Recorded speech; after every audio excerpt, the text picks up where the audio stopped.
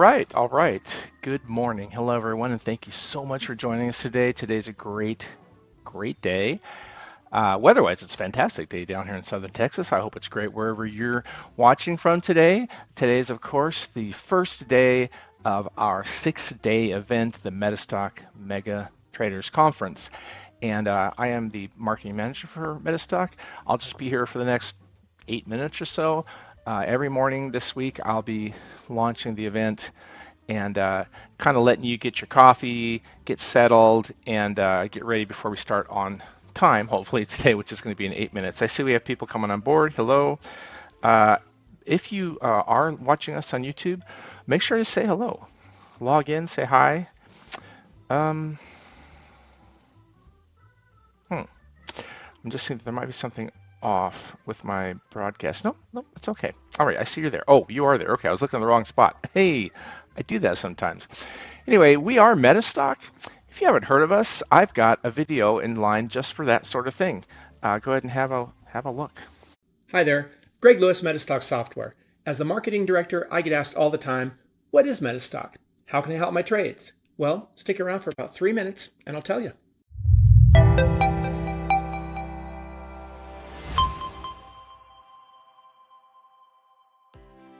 Metastock is an award-winning software and data package that has been helping traders for over 35 years. Simply put, Metastock is a tool for traders like you to analyze the markets. Metastock helps you take the guesswork out of trading by offering a methodical, systematic approach to some key questions all traders come up against. Questions like, how do I decide which securities to trade when there are literally thousands to choose from? Which strategy should I use, and how do I test that strategy before spending my first trading dollar? When should I enter and exit a trade? How can I effectively manage the securities I'm interested in? And of course, how do I know where prices will go next? At the core of Metastock are the Power Tools. The Power Tools give professional-grade analysis tools to private traders like you and me. You can scan the market with the Metastock Explorer to filter and sort securities that show buy and sell signals based on your criteria. The Metastock System Tester lets you test most strategies through a process called backtesting, which allows you to see how your strategy would have performed over time. You can easily manage and monitor the securities you are interested in with Quote Center. Quote Center lets you sort on a variety of criteria to view the data that's important to you. Then just double-click on a security if you want to see its chart. With the Metastock Forecaster, you can even take advantage of patented technology to view probable future prices. If you're an options trader, you're going to love Metastock's Option Scope. Option Scope puts all the critical info at your fingertips, displaying sortable, customizable, color-coded options data, including the Greeks. And Metastock has solutions for traders of all levels and interests. If you're just getting into trading, you will appreciate the education offered by our many built-in systems. In addition to pointing out buy and sell signals, Metastock explains how they work in an easy-to-follow commentary window. Metastock has built-in systems based on popular strategies like MACD, Bollinger Bands, turtle trading, candlesticks, and many more. Metastock even has the very popular and exclusive Rahul Mohindar Oscillator System, or simply known as the RMO. And as you become a more experienced trader, Metastock grows with you. Advanced analysts will enjoy the comprehensive list of trading systems and indicators, and the ability to build their own systems. And if you're a day trader, you can't do better than Zenith, the real-time news, data, and analysis package offered by Refinitiv, a world leader in market data. Add on the world-class support, and it's not hard to see why Metastock has won the Stocks and Commodities Reader's Choice Award for 26 consecutive years. To find out more about Metastock and how it can help your trading, visit metastock.com or contact a product professional via phone, email, or chat. Okay, I hope you enjoyed that brief presentation. So again, today is the Metastock Traders Conference, the first day of a 6-day event. If I push the right button. Let's see, that one. Yeah, look at that. This is our website. Now, if you're watching this on YouTube right now, you might be thinking, well, why should I bother registering or even going to that website? Well, for one thing, if you go to the website, it will show you today's speakers, and that's not a bad thing to know about. It's Vince Vora is going to be first, and Ray Rondeau, and many more. Also, you can see all of the 6 days schedule. See how you can do that. And if you click right here on this button, you'll register for not just today's, but all of these events for the entire event for the whole week long. And the reason you might want to do that is that you'll be eligible to win valuable door prizes, which Jeff Gibby, our host, will be giving away throughout each day. So if you haven't registered, go there now. The way you can get there is just to go to our homepage at metastock.com, click on the banner at the top, and then you will arrive right here to this page. Okay, another thing just to keep in mind as we're going along today, please be active in chat. We love to hear from y'all. Go ahead and ask questions, make comments, make jokes, whatever you want. Be very active in the chat. We only ask that you be respectful of the speakers and the other attendees, and don't be a meanie, right? No one likes a meanie.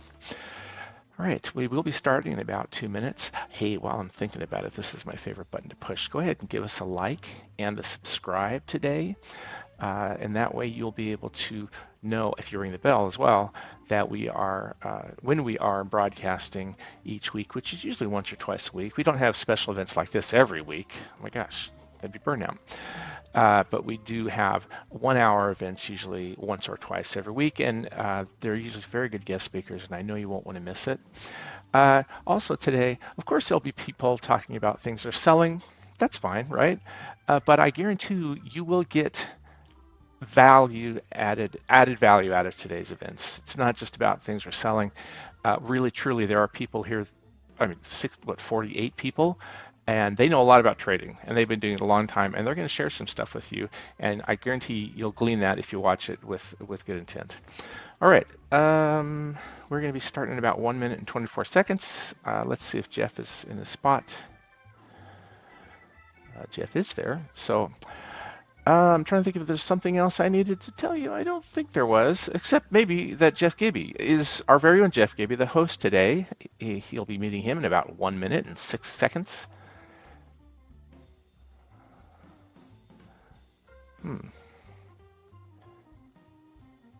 Okay, I thought I lost you guys for a second, but I didn't. How fortunate is that? Okay, very curious to know why that did that. All right, I'm gonna go ahead and let you listen to some jazzy music. Make sure Jeff is good to go. Thank you so much for joining us today, and successful trading.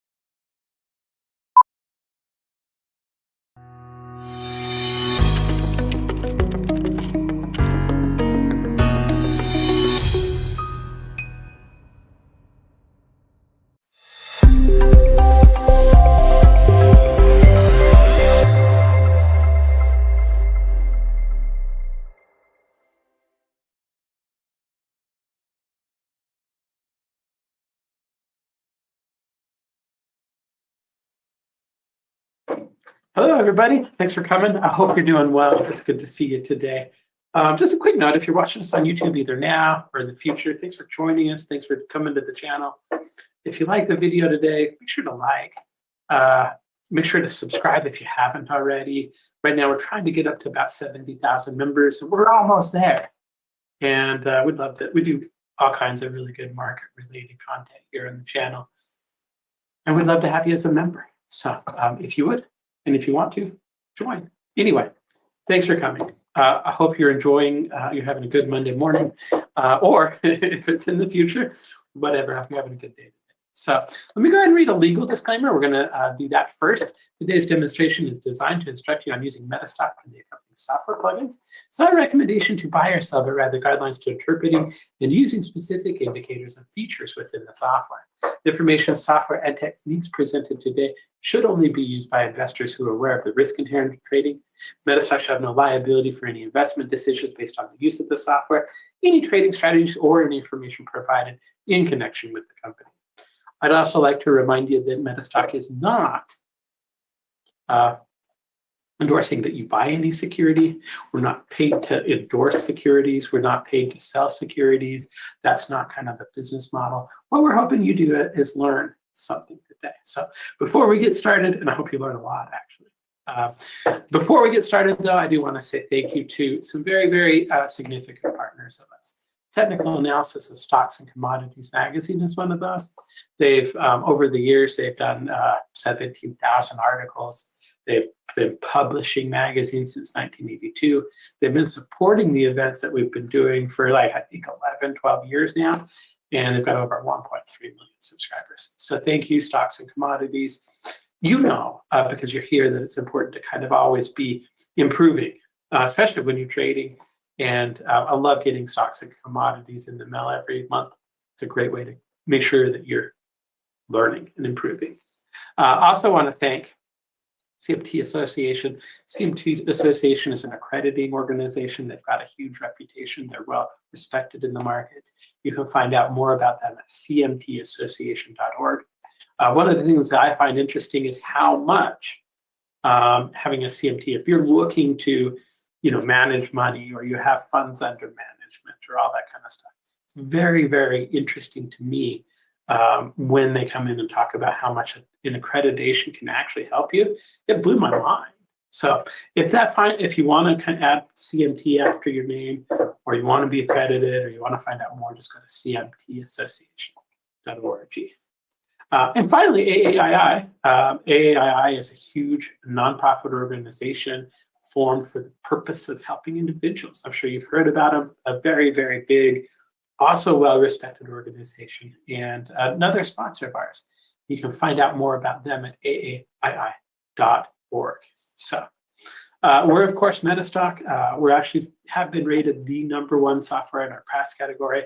This year we'll make actually 31 years. I think it's official. If it's not, I'm sorry, Ed from Stocks and Commodities magazine, but I think it is now official, 31 years in a row.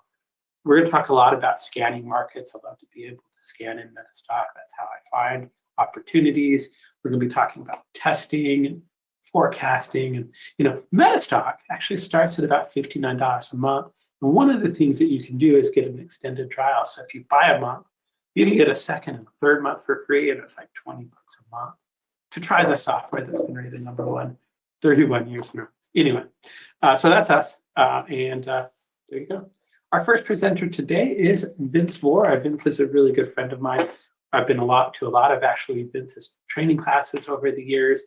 I enjoy the way that he speaks. One of the things, he's a super good technician, but he never says something that I don't understand. So every time he's very, very clear in kind of the way that he talks about things. He's very easy to follow, and he's also a great technician that's written some very, very good systems over the years. So let me go ahead and kind of bring it over to Vince. Vince, how are you doing today? I'm great, Jeff. Thank you very much for having me on. How are you?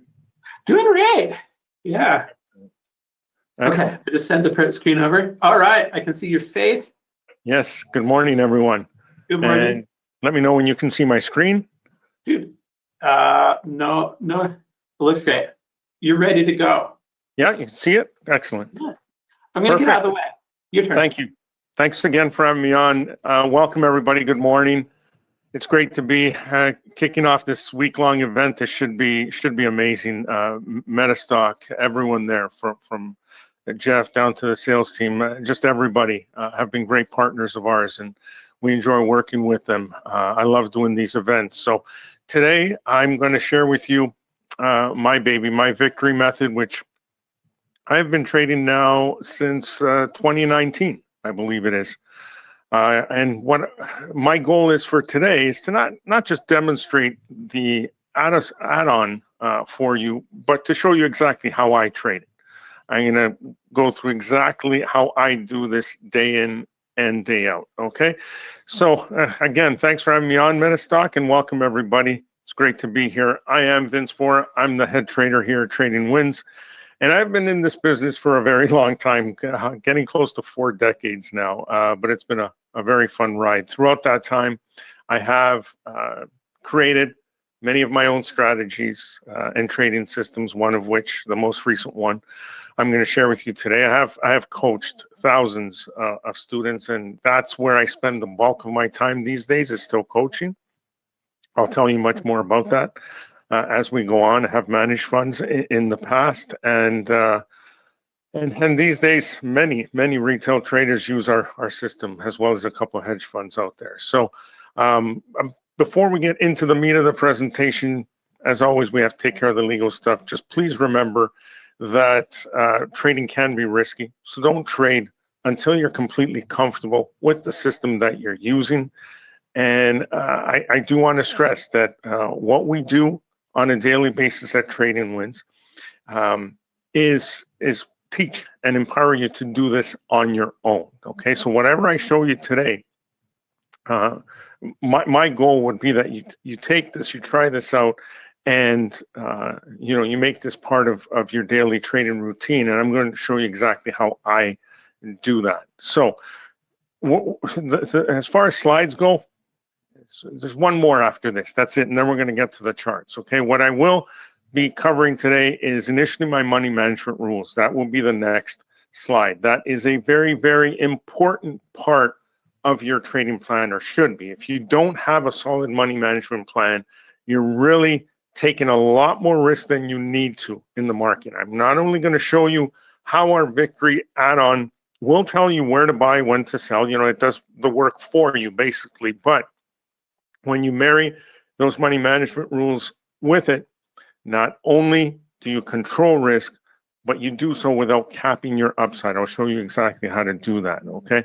And throughout the presentation, I'll tell you a bit more about the components of the system, how it works, why it works, but more importantly, how this can work for you. So, money management, 5 simple rules. The first one, you may laugh at, but it is very important. Trade with a positive mindset. What I really mean by that is, if you're not focused, if you're distracted, if you're feeling a little under the weather that day or so on, and you try to trade, that's when most of the mistakes happen. So what you want to do when you sit down to trade is make sure you're feeling good, make sure you're in a positive mindset, that you can block out all other distractions and focus on what you are doing in the moment. If you can do that, you're avoiding a lot of costly mistakes. In this business, any mistake costs you money. That's why we need to make sure that we minimize those mistakes. So please, if it's a day where you're feeling a little off, just don't trade. Take care of yourself and then come back to it the next day. The next point here, trading with an amount that feels insignificant to you, is super, super important. And we will wrap rules around it to help you accomplish this. But the main thing here is, for example, if I told you to put $5 into a trade, would you really lose much sleep over it, win or loss? You probably wouldn't, just because $5 isn't going to change your standard of living one way or the other.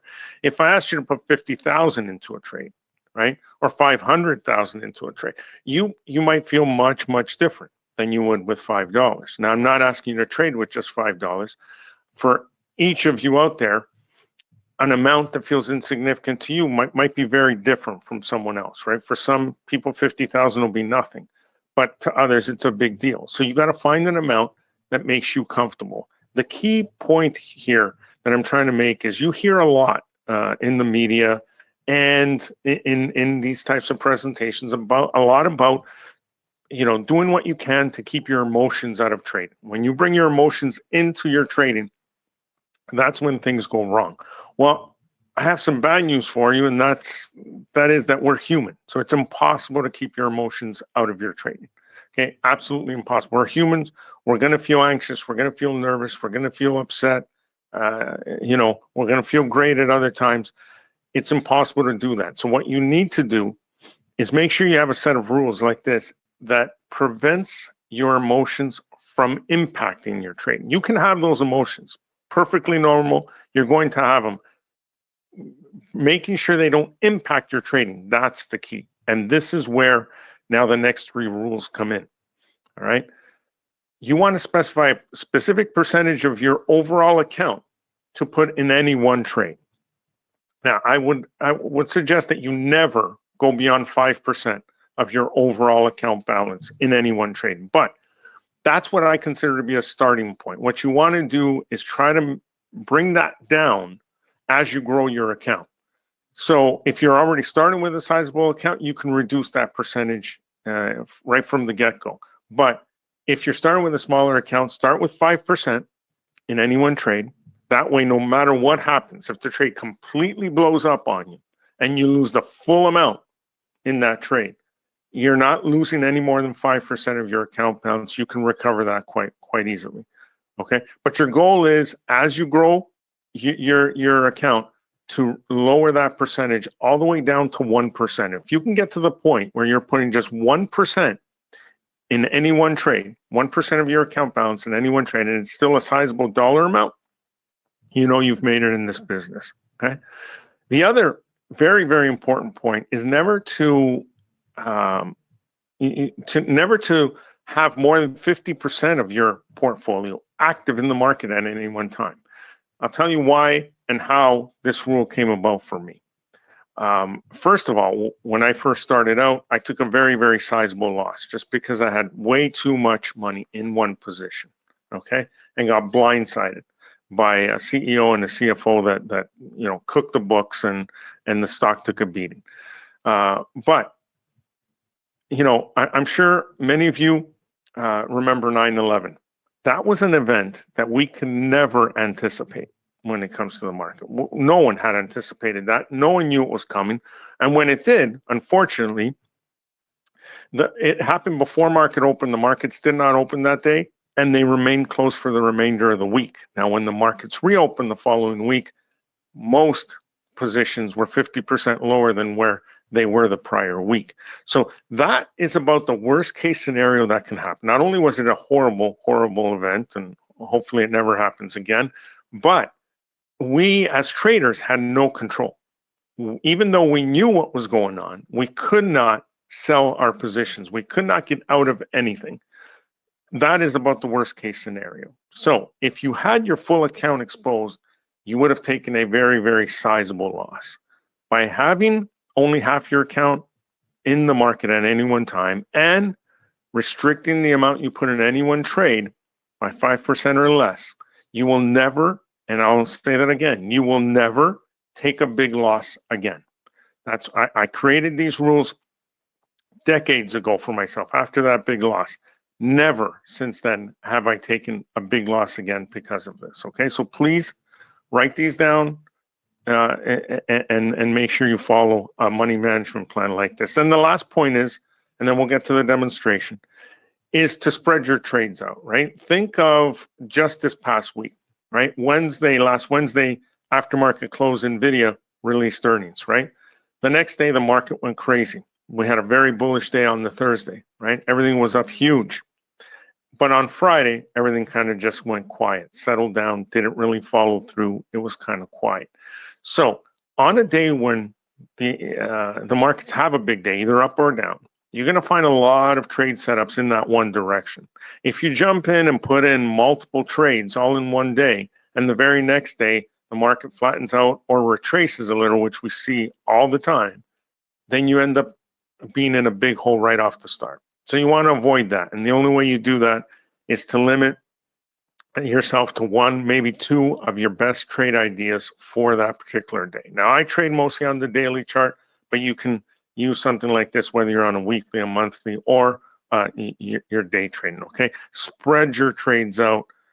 It'll really help. So now, having said that, let me know if there's any questions on these at all. I'll try to keep an eye on the questions, but let me get to my Metastock platform here and show you the victory system. So what you see here is a chart of QQQ, the ETF for the NASDAQ 100. This is the monthly chart for a reason. I start from the highest time frame and I work my way backwards.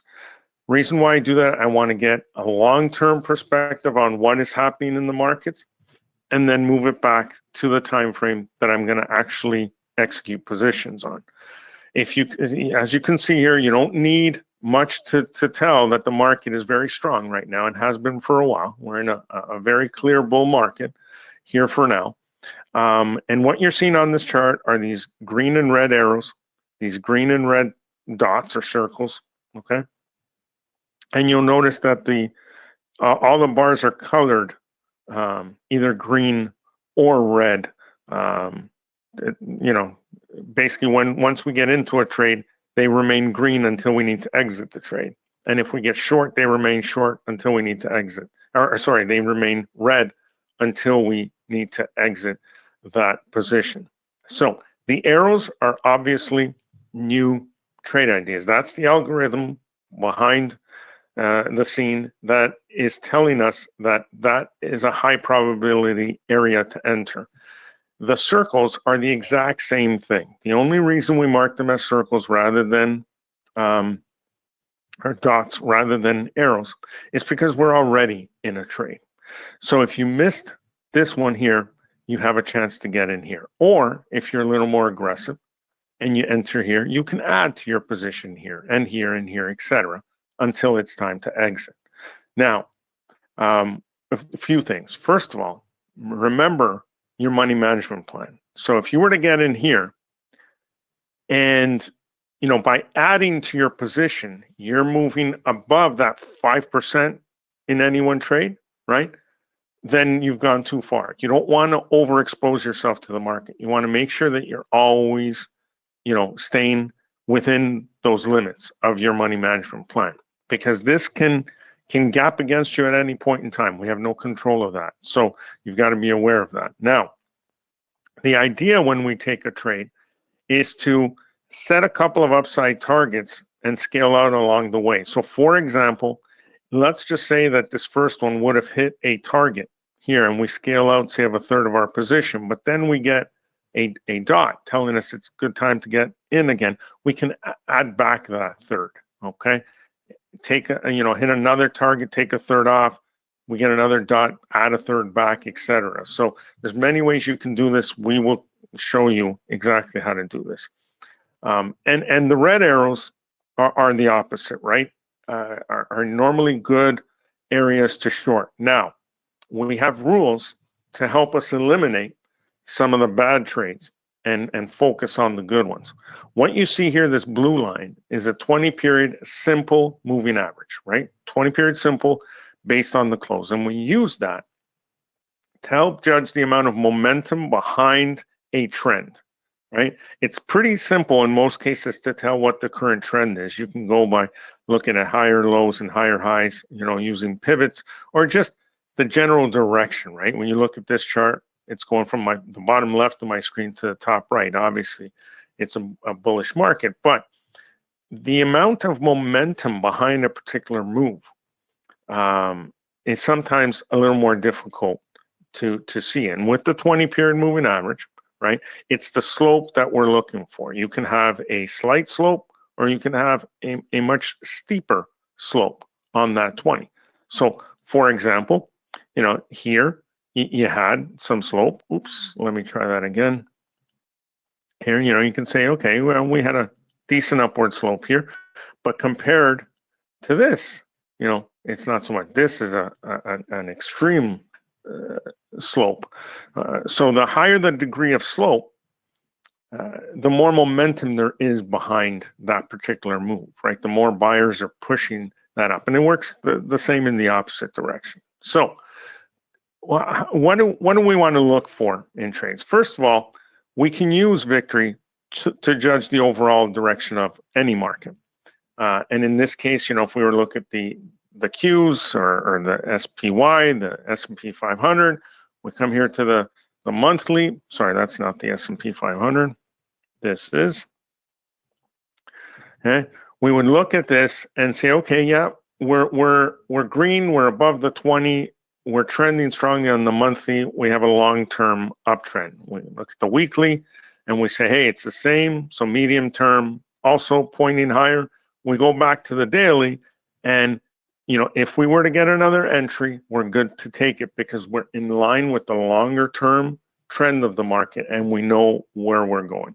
You can also use this for individual stocks. So you can do the same routine with individual stocks, or you can say, hey, if the Dow, the S&P, the NASDAQ, the Russell, they're all aligned, pointing higher on the daily, weekly, monthly, I'm going to focus more on long positions than short. You always want to have some sort of balance, but you're going to be focusing more on long positions. So when you do your scan and you do your search, you're looking for stocks trading to the long side, not the short side.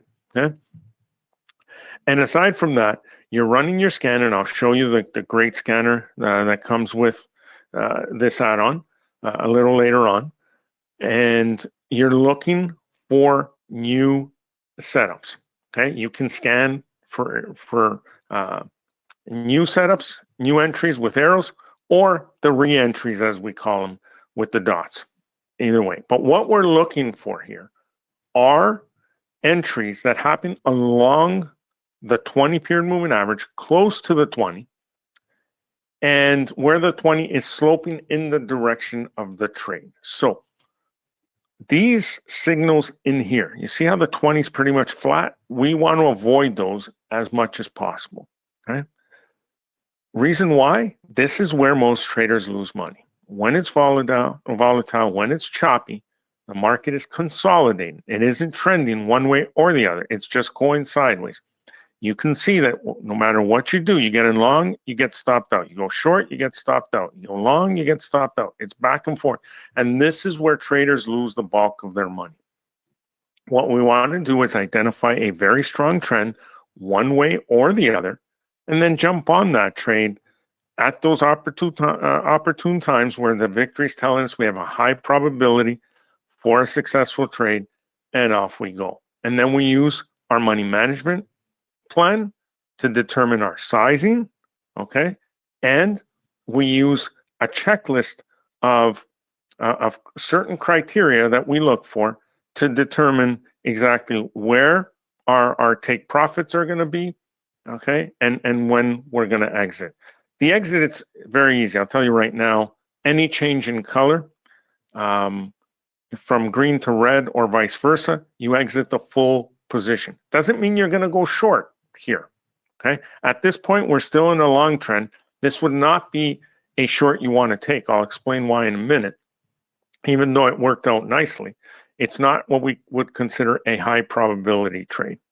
But the ones that happen along the slope, so notice how here slope was pointing higher. That goes against the sell signal, right? Here it's pointing upward in line with the long trade setup. That's what we want. So if you get a short signal where you have slope pointing lower, great. That is what you want to see. So those are the ones I want you to focus on, but I'm going to give you the exact rules to use as we go forward. Please enter any symbols you want to see, anything that you're trading now or like to trade, and I'll use those symbols as examples. George says, how do I get those arrows? George, I'll pass it back to Jeff near the end of the session. He'll tell you exactly how to get this add-on for your Metastock, how you can use this.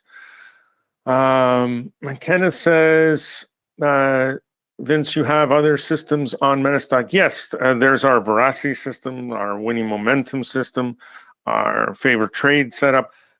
Over the years, like I said, I've designed several different systems.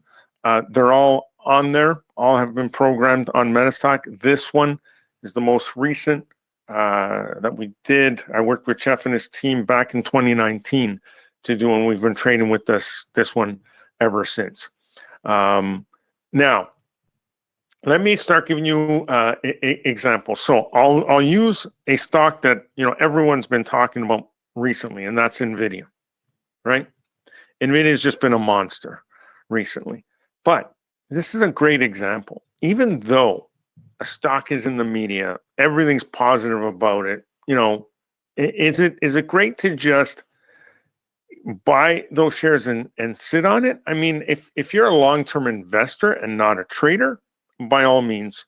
But there are going to be periods where a great stock either consolidates sideways, like an NVIDIA did here for many months, okay, or even pulls back, pulls in the opposite direction, even though the fundamentals look great and, you know, everything else. So what do we do with something like this?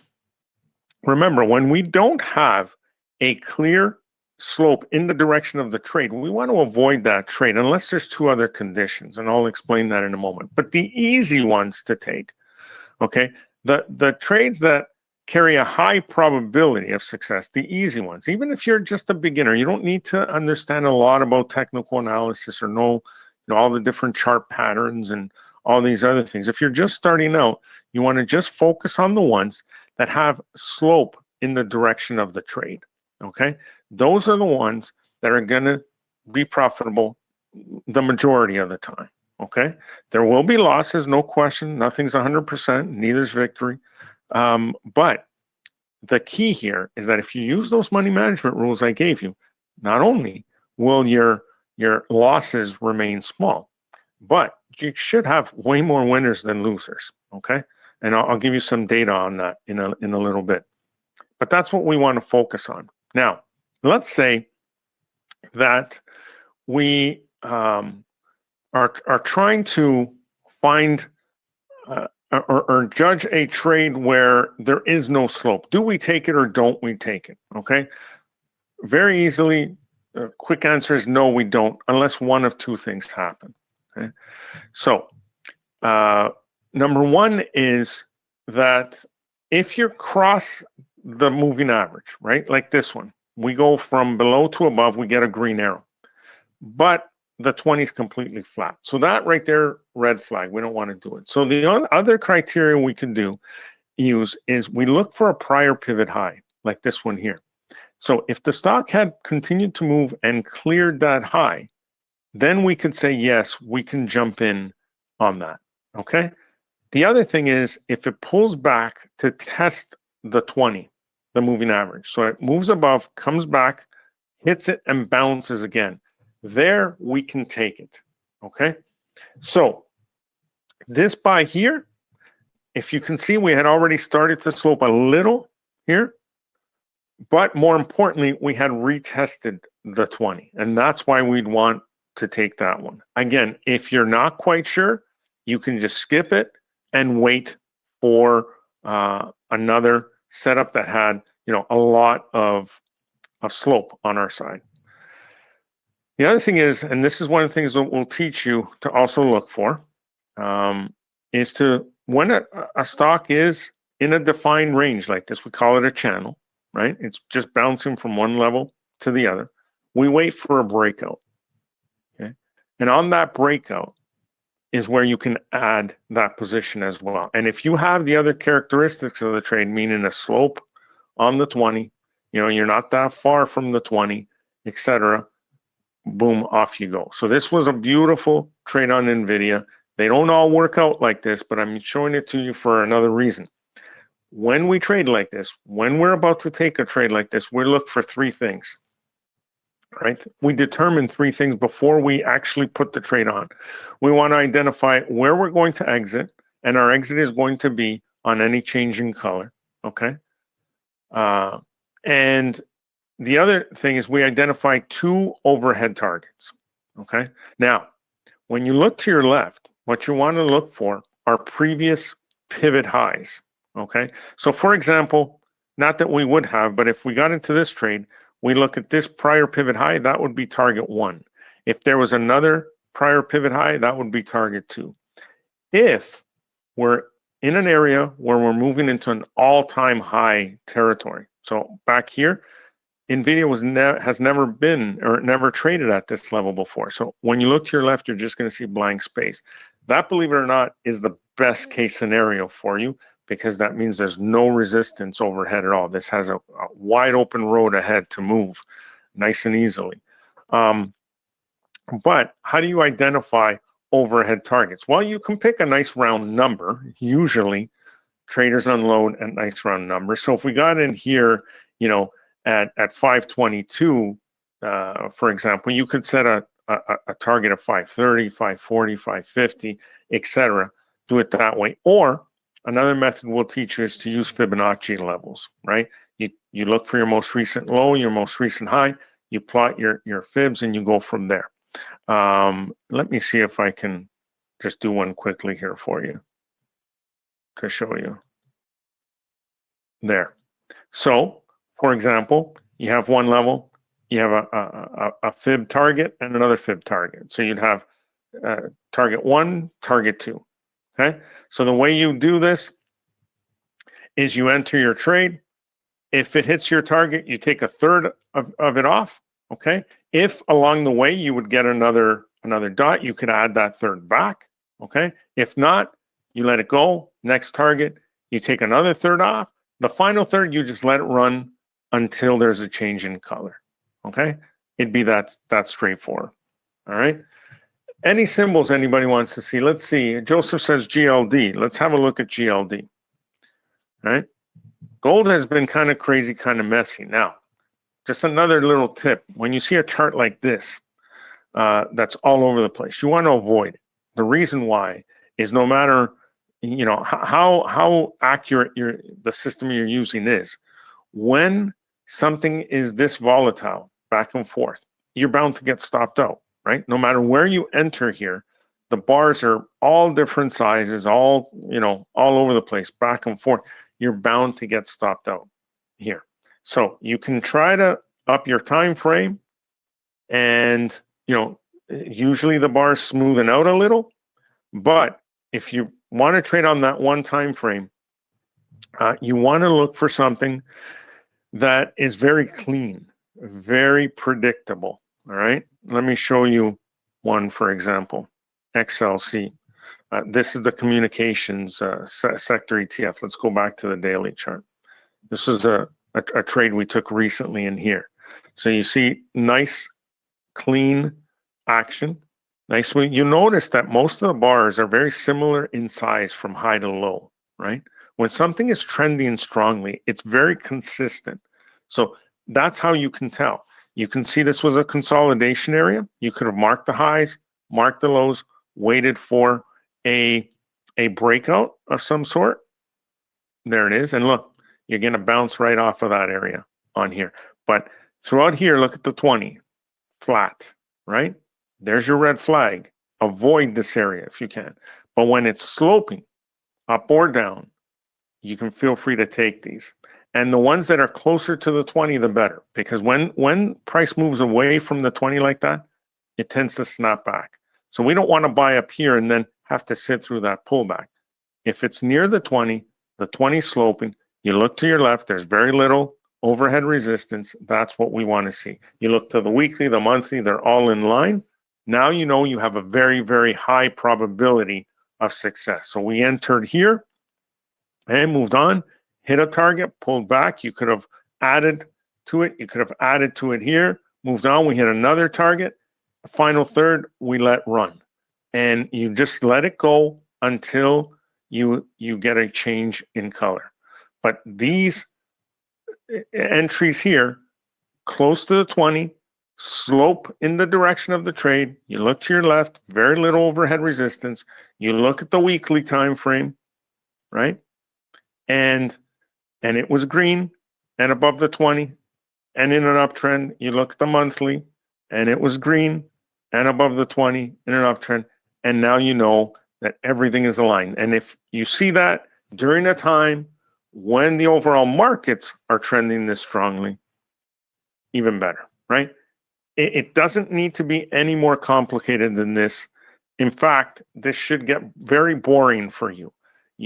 What you're doing as a trader is coming back every day, running your scanner, looking for the same type of setups over and over and over. It should be just rinse and repeat for you over and over again. Let's get to a few questions. Kenneth wanted to see ticker PSTG, and then we have a couple other questions as well. Sure. So Pure Storage here. Let's have a look. Again, look at this area in here, right? Very ugly. And now, because of the back and forth, a lot of the signals, based on the rules we use, would be ruled out anyway. For example, this short here, is there slope in the direction of the trade? No, right? So we rule it out. You know, this buy here, is there slope in the direction of the trade? No, it's ruled out, etc.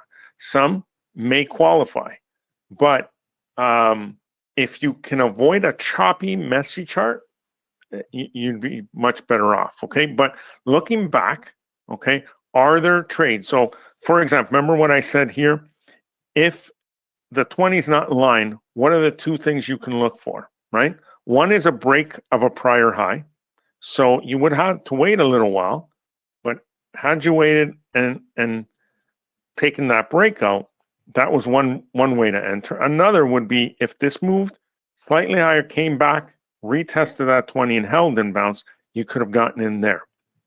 Okay.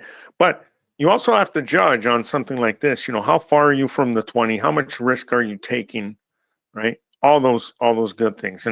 And with this add-on, we send you 2 training classes where we teach you exactly, not only the exact rules, the exact setups, how you want to trade this, but even how to compare one to the other. So on any given night, when you have several trading ideas, you compare one to the other and you pull out the 1 or 2 of the best of the best, right? That's what we do it. And again, you can trade this on other time frames as well. If you're a longer term investor, you can look at the weekly or the monthly, or, you know, go all the way back to a shorter time frame on the daily. This doesn't have a long history. Let's look at something like Costco, for example, has a much longer history, right? You look at the monthly.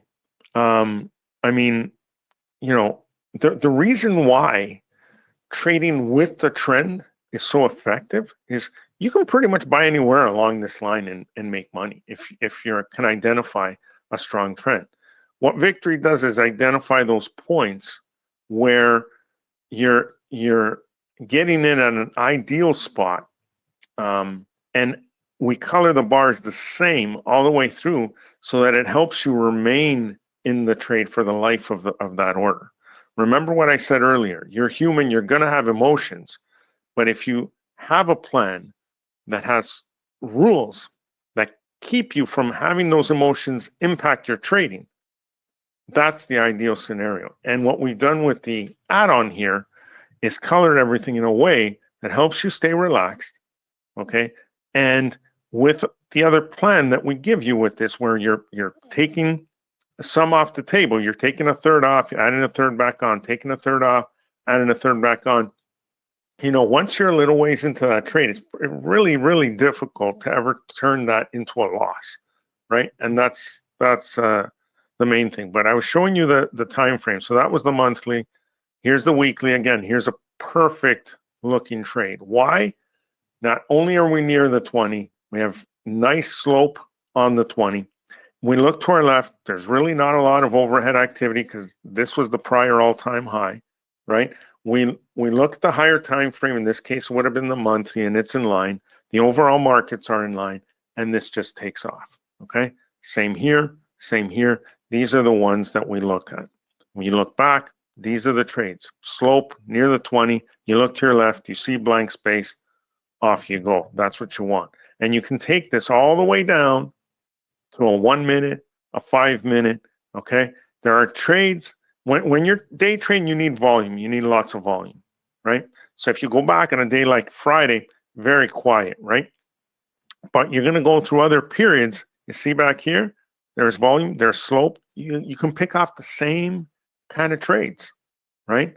Go to a 5 minute. So it doesn't, the time frame doesn't matter. It's the rules that you're following that matter, okay? That's what matters here. So you're just looking for those ideal trade setups over and over again. Let me see. I think there were other questions here. We do have a question from YouTube. Robin wants to know if it's possible to look at spot uranium. Spot uranium. You know the symbol, Jeff, off the top of them? Is it URI equals? I'm not sure. Equals? URI maybe. URI? That's United Rentals. Yeah, I don't know. Is it a dot URI maybe? No? I can find out. Okay. Let me look. And Robin also wanted to know, how do you know that you're trading in the direction of the overall market? Which is, I think, a question you're perfectly prepared to answer. Great question. So, first of all, you can look at an index like the S&P 500. And now this is the 5-minute chart. Don't use the 5-minute chart for direction. Either use the time frame that you're trading, or better yet, 2 higher time frames than that. So you look at something, an index like the S&P 500 that has 500 of the largest companies in there. And that gives you an idea of where the market is going. You can look at different sectors in the market. Now, this is a great time to tell you a little bit more about what we do here at Trading Winds. So if you were to grab a copy of this add-on, you're also going to become a member of our team, where you get the benefits of our service, which are, we send you nightly emails, and I'm going to show you a couple of examples and how we do that work for you. So you're always know exactly what direction we're headed in, and so on. We get together 3 times a week. We have Zoom calls with our members live. We open our cameras. We look for trades. We analyze dozens of charts, and we answer a ton of technical analysis questions. So if you want to learn, that would be great. We get together Mondays, Wednesdays, and Fridays. And then on Sundays, I do a recap video and email that out to you based on what the market did the prior week and where I think things are going the next week. So let me show you an example of some of those emails. So for example, here, this was the email that I sent out to my members yesterday, so the Sunday, and here is the recap video. It's about 12 minutes long. It's usually between 10 and 15 minutes, where I go over the index charts, the different sectors, the main things happening like earnings, GDP numbers, etc. We go through all that, and I give you my opinion on what's happening. But every night, from Sunday to Thursday, you're going to receive an email that has a market summary for what happened in the markets that day. You're also going to get market-related articles. I pick out 3 or 4 articles that I believe are relevant for you to, things that you not only might be interested in, but should be on top of regarding the markets. And then here is your key that you can use to judge the direction of the overall market. What I have here are what I call the victory traffic lights. So the first 4 symbols are the ETFs for the Dow Jones, the S&P 500, the NASDAQ 100, and the Russell 2000. Now, what we have here are daily, weekly, monthly timeframes. So these are the colors that correspond to the bars on these charts, okay, on the different timeframes. So if the Dow has green bars on daily, weekly, and monthly, it's in a strong uptrend, okay? If they're all red, we're in a strong downtrend. If they're mixed, there's no current trend at that time. So we don't want to be long, we don't want to be short, we want to be on the sidelines watching if that were to happen. And then here, these other 12, I believe there's 12 here, symbols are the different sectors. So energies, financials, technologies, right? Utilities, healthcare, consumer staples, real estate, materials, communications, and retail. So all of those. So at a quick glance, you get an idea of whether the market is trending really strongly, upward or downward. So if most of these were red, that we're in a solid downtrend. And if there's colors mixed everywhere, we're in a very choppy, kind of consolidating market, and you need to be very careful, reduce the amount you put in a trade, limit the number of trades you have, etc. This is how you eliminate risk from the market. You want to be in there with full trade size when the market is strong, okay? And scale back when the market is consolidating. Now, we also, at the bottom of these emails, give out trade ideas. Now, these aren't recommendations. I don't run like a trade alert service, okay? What I do is show you what I do. If you want to follow along, that's up to you. But these aren't recommendations. We're doing this to teach you. So I show you exactly what I do. So yesterday I sent out these ones here. On the daily time frame, I liked MPC and long and Humana short, HUM. On the weekly time frames, I like CAH long and TAN and SEDG. And we can look at those in a minute and I can explain why if we have time. Now, other days when there aren't many, or what I will do on most days is select one or two of those and break it down even further. So here is one from, when was this? The 22nd, I believe. Okay, we can look at the chart in a second to see how it did.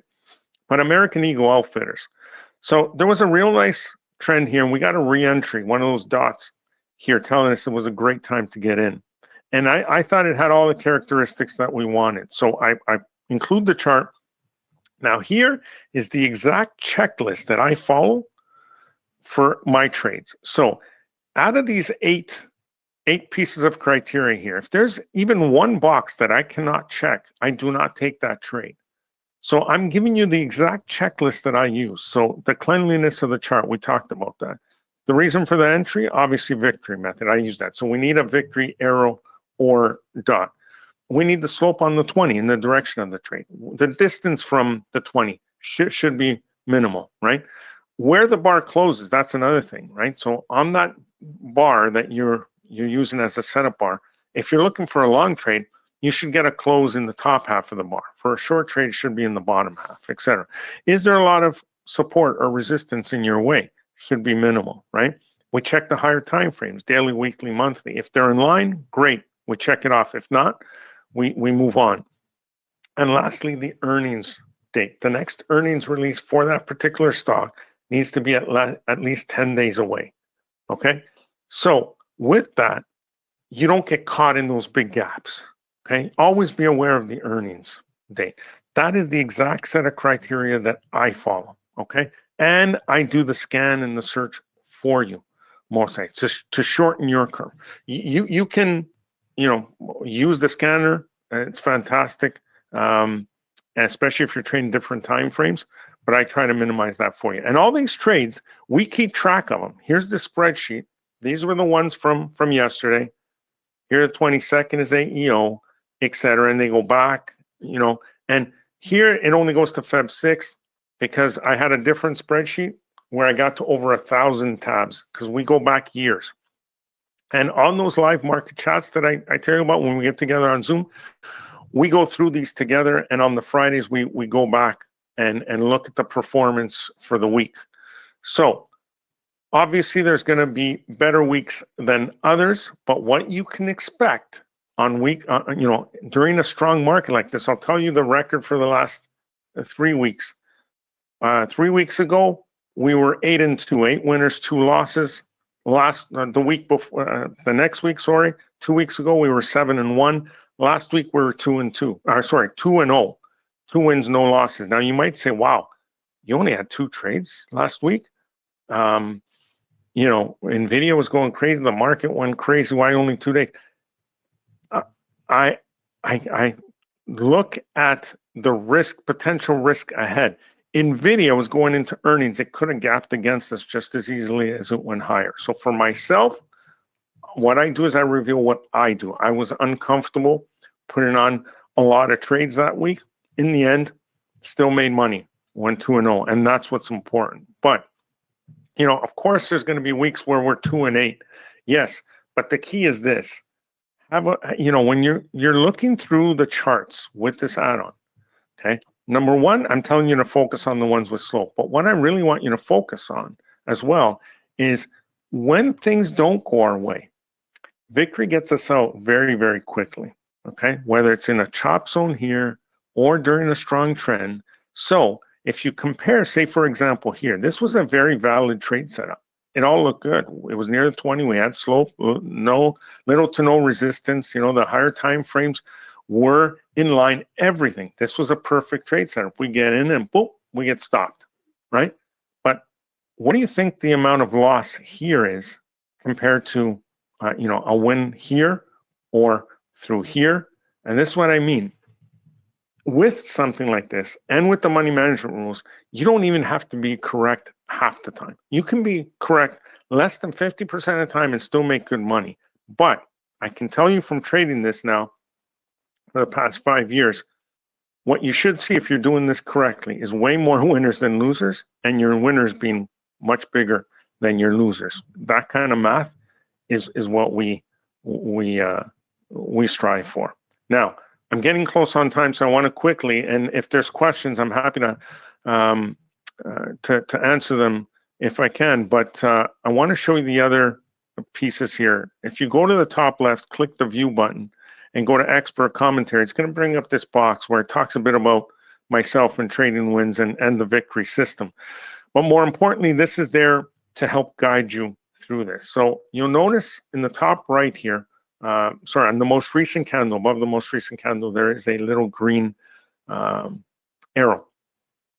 So it always defaults to the most recent candle, okay? You can move it above any other candle by clicking above a candle, okay? Or by moving it back with the arrows on the commentary box. But what I want to show you is that this will, when there is a new trade opportunity, for example, here, it'll alert you with text that's colored in the direction of the trade. So here, it says this victory system is currently signaling a long opportunity. That's back in here. Okay? And now, if you move forward, it's going to give you a stop level as well. Now, yes, we want to stay in it as long as it's green, right? We want to stay in it until there's a change in color. But let's say you have to go to work. You can't watch your screen all day. Well, now it's safer to put a stop level, enter an actual stop, okay? And so we give you that stop level. And as we move forward, this trails the stop for you. So it helps you hold your hand through the whole trade, okay? And if you are trading with options, right? At the time that it signals the opportunity, it also tells you a bit about what kind of option you might want to consider, what kind of delta, what kind of expiry date, all that is there, okay? The other very helpful piece is the scanner. You click on the P, the power console here, go to Explore tab, the third one on the left, find my strategies, which are in alphabetical order, so they're all near the bottom. I save them as favorites here. Here's the Vora Victory filtered and Vora Victory reentry filtered. What the filtered means is it's filtered for slope. So this is only going to pick out the ones with slope. We then go down here, pick out what we want to scan. I usually do the optionable stocks because I like to trade with options. So there's about 5,800 of them. And then I go here, select my time frame. This box will confirm what you're scanning for, and then you click start, and off you go. I won't do it now because we don't really have a lot of time, but for example, a couple of those trades that we picked out, American Eagle that you saw, that we picked out on the Feb 22nd, here it was this one here, and it's moved up nicely so far. Why? Same reasons. Strong trend in place. You have strong slope, meaning lots of momentum behind it. You look to your left, you have nothing but blank space. You go to the weekly, the monthly, both time frames are in line. The overall market is in line. Earnings are far enough away that we don't have to worry about it. There's the trade, and off you go, okay? So when you get this, the idea is you mark the high of this candle, and the next day, if that high, if you have a trade 1 tick or 1 penny above that high, you can go in. If it gaps and goes far away from you, you just skip it. But that's how I would trade it, okay? At this point, I think it's best to pass it back to Jeff so he can tell you how you can grab a copy for yourself. But I will stick around if there's any questions. I'd be happy to answer them. Sure. Let's do a rapid fire of just a couple of quick questions. There are a lot of them, and we just have a lot of people here. So do you use major external news events, Fed announcements, et cetera, to help you kind of guide your trading from No, what I try to do is use those news events to try to reduce risk. So in other words, on a day where the Fed is going to make a decision on interest rates, and that announcement's going to come out, usually it's Wednesday at 2 p.m., right?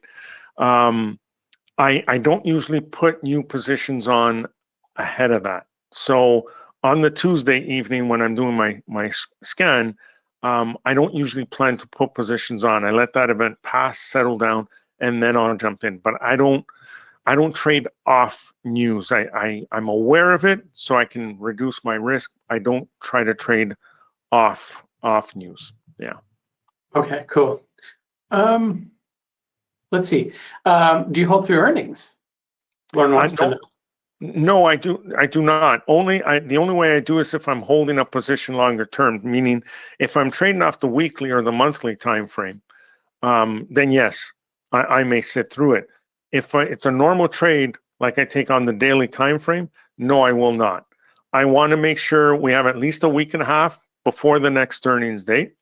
But my plan is to always exit that trade the day before earnings, regardless. So if we're here, it's moving up nicely, there's really no reason to sell, but we're a day away from earnings, I would close out that trade, take that profit, and move on.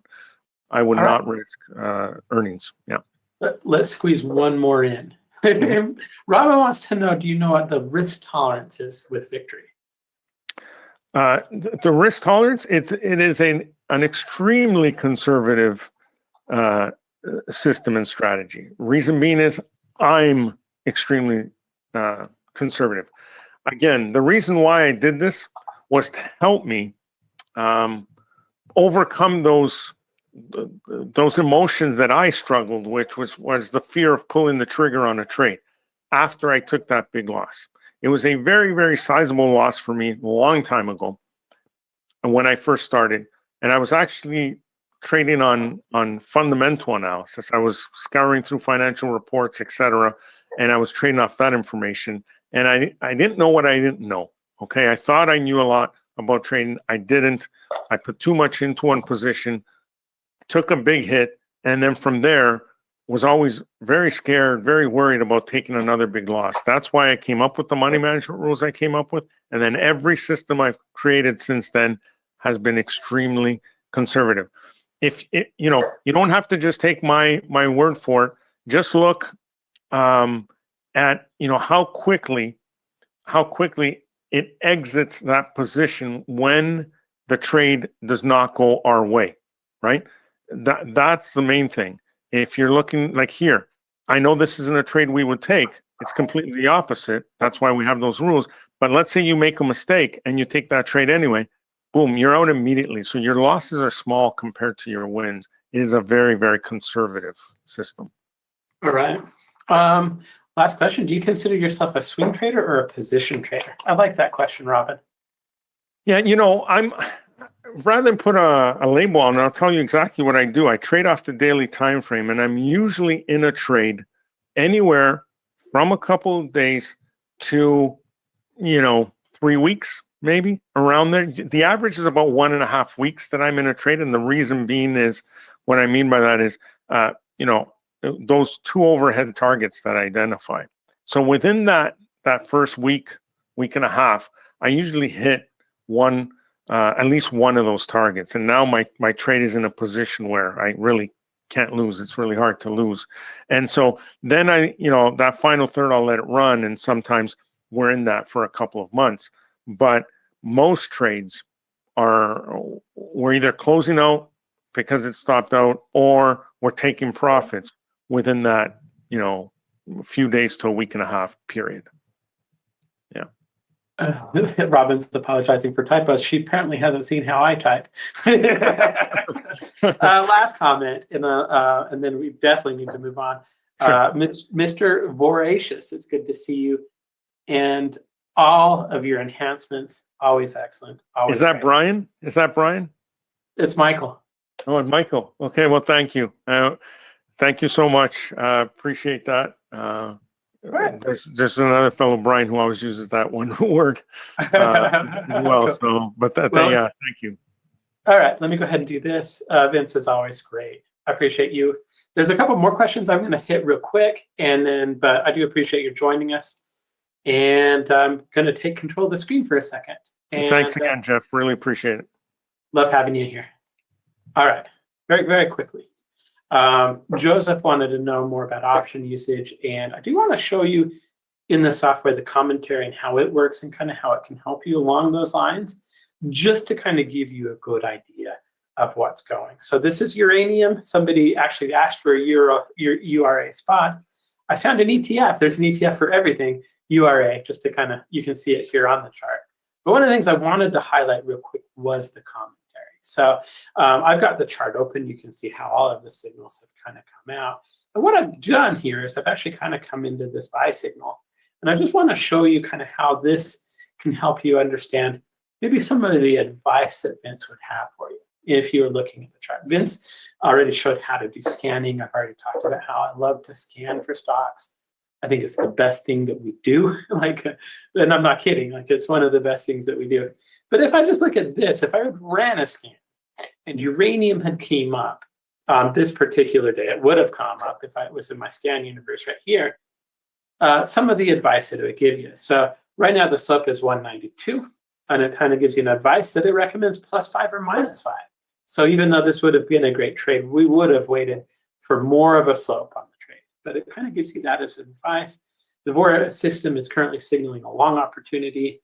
If, and this kind of goes to your question, Joseph, and I'm going to zoom in just so you can kind of like read it a little bit along with me as we go along in your book. Traders interested in taking advantage of this opportunity should look to buy the stock. Option traders should consider intermediate term call options 2 to 3 months before expiration, as these signals can last anywhere from a few days to 4 to 6 weeks. Aggressive option traders will typically look at options 2 to 3 strikes out of the money with a delta of 20 to 25, while conservative option traders should consider the call option with more intrinsic value, usually 1 to 2 with a delta of 70. So it's kind of telling you exactly what kind of options you could be looking at if you want to be aggressive, if you want to be conservative, giving you some options there. It also, one of the things I'm going to point out, I'm not going to read this whole thing to you just because we're over time already, but it's right here. It's saying the victory system is currently indicating a long position. Traders should look to exit this position if the price of the security closes below 22.32. Now, very quickly, I'm going to turn on my studio lights because I forgot, but I just love how well this is defined. I love the fact that you can go in and scan for signals and all that kind of stuff. In the interest of moving on, we're a little bit behind. I'm just going to tell you that when we released this, it was the best-selling Metastock add-on of that year. It was hugely popular. With it, you get the detailed commentary breakdown, expert alerts, full market scanning. You can scan for triggers. You can scan for re-entries. There's a filter that'll look for that slip to be +5, which is the method, the calculation that we came up with. Oh, yeah. You can even test it. So this has system tests that are part of it. So in addition to that, as part of the purchase, you're going to get the Pro membership. With that, you get daily emails from Sunday to Thursday. I love these. I actually got these. I asked them to start sending them to me, and in them, you get market summaries. You get market-related articles. You get trade ideas for both a daily and a weekly time frame if they have any. And there's Zoom calls Monday, Wednesday, and Friday. So that's normally $97 per month just by itself, just for the Pro membership. And what I like about that is it helps. So if you kind of get this add-on, there's a little.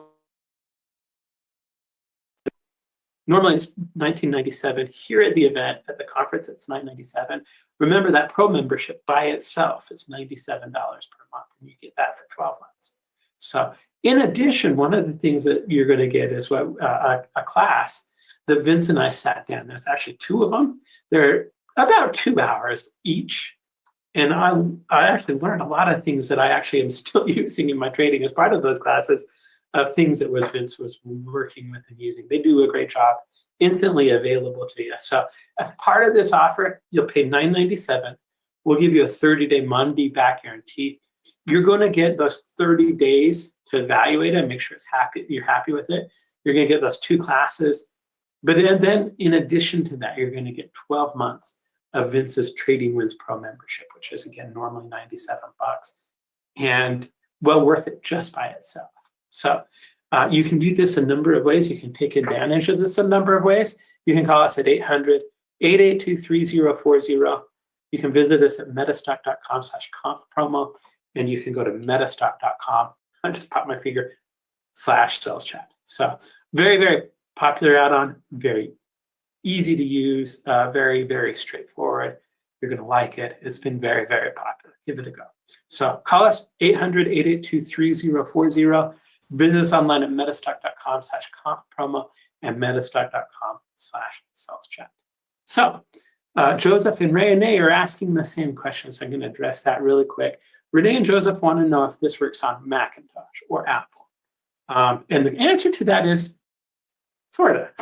So let me explain that real quick. It'll work with Parallels. We actually have a number of customers that use it with Parallels.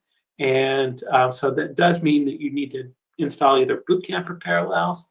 It means you need to get Windows, but it is a Windows install product. And you do get all the advantages of that. Everything runs locally. You're not required servers.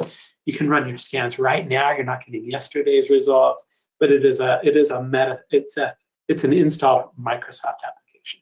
That being said, we have tons of customers that use it on Apple. They're happy with it.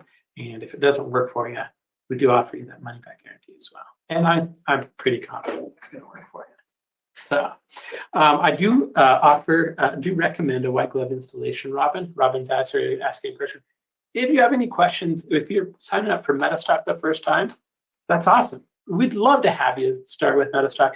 As part of that, we do give you a white glove installation treatment. We'll sit down with you. We'll show you through the program, show you how to run scans, tests, whatever you want. And in addition to that, Robin, you will get, I lost my train of thought. You'll get unlimited support too. So you do get that white glove installation, but if you ever have any questions, you can call us, you can get in touch with us, and you can answer any of the questions. So Robin, the commentary does cover recommended hold time. So it does say this signal is going to last between this on and this on. It also gives you a stop loss that's updated every day. And in addition to that stop loss, it'll tell you if that gets hit too. So thanks for all the questions. All right, we are running a little bit late. We're going to transition straight into the next speaker, who is also awesome. But before I do want to say thank you to AAII. AAII is a sponsor of our event today, and they've been a sponsor for a while now. I think over a year. Well, I think next time it'll be over a year. But we love having them sponsor. If you're not familiar with the AAII, they're an independent nonprofit. If you've ever heard about the AAII Investor Sentiment Survey, they do that. They do all kinds of training. They do all kinds of market analysis. Hugely well-respected organization. Check them out. Our next speaker, actually, funny enough, is, oh man, I'm going to forget this. Oh, it's on here somewhere. It's an investment strategist, a senior market technical analysis, and a video education suite developer who works with the AAII. And he works in kind of their, I can't remember, I am drawing a blank on it, but he does, what is it called? Active Investor Division. I got it. He does a lot of work with their Active Investor Division. He is a really, really good technician, a good trader. I like kind of the take that he's got a very, very smart take on volume analytics and value metrics. And his name's Ray Rondeau. So without further ado, Ray, let's go ahead and get you on here and make sure we can see you and hear you. Hello, Ray? Yeah, I'm here. Okay, good. When it takes a second, I always kind of take a little bit of a breath. Is it going to work? It's working now. Let me go ahead and make you the presenter here. Thank you for joining us today. You look great. I like the vest. You look great. I am just trying to find my monitor, my friend. Not that one. I think this one. How's that look? I can see, well, I see this Raymond Rondeau in the corner, and I see a really handsome guy. I think it's coming great. Okay, you're not looking at the right one then. It's I'm here if you need me. I know we're starting a little bit late. I'm next, so take your time. Try and keep it. Don't worry too much about kind of ending on time because we're starting you so late. Feel free to kind of go through your plan presentation and don't stress. Yeah, I just set my timer, so I'm 12 seconds in right now. So you guys could definitely see this screen right over here, right? Yes, sir. Okay, I want to make sure you're not looking at presenters view. I'm getting out of your way. It's your turn. So a little ragtag here. I just actually got back from Vegas. I had 3 shows at the Money Show, and I had some flight issues. So we'll jump into this, and we'll see what we have. I believe today's presentation is entitled "The Most Important Trading Systems for Today's Markets." And thank you for your attending, of course, and Jeff for his introduction. In this presentation, we're going to talk about designing trading systems and some do's and don'ts. And this will be centered around AAI's Conviction Series, but you don't need Conviction Series to benefit from this presentation, as we're going to cover numerous ways to improve any trading system, even ones that you design yourself. So keep that in mind. I want to get some bad news out of the way for us, and I guess this is bad news, and I know it's unpopular, but in my opinion, to effectively design efficient trading systems, you're going to need program knowledge. Probably going to help if you have an engineering, mathematics, physics, some type of probability background. You don't need it. You're certainly probably going to need some experience in the markets to effectively divine them. In this video right here, you can see the amount of detail and effort that goes into designing a system. And sometimes these systems literally take thousands of lines of code to do. All the studies that we're going to be looking at today are comparison, including the conviction tools. And basically, we're going to be looking at every single stock in the S&P 500 from 2013 to 2023. We test every stock, every component in the S&P 500 over a 10-year period, and we assume an end-of-a-day fill, so there's no real-time analysis. So the first thing we do when we try to develop a system is we need to establish factors. For those of you in fundamental analysis, you probably remember the most popular one. Farmer and French did this. They actually won a Nobel Prize, where they identified price to book as a fundamental base factor, and it was very convincing. We're just going to do this with technical factors. And when looking to establish factors, we're going to look for certain attributes. We're going to look for apex, reverse apex of V relationships, linear relationships, or Gaussian distributions. This is pretty straightforward. We're not going to data mine. We're not going to look for outliers in the, quote, best answer. This is an important table right here, and you can see how this would work. This is over here. We're looking at bar lengths for something titled R reversion, another indicator that we developed at AAII. You can see as the bar length goes up, we start to look at certain elements of that. And you can see as the bar length approaches 45, that appears to be where we're getting maximum return. It also appears that we're getting good average trade, the best average drawdown, best max drawdown.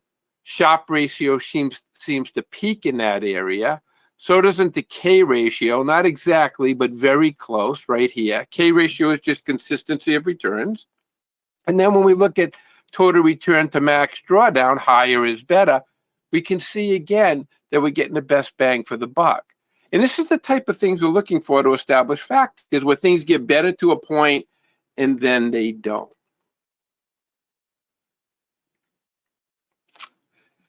And we don't guess on this stuff. This is a slide. It's an important slide. I was developing a system a few years back with a bunch of traders at MIT. And this code was like 1,000 lines, like they all are. But we changed one letter in the code, and you can see the differences in return right here. And all we did was say, do we want to use the average or the exponentially moving average? Average or X average? We put an X in. And you can see right here the differences in return. The Sharpe ratio, the K ratio, again, the consistency return, and the total return and max drawdown. Now, if you're not back testing, you're not going to know which one. How long should I hold? Where do I put my stop? Where do I put my profit targets? You're not going to know. So we think that evidence-backed in testing these things over decade time periods, over thousands of stocks, over tens of thousands, if not hundreds of thousands of iterations, is a better way to do it to fine-tune the answers. And if you don't think this makes a huge difference in your returns, then I'm having a little quiz for you here. For perspective, how much additional money do you think an investor would have 35 years later if they improved their trade efficiency on one trade by just 5 cents on a 200 share purchase? Okay? We're projecting this out into the future based on an 11% annual return, which is the average return of U.S. equities over a 90-year period. So how much do you think it would be? $375. And you can see it right here, $10 over 35 years at 11%. Just 5 cents on one trade on the entry is worth $375 in your future. If you do it on the entry and the exit, you just pocketed $750. So the point is, we really want to fine-tune our entries and exits. We want to develop factors, and we want to take the time to build strategies. So we take these factors, and then we combine these factors into efficient systems. Why doesn't everybody do this? Again, it takes time. It can take weeks and months to design one system, and sometimes you need a team of analysts to effectively do this. Key phrase here that you're going to hear a lot about today's markets. The common theme that you're going to hear is that, although unpopular, this is true. Many of the tools that people are using in classic platforms were developed 40, 50, and 60 years ago. They were not designed for today's market, but people continue to use them because they're familiar with the names and because they're readily available. And I'm sorry, I don't want to hear about some old timer telling me to buy off a 20-period moving average. These things just don't make sense. And buy and sell. I'll ask you, do markets rise and fall at the same rate? No, we can measure. We know markets fall quicker than they rise. Then why would anybody use the same symmetrical algorithm for my entry and for your exit? You wouldn't. It's illogical, and you can prove it to yourself by backtesting and designing systems. Now, there's many tools and systems out there, and I would encourage you all to evaluate them. Not on it's very safe or it's highly effective, but based on the quantitation, the numbers. I think that's the most important point of this. I think AI has a number of advantages. We've been doing this since 1978. We have a team of analysts working on these systems. We're a nonprofit.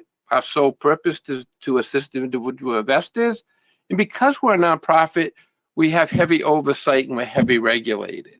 Okay, so we're an evidence-backed organization. I can't just say something. I have to produce the evidence and then supply you with the reports to assure that it's true. We're also a company of, 30 or 40 employees. I'm not a single individual selling out of my home. Okay, I think that's another advantage. And because we're a full functioning company, I believe that we offer a great package of services. Jeff's going to tell you more about these later.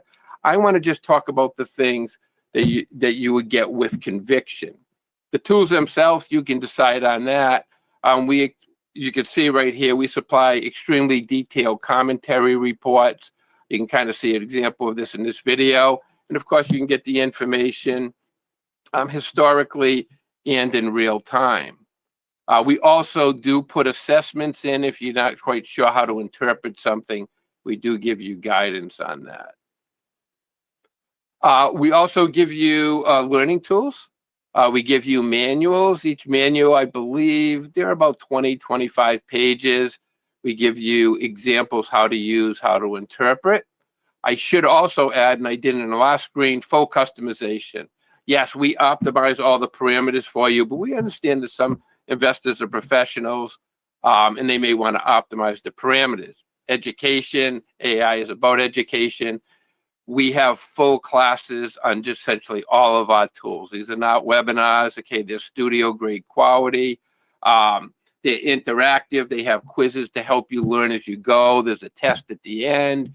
You get credits in each class. There's additional resources, slides, terms and definitions, etc. You can even get credits and certifications if you would like to. Because we're evidence-backed, I've talked about that, we provide each conviction user with extremely detailed performance reports of all the systems. So an investor can make their own informed decision, not based on words or how eloquently I'm doing the presentation. We give you system parameters, hit ratios, projected returns, transaction, entry and exit efficiency, drawdown that. In fact, we give you every trade so you can then go back and look at them. The last report we generated was just over 500 pages. There's a lot of information in there. We also give you the study parameters. We have to take it another step further. We also have our results independently verified by a third party. It's a lot of extra effort, a lot of extra time and cost, obviously, but we think it's worth it so you can make a good decision. Lastly, there's many ways to design systems. I want you to know when I design systems, I favor two areas, just so you know. High hit rates, because if it doesn't win a lot of percentage of the time, you're probably not going to follow them, and realized equity curve. And this is the realized equity curve of the profit factor system, which we'll cover.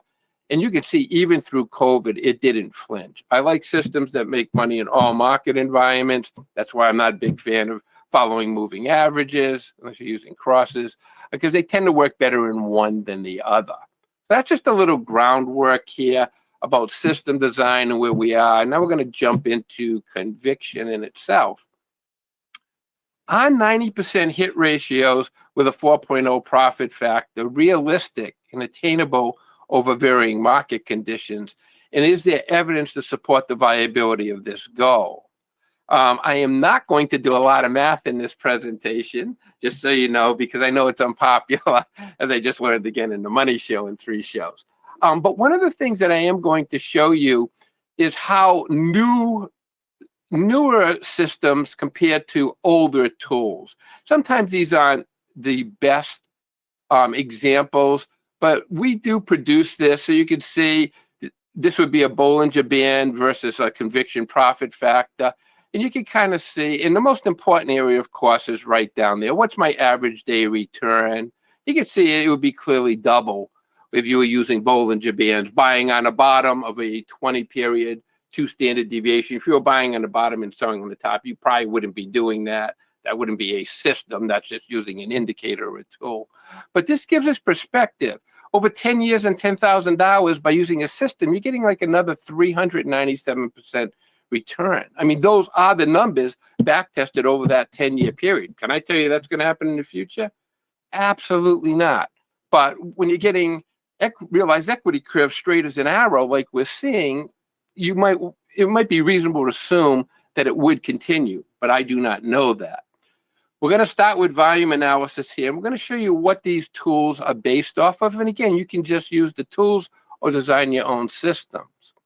I think we all know what volume is. It's simply the number of units, shares, or contracts transacted on a given time period. And we kind of display this information on the bottom of a chart. We're going to start with the basics and proceed quickly. Here you can see an example of some daily volume bars, and the amount of volume is represented by the height of the bar. Volumes can be plotted as a single color or 2 colors. In our case, red if price finishes down from the open, and green if it finishes up. Very straightforward. And an important point here is that volume and conviction, as we will see, levels are only relevant when compared to the issue's historical levels. The levels aren't absolute unless you're using them for liquidity analysis. So what's high for Tesla may not be high for GE. It's only relevant compared to its own history. So now that we have it displayed, how do we use volume? Well, the way we're taught, it's believed and it's logical that price movements on days with relatively high volume are more important and relevant than price moves on days with lower relative volume. Just think of it like a significant other, a teacher, or your boss. As their voice starts to increase, it may have more meaning. We want to take notice.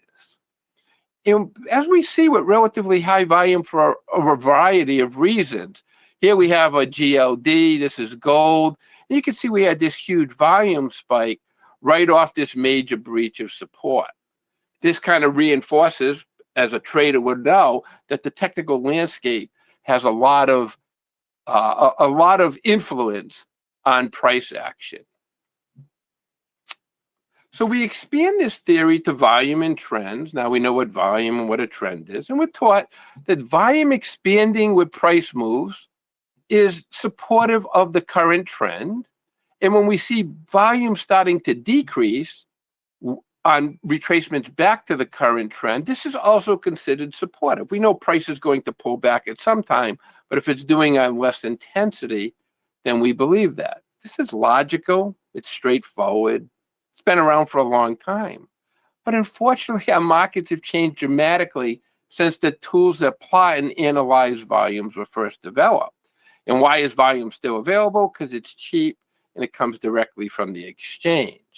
So what we're going to do is look to see if we can improve instead of using volume, we're going to try to use something called conviction. And conviction, to be very clear, is just a term that we're using. And in truth, it's essentially dollar volume. It's not exactly dollar volume, but it's very close. And I'm not going to do any math here, but just so you know, all we're doing is taking the high, low, close, and open, dividing by 4, and multiplying it times the price. And we're getting an approximation of the dollars as opposed to the volume. Now, if you notice, I said approximation or an estimation. Why not just use VWAP? For a simple reason, we don't, because VWAP just isn't available in enough platforms historically per day. These differences will be very small, but the difference between using volume and conviction is not. This is a key slide. Here we have single-colored volume bars plotted in the middle pane, and we have conviction dollars with RCM, one of the indicators, plotted in the bottom pane. Now look at point A right here. You can see the amount of selling pressure seems to be increasing as the downward price movement continues.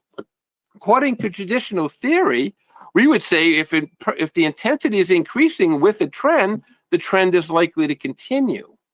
But when we look here at dollar volume, we can see that the actual dollar volume, the true conviction at point B, that the intensity is actually decreasing from around $100 million per day to about $80 million per day from the start of the dot trend. Yeah, the volume may be increasing, but that's only because the stock price during this period is now less than half of what it was when it started. It creates an intensity illusion. Here's another example of this with Tesla, where the price dropped from $300 to $100 between the yellow lines. And we can see volume saying that the intensity is increasing, but we can see that the true dollars of the conviction is actually decreasing, saying, no, the intensity is not increasing and we're getting ready for return in prices. And this obviously works both ways. When prices rise dramatically, here's a long-term example of this with PBF, where prices went from $5 to $50. RCM at line B is supporting the continuation of this trend. It's saying that it's increasing intensity. But when we looked at volume, it was saying, no, the trend wasn't going to continue in here, and the intensity of the buying pressure was decreasing. So this is kind of our first observation. And unfortunately, this phenomenon has hurt many investors who've attempted to use volume analysis in this manner. It's not because investors didn't know the rules, but it's because of the visual volume skews that occurred on large price moves. And again, why? Well, it's because the way we were taught, and it's cheap, and it's easy to plot. With conviction, and RCM specifically addresses these matters. So we want to dive in a little deeper here. What is exactly RCM, or what should you be looking for with intensity readings? This is a chart of AT&T. The primary signals right here with RCM are the dots, either green dots or red dots. And all this is looking for, or all you can look for, is it's looking for a trend that starts to slow, and we start to see the intensity decreasing. And we say there's a likelihood or a probability or a higher probability of the prices now turning in the opposite direction.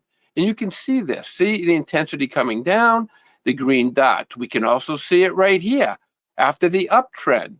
You can see the intensity coming down, and it gives us a forecast that prices may be getting prepared to turn. And RCM does a good job of this. It does it algorithmically. I'm not going to go too much into this. It also has other signals. You can see these little plus marks right here. And what this is saying, it's saying that the trend is likely to continue. It's measuring another intensity measurement. And you can see at points B and C here in this downward slope. Yeah, price was going up, but it just wasn't seeing it in the intensity readings. Now, RCM not only displays if the securities price finishes up or down, but it also adjusts the intensity of the color to reflect the magnitude of the price.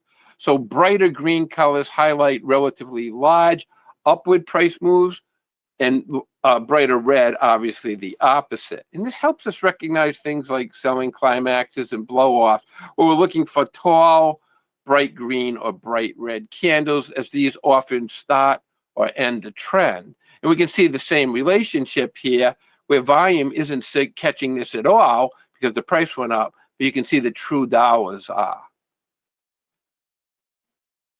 Couple more things on this. Now, even if you only use primary intensity signals, it's important to remember that RCM or any intensity momentum readings are best as short to intermediate term trend signal generators.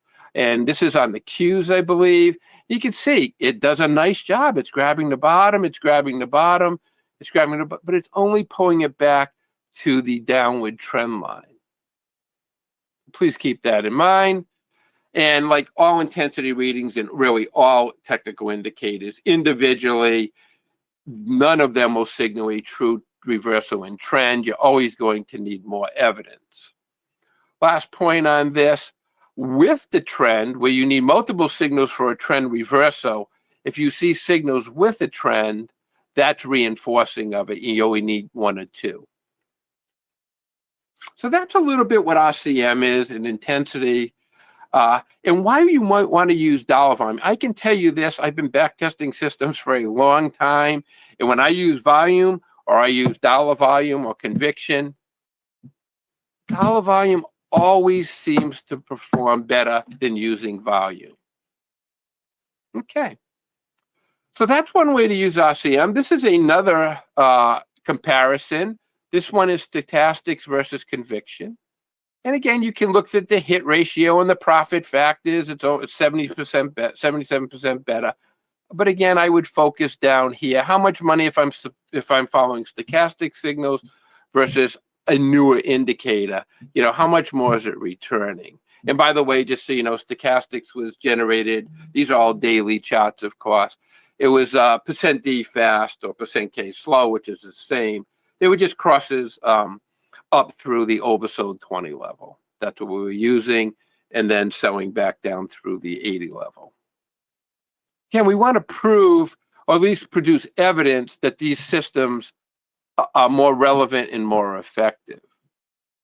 And this is just a calculator showing the difference at return rate, and it's significantly more profitable over a 10-year period. That's all that's showing you. So RCM looks at increasing or decreasing volume in relationship to trend. But for trend continuation to trend reversal appraisals, there's another way to do this. And I know you know what this is. It's by evaluating up volume versus down volume, or up conviction versus down conviction. Now, OBC analyzes up versus down intensity like Granville's OBV on balance volume. But OBV was created literally 60 years ago for a completely different market environment. And as you can see, they're both here on this screen. OBC uses modified dollar volume, but it also does something that's very important. OBC proportions the amount of the intensity to the magnitude of the price change of the day to calculate its values.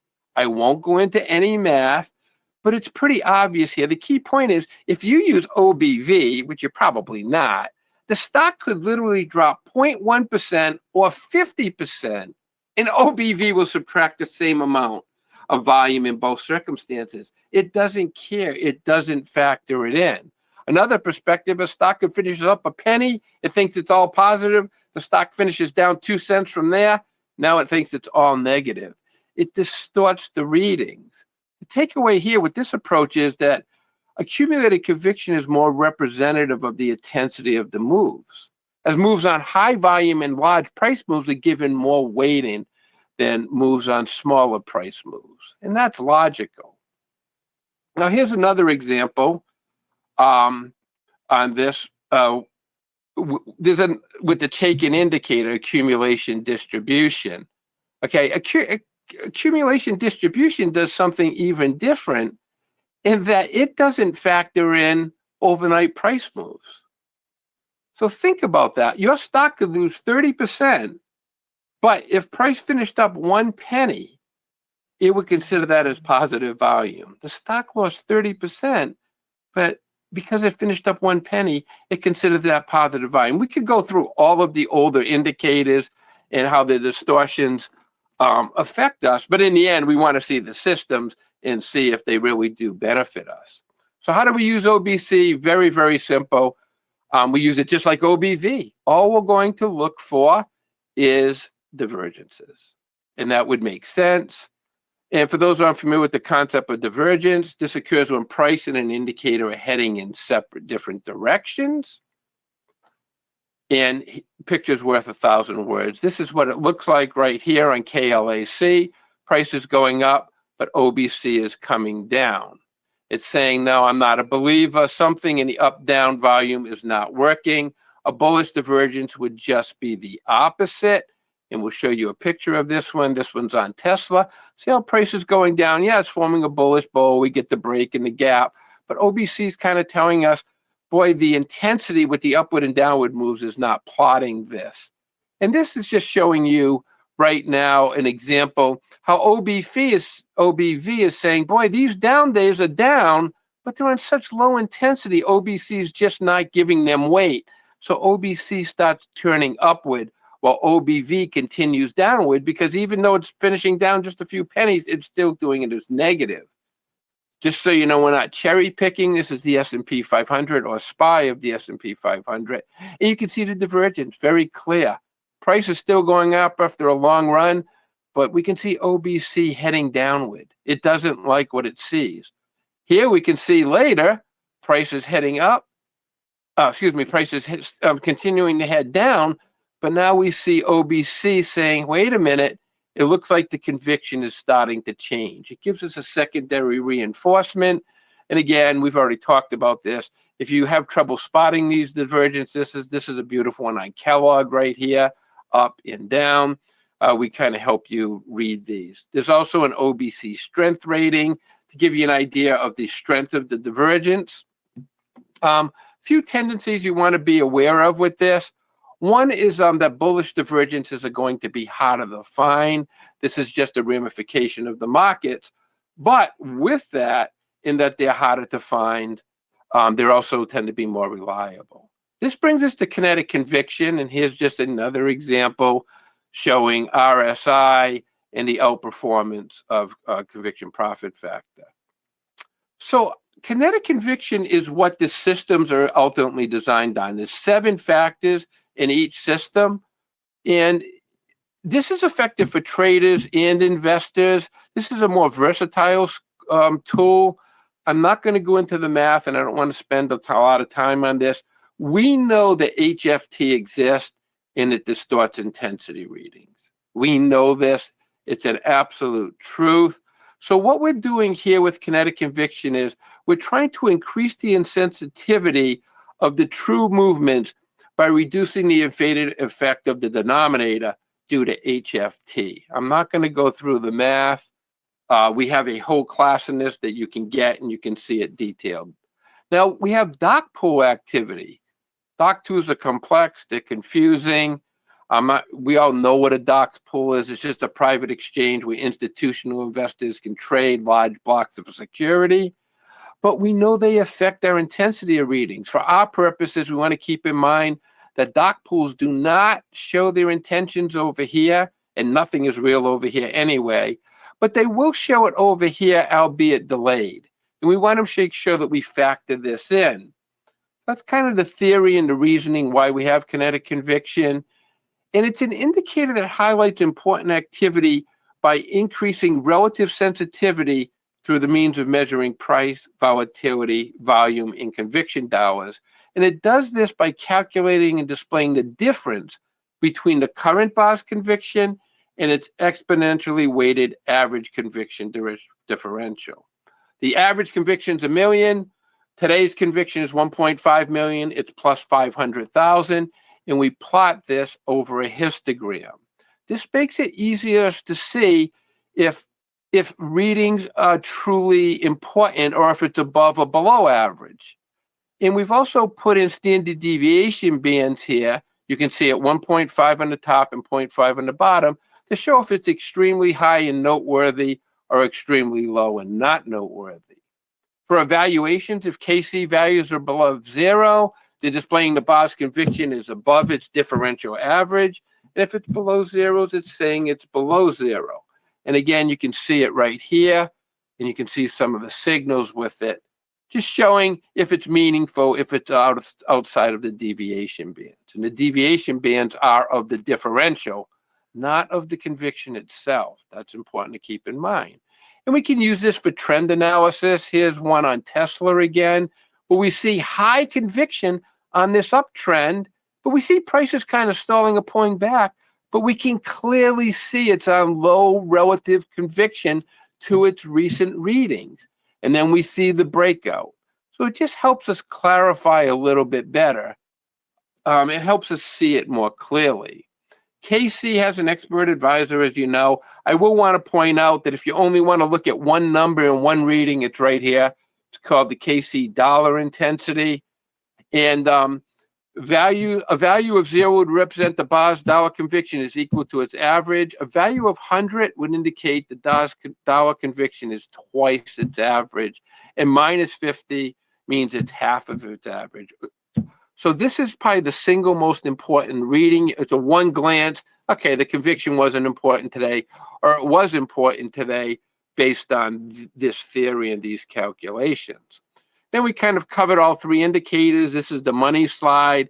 At the bottom, we kind of put RCM for classic trend intensity momentum analysis. This probably gives the clearest signals.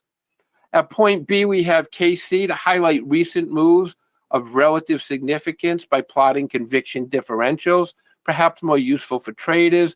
And then at point C, we're looking more long-term, something similar to OBV, but much more effective. And we're looking for key divergences. Now that we have the conviction systems, we're going to look to validate the indicators and use them to reinforce our investment analysis. Because we can create theory, we can create tools, but how do we know that they're effective, and can we design systems from them?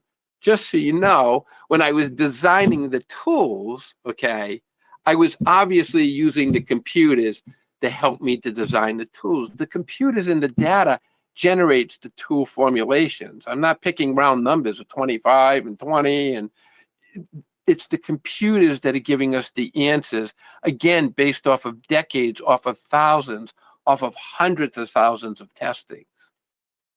That's important. So before we start, a little housework. This screen basically says, don't steal my stuff, or our stuff, excuse me. This screen basically tells you all the reasons why the material may not be 100% accurate, and there's exceptions to every rule, and that is true, and why the material may not be suited for all investors. And this tool, I don't know, I just need to show it because Jeff told me I do. Anyway, so we got through that. Let's take a look at the conviction systems. You already know how we've interpreted them. All 500 stocks in the S&P 500 at the time of study over a 10-year period. We have three systems. These are the results for the long-term system, LT. Conviction LT, it just stands for long-term. And good number of trades, Profit factor is the total win divided by the total losses, just so you know. So it's 2.66. Generated an average return of $215 on a $5,000 investment, about 4.35% in under 11 weeks. Credible consecutive return win number of 48 consecutive wins, but it also had a consecutive loss of 13, which is not what we're looking for. But that's a problem with holding a long-only strategy through COVID, which is not normal activity, but it still counts, right? Here's the equity curve. It did have a minor drawdown during COVID crash, but it held up very well over the latest bear market and continued to churn profits. I would say this is appropriate for investors or traders with a long-term time horizon who are focused on total returns, including dividends, and are looking for a system to identify potential positions or of securities that they may be currently already interested in. By the way, in the next section of this, I am telling you right now, all these numbers I'm giving you are dramatically understated. And you can make that determination from yourself, because I'm going to give you 6 ways to improve any system. Here's the results for short-term scan. We're going to go through this a little quickly. I'm at the 35-minute mark right now. Highlighted a number of candidates. This had the most candidates, but it also had the lowest profit factor, 2.5 to 1. That's still very respectable. 2 to 1 is what we're looking for here. 9 consecutive losses, which wasn't bad. 35 consecutive wins. These are taken right from the reports that you can generate yourself. You don't have to take our word for it. You can see these. We give you the reports. Here's a view of the ST system from a realized equity curve. And again, these are close to close. These are not real time. We try to make this as simple as possible. Probably appropriate for an intermediate term time horizon, looking to identify a list of potential positions. For optimal performance, investors can apply additional analysis methods to kind of refine the large number of candidates that it's going to generate. Here's the results for PF, the profit factor system. This had extremely impressive results. Now we're getting there at an 82% hit rate and a 3.73 profit factor. The problem with this strategy is it only generates about 3.5 trades per month on the S&P 500. Now, if you're willing to expand to the Russell 2000, then you're generating, obviously, a larger number. And there is right there, there's the equity curve. Now, we're asking for so many factors become perfect and align up perfectly, but it has the advantage because we're getting a beautiful equity curve there. Okay, last section for today, improving performance. We're still short of the 85 or 90% hit rate and the 3.5 profit factor goal that we said that we were going to try to hit. So in this section, I'm going to look at 6 methods to improve the performance of these systems, and these can really be used on any system. And this section is only about 6 or 7 minutes, but again, you can use this information to help you design your own systems if you don't want to use other people's systems. Okay. We already showed you this slide. This is the Bollinger Bands, but I want to show you one thing here. I'm going to give you one way to improve right now. You can see average day return per day, 0.457 for Bollinger's. I mean, it's double. It's 1.013. So what this is saying is that the system returned $1.03 for each $1,000 invested. Okay. But here's the catch. That's per day, including weekends and holidays. On a trading day, it comes out to 0.146%. or just under 0.75% per week. So that's one right there. You don't have to do anything. The numbers can be misleading, but I have to present the numbers as they are. So when you're looking at trading days, you're obviously jumping it up almost, quite a bit, about 40%. Another method to improve performance is you don't have to do anything on this one either. The conviction studies, the results that we published and had certified, don't include dividends, right? That would greatly increase your returns. Studies show that 40% of the total return of the S&P 500, our target group, are dividends. I didn't show that. The performance is based on price appreciation only. When we add back in the dividend amounts, not only will this increase returns, but many of the conviction systems reported small losses here, and you can see this. This is exactly what they are, 0.01, 0.02, 0.03. Many of these small losses, when you put the dividend amounts in, if you were holding during ex-dividend, would obviously increase your hit rates from the 82% amount. So there's a way to increase returns right there. And if you're doing system design and evaluation, make sure you factor that in. Number two, there's no market timing mechanisms, which is absurd. The systems that we design take or show entries in obviously bad times. Don't do this, okay? Don't fight the tide. Please keep this in mind. I have to create true systems. I can't pick times where it works and times where it doesn't, or only symbols where it does and only symbols where it doesn't, or show screens of trades of my system that do work and never show you the ones that I don't. I have to show you them in totality, okay? But I would not be holding during this time period, and you probably wouldn't be either. That would greatly improve your performance. A third way, other technical elements, of course. The scans that Metastock have, and they're great, are built from systems that are designed for research purposes to identify factors, to synergize them factors. From an execution standpoint, scans' purposes is to identify securities that meet a system's criteria and reduce a large number of securities down to a manageable size for further evaluation.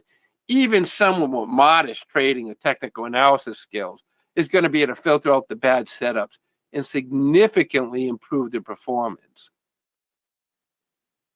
That's a big one right there. Number 5, these returns aren't compounded. I showed you the effects of a $10 compounded over 35 years to get it to $375. There's no compounding. I couldn't do that. I couldn't take the returns and then compound the why. I took 1,000, I made 1,200. I'm going to use 1,200 for the next trade. I couldn't do that. If I compounded these results, they would be significantly higher. Another way, options.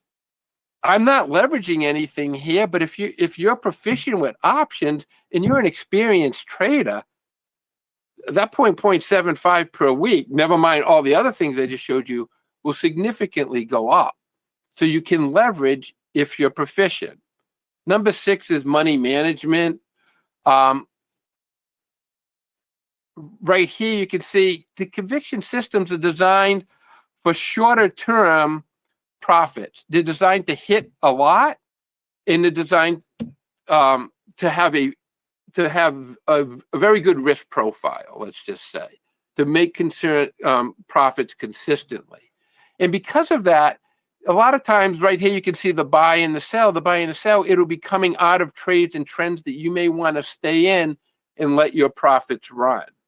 So you can use the system certainly in that manner. Let me find a really good entry, at least based on historical evidence, and then let's let the profits run. And you can stay with the trends and feather out. One technique that a lot of people will use is they'll use conviction to get in, and then they'll use the ST and the long T. On the ST signal, it's going to get you out quicker. They'll take a portion of them profits, and then they'll wait for the long-term exit signal to get them out so they can let their profits run. There's different ways to use it. These are all covered in the classes and the manuals. Jeff told me to do about 45 minutes. I'm at about 43 minutes and 33 seconds. But my hope is that you learn something here. I know this was quick. I know it was rapid. I want to give some time for questions. But system design is an art and it's a science. It takes a long time to do it effectively. It takes experience. And I just want you to keep that in mind. But if you have the knowledge, the capabilities in the programming, I would encourage you to design your own systems or build off of other systems that were designed. What I would discourage you from doing is following any system if you don't have performance reports that are certified and you can see everything and that you can go back and check everything yourself. And I would not try to oversimplify the markets. Yes, I think it was Einstein who said, keep things as simple as possible, but not simpler. I know it's popular to say we can put one line on the chart and do this or do that, but is it really effective? And I do want to add one more point that just kind of flashed in my mind. One thing that people don't like about the conviction systems, and I'm telling you this, is when you enter a trade, it doesn't show you your profit, where your stop is, and it doesn't necessarily show you where your profit target is. Okay, and that is designed to improve efficiency. When you're in a trade, is there only one thing that could happen that would cause you to get out of a trade, either with a profit or without? I would hope not. These systems have multiple exit criteria. That's how you improve efficiency. So numerous things can happen, and it's evaluating on a bar by bar. It can't magically project into the future, oh, you should do this 5 bars from now, or at this price or at that price. If things are going good, it's going to keep moving it away, and vice versa. You could get into a trade and it sees something it doesn't like, and it's going to get you out quickly. So please keep that in mind. Jeff, that's it. I'm handing it back to you for questions. We have tons of questions. 45-37, my friend. I was off by 37 seconds. Yeah, you did great. I appreciate it. Let's see. First of all, comment. Robin says from YouTube, AAII makes a lot of sense. Very rare that someone, I think she means some company, will give you so much. They're extraordinary. So there you go. There's a little bit of a plug. You can find out more about AAII at AAII.com. Lauren wants to know, is there a Canadian version of AAII? I have not been asked that question. A Canadian version, that was correct, right, Jeff? Canadian version, correct. No, not that I know of. No, there is not. But I mean, AAI, I know it says American, right? But you know, it does focus on the U.S. market. Yeah. So no, unfortunately, there is not. Okay. But if you'd like to start one, contact us. We'll be happy to talk to you. Let's see. ASIF, and there's a lot of questions on the recording, so I'm going to actually answer that, and then we'll go back to lots more questions too. ASIF wants to know if the recording of this presentation will be available later. We are streaming everything to youtube.com/Metastock. If you go there, you'll be able to easily find all of the videos, both today, tomorrow, the next day, the day after that. All of them will be in there. So lots of questions about the recording, youtube.com/Metastock. Also, like and subscribe. It helps a great deal. And the classes really go slowly through this, Jeff. I mean, step by step, it shows you the math. You know, I mean, we did this quickly. We covered a lot of stuff. The classes are great. Yeah. Can I add one thing too, Jeff? For sure. I was asked this question at the Money Show, and you will be my witness on this, if you will. People ask me, you know, were you a trader? I was a trader for over 20 years. That's all I did. And then they say, well, if you're a trader, why did you go to work for a company? And my answer to that is, it's very simple, and Jeff can attest to this, because I couldn't reach enough people. For 20 years, I used all my own money and time and went around the country, about 140 shows at that point, to try to help people and invest while I was trading. And I just think that's an important point. I joined because I could get a legal team and publicly team and marketing team, and I could just reach out and help more people. But it doesn't mean that I'm not a trader, because I was for over 20 years. It's also probably pretty cool to say I'm part of AAII. It gives me more opportunities, to expand out. All right. Robin on YouTube wants to know, does Raymond truncate his volume? Does the system distinguish whether volume is coming from large lots or retail traders and HFTs? So there's a couple questions there. The first one, though, is do you truncate your volume? Right. So I have a class on volume. Let me answer this question another way. I have a class on order executions that was about 1 hour and 40 minutes long. And my answer to that is, I believe that volume readings as well as price readings are extremely easy to distort. And you say, well, what does that mean, Ray? And it's extremely easy to manipulate, right? We know in level 2, I can lie about price. I can not show the orders. I can show them. I can show fake orders, etc. That's why it said, do not use level 2, in my opinion. It's a facade. It's designed there to hurt you more than help you. With that, there's so many ways to get around volume and showing volume as large blocks or small blocks, that I tend not to trust that. And an example would be, just enter a series of trades at 99 shares. I want 10,000 shares, just sell them at 99 blocks. At some point, they may not even show. So because I believe volume's so easy to manipulate from large blocks to small blocks, and I don't believe anything that I see on there is real, and I believe everything there is to hurt me, because of that, I don't truncate. Now, you may find it helpful. I encourage you to do so. I don't believe anything. I'm a very skeptical trader. Here's another really good question, and it might take you a minute to answer, but I think I've had you talk about this before, and I really like it when you talk about this. Can you talk about how, this is from Robin again too, who had some amazing questions today. Can you talk about how OBC compares to balance of power, money stream, and time segmented volume? Now, I know that's a lot to kind of take on all at once, but maybe summarize it for us. I could, but I won't. And the reason why, and Robert, I appreciate your questions. Obviously, you're an advanced trader. I was asked the same thing at the Money Show about money flow. And until I produce the data, I prefer not to comment on it. All I can tell you is that if you send me your email, I can. I'm going to run the data on all of these, and I should expand it out. I ran data against MACD in the more popular indicators, but I probably should have done them to all the volume analysis ones. You are right, though. There's pros and cons to each volume tool. Hopefully I've worked a lot of these out with conviction, but I'm sure that there's other ways. My computers just didn't pick them up. All right, and then I think the last question we have time for. In your presentations, you talk a lot about the factors you consider. You talk a lot about the factors when you're designing systems. What would you consider to be the most important factors you look at, and why? It depends on if you're a day trader, a swing trader, a position trader, and what your style is. That's a hard question for me. It really depends on what I'm trying to look for. As a day trader, I mean, gaps are certainly very important to me. That's a factor, but not just the gap, right? The associated factors within the gap, the characteristics within it. Momentum, certainly. One thing that's very important for long-term investors, I think we'd all agree, is relative strength, right? There is so much index hugging going on right now with every manager just wanting to hold their job, not trying to outperform. Relative strength would be something. I think that's an important factor. I like looking at things also like high implied volatility levels, extreme relative put to call ratios, increasing short interest on a rising stock.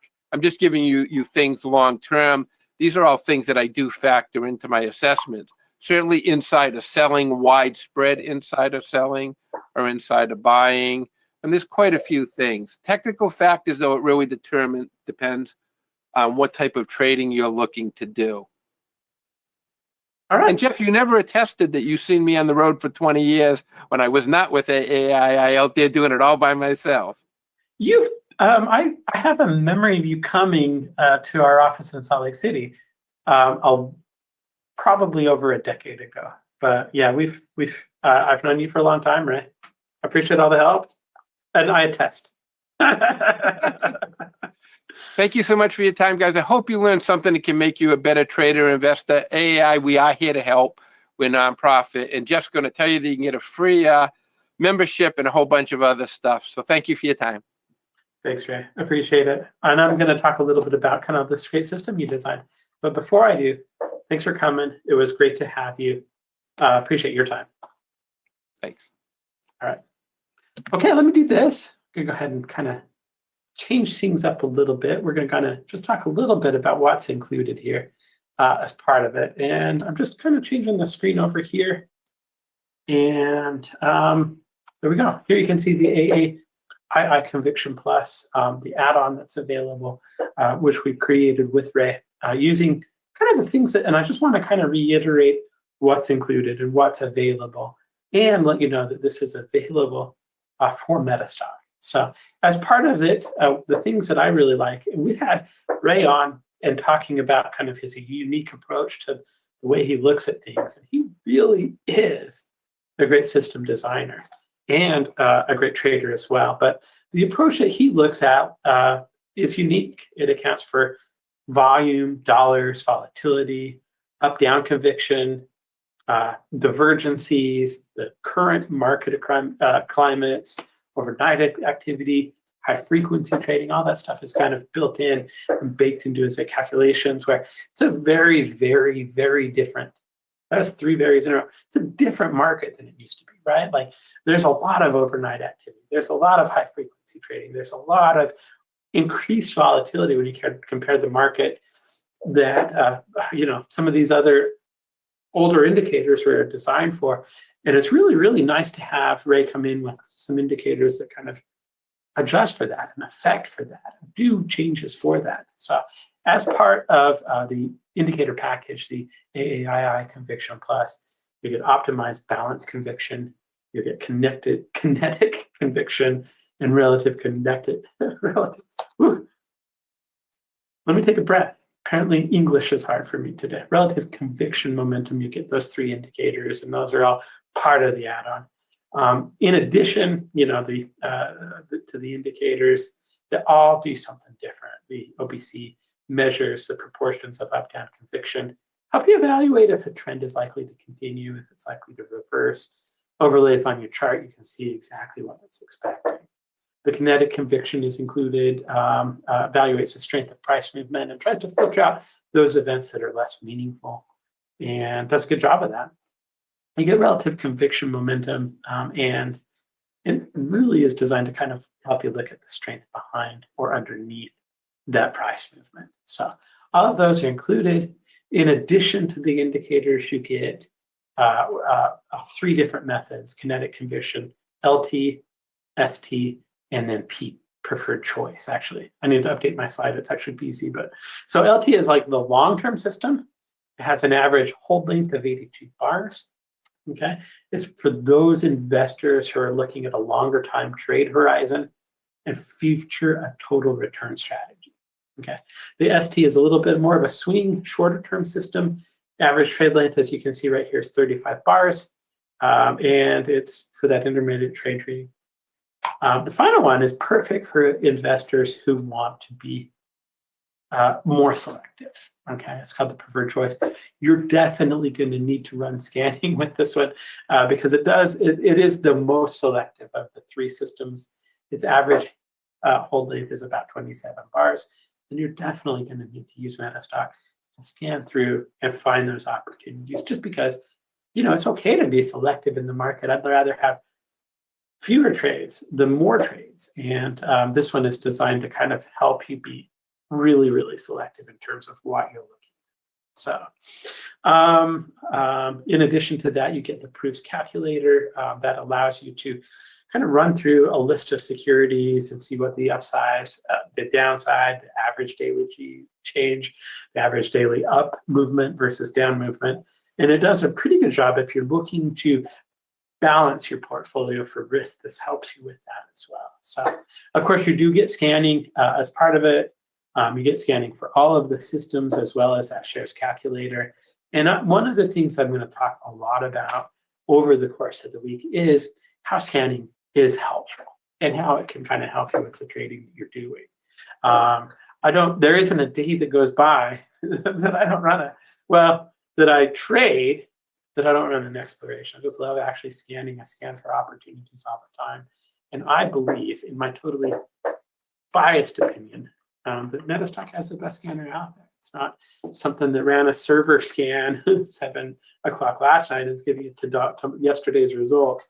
You can run it anytime. It's ready when you are. It does take a minute to kind of go through the data, but it does a really, really good job of kind of being able to allow you to scan whatever markets you are interested in at whatever time you're interested in, and does a really, really good job with it. So as you can see here, there's also an expert advisor. You get notifications of where your position is, where your projected profit target is. It defines all the entry signals.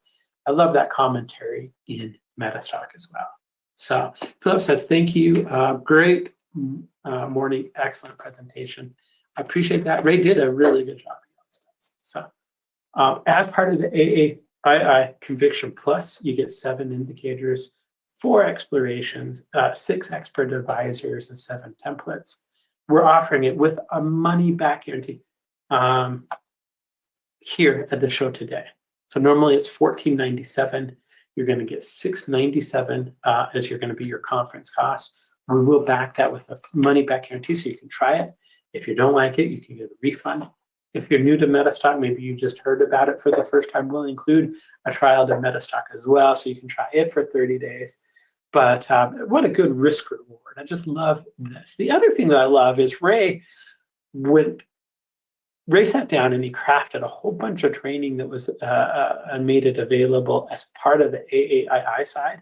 So as soon as you get access to that, you're going to get drip fed courses that you can go through over the course of a month to help you understand all of all of the stuff that he talked about.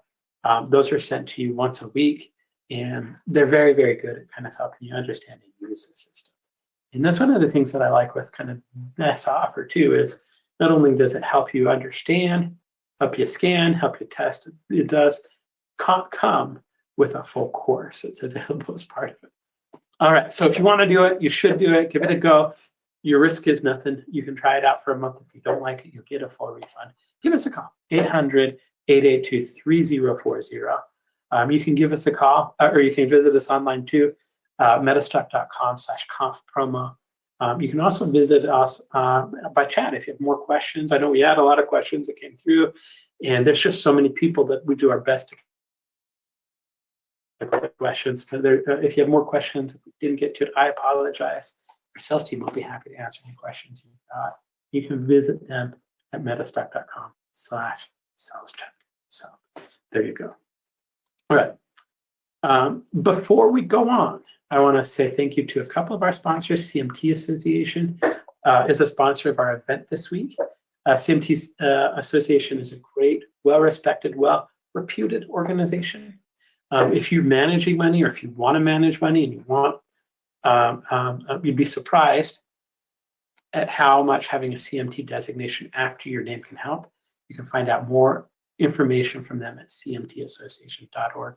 You can also give them a call. Another thank you for AAII. AAII has been great sponsors. Also it's so awesome to have like this hugely well-respected companies that are sponsoring the event. I appreciate that. But you can find out more about AAII at aai.com. So, and lastly, of course, we're Metastock. I'm going to talk a little bit about Metastock. While you're looking at, oops, let's go ahead and close that. That is not something I meant to open. While you're reading this side, we're going to go ahead and do a prize drawing. And I want you to know that, Robin, I'll answer your question in just a second. I want you to know that I had actually kind of gotten ready to give away a couple prizes. I was going to do a drawing, and I was going to actually take a list for a winner. But we've had somebody in the YouTube comments that has had so many good questions that I'm going to actually give away a book to somebody on YouTube. So we're going to go ahead and give away a prize. Robin, if you haven't guessed, you're going to be the winner of this. I appreciate all of the great questions you've had. That interaction really does help a lot, and so I appreciate that. So Robin, I'm going to have you email me because I don't know what your email address is, but you can email me at Metastock if they're paying attention. We'll put this in the chat, jeffrey.gibby@metastock.com. But I have a couple books here that I'm going to actually have a book and a mouse pad that I'm going to give to you. But you're going to have to send me information on how to get those to you. So the book that I'm going to give you is written by Steve Bigelow. Steve Bigelow is a great friend of mine, a great technician. And the book that you're going to get is High Profit Candlestick Patterns, written by Steve Bigelow. So you'll probably get this copy, or I got a couple copies over there that you'll get. And I'm also going to include with that a mouse pad. So on this mouse pad, it has all of its major signals. And so what I need you to do, Robin, is give me a little bit of time. We're a little bit busy this week, and I won't have a chance to make it to the post office But I will post these to you next week if you send me your address. So jeffrey.gibby@metastock.com to just send me your address, your first and last name. I need a phone number too, because we send them by FedEx. So there's that. Also, also in that, I'll have your email address, and if you have some questions for Raymond, Robin, because you just asked about that, I'll send you his email, and you can get in touch with him directly. So there you go. Very cool. All right, of course, we are Metastock. It is my turn to talk for just a few minutes, and I hope you're doing well. I hope you're enjoying the conference. I hope you're enjoying the event. If you have questions, every time I look in this direction is to see if you have questions, so make sure that you do. Okay, here is my fun story. I don't have a lot of time for a lot of stories, but last time we've been using an older picture of me, something that was taken earlier in my career. And last time I started to speak, somebody's like, where's the speaker that's supposed to be speaking now? And I'm like, well, that's me. And so here is a current photo of me that we're going to use. So there you go. But it was a much younger picture. But there you go. There's a new picture. I'm going to read a legal disclaimer, and then we're going to kind of kick off. I do appreciate everybody for coming. All of the speakers, all of the presenters, you, especially if you like and subscribe, I appreciate that a lot. So let's go ahead and kick things off. Today's demonstration is designed to instruct you on using Metastock and the company's software plugins. It's not a recommendation to buy or sell, but rather guidelines to interpreting and using specific indicators and features within the software. The information, software, and techniques presented today should only be used by investors who are aware of the risk inherent in trading. Metastock shall have no liability for any investment decisions based on the use of the software, any trading strategies, or any information provided in connection with the company. I did notice earlier, and I meant to copy this in, but I missed a paragraph, and I don't want to miss this paragraph. I know it's important to get all the legalese in here, and it's not actually here either. Hold on just one second. I meant to grab our most latest legal disclaimer. There's a part in here that I want to also read out loud, just because our lawyers say it's important. And sometimes when I'm kind of making the slides, I don't include the new version. So the important paragraph is Metastock and its employees do not endorse the purchase of any security. We're not paid for the promotion of a security. No information contained in the presentations today should be construed as investment advice or a solicitation to buy a security. So I'm gonna make a little bit of a note to check my disclaimers after I get done today. Just make sure they all have the most current version. But there you go. I didn't want you to have another one. So also, yeah, well, it was a great book. Michael says that was a great book by the late Steve. Great book. Great technician too. He did such a great job. So let's go ahead and get back to today's presentation. There are a couple things here. One of the things I kind of hesitate to brag a lot about Metastock during it. It feels braggadocious, but one of the things I do like to talk about when we talk about Metastock is the fact that actually this year it's been rated #1 in its press category for 31 years in a row. So that includes the voting period that they just announced for 2023. That's this year award, it's current, it's all that kind of stuff. I'm very, very proud of that. Like I've been in, as I'm going to talk about in a minute, and if I showed you my earlier picture, you know, I've been in the market for a really long time, and we've seen a lot of companies come and go. We've seen a lot of companies that come and they charge a great amount for very little functionality. And one of the things that I've always really, really liked about Metastock is the amount of tools that are actually built in. So, and I'm going to go ahead and kind of go to the next slide because I ain't reading this one to you. But just, I've always felt that for what you pay for Metastock, it's very, very well worth it.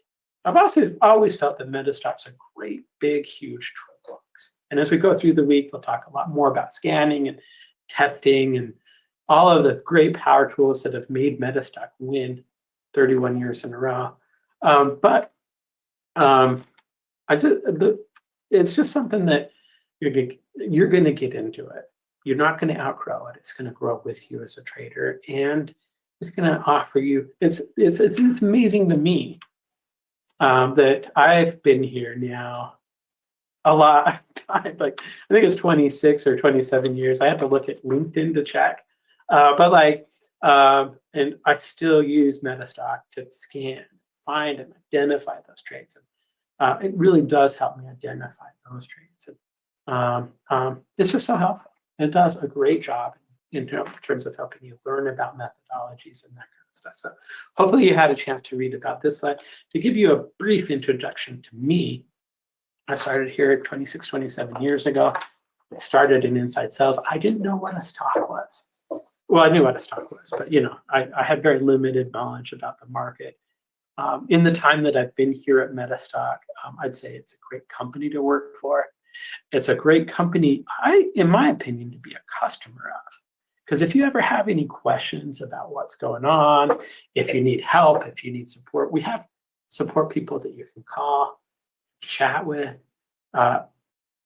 We have actually more people on our customer support team than we have in sales and marketing put together. And they do such a good job. In fact, I'm going to get off of this in a second. We'll get on to the presentation. But they'll do such a good job that there's weeks where if you call our support team, you'll get a survey. There's weeks where they get 100% of metrics. And it's not uncommon. Really, one of the things that I think that I enjoy as an employee and that I think our customers enjoy as customers is kind of that ability to reach out and talk to somebody, have somebody answer your question, to be happy with your answer, that kind of stuff. So anyway, I'll get off of that. Today, what I wanted to do is, as we go through the week, we're going to talk about some of the power tools of Metastock and that kind of stuff. And those are all coming. I want to talk to you about some of what I consider the hidden gems of Metastock, some of those things that are helpful. That if you've been using Metastock for a number of years, that you might have not understood or maybe you haven't seen. And so the purpose of this class is just to kind of shine a light on some of those things. There's so many of them. I did hidden gems of this series, and I'm on actually number three or four. This is hidden gems number one, though, but with a software that's mature like Metastock, you're going to get a lot of things that are in there that you might not know about. So today I'm going to show you something. I'm going to shine that light. Anyway, let's look for questions. Let's see. Thanks, Metastock. I emailed. Okay, Robin, I'll look for your email. I'll answer it as fast as I can. And thank you. And thank you for all the questions. If we have questions as you go ahead and type them in. So, all right. Before I get into this, I actually want to go a little bit of a different order just to kind of shake things up for myself and talk a little bit about a tool that I really like to do scanning. Okay. In Metastock, a lot of the experts that we talk to, Vince is actually in his training class, he talks about like wanting to trade stocks that have kind of broken an all-time high because because it's breaking into a brand new area of support and resistance. In other words, that new high will be your new resistance area, support area, and then when you're at a new all-time high, you don't have a lot of resistance. But I think where a lot of new traders kind of struggle with is kind of identifying where maybe key areas of support and resistance are on a chart. And one of the things that we've had in Metastock for a long time are the tools that we call dynamic trading tools. And they're just tools that you can apply to your chart that are going to identify those areas of key support and resistance for you. So right now we're looking at URA because somebody asked about URA. And what I'm going to do is just show you how to apply the URA tools. Now, as I kind of talk about dynamic trading tools, when we get into the next section, we're going to look at stocks that you're interested in. So if you have some stocks that you're interested in, I want you to start typing them in now. And when we start to talk about the next section, when we go to the next section of my talk, I'm going to actually talk more about your stocks. Okay. So, but in any case, These dynamic tools, we call them dynamic trading tools in Metastock, will automatically put support and resistance on the charts that they find. They'll also apply trend lines either up or down on the chart that are found based on its artificial intelligence algorithm. Okay, and to apply these to the chart, what I'm going to do is I'm going to right-click on the chart. I'm going to go to Apply Template, and I'm going to look for like a little template. This is what we call a template in Metastock. This is called Dynamic Trading Tools, and I'm going to go ahead and apply those. Okay, we're going to go ahead and click on No. We're not going to save this, and we're just going to look at the uranium chart right now. Now, for the purpose of seeing the chart, what I'm going to do is I'm actually going to go ahead and click on here, and I'm going to make these a little bit thicker because they're a little bit light when you're trying to see them on the internet. So I just want to make them a bit bigger for you. So give me just a second. What I'm doing here is I'll right click on here. I'll go to Properties, and under Color Style, I'm going to make them as thick as possible. I'll just do them with a couple of them. I don't want to make this a long, drawn-out process, but it's not. It's really easy for me to go and change the lines that I want. One of our big mantras at Metastock is make things easy. And so you said right now I've made all of the lines a little bit fatter. I just want you to be able to see. Now, what this template is going to draw on here for you is if it sees areas of either short-term or long-term resistance, it's going and support, it's going to draw them on the chart. So if it's looking at uranium, the last area of resistance that it actually found was right here. Now that we're above that, you can consider that a support. Okay. If you look right here, down here, there's this one. I'm actually going to make it a little bit fatter too. Yeah, okay, that's fine. Just give me one of them. Double click on it. I'm going to make it as fat as possible. Here you see longer term areas of resistance. So if I, as a trader, want to be able to find good trading opportunities, obviously we look for it to break out above support, resistance, or down below support, right? And so if you see right here, we were kind of drawing a resistance area that broke above and had a nice move up, okay? It came back down here, started to form this trend line, which is drawn automatically for you. This is a longer term uptrending trend line that's being drawn on the chart for you that we just penetrated. And here's a bit of a shorter term, okay? And when this shorter term trend line, that might have been, according to support and resistance, this area here might have been a good idea to get short. And this might have been a good opportunity to kind of look to go short, because you can treat these as support and resistance levels too. So these are automatically drawn. I think I'd also kind of maybe draw one here if I was drawing these manually, but these are automatically drawn. And you can kind of go in and adjust kind of what it's looking for and the sensitivities of it. And it is a completely functional, adjustable tool, right? But the thing that I really, really like is because all of these levels are actually automatically drawn for you, I can actually scan for it. So if I want to find a stock like right here with URA, right here, we have this breakout of support, or I'm sorry, resistance. I always say the wrong thing. When we have this breakout of resistance, if I want to find stocks that have recently done that, I can, okay? Or if I want to find them breaking down under like the trend line, like it did right here, okay? Or if I want to find them when they're breaking down a long term, because these are automatically drawn, and I just saw this one on the chart here, trying to make it a little bit fatter to you as well. But if I want to find these key levels of breakouts, I can scan for them because they're automatically drawn. Okay, I just noticed that there was like a very, very small, hard to read, shorter term resistance. So if I'm looking at this, these are our shorter term resistance right here, our short upward trend line, our short longer term upward trend line. If we had downward trend lines and it was seeing those, it would draw them. And then we have our longer term resistance, our longer term support. All those are what are being drawn. If I want to scan for a breakout of resistance, let me show you how to do that. Super easy with Metastock. What I'm going to do is I'm going to open up what we call our Power Console. I'm going to go to our scanner, which we call the Explorer. Somebody asked me why we call it the Explorer. I don't know. I didn't name it. But I did hypothesize that maybe maybe Steve, who like Indiana Jones. But the Explorer is what we call our scanner. If I want to scan for those dynamic trading tools, what I'm going to do is I'm going to put it in the search box right here, DT. And that'll kind of limit the scans that I'm seeing to just those tools. I can run a scan of longer term support and resistance breakouts here, shorter term, longer term trend line breakouts, and shorter term trend line breaks. And if I hover over these, it'll give me a little bit of a definition of what I'm looking for. So, or what this actual explanation is looking for. Since I want to kind of keep this part compact, I'm just going to kind of show you this, and then I'm going to move on. But let's go ahead and do it. I'm going to run a scan. Right here, I'm going to do DT support and resistance longer term. Okay. Down here, I have a list of instruments that I can scan. One of the things I love about Metastock is where we get our data from. We get our data from the LSEG group, which used to be Refinitiv, which used to be Reuters, but it also comes with all of the great Reuters news.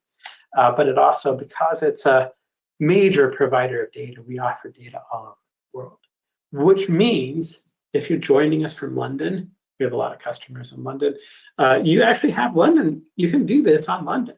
If you're in India, you can do this in India. If you're in Australia, you can do this in Australia. If you're in, name a country, you can probably do it in your country. In fact, this list right here, if I wanted to, the amount of data that we cover here, and it's all really good data provided by one of the biggest providers of data on the planet, certainly one of the best providers of news on the planet, I can scan up to 325,887 issues. So if you're looking at a market and you want to be able to do anything I've shown you today on that market, you can. You don't, it's part of the data feed. So in most cases, you should double check with us first. In any case, to kind of make things easy, and there are some pretty good lists. Like if I go into North America and I want to just scan the optionables, I think Vince was showing how to scan just optionals, you can do that. If I want to do just ETFs, I can do that. If I want to do the whole NASDAQ, the whole New York Stock Exchange, and the whole AMEX, I can do that. So it's very, very customizable. Again, when we talk about scanning, we're not looking at something that was scanned at 7 o'clock last night that's just getting fed to you from a server. I can scan just about any market in the world. I can do it relatively quickly, and I can do it at any time that I want, meaning I'll get results from today, not Friday. Cool, right? Okay. What I'm going to do just to kind of make things go fast, though, is for the index constituents, I'm going to go for the Dow Jones Industrial, so all 30 that are in there. I'm going to do the NASDAQ 100, so those 100. I'm going to do the S&P 500. So it's about, well, I'll just try to start the scan. Oh, shoot. Let me go ahead and cancel this because I'm running the wrong, I had another one selected. I'm just going to change the ordering on it just a little bit so that I run the one that I want first. And I can run the second one after. We'll already be talking about it. So we go ahead and run that. It's going to run through about 520 stocks. That's how many would be on the Dow, the NASDAQ, and the S&P 500 put together. There's a lot of overlap there. But you'll notice that right now it's rejecting about 30%. This actual exploration doesn't reject a huge amount. And I'll show you why as soon as we look at the report. It's a little bit different than the other ones. With a lot of the other scans that we'll show you through the course of this week, it's going to show you stocks that have an opportunity today. But this one actually shows you which stocks have an opportunity up to a certain amount of bars to go. So let me show you what I mean. Okay.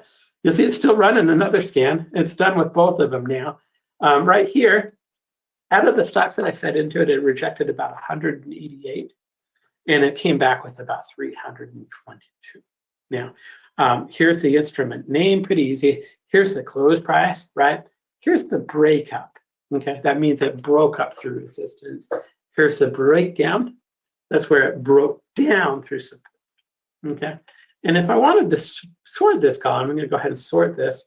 You'll see that Citizens Financial broke up through a resistance, but it broke through 944 days ago, which is a long time ago. On a daily chart, that's going to be significant time ago.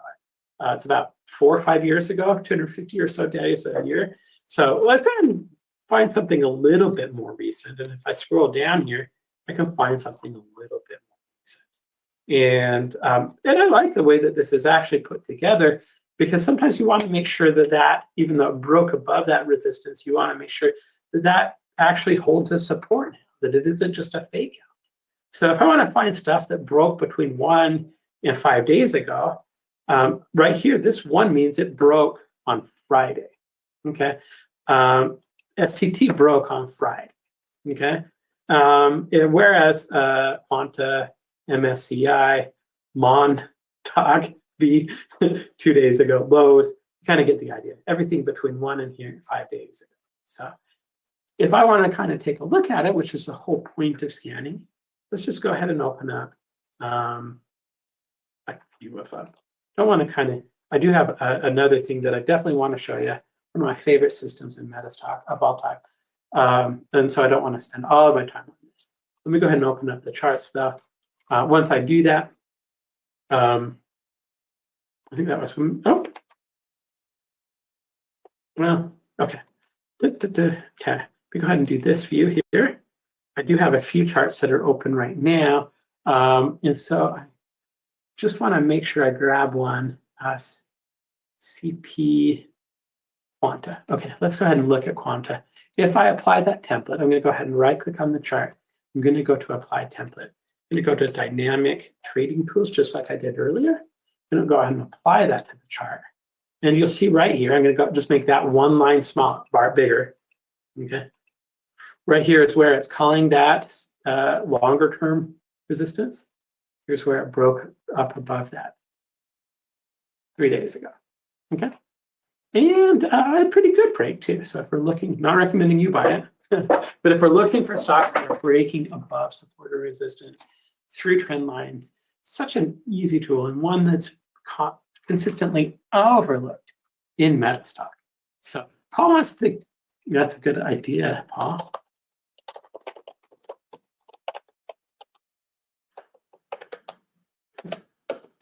All right, a couple more questions. Dude, I didn't want to waste a whole bunch of time, or invest.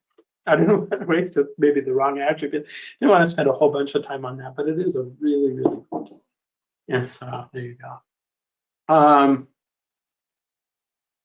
Robin says, I'm grateful for the book. Thanks for all the cool questions. It does help a lot, and I appreciate them.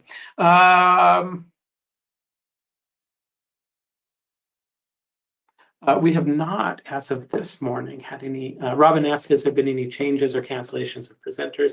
Not as of this morning. So far, so good. We always kind of get a little bit interesting when we're kind of just moving things around, but like it does happen. Things come up. Somebody gets sick, somebody's mom gets sick. It happens, but we haven't. Right now, the schedule is current. So there you go. All right, give me some stocks because we're going to talk about the next part, and I'm going to go a little faster. I might come back to this later on in the week during the Q&A or something, because this is the first system that I've ever traded my own money with. It's a system that I absolutely love. As you might have guessed, it's a trend following system. The trend is your friend, or befriend the trend, all those kind of acronyms that come around this. But this is a system that's very, very popular. I'm going to give you a very condensed version of that, just because we get a little bit behind, and I certainly don't want to cut into the next presenter's time. So let me go ahead and just talk a little bit about this. The creator of this methodology is a guy by the name of Rahul Mohinder. Rahul Mohinder is one of our most longest dealers of Metastock. I think he's been a dealer for as long as I've been an employee of Metastock. He runs a few offices, several offices, in fact, I think it's like 5, maybe 4, in India, where he trains people how to trade, and just a great guy. The genesis, or the story of kind of where we got the RMO oscillator, he came into our office a long time ago, and we were asking him, because he was selling, and he's been such a prolific dealer in India of Metastock, and he was just selling tons. He was our most profitable dealer at the time. And we're like, well, what are you teaching people? And one of the methods that he showed us in this office, in our office, is this RMO method. And I'm going to show it to you. I'm not going to have a chance to do it justice today with the time that I've got left. But I'm going to give it a Boy Scout effort. So in any case, he's a great partner of ours, a good friend of Metastock, and he's going to actually speak, I think it's Wednesday morning, it might be Thursday morning. There's a few reasons I like to show this method, okay? One, it's easy. So if I do a good job of showing it to you in 10 or 15 minutes, great. It's also objective, it's not rule-based, we can look at it, we'll all come to the same decision. We're not going to be saying, okay, are they going to cut rates? Are they going to rise rates? We're going to be looking at the market. What's the trend in the market? What is it doing? And we're going to be making our decision based on that, right? So it's objective. It's not subjective. If you use it properly, it employs solid money management, and it works on a lot of different timeframes, a lot of different instruments. And that's one of the things that I like about doing presentations. It would be easy for me to go in and find 20 examples where ARMA really, really worked well. But this is why I like to, it's a price oscillator, Robin, and not a volume oscillator. This is why I like to look at it with the stocks that you recommend, because I'm not curve-fitting examples. If I look at shop because Joseph wants me to look at shop, just giving you an example, showing you kind of how it looks. So let's go ahead and pull in a few charts. I'm going to basically simplify things just because I got a little bit lost in my DT example with so many charts open. So I'm going to close everything. What I'm going to do is we're going to open up a few symbols. So Joseph, thank you for the shop symbol. We'll definitely open that one up. Okay. And then I'm also, let's see. You can see I was searching for uranium a little bit earlier. We found it. Thanks to help. So I'm going to go ahead and do shop.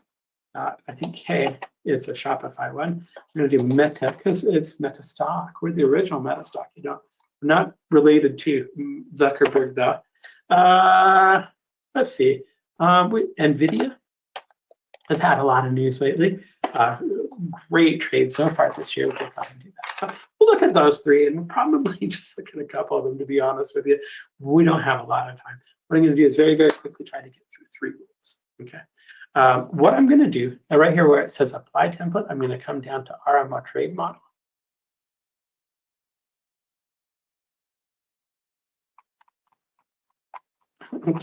It's down here. Okay. Okay. All right. And we're going to go ahead and open the chart. When I apply the template, it just adds all of the indicators for you. It kind of does that. Okay. Let me go ahead and kind of move this a little bit like this. Actually, we're going to window this a little bit. And we'll just kind of take a look at kind of the stocks that have been a little bit trendy. I think just for the purpose of this demo, I'm going to kind of probably focus on NVIDIA. Okay. In general, I'd say that this method works best with trending stocks. And this one has had a really, really big trend. And so I can kind of give you an idea of kind of how it would environment with this and show you how to move stops and stuff like that. So I would say, just kind of looking at this chart, there's a couple of things. Oh, wait. Let's just go through the rules first. If we want to follow the market trend and we want to have the trend be our friend, we want to be able to identify. And when I start to talk about trend identification, when we talk about RMO, Rahul looks at three different time frames. These are primary trend, okay, or the long-term trend, the short-term trend, and the intermediate trend. Okay. The first one that I'm going to help show you how to identify using RMO is the primary or the long-term trend. Okay. So what I'm going to kind of point out here is the big oscillator at the top. I'm going to make it full screen right now. Oh, no, I'm not. Hit the wrong button. This was NVIDIA, right? Okay. I'm going to go ahead and make this full screen right here. Okay. And I'm going to make out some observations that I think you'll agree with me when it comes to the Rahul and oscillator. Number one, it's green. Number two, it's either above zero or below zero. Okay. And that's all you need to really pay attention to with it. So with this oscillator, what its goal is it's to measure the primary or the prevailing trend. Okay. And if we look at it, it's either going to be above zero. If it's above zero, it means it's bullish. If it's below zero, it means it's bearish. That's it. Now, I want to get really, really specific with the way Rahul teaches this. You are not going to buy just because it goes bullish, although I've talked to some people that have added this indicator to their own trading systems as kind of a confirmation. You're certainly welcome to do this. But following Rahul's rules, you don't buy it just because it's bullish or bearish. It's kind of step one and kind of a three-step evaluation. Okay, so if it is bullish, though, we're allowed to go long. We're not allowed to go short, and it's not a trigger. Okay, those three things are the important things that I think I need to say to make sure that I cover things. Okay. The next, and I do also want to point out that right here at the bottom of the chart, you'll see that the RMO is bullish, okay, and has been so since right around December 12th of last year. Okay, it's been bullish this whole time. Okay, so already I know that I'm not allowed to short the stock because I'm not going to trade against that prevailing trend. Okay, and that's very, very simple to read. The next one I kind of want to talk about is the short-term trend. Okay. So what I'm going to do here, I prefer actually to look at these a little bit differently than that they should. So I'm going to change them into lines. And there's a reason that I like to change them into lines. I'll kind of talk about that in a minute.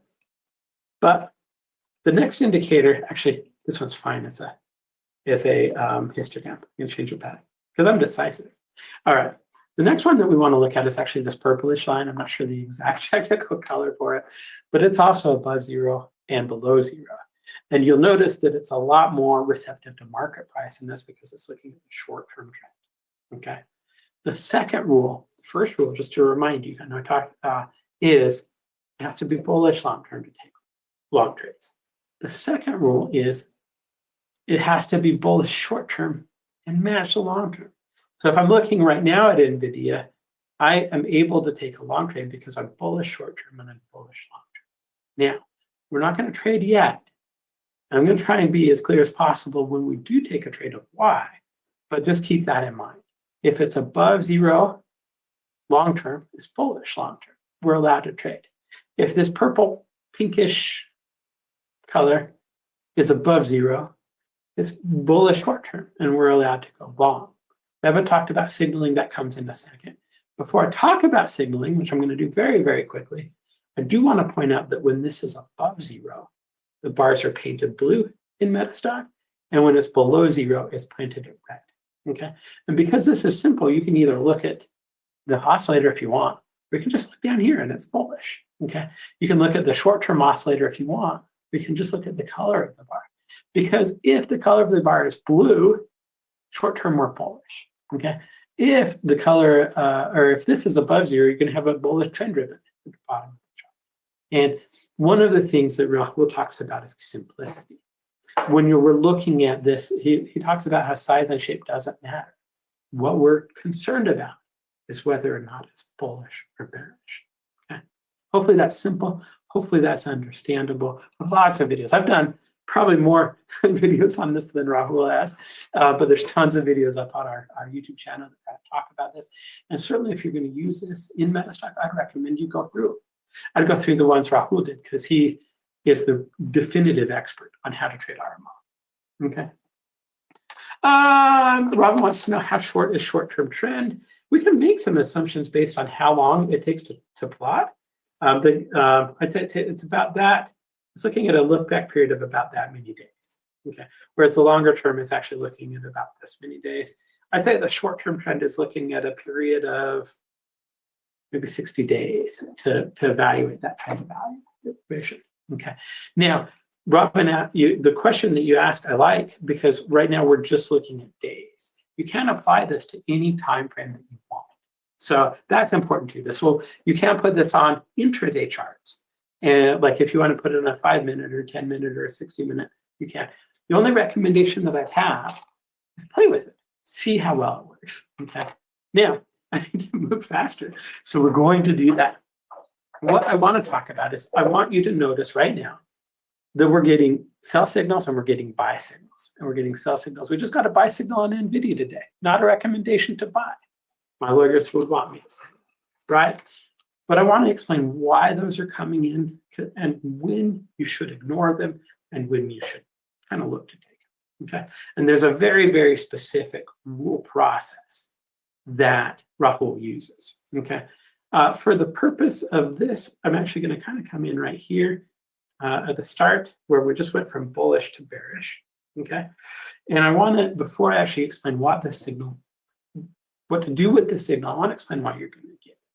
So I'm going to go back in here, and we're going to talk about these two lines again, okay? We talked about the purple line, which is your shorter term trend. If you've guessed it, that's great. This is our medium term trend, okay? It's called swing trade number 3. With swing trade number 3, it's a little bit different. We're not looking for it to be above 0 or below 0. What we're looking for is we're looking for the relationship between swing trade 3, which is why I changed it to a line, and the shorter term trend, okay? We're looking at it as almost like maybe a momentum. That might be the best way to say it. In other words, if the price goes up, short-term trend is going to start to rise. If it has enough momentum and it's not already above it, it'll cross above swing trade number 3.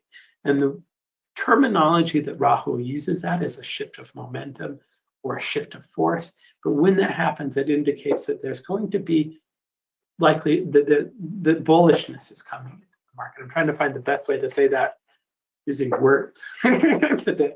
So, but like when that happens, when that shift of momentum or that shift of direction or that shift of force happens, you're going to get a buy signal on the chart.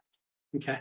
When it happens in the other direction, like you see right here, it came down, you'll get a bearish shift of momentum, and that'll put a sell signal on the chart. Now, that's also important because you don't want to forget the initial 2 rules. Okay. If I'm looking at this sell signal right here, well, I'm bullish long term, so I'm not going to take it. I'm also bullish short term, so I'm not going to take it. The next day, our momentum shifts down. You can see we kind of pop down here. Short term, we start to get weaker. However, we never go short term, so we're not going to take that as a trade. However, when we kind of have this shift of momentum back up, it indicates that there might be a shift of momentum or a shift of strength. That's a buy opportunity. When you get a buy opportunity, I want you to pay attention because I'm not going to be able to reiterate this with the time I've got left. There's 2 very, very important things that you're going to do. You're going to put in a profit, or I'm sorry, an entry point and a stop loss. Okay, and there's a couple of different ways you can do that. For the entry, what I'm going to do, so this is the day that we're getting the buy. I'm going to look at the high for this day, and I'm going to look at the high for the previous day. And I want a little bit more confirmation that NVIDIA in this case is going to start to go. So right above this high, or this high, whichever is higher, this is the higher one. That's where my entry is going to be. It's going to be at 524.79. Okay. I can do the same thing for stops. So if I wanted to put a stop loss right here, this is the lower of the 2 values, you could put it there. Now, what I actually do, and this is a little bit different than maybe what the way that Rahul uses it, but we're looking for an entry here. What I'll look for is the recent pivot low. And if you're not familiar with what a pivot low is, it's really easy.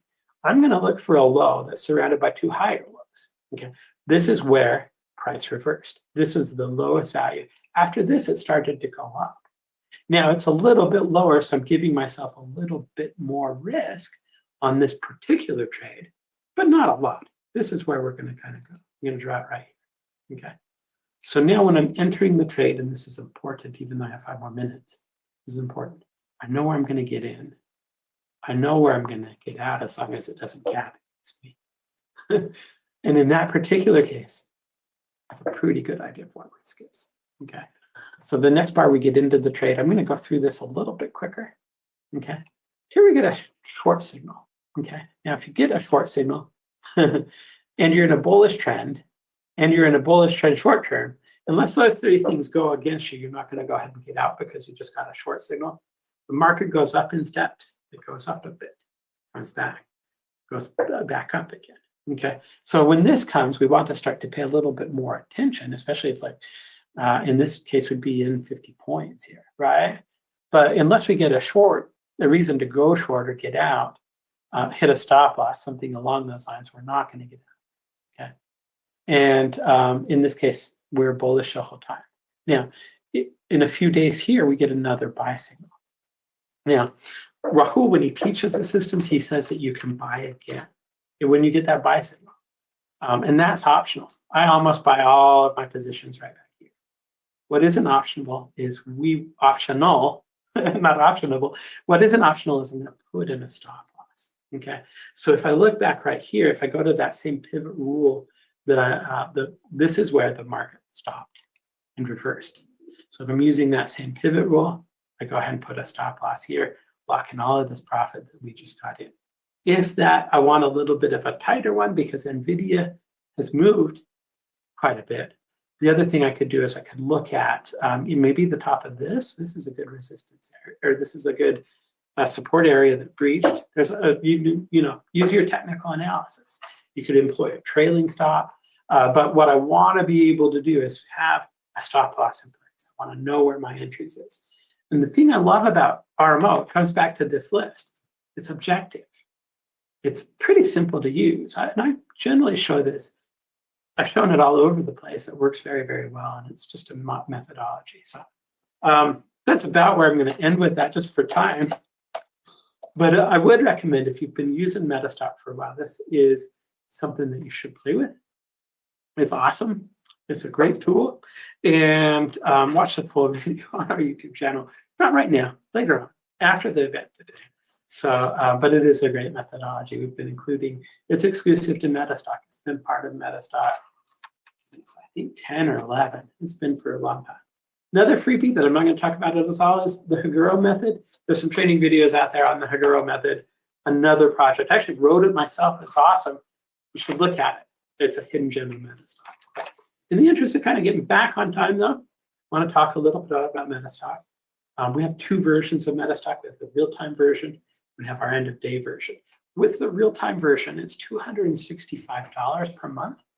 And basically, that includes Metastock. Everything I showed you here also includes a very, very cool news program and news viewer that I would say is very similar to Bloomberg, which is a product that costs about $1,500 per month.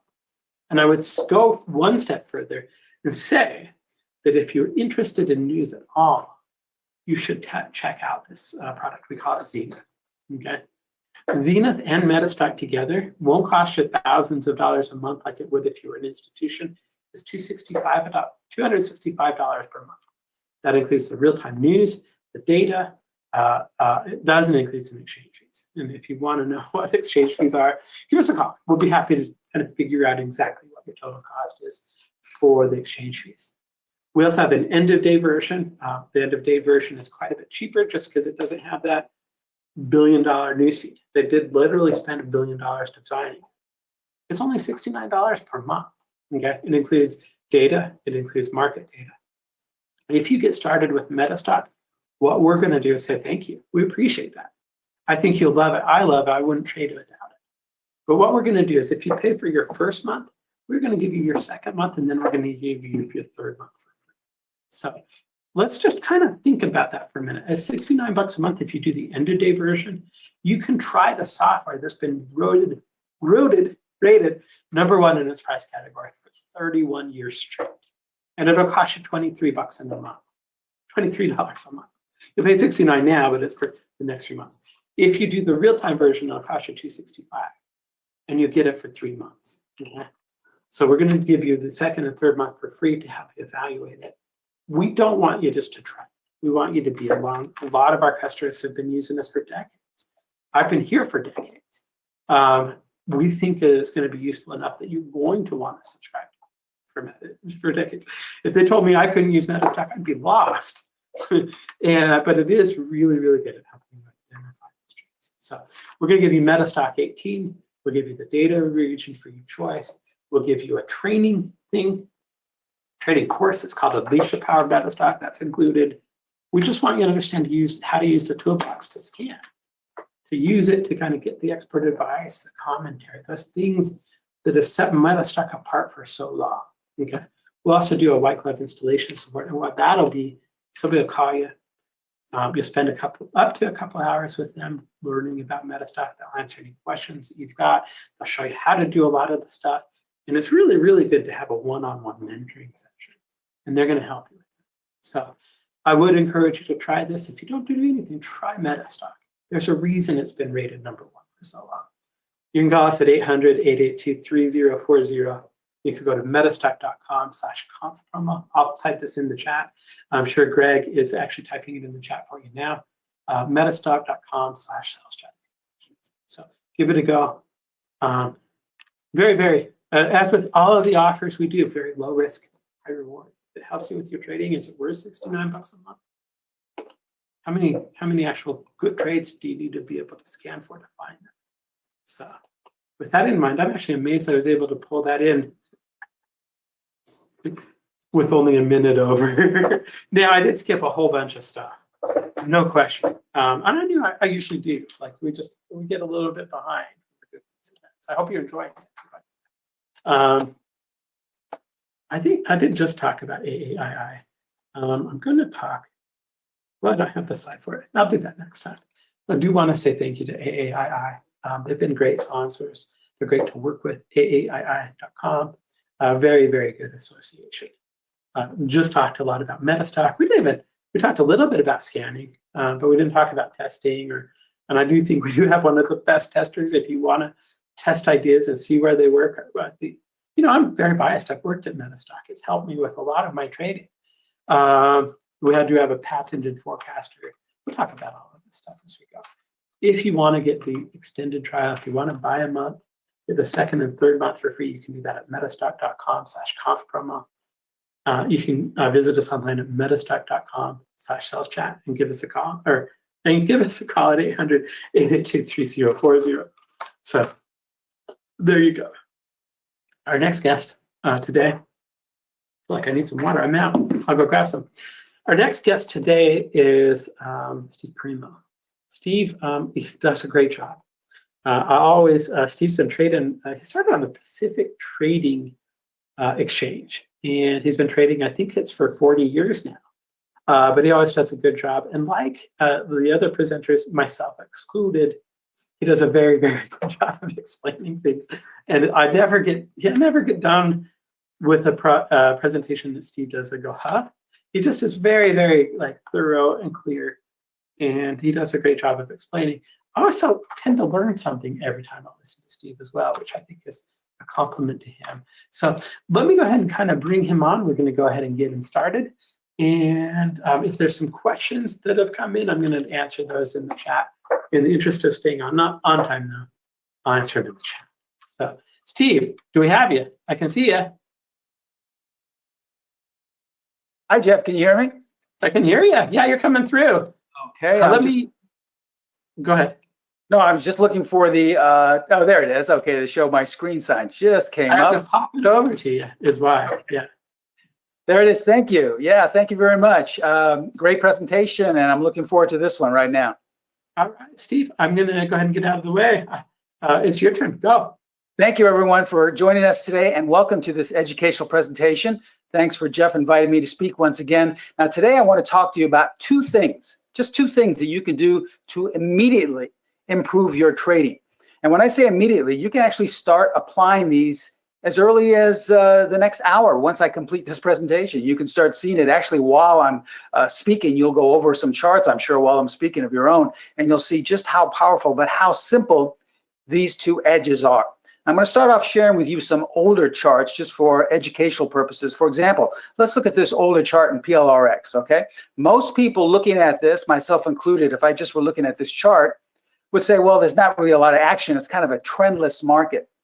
But with the first edge I'm going to share with you, you would have known just by looking at this that the overall trend is up. That means if the overall trend is up, you only want to be a buyer. And then with the second edge I'm going to be sharing with you, just by looking at the chart, you would have known that the short-term trend is up. So now you have both of these in sync together, and look what happened. The stock gapped up and was up ultimately 15 points you could have taken advantage of. Now, these same techniques and edges I'm going to be teaching you today can actually be used on the downside as well. Here's an older chart of Charter, okay? Once again, someone looking at this would say, well, I'm not going to do anything here. It's basically in a range market, meaning that every time it goes up, you buy, it comes back down, you sell, it goes up, you buy, it goes back down, you sell. So that's where you get whipsawed, right? So I've always been taught not to trade those types of markets. Well, the first edge I'm going to teach you today actually wouldn't have said that we were in a range market. It would have told you that the overall trend is down. So you wouldn't have had to worry about being in a range market. You would have known that you would have looked at everything from a seller's point of view. And then the second edge I'm going to be sharing with you told you that the short-term trend was down. And then ultimately we see that Charter eventually fell 130 points that you potentially could have taken advantage of. So this is what we're going to be talking about today. This is what the educational presentation is. These two things you can do to immediately improve your own trading. And it doesn't matter what type of trading you do. If you're an investor and you look at monthly charts, if you're a short-term trader, you look at 5-minute charts, if you trade crypto, if you trade stocks, if you trade currency pairs, makes no difference because these edges can be applied to any market in any time frame. So welcome once again. My name is Stephen Primo. I am the president and founder of Specialist Trading. And the reason why we call it Specialist Trading, because I was a former stock specialist on the floor of the Pacific Stock Exchange, the way Jeff said. I've actually been trading now for 47 years. I started my career on the floor of the Pacific Stock Exchange. I was on the floor for 16 years, and 9 of those years I was a specialist. If you're not sure with what a specialist is, if you ever Google those pictures of those old guys on the floor where they're making these weird hand signals and they're behind these large wooden podiums and lots of paper on the floor, those were stock market specialists. And so if you wanted to buy or sell a particular equity, the floor broker had to take your order over the phone and walk up to the specialist who was in charge of making a market in that stock and then trade through him. So I did that. I was in charge of roughly about 60 stocks. I made markets in IBM, Waste Management, US Air. I traded those markets during the crash of '87 and the bull market that followed. I left the floor in the mid-90s to manage money and to trade my own account. And roughly about 15 years ago, I started teaching, really getting into teaching. Because in my 47 years of trading, I know what works in terms of consistency and I know what doesn't work. So that's what we do at Specialist Trading. We simply teach all of our students around the world in over 115 countries in virtually every state in the United States, all the things that I've accumulated in my 47 years that have high levels of consistency. And you're going to see that in today's educational presentation. Now, before we begin, we're always required to share this with you, so please take a moment to view our disclaimer. I'm going to show you a lot of performance results using these two edges, but please remember that we can in no way guarantee that any of the results you are about to see will be repeated in the future. And please remember that since we are an educational company, first and foremost, all examples are strictly for educational purposes only. Now, if you'd like to get more education on a daily basis, please feel free to follow us on Twitter or X, whatever you'd like to call it there. There's our handle. You can copy that down, abbreviation for Specialist Trading. Every day I post anywhere from 3 to 5 different snapshots of signals our methods have generated to little bits of financial wisdom. So there's lots of great free education on a daily basis. Please feel free to follow us on Twitter. Now, remember, as I stated, we are a little bit different from other presenters. We are an educational company only, meaning that we never tell our students what we think the market's going to do. We never tell them what we think the best time frame is. We never tell them what we think they should perfect stock they should buy or sell. That's for them to decide. In other words, imagine you were trying to learn some hobby or some creative endeavor. And let's say you want to learn how to play golf, all right? And you hired a coach to teach you how to play golf. That's great, but that golf coach is not going to play for you. He can teach you all the things he knows and instruct you, but ultimately you've got to go out there and play on your own, right? It's the same way with trading. Unfortunately, we're always taught the opposite. We're taught to have some type of teacher or guru and then have him tell us what to do. Go to the website, the signal service, or go to the log on to the trading room, or to the blog, read the blog of what he wants to buy or sell. You see, in our opinion, this is what stands in the way of most traders' success. Sure, it's great to learn from these teachers, but ultimately you've got to make your own trading decisions. So that's our credo. That's our philosophy at Specialist Trading, to teach you how to trade with a specialist edge. And you'll see that today, okay? So let's begin today's education. And I'd like to start off with what I learned trading on the floor of the exchange, because even though I was on the floor for 16 years, my first year or so, I struggled tremendously. I had access to, at that time, computers. Most people didn't even have a home computer in the 70s. I had access to that.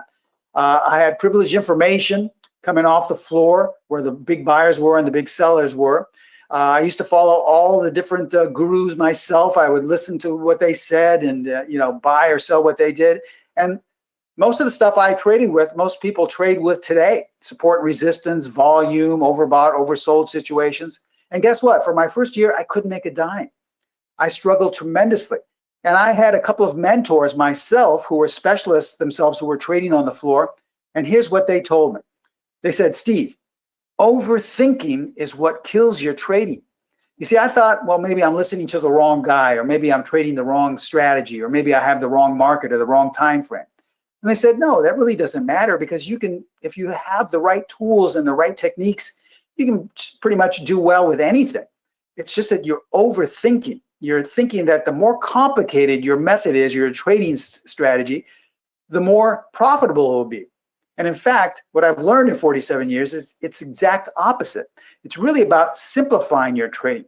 It's the simple things that work the best and the complicated things that really don't have a lot of sustainability. Think of it. It is the easiest thing in the world to overcomplicate and to overthink your trading. Anyone can do that. You can be trading 2 weeks and pile on tons of information, tons of things to follow. But it takes a lot of character to strip away these things that you're taught are supposed to work, which really don't have a high level of consistency, and just focus on the simplest of things, because that's where consistency lies, in the simplest of things. And you're going to see that today. These 2 edges I'm going to share with you are extremely simple. And you're going to say to yourself, well, wait a minute. How can these things be that powerful? They're just too easy. But trust me, I said the same thing some 47 years ago, and I continue to use them, and I teach my students the same edges all around the world. Excuse me. All right, so let's begin. Let's talk about the first edge, okay? If price is above the 50-period simple moving average, the overall trend is up. That's it. Now, conversely, if price is below the 50-period simple moving average, the overall trend is down. That's it. I mean, think of it. There's no high level indicators you have to look at. There's nothing that's very complicated. All you have to do is plot a 50-period moving average on whatever chart you're looking at. That's it. If price is above, the overall trend is up. If price is below, the overall trend is down. And the reason why this is so important is because it puts an edge in your favor, meaning that if price is above and the overall trend is up, we're only going to look for buy setups. That's it. And if price is below, we're only going to look for sell setups. You will have a higher level of consistency if you follow this simple rule. In fact, if you don't believe me, go back and look at your last 10 or 20 trades. I can almost guarantee you that the reason why you lost and you had losing trades is because you were doing the opposite of this rule. You were buying below the 50 and you were selling above the 50. Let's look at this generic chart right here. Excuse me. Most traders would say, well, there's really no trend here, Steve. We go down, we go back up. I'm not going to do anything here. Well, not really, because the first thing we teach our students is to apply the 50-period moving average. And then you ask yourself, where is price in relation to that 50-period moving average? Well, price is above, obviously. So that means the overall trend is up, and that means you'll only look at this chart from a buyer's perspective. Doesn't mean that you'll buy at the market, but anytime there is a downward move, such as here or here, that is a buying opportunity, not a seller's opportunity, okay? The same thing works to the downside. Now here, the overall trend is up. But what about this chart? Once again, most beginning traders would look at this and say, well, there's no trend. We're just kind of going sideways and it's a whipsaw market. Not really. This is why most traders lose, because you're really making the wrong decisions and you're seeing the wrong thing. Because if you apply the 50-period moving average, price is below and the overall trend is down. This means that we will only look for selling opportunities. So even though we may have some bounces right here, that's a selling opportunity here and here, okay? Now, once again, this is just telling us the first step, the overall trend. There's no need for some convoluted indicator or some theory. All you have to do is plot the 50-period moving average. Now, we go on to the second edge. Now that we know the overall trend is down, let's look at edge number 2. Now, when a bar closes in the top 25% of its range, the market is saying, not me, not some guy in a chat room, the market is saying, I want to go higher on the short term. Now, conversely, when a bar closes in the bottom 25% of its range, the market is saying, I want to go lower on the short term. Okay, see how simple this is? There's nothing you have to buy. There's no course you have to take. You just apply these two simple things that you have access to right now. Now, when a bar closes in the top 25% and that bar is above the 50-period moving average, you have a high synergy for success. Now, if you're not sure what the top 25% means, take any bar. It doesn't matter. This could be a 1-minute time frame. It could be a monthly time frame.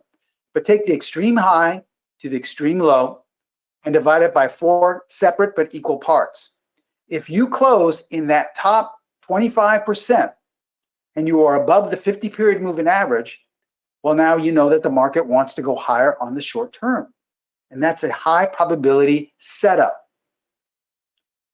So as we look at this chart, once again, the overall trend is up. We have a bar here that closed in the top 25% and it went up, okay?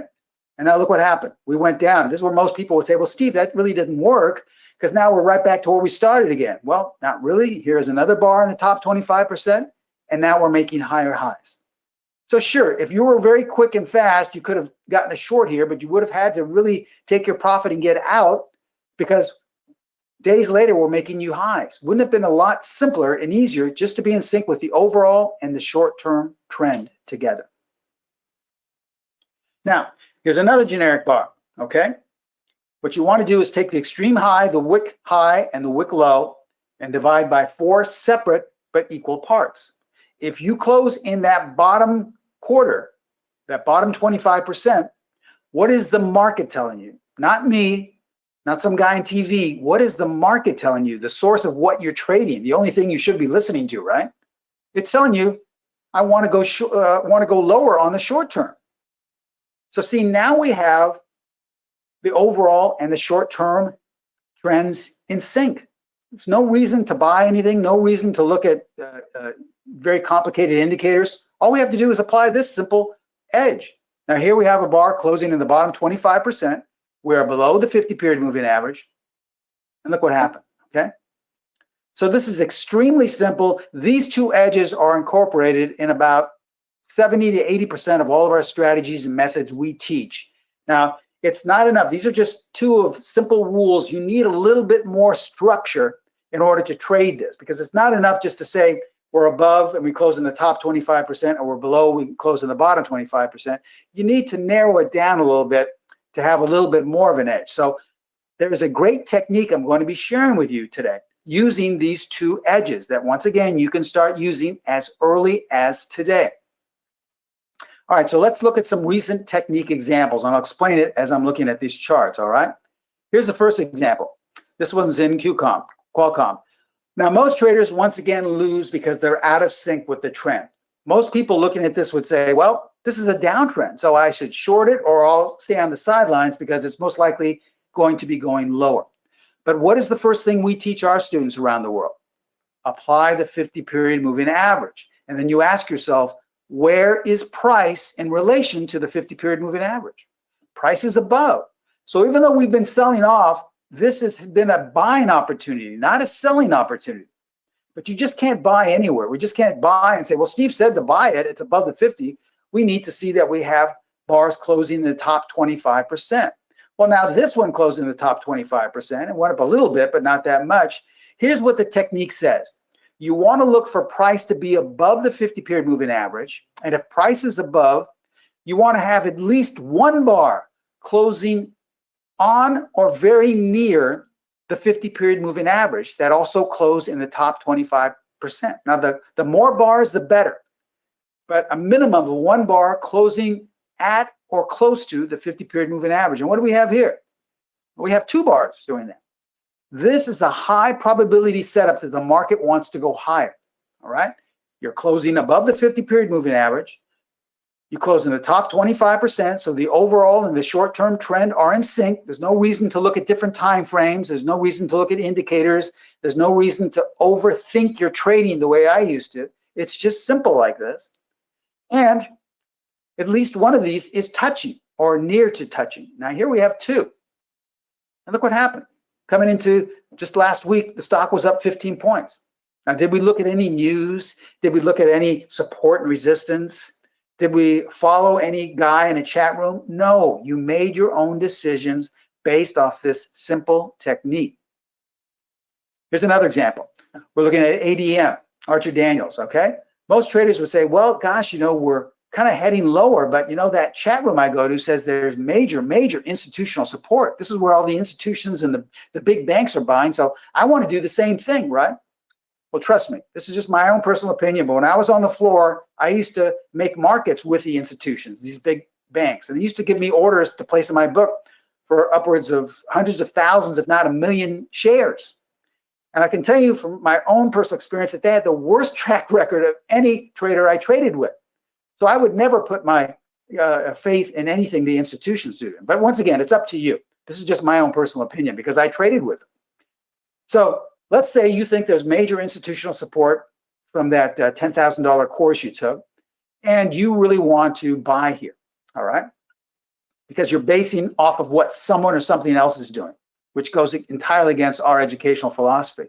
Our educational philosophy is only be in sync with what the market wants to do. And how do we find out what the market wants to do? Well, the first thing we do is apply the 50. And we can see that right here, we had consecutive closes below the 50. So the market's telling us the overall trend is down. I don't care if some major institution is a buyer. The overall trend is down. And you can't fight the market, no matter how much money you have, okay? Now, we're looking for bars that close in the bottom 25%, starting from right here. And here we have one right there, okay? Now, we continue to have more along the way, even though we were drifting lower. But one, remember, is all we need. And look what happened. This happened just last month. Obviously, some news came out. The stock dropped down 20 points. Isn't it funny how we knew a full week or so in advance to sell this? Now, if you were long this would have been a great opportunity to exit your position. Or if you were more advanced, you could have said, I'm going to short this, buy some puts, maybe a spread strategy with a downward bias. But what happened to the big institutional buyers? Here's an example in Apple going back to last year. Let's say you were interested in buying this. It was going straight down, but all of a sudden made some type of a bottom, and you say, gosh, I missed it. Either you were out of the office or you were on vacation, and you say, gosh, it's up too high now. And that chat room I go to says it's overbought. So I'm going to wait for it to come back down, to pull back, and then I'll buy it once it gets lower, okay? Once again, this is why traders fail, because you're putting all of your faith in what someone or something else is telling you. What is the market telling you? Remember, it doesn't cost anything to apply a 50-period moving average, all right? And for the last 3 bars, we've closed above the 50-period moving average. And look at each and every one of these bars. They all closed in the top 25%. So the market, not some guy in a chat room, the market is not telling you it wants to go lower, that it's overbought. The market is screaming that it wants to go higher. And Apple went up 20 points coming into the end of the year. Here's an example in AMAT, all right? Price is above the 50, so this sell-off was a buying opportunity. But look what happened here. We had one bar that closed below, so this was telling us, hey, market wants to go lower. But just like any person, we can always change our mind, right? Because it didn't really go lower, and then later on, look at all these bars that closed in the top 25%. So the market changed its mind. So had you taken some type of trade to go short, well, sure, you would have lost, but you have to be quick, and you could have reversed, made back what you lost, and then some, because it went up 35 points coming into this last week. And remember, we're not looking at any news. We're not looking at any convoluted indicators. All of this you can start doing today on your own. There's nothing you have to purchase. There's nothing you have to download. You can simply look for bars that close in the top or bottom 25% and apply them to the 50-period moving average. That's it. Here's another example. This one was in Microsoft. This happened coming into the year. We have 2 bars that close in the top 25%. They're very close to the 50 period. Went up 45 points coming into this month. All right, here is a 60-minute chart, an hourly chart of Tesla. Now, obviously, looking back in hindsight, we would have said to ourselves, well, yeah, sure, it's easy to see that it's been going lower, but I would have wanted to know that it's going lower somewhere around here, right? How could I have known that? Well, apply the 50-period moving average, and guess what? The market on an hourly time frame told you the overall trend was down way up here. Now, most people would tell you, well, the trend is down once we gap down like this. The market told you in advance, I want to go lower on the overall trend. And once we look for those short-term trend, well, guess what?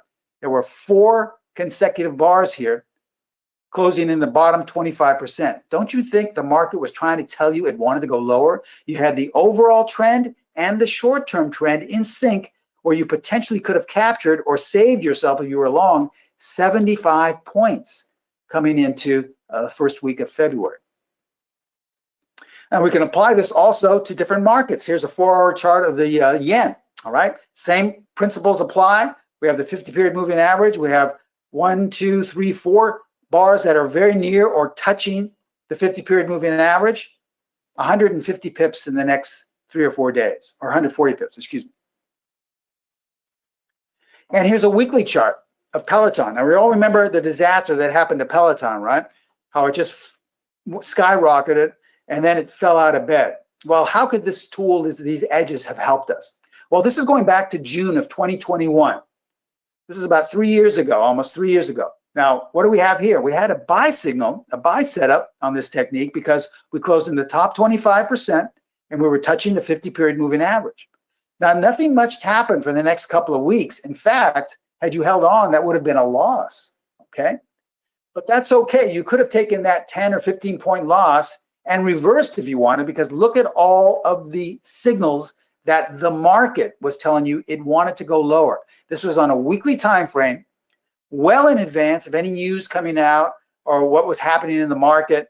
This was telling you when the stock was trading in the hundreds, I want to go lower on the overall and the short-term trend. And we all know what happened after that. Remember, it's the easiest thing to overcomplicate your trading, but it's the most difficult thing to simplify it. But once you simplify your trading and follow these simple rules, you don't have to overcomplicate it the way I did some 47 years ago with tons of indicators, tons of guys I was following, listening to. That's when you start to become consistent. That's what sustained me for 47 years now. All right, another example. This one's in Costco. This was going back to last year. We had price just hovering around the 50-period moving average. We have a lot of bars closing in the top 25%, 230 points. Remember, this was a weekly chart as well, but 230 points coming into this last month.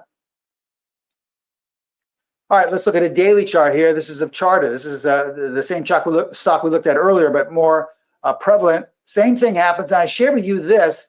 We had one buy setup because right here the market was saying, well, I want to go higher. But remember, the more you have of one side, that is really where the bias is. So in other words, if we had 3 buy signals and 1 sell, we would obviously want to take the buy direction. Doesn't guarantee that it's going to work out, but as you see here, this one did work out very, very well. Even though there was one buy setup here, most likely you would have looked at this from a negative point of view and you could have saved yourself $110 or 110 points. Same thing on ASML. Here's a daily chart. We had 3 stocks bars closing in the top 25%. This was in January, all the way up into the first week or two, up 240 points. And we look at HUM, the same process. We had a bar closing here in the bottom 25%. All you need is just 1 bar, but we had 1 more very close and 140 points coming down into January. So you see this happening over and over again, all markets, all time frames. Let's go through the process one last time so you understand it. Here's NVIDIA, okay? As we can see, most traders looking at this was at the end of last year, would say we're in a downtrend, okay? We're making lower highs, lower lows, all right? But are we really in a downtrend? First thing we teach our students is to apply the 50-period moving average. And no, we're not in a downtrend at all. The overall trend is up. So we will only view this from a buyer's perspective.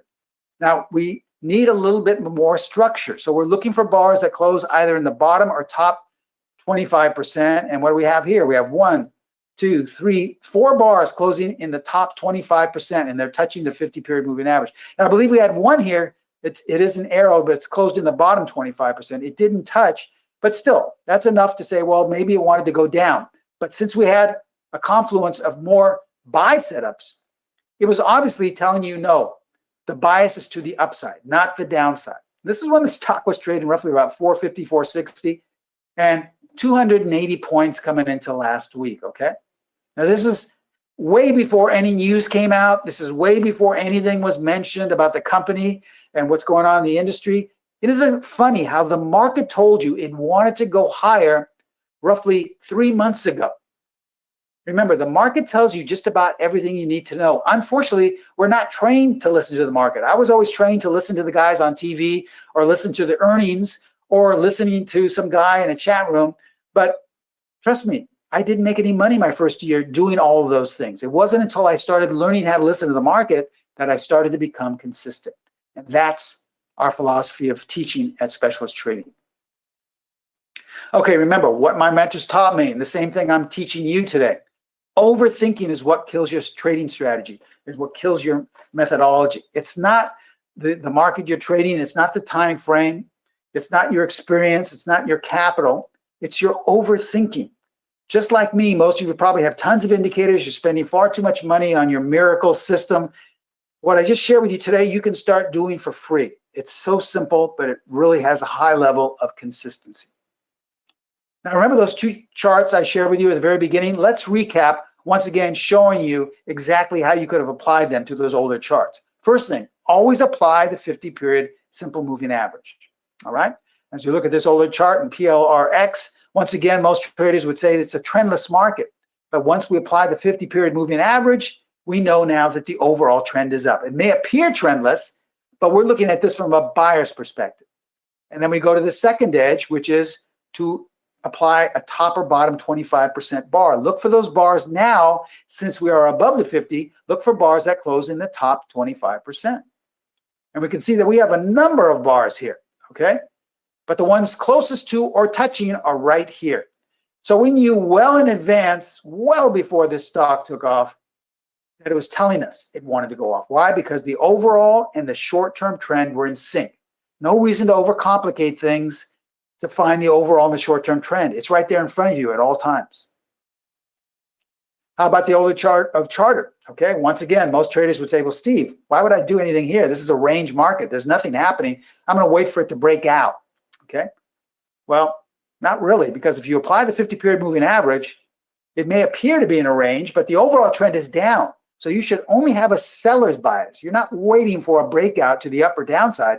You already have a seller's point of view. And now we look for a bar that closes in the bottom 25%. And here we have a number of them, once again. But we want to take the ones that are closest to or touching. And even though they weren't touching, they were very near the 50-period moving average. And so we now have a setup using this technique. And look what happened. The stock fell out of bed in the following week, okay? So this is what we taught you today. These two things you can do to immediately improve your trading. So ask yourself, do you think these two edges can help your trading for the remainder of 2024? We're actually going to be in the third month of the new year in just a few days, I should say, if you can believe it. Is your trading anywhere near where you thought it would be by this time? Most likely it's not. How about if I could give you some more edges like I shared with you today? Well, we have a great attendee offer for all the people attending today, the February conference. This is going to be a great offer with a great discount. This is our 3 hours of trading techniques, our secrets of a stock exchange specialist training sessions. Some years ago, I was asked to be the head speaker at a conference in Colorado, and they recorded my presentation, which was 3 hours of where I went into more high probability trading edges, just like the ones I taught you today, but entirely different. In other words, I talked about which indicators not to use.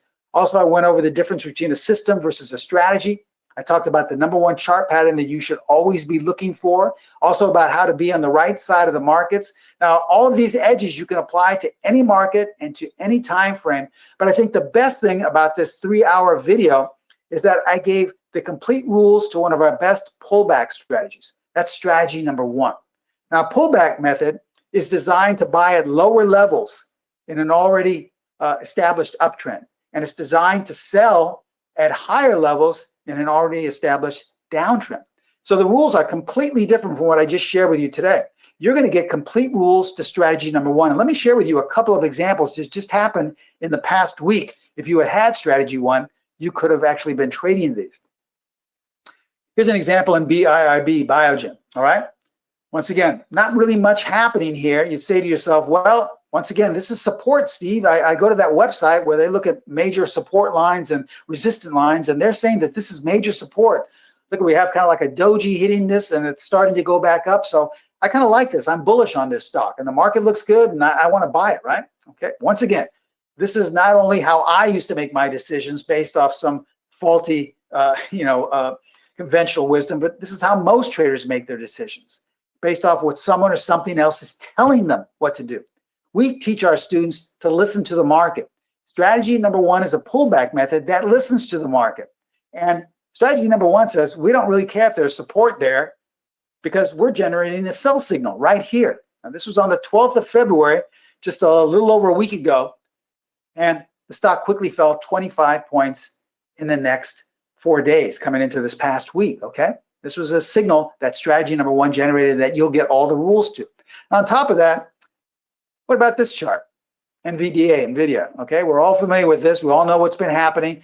Now, if you've been looking at this stock last week, you say, wow, it's in a major trend. It's really going straight up, but I don't know. We have 2 down closes here. That guy in that trading room says that's not a good sign. And then look what happened.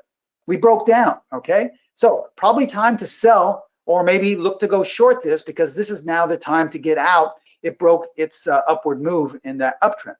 Once again, this is the way most traders trade based on faulty conventional wisdom. What did strategy number one say? Well, strategy number one said, there's a buy signal right here. And had you bought it then, in one day, you could have potentially captured 110 points. Now, obviously, some news came out, which I don't know about because I stopped looking at news some 4 decades ago. But some news came out, caused that to gap up. I think it's even higher. But strategy number one is not based on news at all. In fact, it doesn't take any fundamental information into consideration. It's strictly based off, once again, what the market is telling you. The good news is, included in the Secrets of a Stock Exchange package is all the rules to strategy number one. So you'll be able to learn and to see these signals for yourself, okay? All right, so let's break it down. These 3 hours of trading techniques plus a full-fledged strategy. Now, normally, there's so much information jam-packed in this 3-hour video course. We sell this for close to $1,000, okay?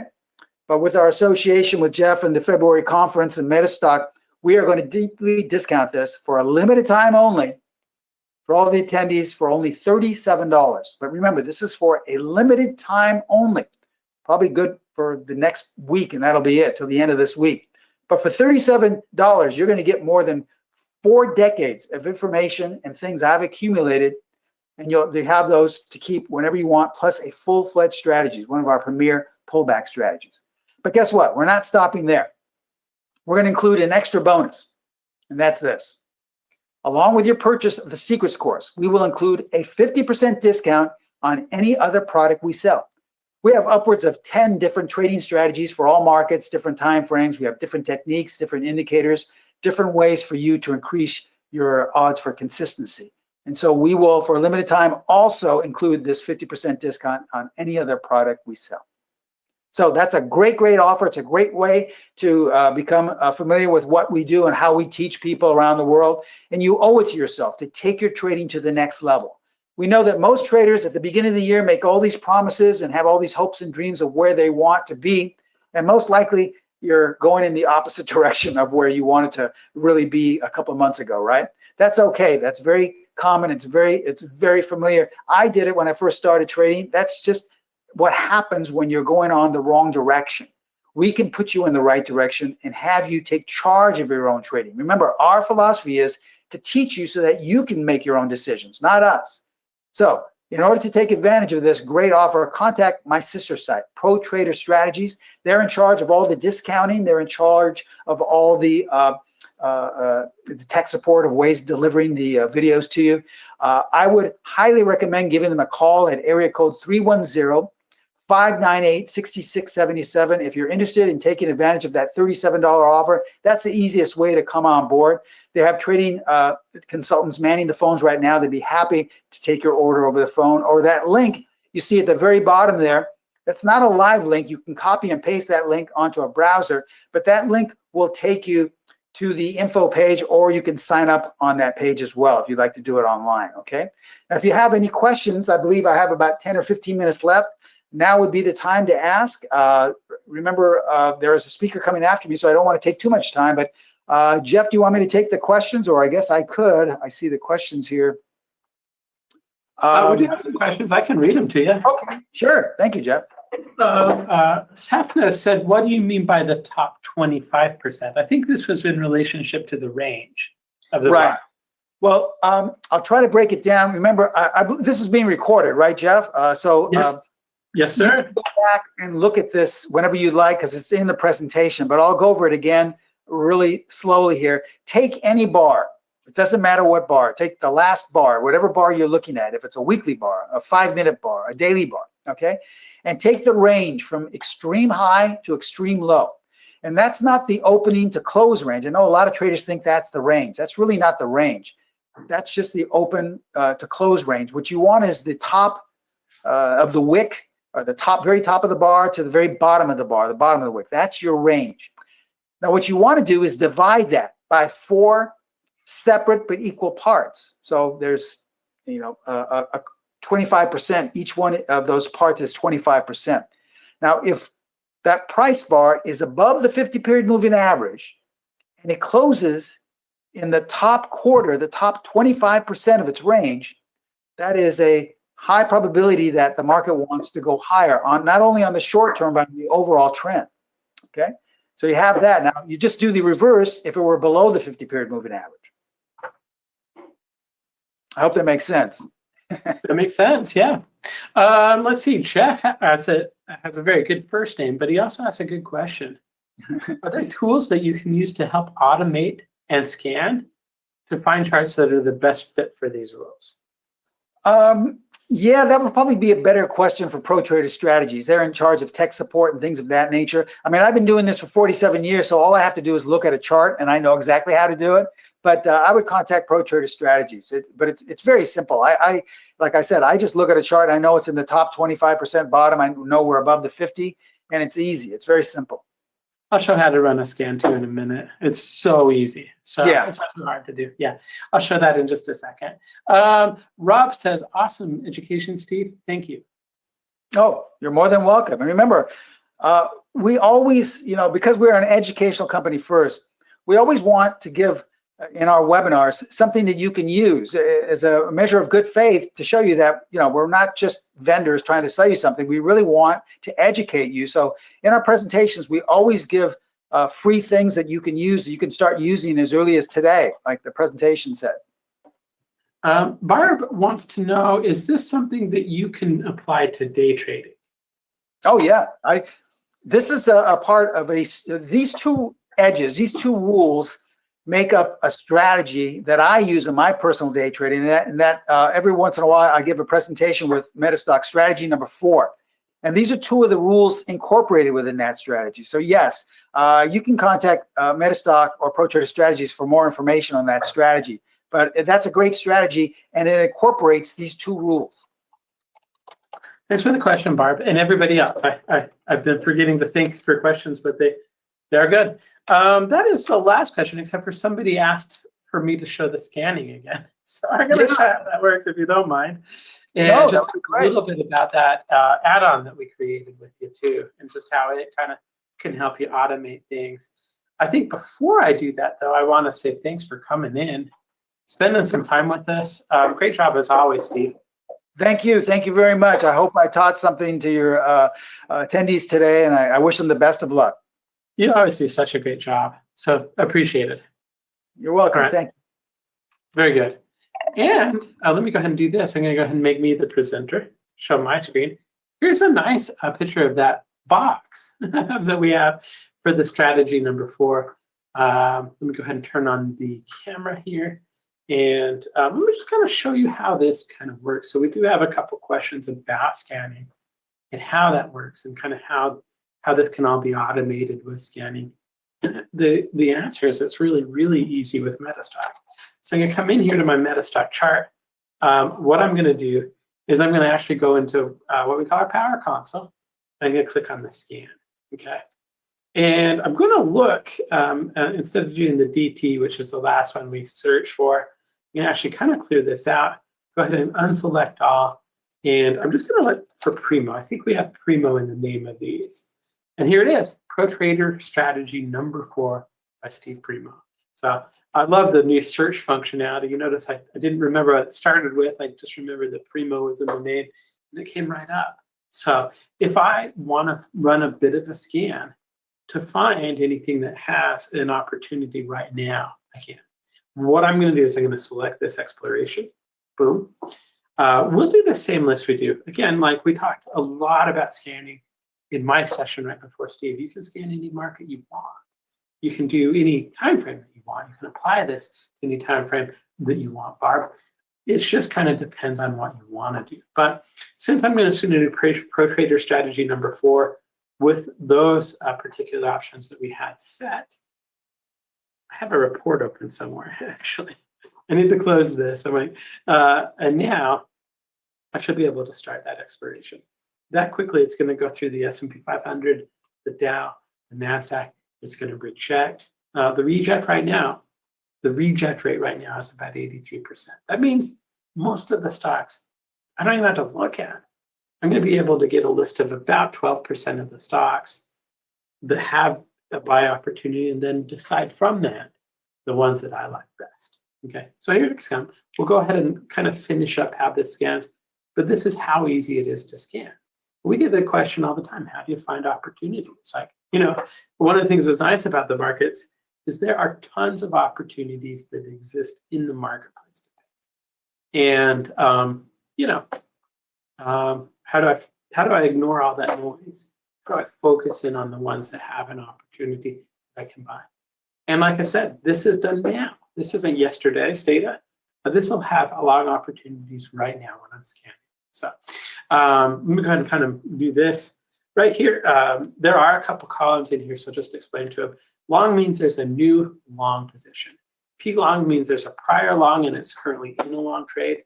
Short, prior short, close in the volume. So I'm going to go ahead and sort. Let's see if we have any long positions today. Out of all of them, Coca-Cola, but the European Ordinary had a long position. If I want to find a short position, I can sort by the short positions.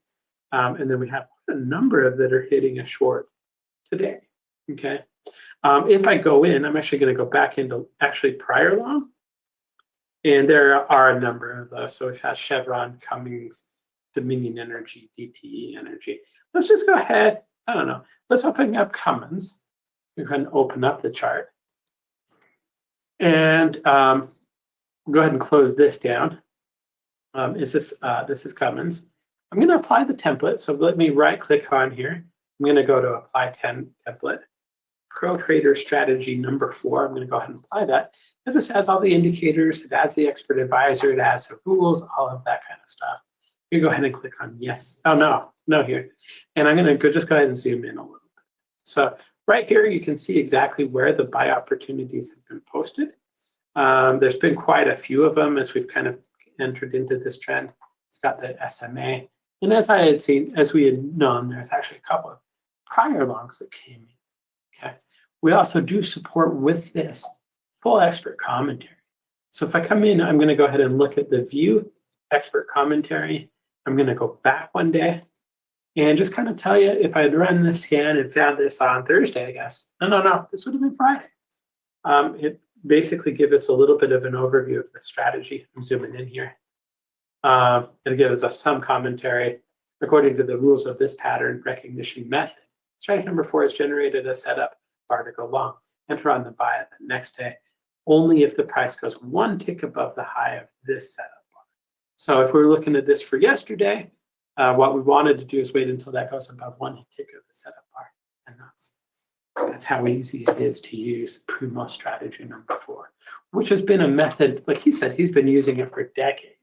It's also been one that's been available for Metastock and has been very, very popular, and one that we just recently added to our catalog as well. So right here includes that exploration, the expert advisor, and the layout. The other thing that includes that I think is extremely helpful is 12 videos, 12 training videos, kind of explain to you exactly how to use it. And I love it when we can include training around a tool like this. So not only are we going to give you the scan, the expert advisor, the alerts, the layout, everything you need to run it, I'm also going to give you 12 training videos. And if I come in here, it's going to tell you exactly. I'm not going to read through all 12 of these, but you get entry techniques, exit techniques, information about how to apply your stops, how to do position sizing, a really, really good, solid groupings of training to help you get started. And that's all included for free. Not to mention, we do back this with any product you buy from us. We're going to give you a money-back guarantee on it. Normally, this is $5.99 here at the conference. We're going to do $4.99. We're going to back it with a 30-day money-back guarantee. If you want to try it, we'll throw in a free trial to Metastock, or you can do the extended trial. That's your choice. What I want is I want you to be able to evaluate this, because if it works well for you, it's going to be worth $4.99. Probably pay for itself relatively quickly. I don't know what your account size is, but you can do that math for yourself. If it doesn't work out for you, I'm sure there's other things that we have, but I'm sure it's going to work. It's been a very, very popular product. You can do a couple of things to take advantage of this. You can give us a call. Our phone lines are manned, 800-882-3040.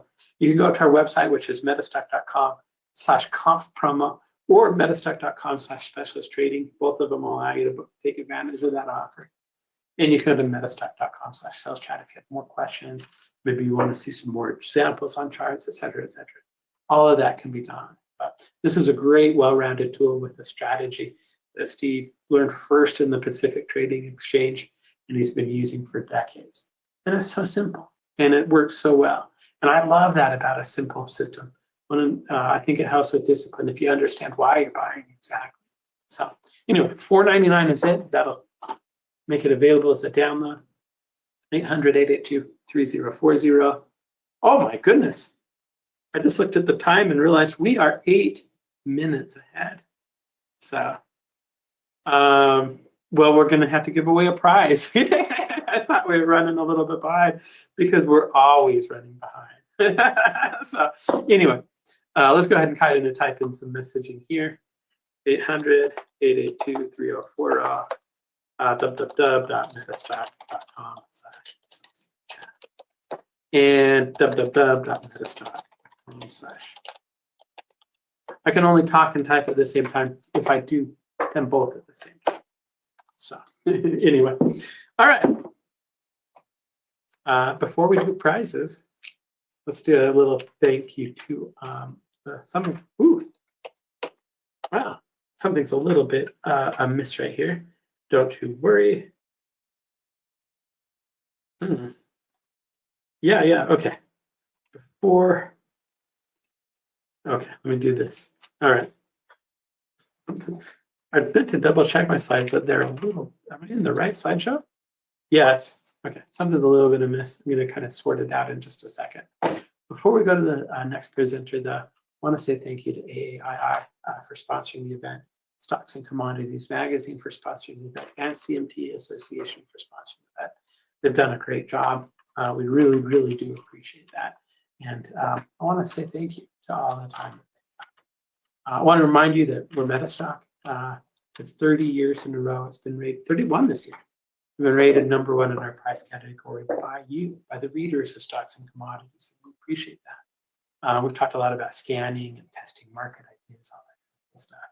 And you can buy any product and get a free trial to Metastock. If you want to do an extended trial, you can do that as well.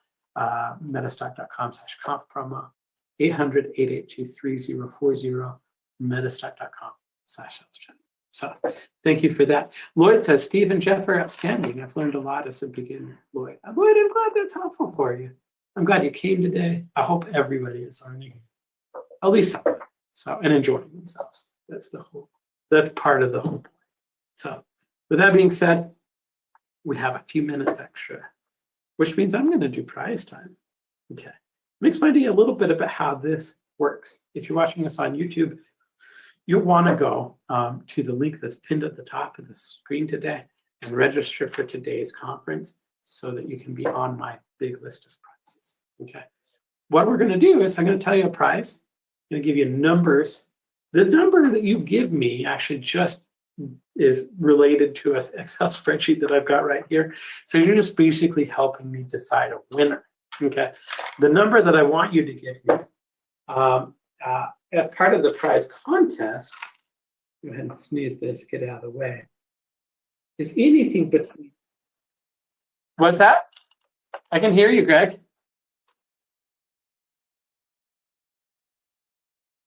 I was gonna, well, thanks, Greg. No, just kidding. What I'm going to do is I'm going to have chat give me a number. So, chat, will you give me a number between 1 and 9903? Anything between 1 and 9903, and then I'll look at my spreadsheet and see who wants. While you're typing in a number, one between 1 and 9903, I'm going to tell you what the prize is for the next one. So let me go ahead and look at my spreadsheet of prizes. I'm going to rely on you a little bit to give me that number. So go ahead and type in a number, any number you want. It can be 1, it can be 9903, it can be anywhere between that. Type in a number in chat and we'll use that. What are you going to win? Well, let me tell you. I'm glad you asked. All right, let me go over to my prize sheets. Okay. And what we're going to do, the winner of this particular prize is the Joe Duffy's Key Point Daily Newsletter. Well, Barb, I did say any number between 1 and 9903. I think it's funny that you gave me 99.03. I'm going to run that to the nearest whole number. It'll be number 90.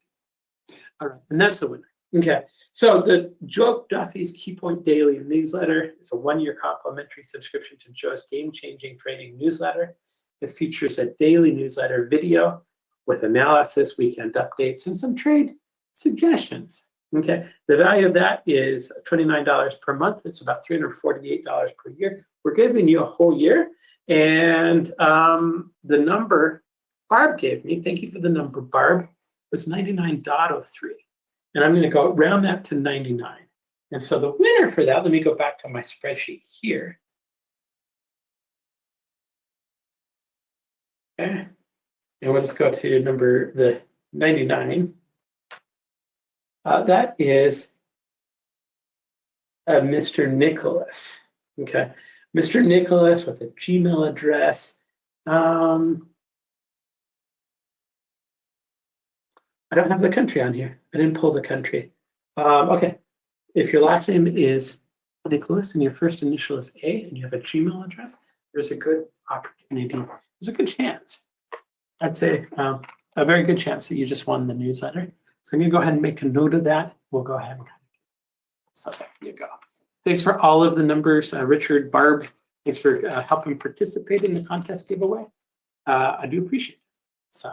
And then if you want to take advantage of a trial for Metastock, like extended trial, find out why it's been rated #1 31 years in a row. Go to metastock.com/conf promo. Give us a call, 800-882-3040. Go to metastock.com/sales chat. Again, the pricing on that starts at $69 a month for 3 months. And that'll get, well, it's $69 per month, but that'll give you 3 months. You should try it out. Very cool.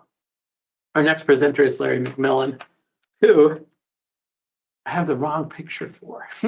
So I'm going to go ahead. Larry, though, is awesome. He is one of the most, he wrote the Bible when it comes to options trading. And I'm just going to pull up the Traders Conference special or page here, just so I can kind of give you an idea of what it is. Larry McMillan, though, is very, very well accomplished. Probably a prolific options expert. I'll say that. And here's what he looks like, Larry McMillan. He's going to talk about what the option indicators are saying now. He always does a really, really good job. Always very interesting, always current charts. And Larry, let's go ahead and bring you on here. How you doing? I'm good. You hear me all right? I can hear you great. Let me go ahead and make the presentation or give you the control here. All right. How's your day going? Let's see. Good. I mean, you know, it's Monday. It is Monday, yeah.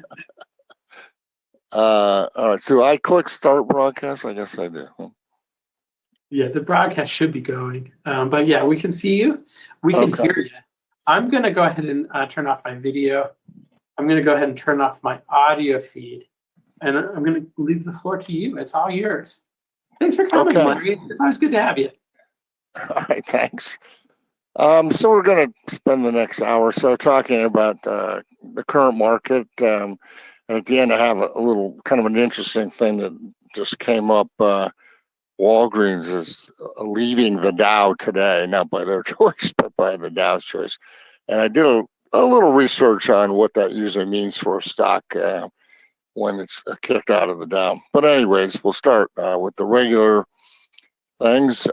Just a little background on my company. I started this 33 years ago now, after coming over from being a prop trader on Wall Street. In the beginning, we were, selling research newsletters and that sort of thing.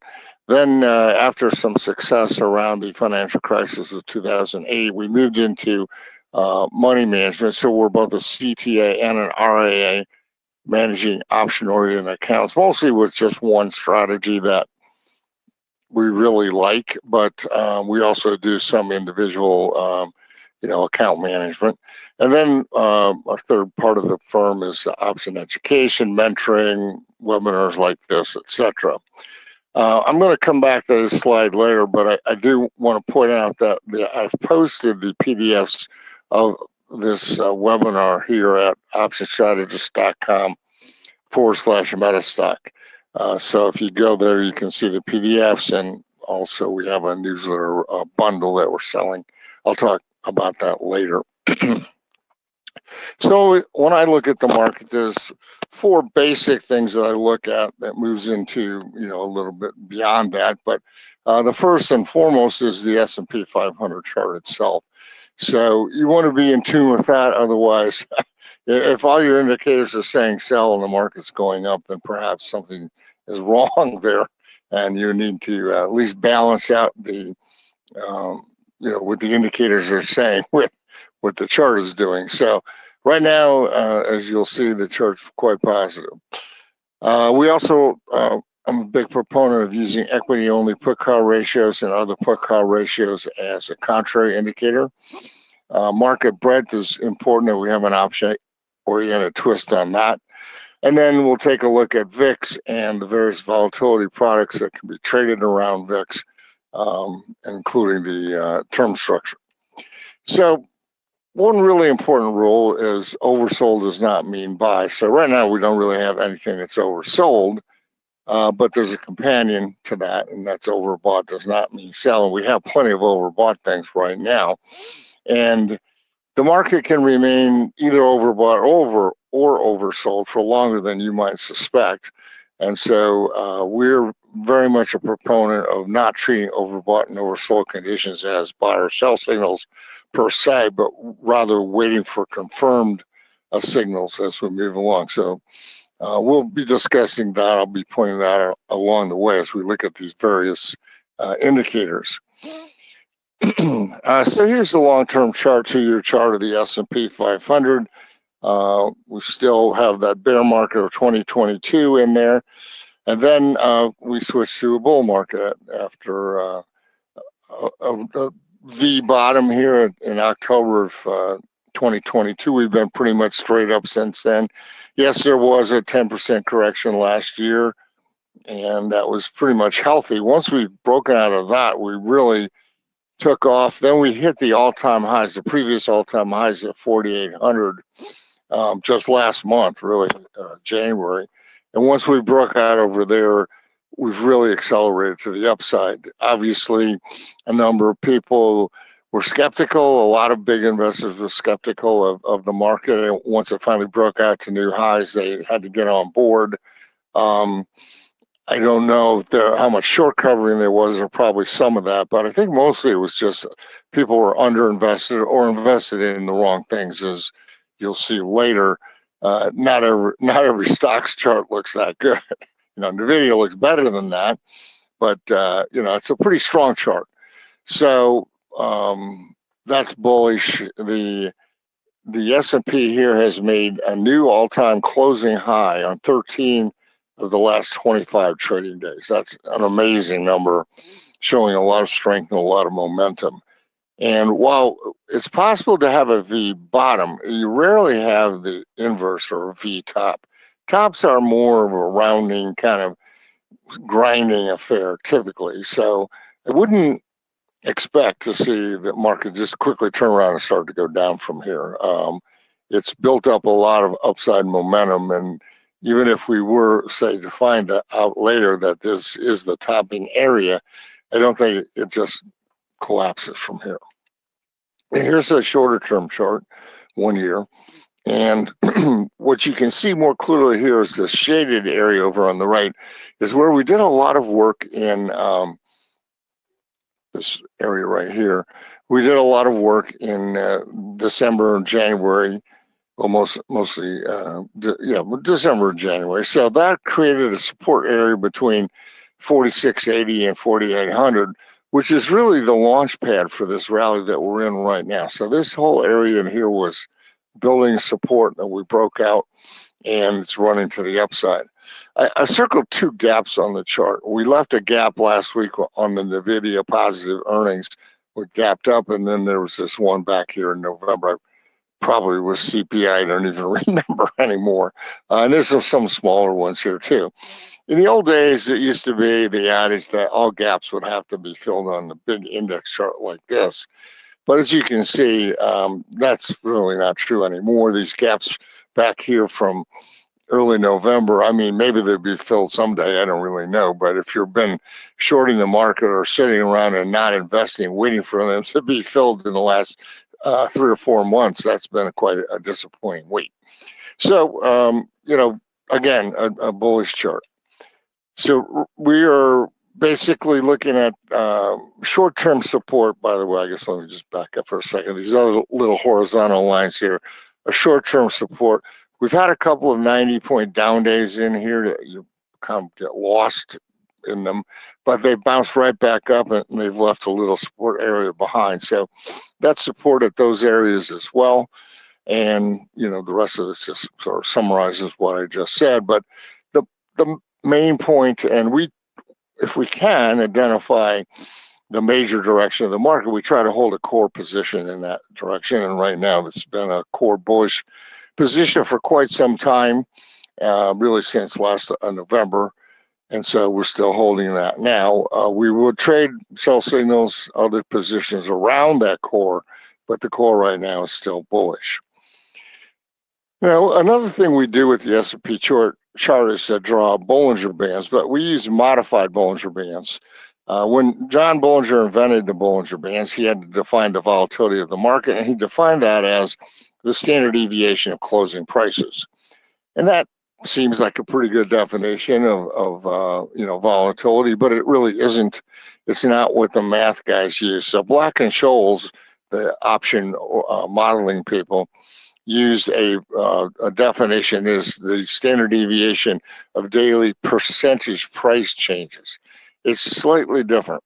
And so that's what most of the math guys use. Since we're in the option business, our realized volatilities, which is what this is, really need to line up with the implied volatilities that come out of the Black-Scholes model.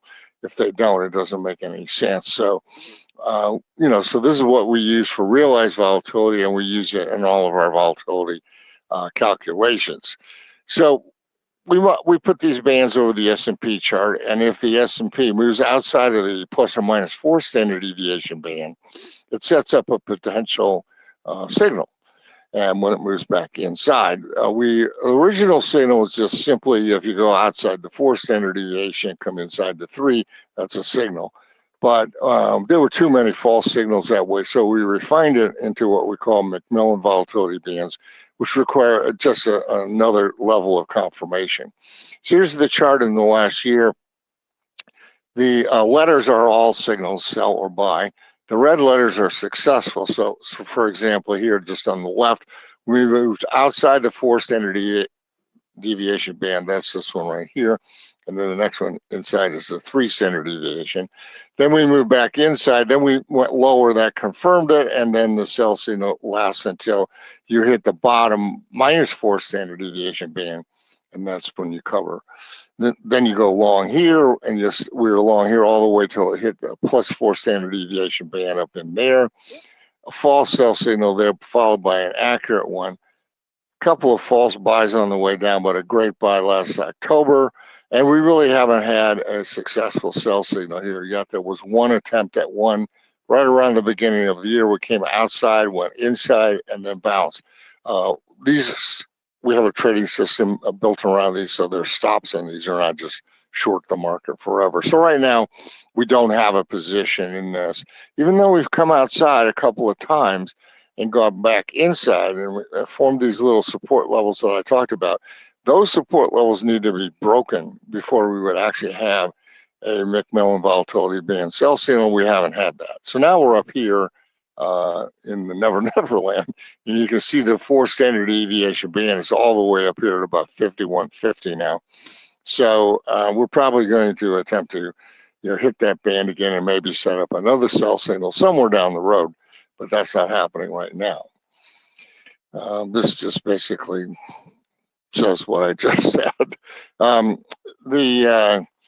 This methodology can be applied to any chart. It doesn't have to be the S&P chart. So we have a service, fairly inexpensive service, where we give you the signals for every stock, index, ETF, futures every day on what is giving McMillan volatility band signals. This is the S&P chart, and you can see here that it has these various buy and sell signals on it.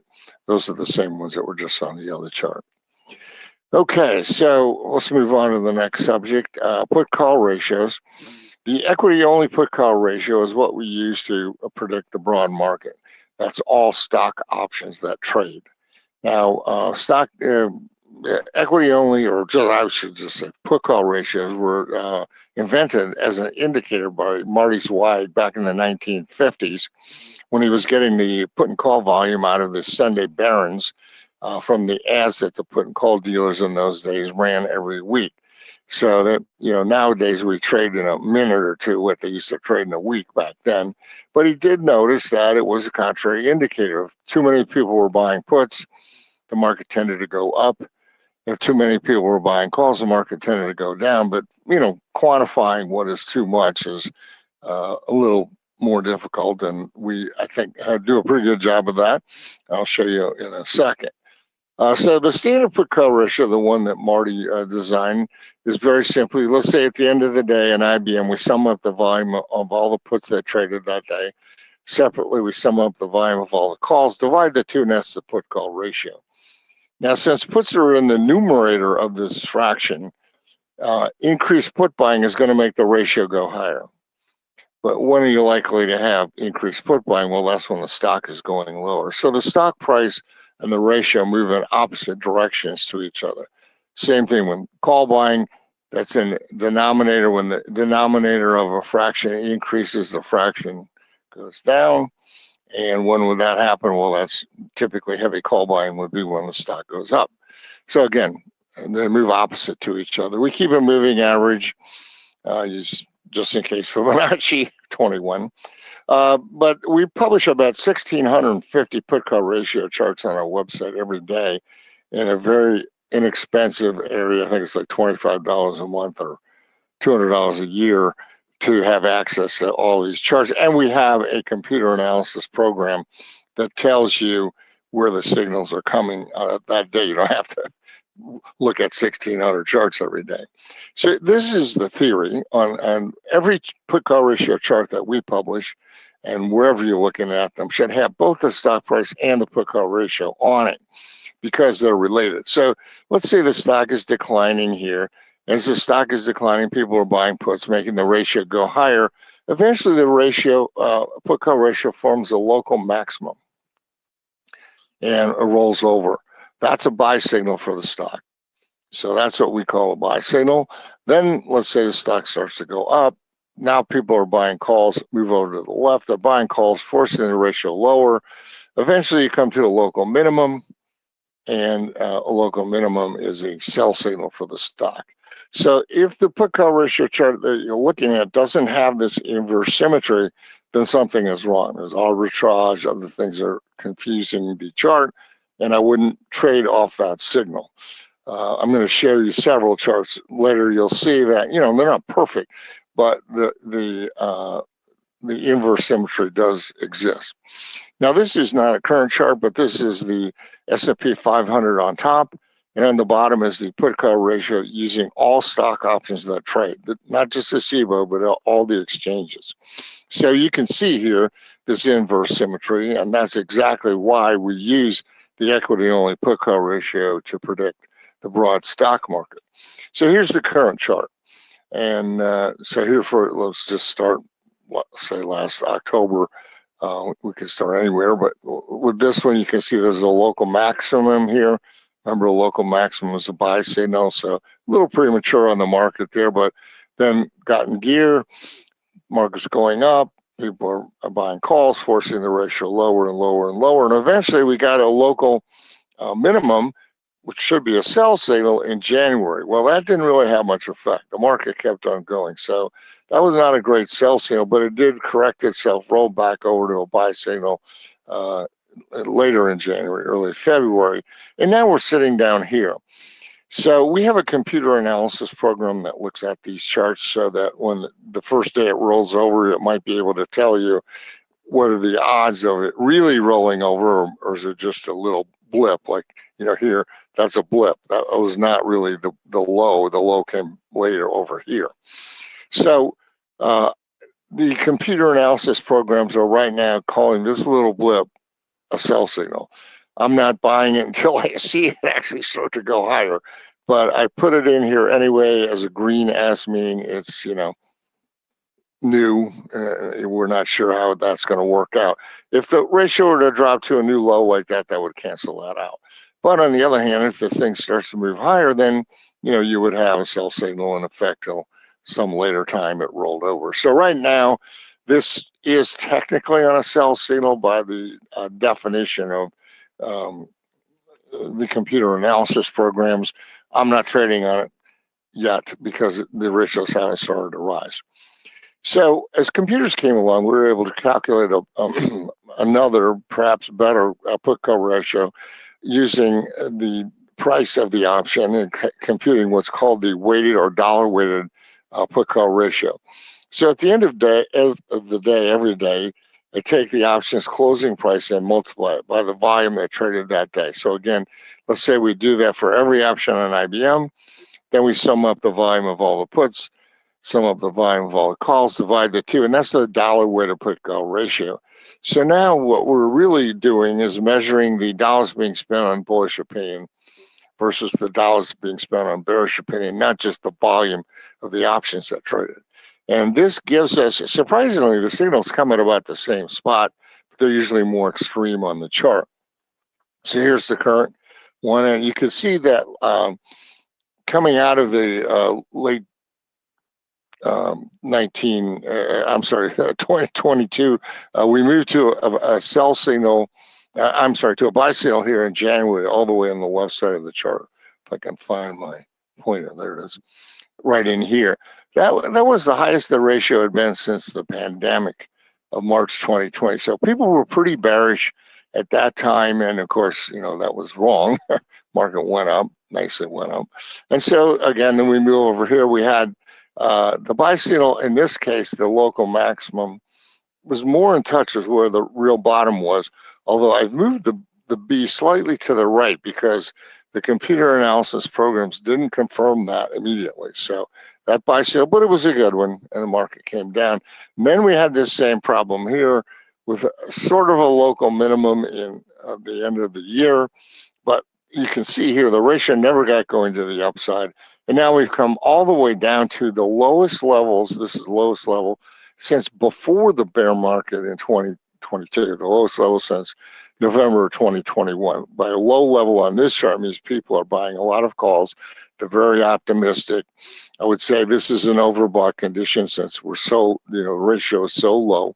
But again, even though the computer analysis program says it's a sell signal, I want to see this thing actually turn and start to strongly move higher. Like, see, the sell signal last August, where we started the 10% correction, you can see how strongly it moved higher after forming the local minimum. Here we formed the local minimum, we're doing nothing. So I'm waiting for a pattern a little bit more like that. So pretty much says the same thing. We follow other put-call ratios like the CBOE put-call ratio. I don't know if you do or not, but there's been a lot of arbitrage going on, especially on the CBOE and equity deep in the money, expensive equity options. They have distorted the ratio at times. So just be careful when you're using that ratio. We weed those out in the data that we present, but if you're just using the raw data, it's in there and it's distorting things. So what do we buy? What option do we buy when we get these signals? These signals I've just been talking about here, whether it's the McMillan volatility band or the put-call ratio, equity only put-call ratio, those are broad market things. So we trade the S&P 500. Specifically, we trade SPY options. And we're in the business of predicting what the underlying is doing. That's what those charts are all about. So the delta of a call option on anything, let's say SPY, it ranges between 0, means it doesn't move at all when the stock goes up, to 1, which means it moves 1 full point if the stock moves up 1 full point. So we typically try to buy something with a fairly high delta. The higher the delta, the more the option is going to behave like the underlying stock. I don't want to be buying a lottery ticket here. I think I'm have decent indicators to predict what the underlying is going to do. And so I'm going to just buy an option to capitalize on that. So typically we buy an in-the-money option, that's in the money, for 1 or 2 strikes in the money, which is going to have a delta of about 0.70 or higher. If I'm going out much longer term, let's say 6 months or so, I might buy an at-the-money option, but even that has a delta of 0.55. So these options are going to be pretty responsive to when the stock, if the underlying moves up, as I expect it will, if I'm buying calls, and the delta will increase too as you move along.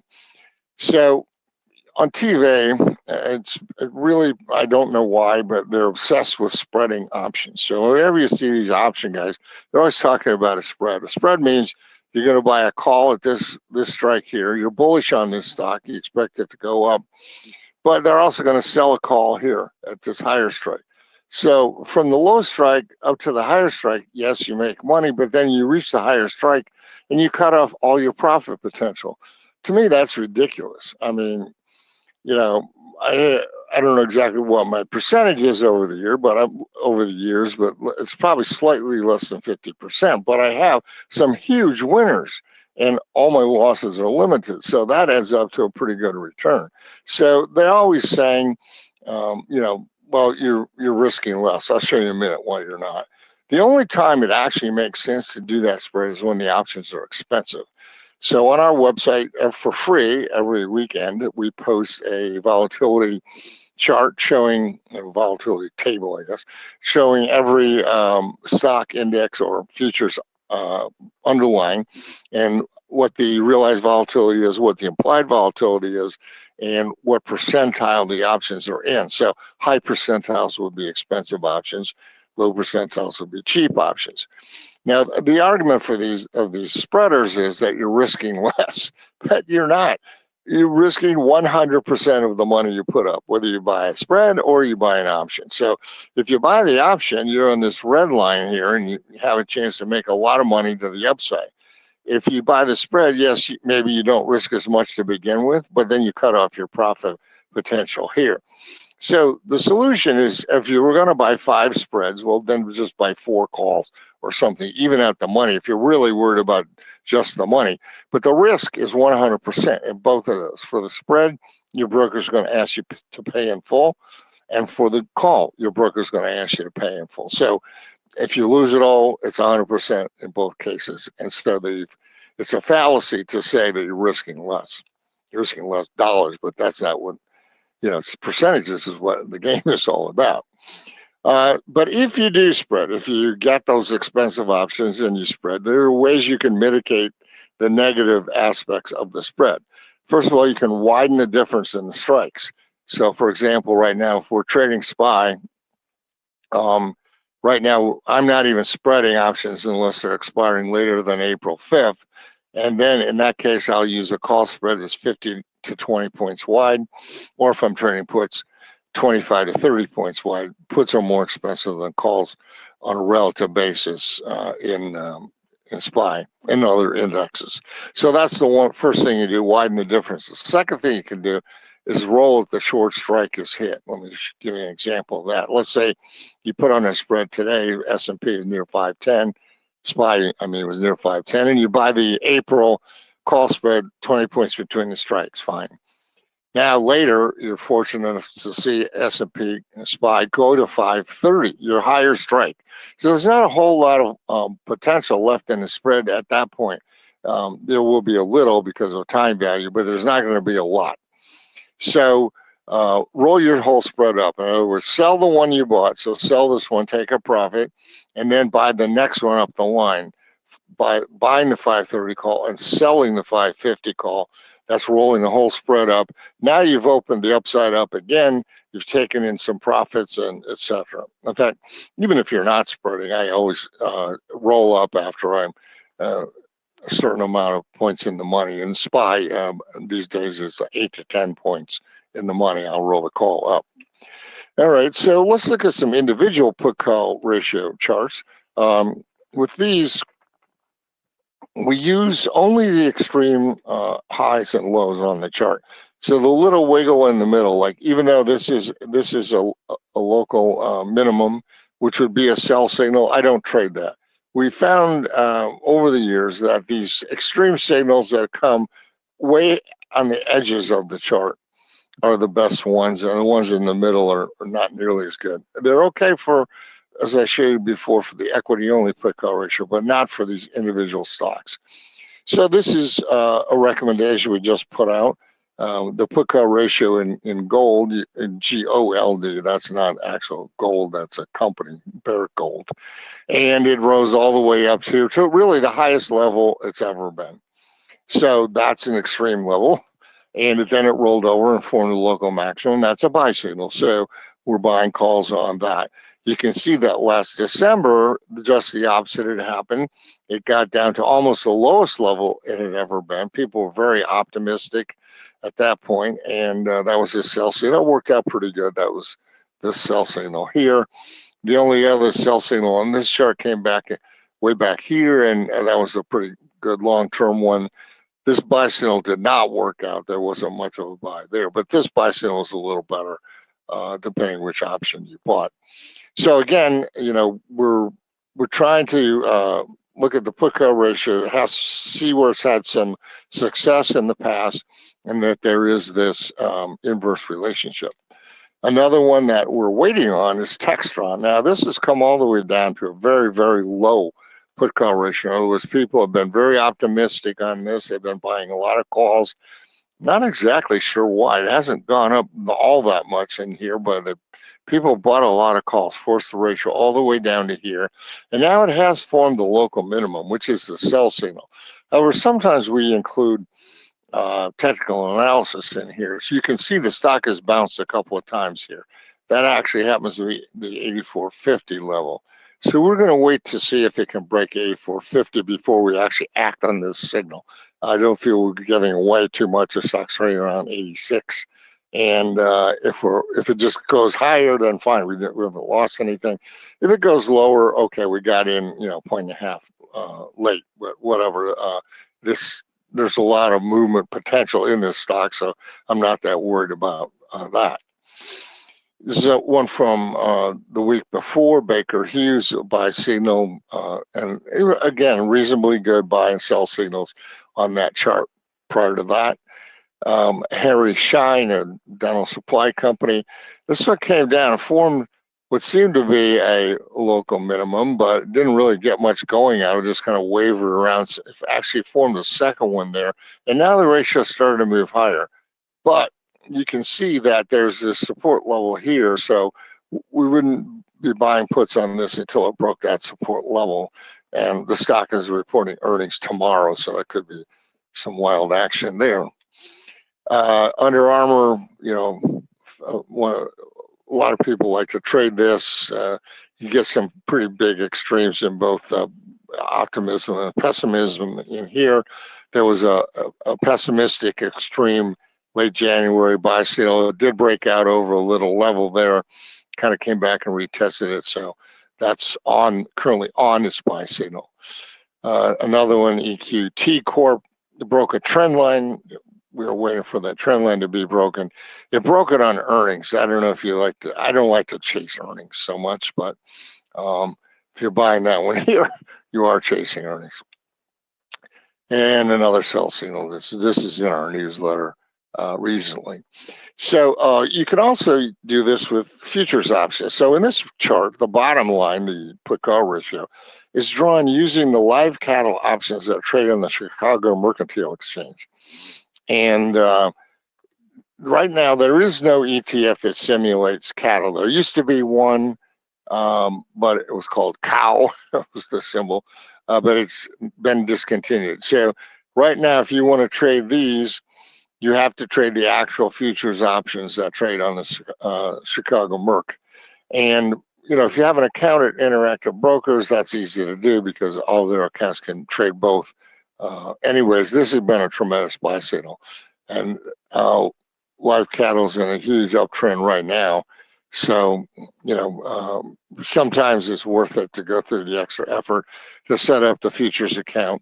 If you don't have one, if you're not trading IB, then you probably need to open a separate futures account with a futures broker like RJ O'Brien or someone like that. This is similar, but this bottom line there is the put-call ratio of corn using the corn options that trade on Chicago Board of Trade.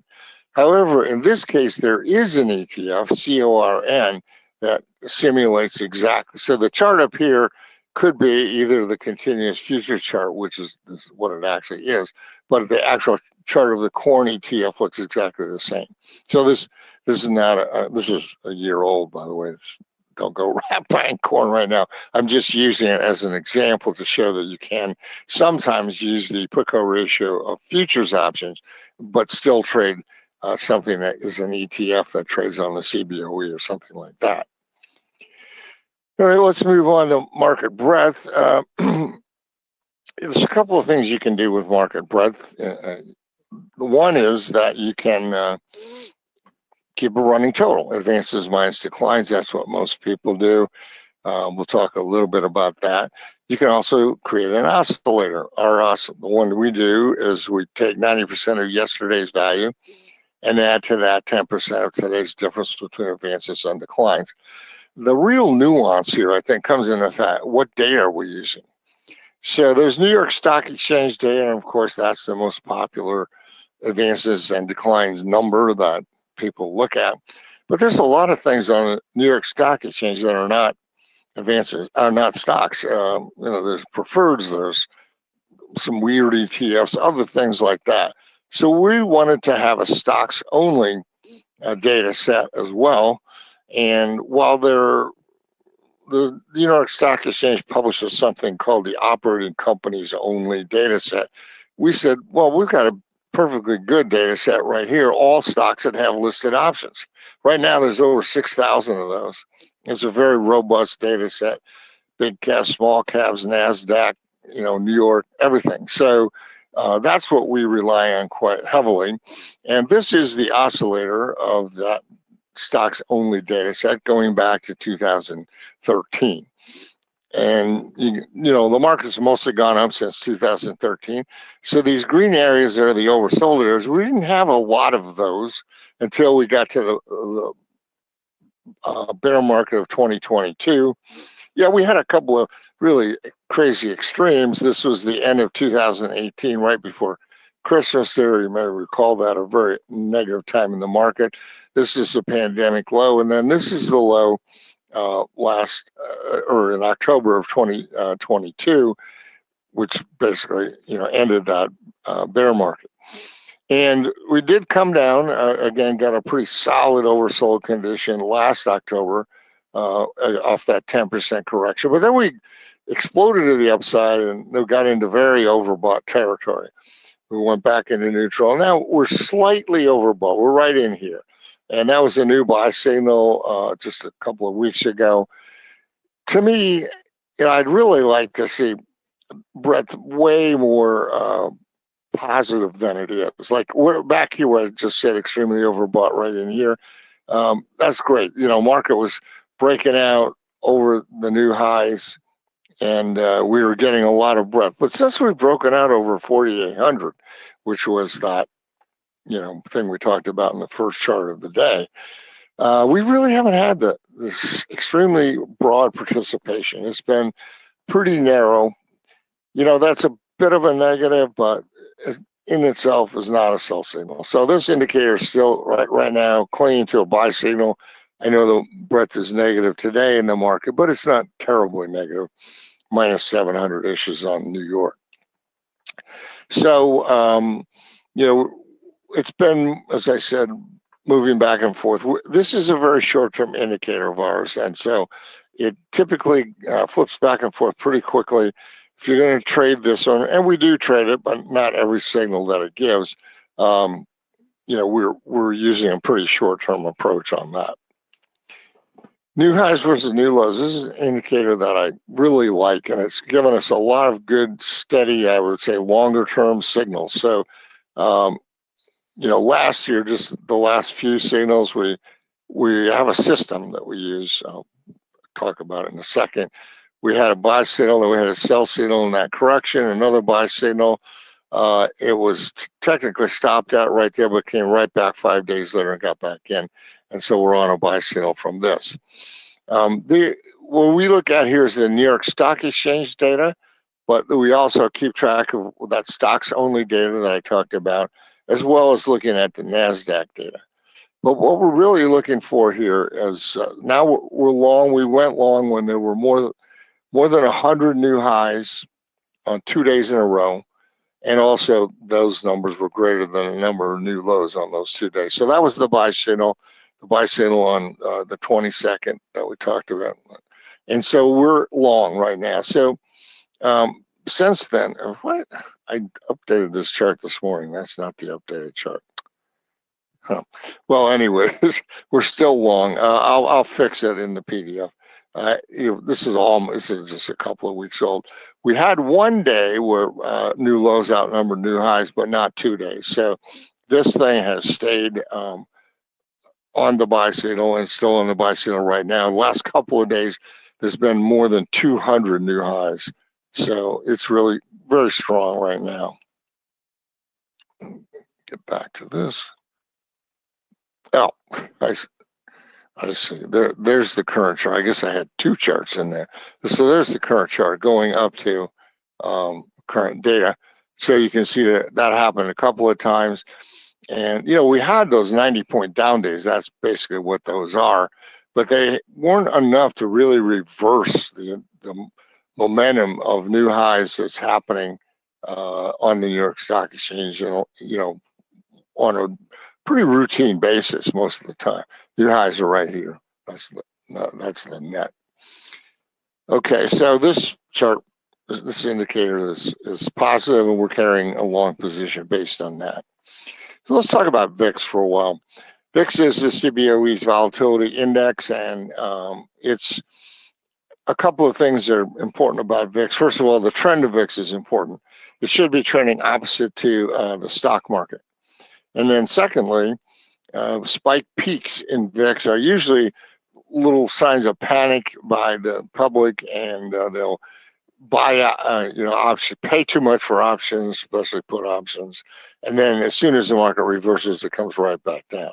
So here's, low VIX is overbought. VIX is certainly low now. We're down around 14. Even today with the market down, we're still not up to 14. So a low VIX, I would say anything between 10 and 14 is low, 10 and 15. And VIX can stay low for a long time. It's only bearish if it starts to rise. So here's the current chart, 1 year chart. All these B's are the spike peak buy signals. We have a system that we base around these, but the red letters are successful signals. And when we get a signal, it lasts for 22 trading days. So this secondary signal came within the 22 days. So I made it orange, indicating we don't trade the second signal, but I guess it's just supportive.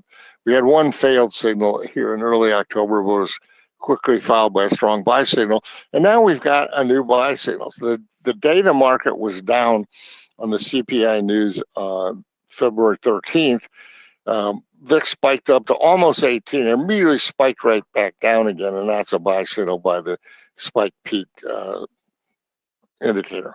So we're on a buy signal based on that. Now, there's another thing I said, the trend of VIX. So to me, VIX is trending, or by our definition, VIX is trending when both VIX and its 20-day moving average are on the same side of the 200-day moving average. So there's the 20-day, there's the 200-day. So right now, VIX is below the 200-day, and so is the 20-day. So that's a trend of VIX buy signal. You know, I like to get a trend of VIX buy signal like we had one way back in November of 22, or even last November here after the end of that correction. We got another one right there. VIX was already below, with the 20-day went back below. That was a buy signal right there last November. Now, this is pretty low on the chart, but technically a trend of VIX buy signal does exist there. We're actually not trading that one because the 20-day is now approaching the 200-day so closely that there's really not much give in here. Anyway, that's pretty much just what I'm been saying. Again, remember, low VIX is not a problem. It's only a problem when VIX begins to rise. So Bloomberg especially has published a number of articles about how dangerous it is for VIX to be low. Well, VIX has remained low. We went back and looked at some of these, sometimes 12 months, sometimes 16 months. So that means if you're thinking that's a sell signal, you don't want to be short the market all that time. But even if you're out of the market all that time, it's not good. So low VIX, not a problem. So VIX is an index, and it's not something you can directly trade. But you can trade futures and options on VIX, and they can give us some information as well. So if we look at the pricing of the futures, we line them up.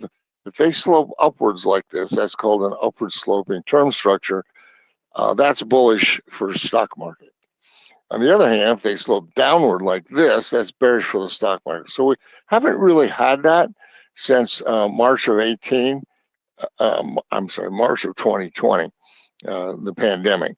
That was a really super negative downward sloping term structure. And there's a lot of money that can be made when that happens.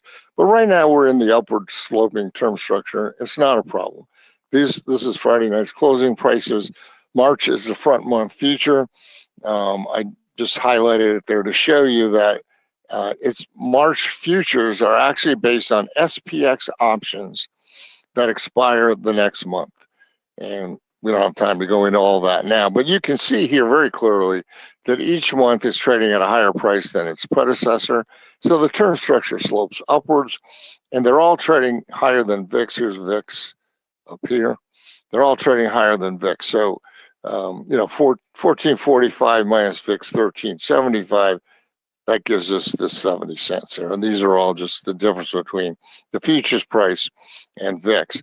Now, you might notice it was going along these little slow increases, and then in October there's this big jump. Well, of course, the election is in November, so I guess some people are thinking, some craziness might happen in October, but these things decay over time. They decay back down to where VIX is. So if VIX just stays around 14 or wherever, I mean, you don't want to be paying $20 for an October future. That's a losing game. So, that's just sort of an interesting observation. If you don't, by the way, you can check those futures prices by looking on the CBOE's website, the futures website, the CFE. But the CBOE also publishes 6 volatility indices. You're familiar with VIX, probably. That's a 30-day index. But there's also a 1-day, which is helpful in trading those very short-term options. There's a 9-day, 3-month, 6-month, and a 1 year. So you can see here that each one is trading at a higher price than its predecessor. So again, the term structure slopes upwards. That's bullish for stocks. So the thing we would want to pay attention to, and just in case something bad happens, is how are the two front months doing? Here's March. It's trading at 14, I think 45, and April's trading at 1540. So April's trading higher than March. Term structure sloping upwards just in that little window. That's fine for stocks, no worries. But if it inverts, if March goes above April, then you could have a big problem. And that's what happened in 2020, but it didn't really happen in 2022. That bear market was very orderly, and we didn't have a crash. We just went down 27% over a year. And that's a different thing, completely different thing. So people at that time were planning on VIX exploding and never did, because it didn't have to. The market was not crashing, it was just declining. It's a different thing. So here's a summary of what we just talked about. They have one bearish indicator. That's the equity only put call ratio. And as I said, even that one I'm a little dubious on until the ratios start to move higher. We don't have a trend of VIX signal necessarily right now. We don't have a McMillan volatility band signal, but all these others are bullish. The chart of VIX, the chart of the S&P is bullish. We just saw that VIX spike peak buy signal. New highs are dominating new lows. The term structures are sloping upwards, and the breadth oscillators are still on buy signals. So that's a pretty bullish set. They're not 100% bullish, but pretty bullish. And so we're still maintaining our long position, our core long position. Now, I wrote an article about a month ago talking about some divergences in the stock market, and one of them is still there. We slightly referred to this earlier, but on the left is that same 2-year chart of the S&P 500. On the right is a 2-year chart of the Russell 2000. Its ETF is IWM. They made its high back in November 2021, and S&P was making a new high back then too. But then S&P went in. They both went into a bear market in 2022, and since then, IWM has basically gone nowhere. Today it did close above 200, or it's above 200. Let me just check that before. Yeah, barely 200.99. So it's trying to break out here a little bit, but it looks nothing like this. So what's going on? Well, we know what's going on. This has NVIDIA and this doesn't. And there's about 5 or 6 other stocks like that too. So is this really a terrible divergence, or is this something that just comes and goes? It's more in the comes and goes category. We get these from time to time. Usually they're not all that severe, but it does indicate that if you're trading broad market, you really want to be in S&P, and not where the broadest number of stocks necessarily is. When I wrote that article, I talked about a couple other types of divergences. One was we were entering February. Well, that turned out not to be much of a negative. And the other was cumulative volume breadth. That divergence has sort of gone away too. Breadth has sort of corrected itself to a certain extent. So we really are not seeing the kind of divergences that you would see at a major top. They could reset. That's not a problem. But right now, they're not. So I mentioned earlier this URL, optionstrategist.com/metastock. What we're offering there is 1 month of each of our top 3 newsletters, all 3 of them, for $99. Normally that would cost you $728. If it asks you for a coupon code, use that one. Let me just briefly say that if you visit our website, you can look up the track record on these things. We have a very specific track record on the option strategist going all the way back to the beginning, 32 years ago. The daily volume alerts and daily strategists are newer things, and these come out daily, of course. This comes out weekly.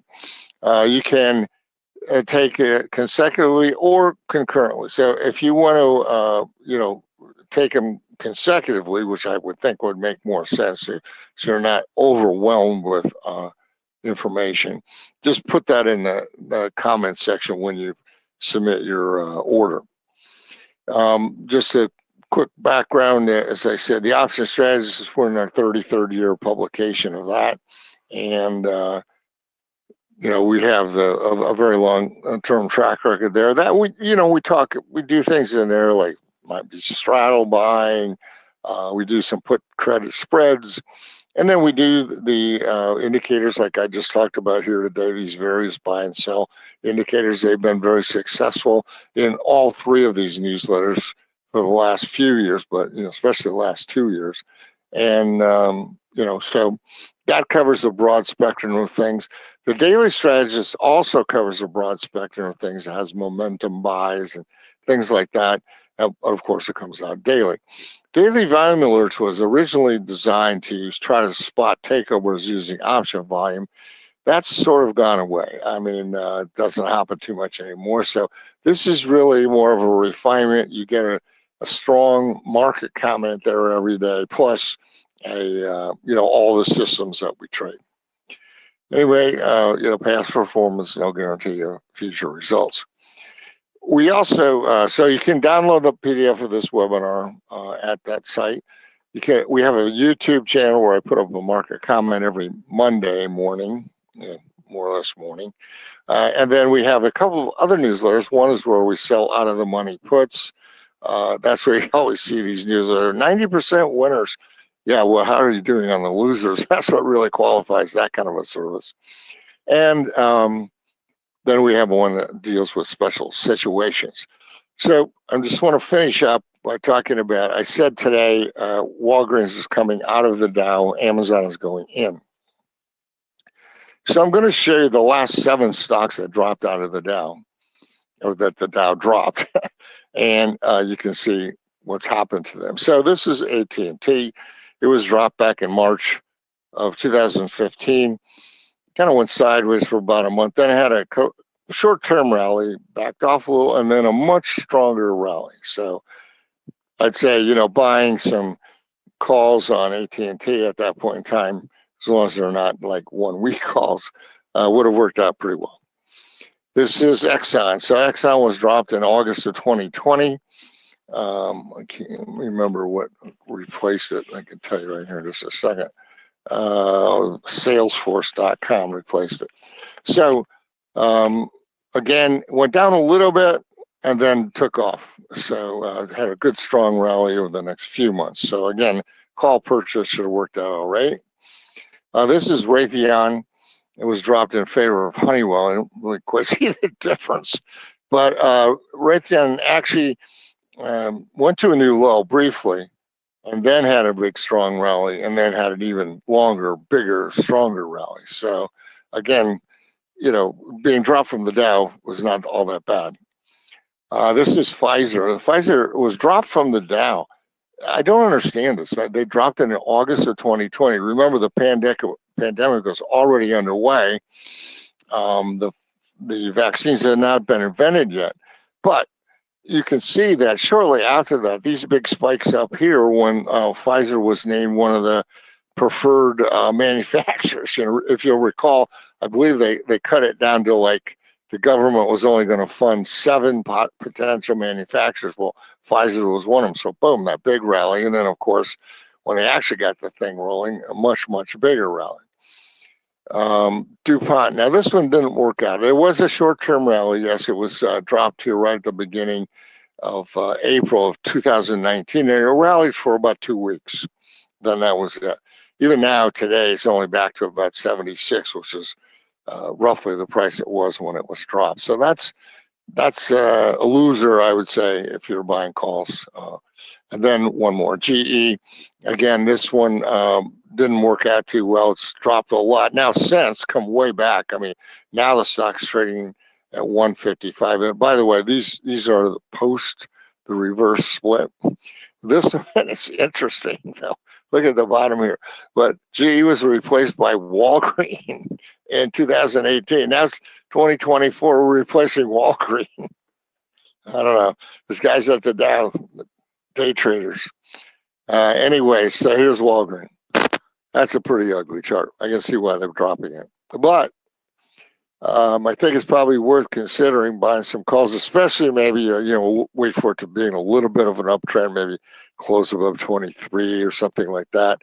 But, anyway, could be interesting.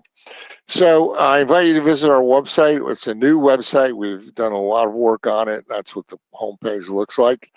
And meanwhile, just to repeat the Metastock URL, with this code, you can subscribe, you can get the PDFs. And if you're interested in our money management, we have a separate website for that. So Jeff, I'm going to turn it back to you. I'm going to find my mute button. Thanks, Larry. We have a couple questions, if you don't mind. Sure. Jax wants to know, have you applied these tools or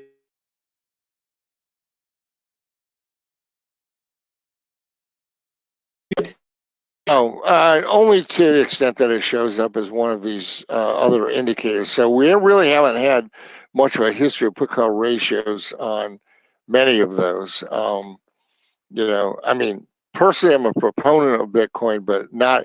We haven't, I don't think, really included in our indicators. Well, I shouldn't say that. In the daily strategist, we have, because we've been tracking some of the systems in there. But in the option strategist newsletter, no, not so much. And Linda would like you to repeat the promo code, which I will do for you. 3NL99. So there you go. Right. I'll even make sure I type it in correctly this time. All right. Larry, I want to say thank you. Always great to have you. Thanks for being a guest. And I'll touch base with you again real soon. Okay. Yep. Good to talk to you. All right. See ya. All right. Very good. Such great guests that we have today. Let me go ahead and make me the presenter for just a second. I'll go ahead and show my screen. I did find the correct screen. Okay. So now we can show the actual. I actually had one of the incorrect PowerPoints on. So let's go ahead and do this. Wow. I thank a couple of sponsors.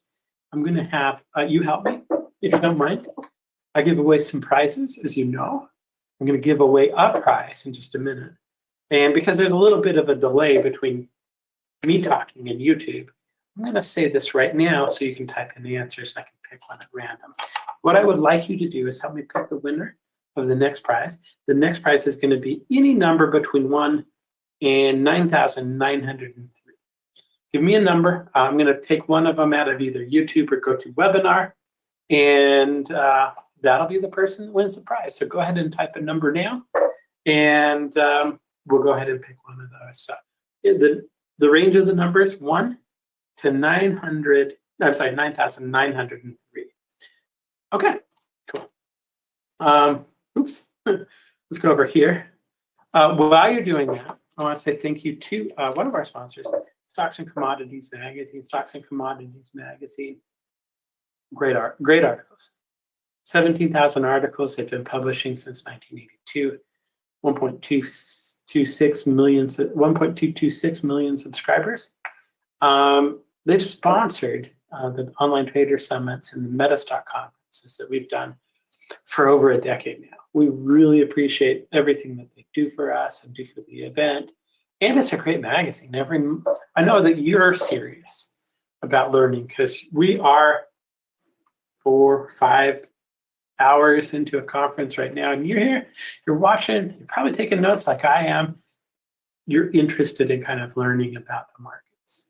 And if you're interested in learning about the markets, getting better about what you're doing, you can go to www.traders.com, subscribe for their magazine. They do a great job. And you'll get a magazine every month in the mail. So anyway, we do appreciate all of the work that they do. Thank you, Stocks and Commodities, for the sponsorship. We do appreciate it. We are, of course, Metastock, and I'm getting some numbers. Thank you, Scotty. Thank you, Tommy S. Thank you, Lewis. Bob asked a question. Thank you for all the numbers. Actually, we're getting tons of numbers. So thank you for typing those in. The link for the PDF, Bob, is optionstrategist.com/Metastock. So option, I'm going to go ahead and type this in again for you. Strategist.com/Metastock. I'll get that in the chat for you. The coupon code for that was 3NL99. Okay. Now, you don't need the coupon code to get the PowerPoint. You just need that if you want to apply a discount and you buy something. So there you go. Very cool. Okay. If you're up, instead asking, how do I get the recordings? YouTube.com/Metastock. Every day, every session, pending there's no technical problems, are going to be on YouTube.com/Metastock. So you're welcome to go there and actually view. So let's talk about prizes real quick. The next prize that we're going to give away is going to be to Scotty's number in YouTube 7543. Thank you for everybody that gave us a number. Scotty, I'm going to choose your number. That just kind of references the person that registered. Now, if you're watching on YouTube and you haven't registered yet and you want to be eligible to go to prizes, go to the link chat that says that goes to the Traders Conference, register, fill out the form, and you can register, and then you'll be part of the prize. Okay. Number 7543. Let me go ahead and figure out who that is. That is a gentleman by the name of Kush with the last name of J with a Gmail address. We try not to like dox you at the events here. So Kush J, if that's you and you have a Gmail address, you very well could have won. Your next question might be, what did I win? It's a good question. Let me actually tell you. Let me find out too. Let me go ahead and put this on my clipboard real quick while I'm here. Don't want to have to come back and find it later. The next prize is actually, I'm going to give you a subscription to Larry McMillan. You might have just heard Larry McMillan talk. He has 3 newsletters that he does, and obviously he's a very, very good option strategist. He does 3 newsletters. You get a 1-year subscription to all 3 of them, Kush. And that would be the option strategist, the daily strategist, and the daily volumes and alerts. With the newsletter, I'm just reading a description here. It includes analysis, commentary, education, specific trading advice, all kinds of good stuff. The retail value for that is $837. So congratulations, you won. I'm going to go ahead and kind of make a paste of that real quick. And we're going to get on with it. So, hope you're enjoying the conference. Thanks for being here. It's good to have you. I think it's going great. Have you learned anything? Hopefully. Hopefully. All right. Our next presenter, good friends, Jake Bernstein. Known Jake for a number of years. Very, very smart technician. He's been trading for a really long time. And I really like what he does. When he talks about a trade, he looks for a specific setup, trigger, and a follow through. It's something that I always remember when I think about Jake. Everything that he looks at, he looks for a SIGIT setup, he looks for a specific trigger, and then he looks for a specific follow through with it. Every method. So he's going to talk to us today. He's joined by Brian Latta. Brian took one of his MEC systems and made it just gorgeous. So I'm going to go ahead. Jake, I can already hear you. And Brian, come on in here. Let's get this party started. Jake, we're looking at your screen, right? Yeah. Okay. Let me go ahead and make you the presenter then. How is everything up in the hills of California? Getting a lot of rain. Getting a whole lot of rain. I've heard of that. I've heard about that. So. Okay, so I'm going to show my screen, right? Yeah. The screen that I can see right now is the GoToWebinar screen. So how about now? Oh, that looks amazing. Does it? Okay. Oh, yeah, it looks great. Well, as soon as you hit, there you go. That's what I was going to say. All right. So, Jake, it's good to have you. I always appreciate you coming in and spending some time with us. And I'm going to get out of the way. It's your turn. You go. Okay. So, Brian, here, I don't know. Brian's still muted. Oh, there he is. Audio check. Testing, testing. 1, 2, 3. We got you, Brian. Okay. I'll get out of the way now. I promise. So, Jeff, kudos on another great presentations, great conference.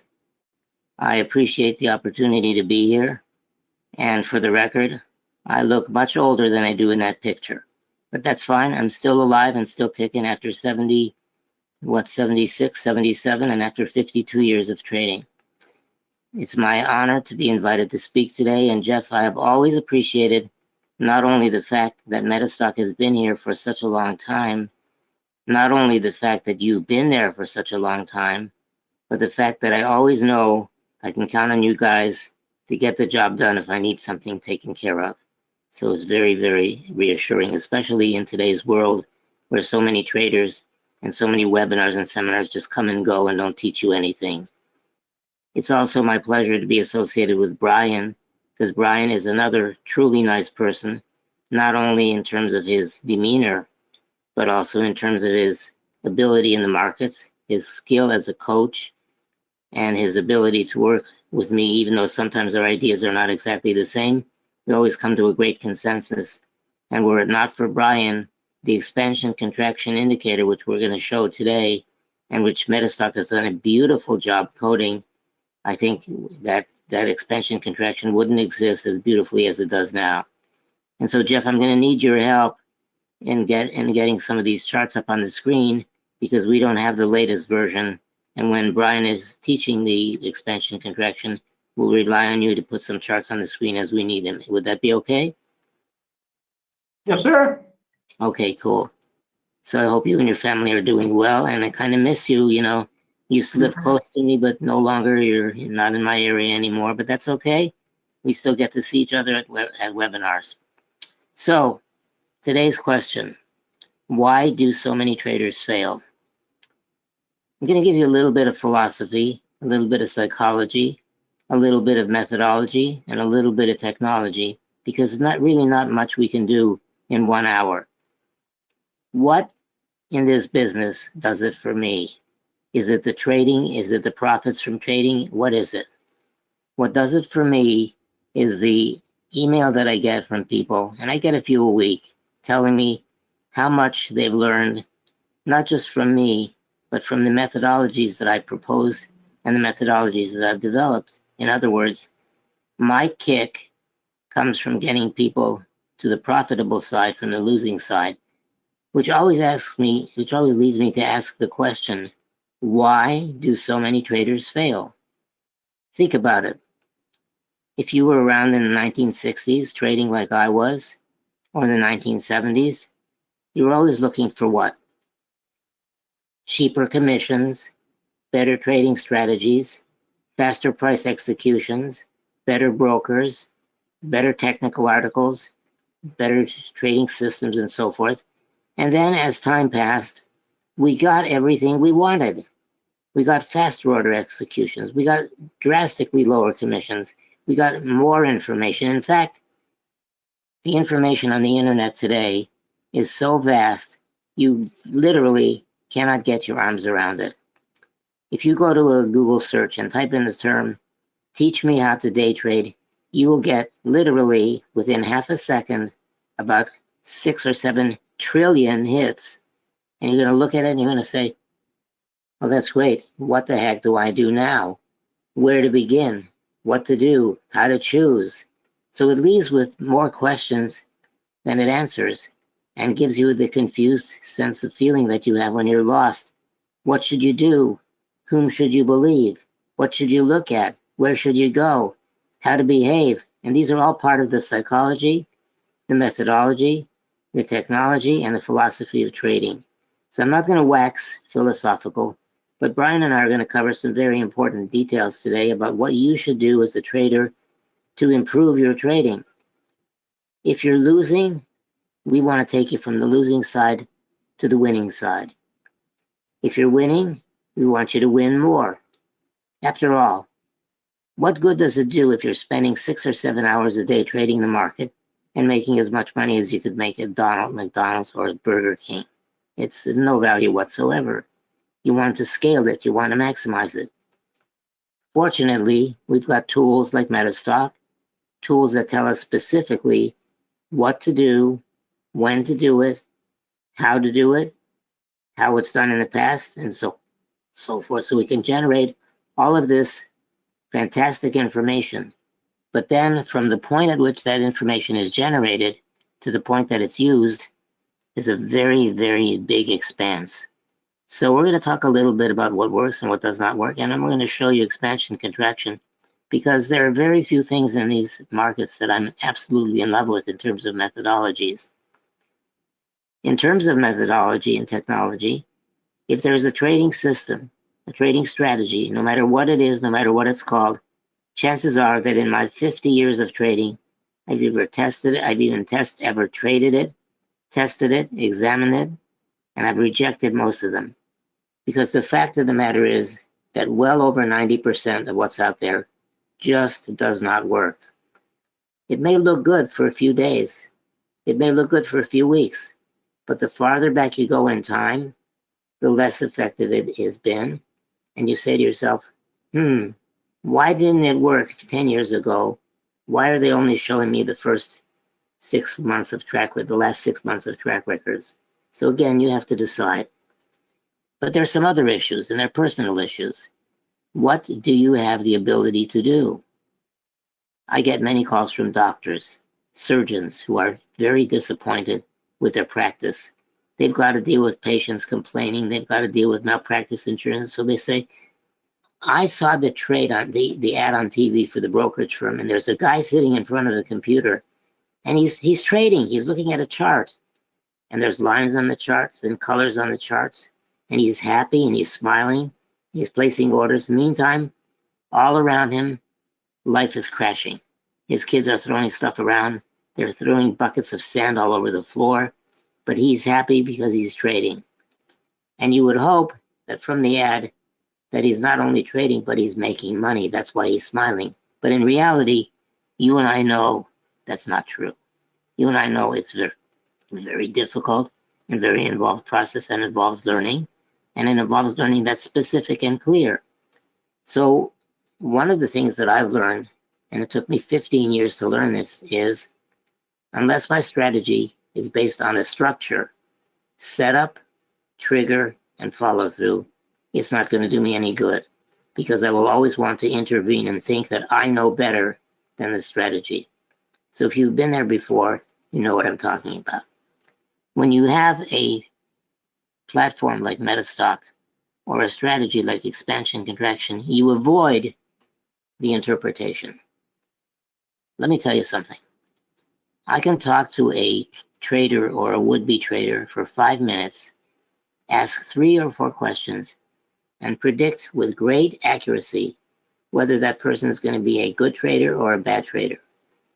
So my intuition, or my combined intuition and knowledge in that respect, is very effective and very accurate. But when it comes to interpreting what the markets will do, rendering a judgment, looking at a chart without indicators or just a chart with a bunch of colors on it, my market judgment absolutely sucks. It's terrible.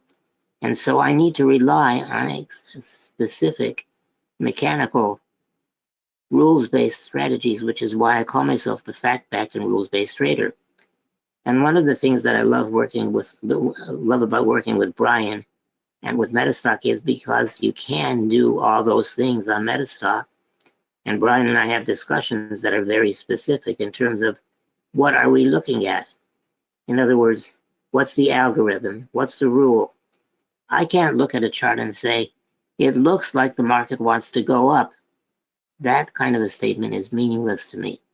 And if you want to hear stuff like that, you can listen to it on TV and business TV all day long. The brokerage firm comes up and says, we think that because of fourth quarter GNP, the Fed will not raise. So what? That doesn't mean anything to me.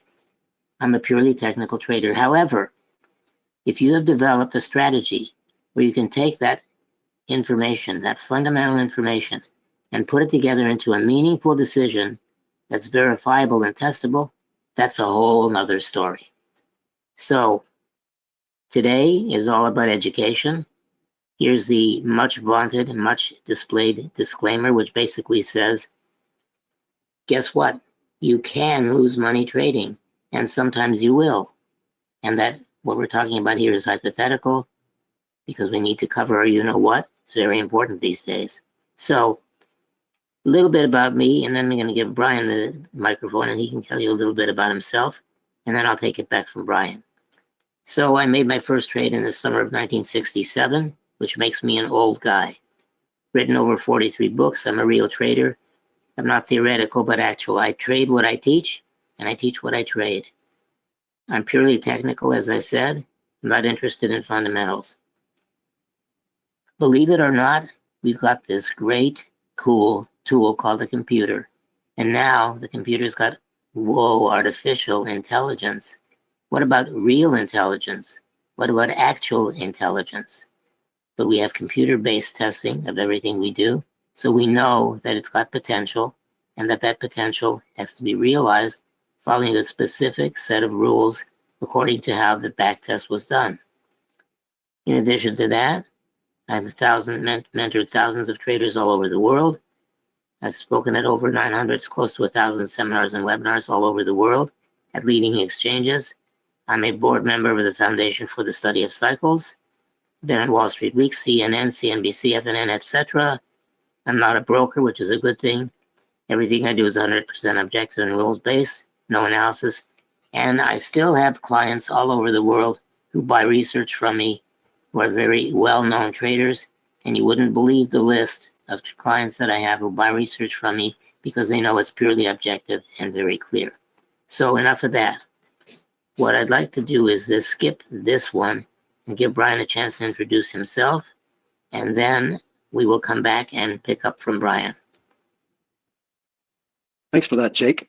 And you can just go ahead and post all this information because I'm not going to reread the slide, but I have to say, since I did get started in 2000 and have been coaching students since 2002, the one thing that I needed the most amount of help was with rules-based type trading, and that's why I eventually became a client of Jake, because I had spent a few years working on programming my own trading systems with a great amount of success, and then realized in talking to Jake that he had that secret sauce for coding consistently profitable trading systems. And that was the sauce that I wanted to learn. So since that point, I have coded several consistently profitable, 100% objective, clearly defined trading systems, as well as continue to trade and coach. And as Jake has said before, still get the most amount of kick out of helping people get it. And since I record absolutely everything, what I love about recording everything with 100% objective systems, there is no doubt, and nobody can come back and say you said this or that. It's 100% clear and consistently repeatable. So thanks for that, Jake. You're welcome, Brian.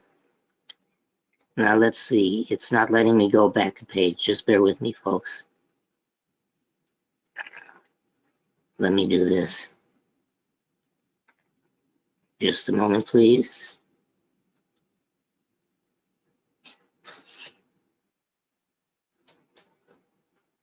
Help, Jeff, help.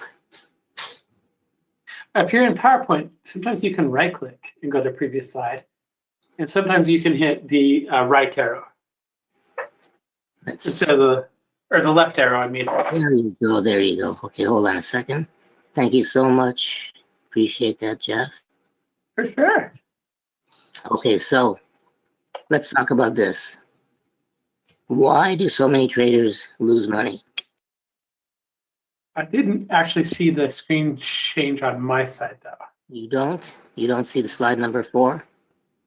I'm still seeing the About Brian Latta. Oh, really? Okay. Yeah. That might be unique to my connection. Brian, do you see slide number 4 or slide number? Okay. Yeah. So we are just seeing that. You do see slide number 4, right? Brian, which one do you see? Slide 5. Oh, okay. Let me do this. This will sometimes. Yeah. Okay. Let me make me the presenter real quick, Jake. If that's different than what you're seeing, we might have lost the connection, and sometimes that'll help. So I'm going to go ahead and show my screen here real quick, and you'll see this beautiful, what a beautiful chart. Yeah. And now let me make you the presenter again, and we'll see if just resetting it helps. Okay, hold on. Who gets a little bit confused. Show my screen. And yes. There you go. Success. First try. Many traders are brainwashed into common thinking. Is that correct? That is what we see. All right, so look, common thinking gets common results. What do I mean by common thinking? I'm going to speed up a little bit because I want to make sure we have time for everything. Common thinking, example, let's put in a stop 1 tick below the low of the move. Let's put in a buy stop 1 tick above the high of the move so we get stopped in when the market goes up.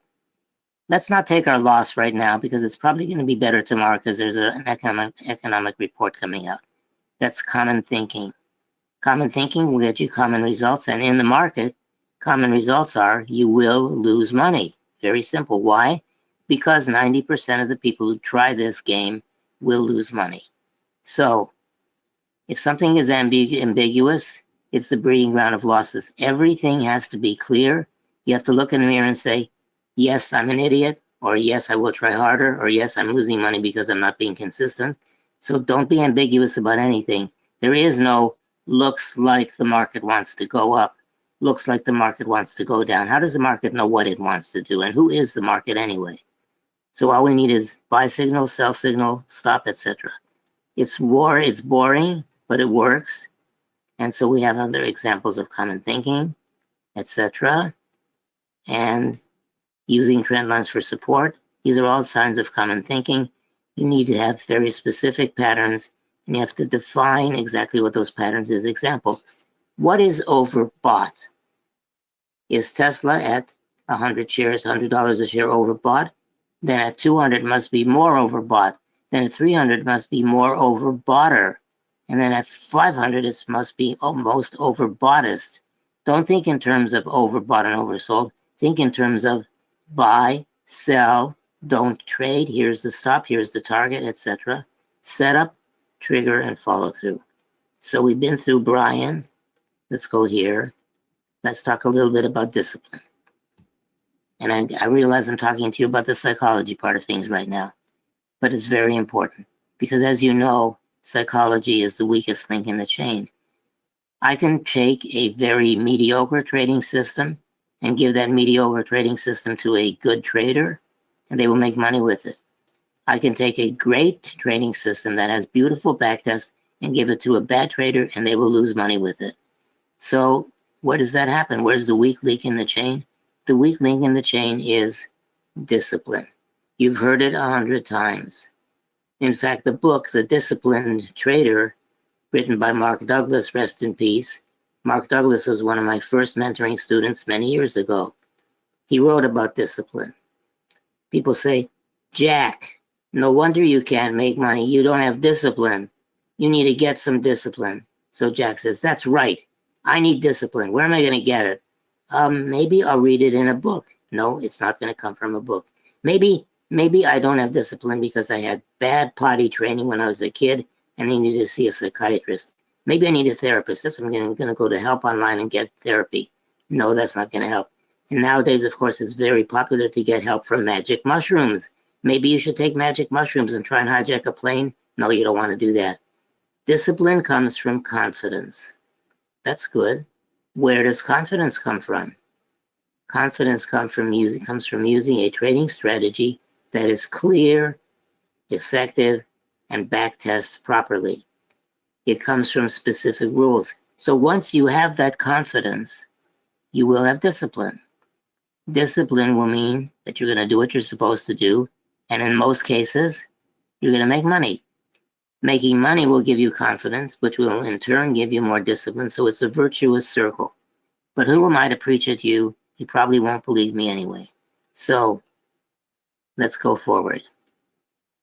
None of the indicators that you have, or none of the great methodologies that you can learn from Brian and I today, or from anybody who's presenting here at the conference, is going to make any difference to you, because unless you have the confidence, it's not going to work for you. So how do you get that confidence initially? It's easy. Have the ability to take what I call the 10 trade challenge.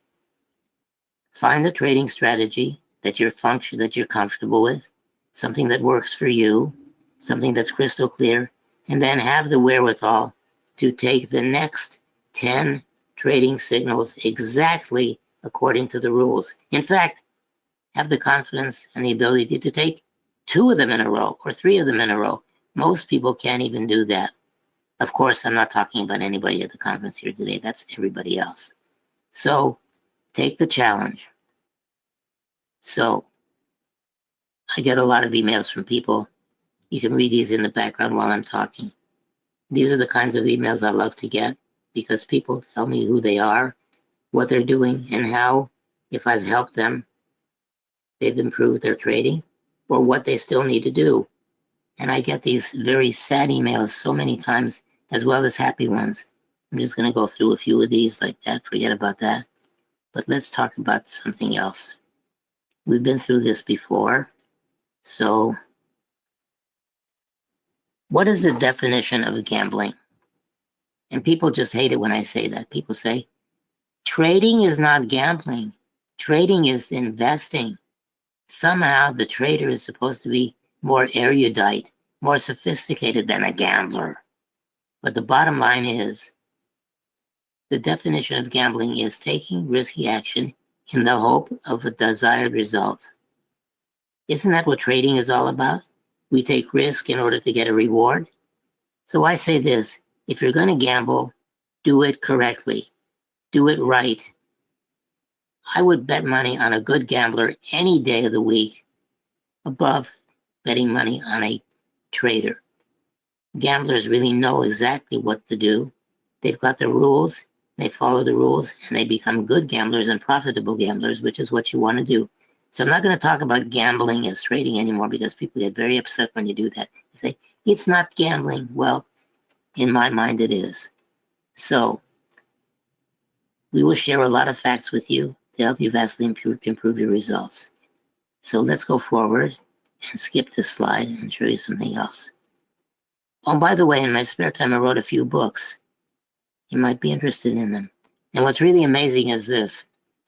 Even though this most recent book, The Ultimate Day Trader, was written about 10 years ago, people are still buying it, and I still get emails from people saying, what did you mean on page 14, line 3, etc.? So it's good to know they're still out there. But I am not primarily a day trader anymore because day trading is extremely difficult. And by the way, I'm in the midst of a 3-day day trading and short-term trading webinar. I did 2 hours on Sunday, 2 hours this morning, and I'm doing 2 hours tomorrow morning. And I'm going to tell you this not in the interest of getting you to attend. I'm not interested in doing that. But here's the interesting thing about it. After the first day, which was Sunday, I started getting emails from people and realizing this. Some people are so new to trading, they don't even know what a bar chart is. They don't even know what the little slash on the left is and the little slash on the right is. They don't understand how to run a moving average. They don't understand what a moving average is. And these are the kinds of people that we're dealing with these days. And some of you may be here today. So I beg of you, please learn what you're doing. Learn what you're doing before you attempt to do it. Otherwise, you're going to be a loser like so many people are. But let's go forward. So, brief talking about artificial intelligence. Can artificial intelligence help you or hurt you as a trader? Remember this. You have to learn to walk before you run. I've done a lot of work with artificial intelligence and asked it a lot of questions. Artificial intelligence for trading is not what it's cracked up to be. Yes, it can help, but right now, the thing that you want to learn is the basics and then apply those basics to AI. And in those basics, I want to talk to you briefly about my trading model. If there's one thing that I can do for you, that is the most important thing, it's right here and now. The trading model. Setup, trigger, and follow through. Let's talk about each one. Setup. The setup is a pattern. As you probably know, there are literally thousands of patterns in the markets. What do I mean by a pattern? Reversal, key reversal, flags, pennant, head and shoulders, breakouts, support, resistance, Ichimoguchi cloud. These are all patterns. The good news? There's thousands of patterns. The bad news? there's thousands of patterns. The fact of the matter is that if you took the pattern and wrote the algorithm, the rule behind that pattern, and put it on a computer, you're going to find out the sad truth. Most patterns have no predictive ability. They don't predict anything. However, there's a small number of patterns, which I hope that they're the ones that we're using here. Small number of patterns which, once triggered with a specific indicator, have high predictive validity. They will predict what's going to happen, and they'll do it accurately. Not 100%, nothing's 100%, but 70, 80% of the time, you'll be able to find these patterns, but it takes some research.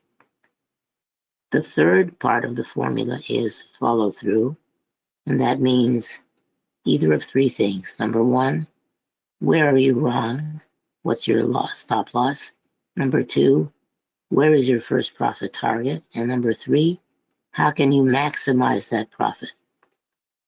One of the biggest problems that people have is this. They like to keep their losers until they grow hair on them. They get out of their winners very quickly. They love that feeling at the end of the day where they've got a day trade and it's made $400. And they say, I am the greatest trader in the world. I made $400 day trading today. I know it's a day trade, but I'm not going to get out because I think it's going to go higher tomorrow. The next day it opens down $600. They're out $200 instead of making $400. So a day trade is a day trade is a day trade. A position trade is a position trade is a position trade. It's very simple. If your strategy, I'll give you a guarantee, the only guarantee I'll give you today, if your strategy does not contain specific answers or rules to each one of these elements in this model, chances are you're losing money. And if you're making money, you're doing it out of sheer dumb luck and intuition, and they don't last. Setup, trigger, follow through. So if I do this, forget about this for now. Example, seasonality. One of the best books ever written about trading is entitled The Behavior of Prices on Wall Street by Art Merrill, Merrill. Art proposed a theory that the stock market, the Dow Jones specifically, goes up on the day before major holidays. So for example, Thanksgiving in the United States is always on a Thursday. You would buy the market on the close of trading Tuesday, get out on the close of trading Wednesday, and that would be your very, very quick pre-holiday trade.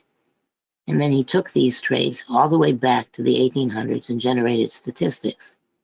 This is what I can relate to because these trades are very accurate. They're very specific. They have a clear procedure.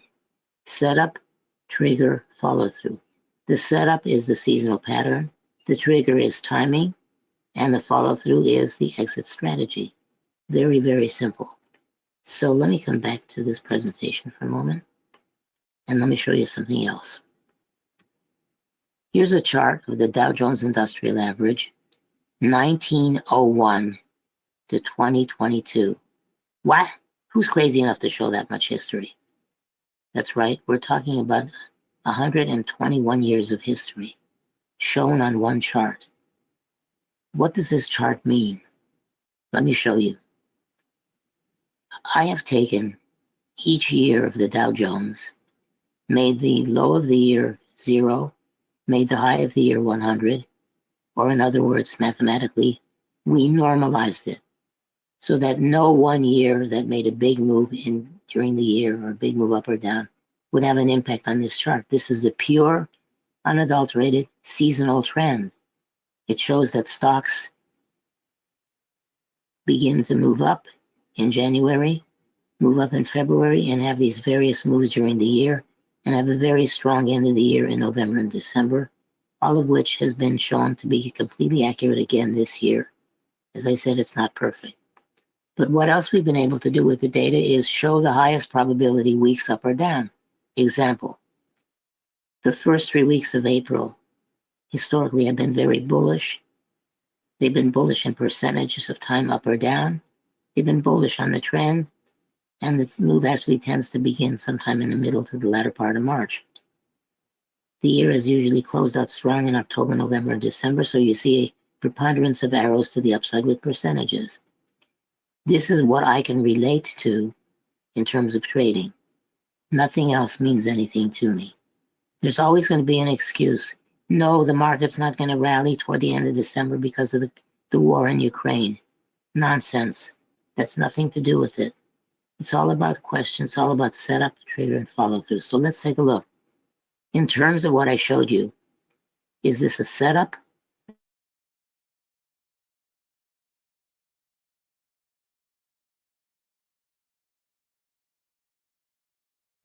Another very amazing statistic. If we did a search all the way back to the start of trading in S&P, and we asked the question, this last period of the year, here, for example, in October, can we zoom in on this more clearly with the computer? Yes, the computer. Go through that period of time in an iterative process, in other words, a repetitive process, and find the exact dates for me within that period of time. Computer comes back and says, since the start of trading in S&P, if you bought stocks end of day, October 26th, get out end of day, January 16th, you would have been right 85% of the time, unless the market moved against you by 15% or more, which is the stop loss. Your average profit would have been 6.37%, your average loss, and all of these numbers are meaningful to me because that's what I do. That's called good gambling, for lack of a better term. And as I recall, I believe I showed this at the last Metastock conference, and you can see how it turned out. Look at a chart and see for yourself. So let's go forward. How about another one? So you can see it's not all a bed of roses. Here is a chart of Alcoa, showing the seasonal trend in Alcoa over the course of many years since 1970. And you'll notice what happens at the end of the year. The market ends with a big bang to the upside after coming down very strongly during this period of time. And we can zoom in on any of these very simply using the computer and asking the question, what has actually happened, and generating the statistics for this move. One moment, please. I just want to do one thing. Hang on 1 second. Here we go. Let's go to the next slide. Just bear with me, folks. So one of the strategies that I developed is called the moving average channel.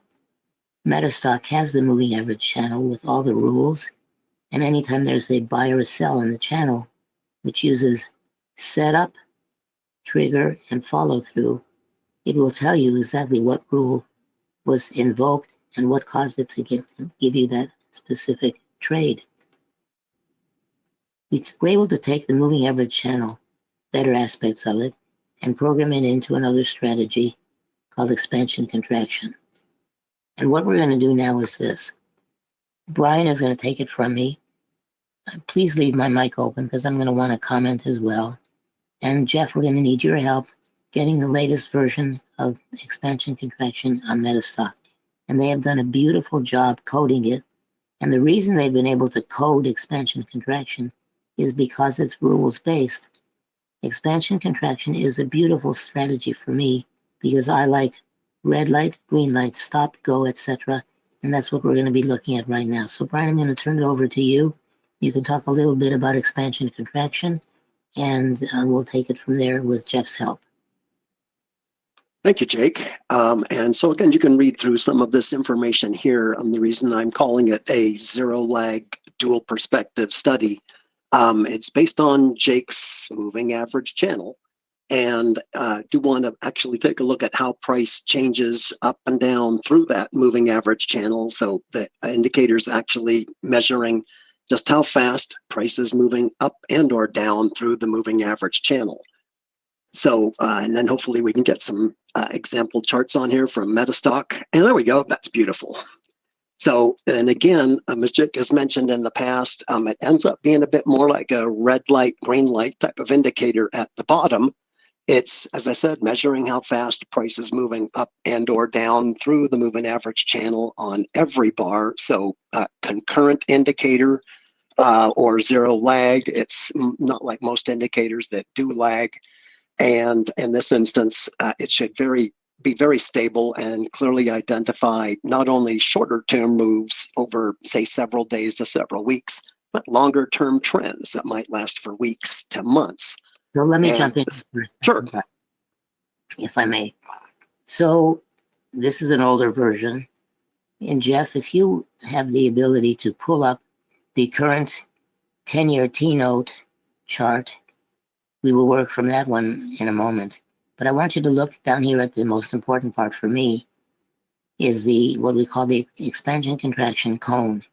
When the cone changes from red, which indicates a down move, to green, that gives me my buy trigger. And you can see what happens here, that throughout the entire course of this big move up in Treasury note futures, the indicator, the cone, remains solid green all the way through. There are two inner lines over here, which Brian will discuss momentarily, but you can see that the methodology is consistent and keeps you in the trade for a long time. Go ahead, Brian. Thanks again for that, Jake. So as he was mentioning, the red arrow parts where we can see prices in some type of a short-term move lower is moving back down in and through the moving average channel. And of course, Jake's strategies include swing trades in a defined uptrend, in this case, where buyers at or near support, which is the lower line. And ideally, we're seeing that we're still in an uptrend and being buyers at or near support. And of course, this had the original trigger back in August to get in. And in this case, has displayed two more add-on trades to add to the winning trade. This process will allow you to get in and stay in a long period of time in a long-term trend and give you additional add-on setups. And by add-on setups means coming down to the bottom of the channel, which is support. So for example, if I didn't believe the uptrend all the way through here, which is very common for most traders, it gave me an opportunity to buy over here because this lower moving average, which is the 8-period moving average of the low, is considered a buying opportunity when you come down to the channel. And you can see how that played out a number of times. Jeff, are you available? Of course. Where else? I don't actually have the chart ready. Do you want me to kind of show it? Yeah, can you show the 10-year note chart? We want to see what happened afterwards because the last time we showed this chart was in November. All right, sure thing. Here we go. Beautiful. Can we show it full screen? Is it not full screen for you? Not for me, but I can do that. Okay. I see full screen. Yeah. So what happened? Thank you for that, Jeff. Yeah, thank you, Jeff. I'm sorry, go ahead. Where we left off was right over here. These two. Right here in November, right? We left off right over here, actually. I can't see where you're pointing. Can't see the pointer. Okay, we left off toward the end of November. And you'll see what happened. We went into a downtrend. The cone changed to red and remained solid red for that entire period of time. And then just recently has turned green again. So that's the way we do the expansion contraction. Let me go to the next slide, and then Jeff, you can put up, Brian, you can talk about the chart, and Jeff can put the chart up. Okay. So here's the NASDAQ E-mini. Oh, oops. Here, hold on. Let me turn off my escape key. Okay. Here. Say, Brian, you want to talk about this chart first? Oh, I'm sorry. This is the S&P mini. Well, any chart you brought up, and no matter what it is, still has clear rules on how to trade it with the moving average channel and Williams accumulation distribution, as well as the expansion contraction at the bottom. This market did turn bullish in November, simply evidenced by as Jake was saying, the red and green line have gone bullish, green above red, and the cone in the background's gone green. And this has been an uptrend since the beginning of November, with multiple potential add-ons or get in if you were late. The chart I'm looking at right now, gentlemen, is the E-mini NASDAQ. And that's showing until November of 2022. Can we show the current chart? Yeah. Just trying to remember. There we go. I just had to get my symbol right. I don't pull a lot of futures except for when I'm looking at charts with you, Jake. So here's the mini NASDAQ. Yes, it's NASI mini, right? And it would be the March contract. I've got the continuous loaded. That's fine. That's fine. Okay. But I can't see it on my screen. Should it be changing? Yes. Yeah. What happens, I think, is you went to the PowerPoint. So if you click back onto like the questions panel or the control panel, it'll make that the primary view, and you should be able to see it. Okay, let's see. No, Or I click still, on the blue asterisk at the bottom of your taskbar. hold on 1 second. Bottom of the taskbar. I guess the task manager at the bottom should have a blue asterisk for GoToWebinar. That'll usually get you back to the GoToWebinar, but this is still a long-term uptrend also in November, December, January, February. Yeah, look how clear that is. Very clear trend. Now, again, there are going to be periods of time where we're short-term bullish and turn back short-term bearish again. And does this strategy have losing trades? Yes, it does.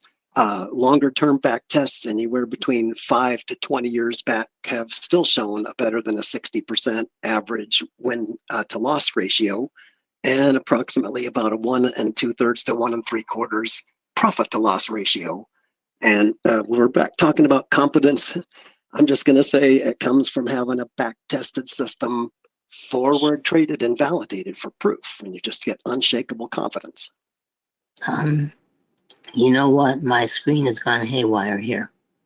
And can't seem to get back into the go to meeting, go to webinar. But you're still here. Maybe Alt Tab will show you the screens that are available, and that'll get you to us. Let's see. You said Alt Tab. Okay, hold on. That'll allow you to switch from, I think you're in a PowerPoint view, to the GoToWebinar view, which will allow you to see what we're seeing. I think. Let's hope. You might be able to just minimize the PowerPoint and the GoToMeeting presentation may be in the background. But there are 100% objective rules with this. They are based on Jake's moving average channel strategy, along with the Williams accumulation distribution. And Jeff, I've got to say, you guys did a great job, in getting this coded and doing some back test results. Let's see. Also, yeah, what I would like to mention is this version of the indicator that we're looking at is free. I just posted the actual link to it in the chat. You can download it. It does require Metastock 18 or higher to use. And we're actually working on an improved version as well that we plan to release pretty soon. So, Jeff, can you show Jeff where the expert commentary is?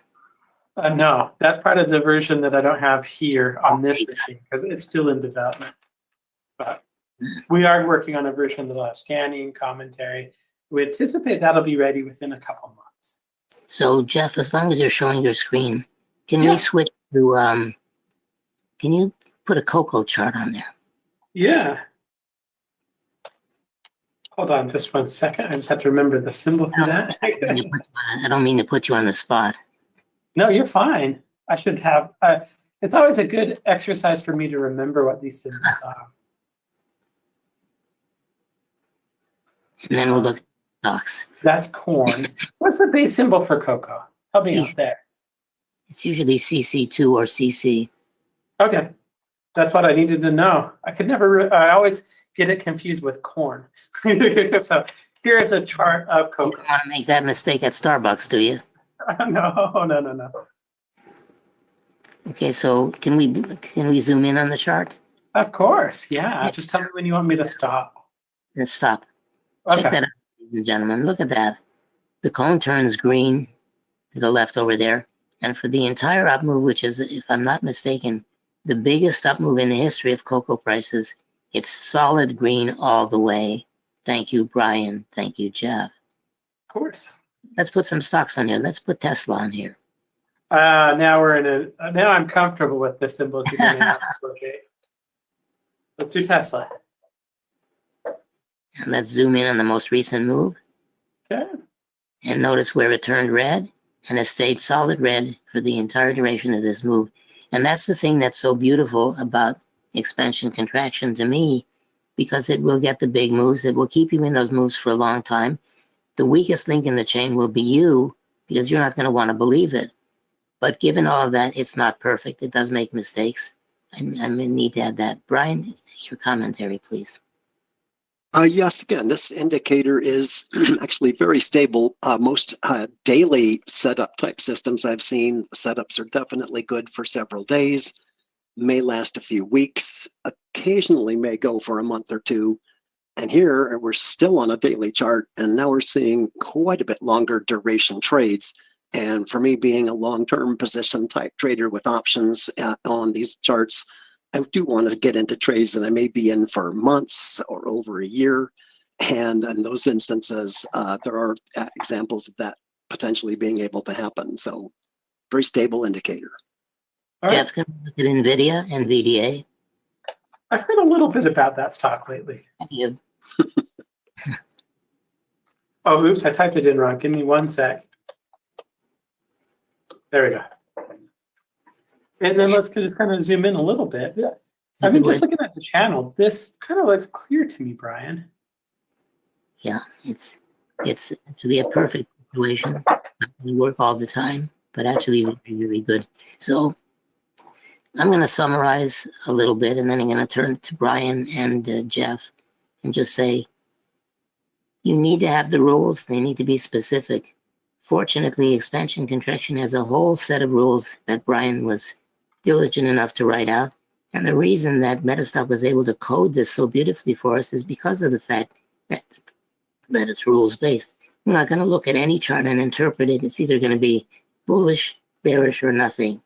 So with that, I'm going to turn it over to Brian, have him say whatever else he wants to say, and then we'll turn it over to Jeff, and you'll be rid of us. Oh, no.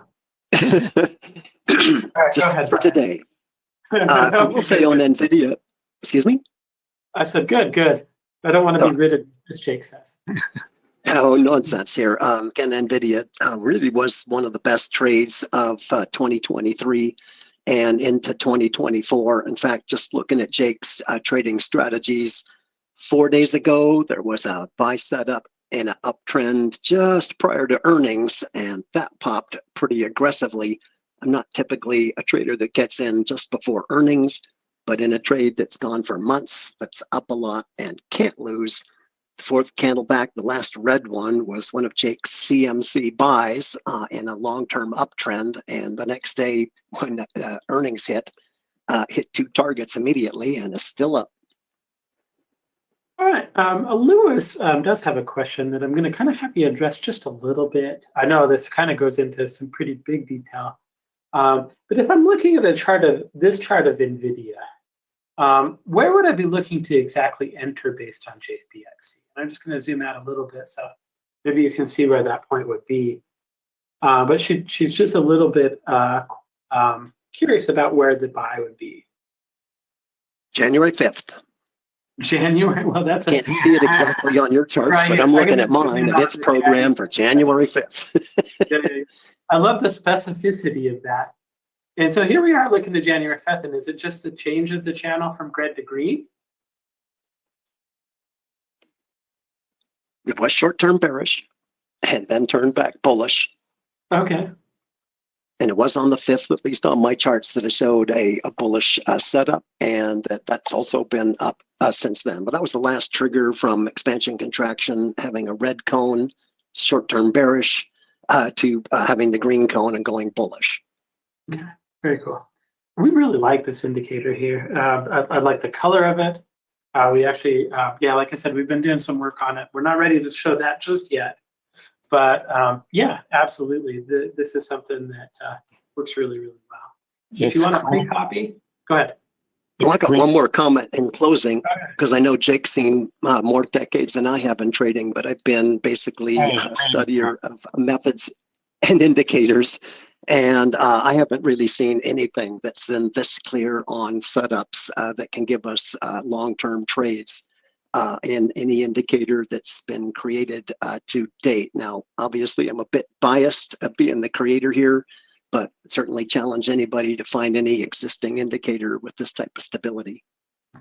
Well, certainly with the testing we've done here, we're absolutely really very impressed with it. So happy to preview it. It can be proved. Hoping to release it within a few months. I'm going to say a few months is probably conservative, but we're working on it.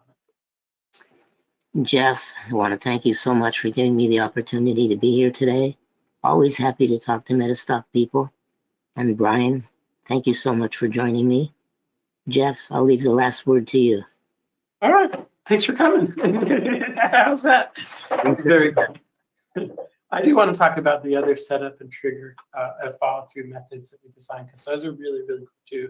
But before I do that, I want to say thank you for coming, Jake. Thank you for all the help, Brian and Jake, in developing this. Very, very nice looking indicator, as well as one that's been testing very, very well. Excited to bring it out. So thanks, guys. Thank you, Jeff, in regards to you and your family. Okay, cool. Thank you. All right, I'm going to go ahead and do this. And we'll just go ahead and kind of just get everything moved over here to me real quick. And go ahead and talk about that. Okay. All right. Let's do this. All right, and let's turn on the camera. All right, we're almost ready. Cool. So this is, as soon as I did that, it made me full screen and I can no longer see the PowerPoint.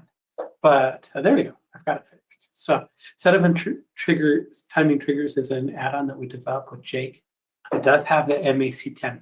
It doesn't have the JBXC that it was developed by Brian and Jake, but it does have a lot of his systems that are included. And so I'm going to just talk a little bit about that. Included in this is 33 different commitment of trader systems. If you're using and trading futures, it's going to be helpful for you. For me, I'm more of a stock trader. I've always been more. I've always liked the technical systems because you can apply them to any market. But all of these systems, they include full integrations into Metastock, an expert advisor, explorations, the ability to test trading ideas, see how well they work, see what stocks that they work with, and they include his full setup, trigger, and follow-through methods. So as part of it, you'll get the 15-minute ORB. That's going to require that you have the real-time version of Metastock. The rest of these will work with end of day. So you've got the 5-bar moving average channel, the MAC with ADMA, the momentum moving average, the power momentum, and the stochastic pop. They all use this setup, trigger, follow-through, and they all have scanning. They all have the expert advisor. They all have the ability to test. And so they feature full built-in integration to Metastock. Normally it's a $4.99 cost. Here at the event, it's going to be $3.49. It's part of our conference special. It's going to include a free trial to Metastock, a comprehensive user manual, a 30-day money-back guarantee, as with everything we do. If you don't have Metastock, you want to try it, it's going to include a free trial of Metastock as well. So you can give us a call to take advantage of that. You can call us at 800-882-3040. You can go to metastock.com/conf promo, and you got to go to metastock.com/sales chat. So with that being said, here you go. Okay.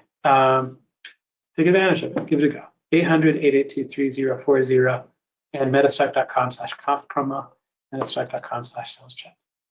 Real quick, I want to say thank you to one of our sponsors, Stocks and Commodities Magazine. Stocks and Commodities Magazine has been sponsoring our event since we started doing it in day one. As part of it, we appreciate it. 1.2 million subscribers. If you go and subscribe at www.traders.com, you'll get instant access to 17,000 articles that they've published. And those are articles they've been publishing since 1982. So a very, very great sponsor, very, very great partner of ours. We appreciate all the work that they've done. So with that being said, I'm going to go ahead and leave their screen up. Oh, you're welcome, Deanna. Thanks for coming. Good to see you. We're going to do a prize drawing. So what I want you to do is give me a number anywhere between 1 and 9903. We're going to give away another prize, and then we're going to go over to our next guest. So 1 and 9903. The next prize, I'm just grabbing it right here. Little stretch is Around the Horn by Dr. Adrian Mance. Adrian's going to come in. He's going to talk about his patterns. And this is a book that talks about all of his patterns. And I'm going to give away a copy of it. So just to kind of go over kind of how it works, if you're watching us on YouTube, you're going to want to go to metastock.com/YouTube. /traders-conference. They're going to put the link in the chat for you. You'll register, and then you'll be in my list of people that can get a prize.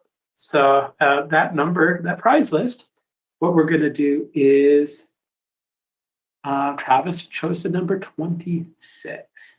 We'll go with that, number 26. So let me go ahead and kind of go over to my list of prizes. We'll figure out who that is real quick.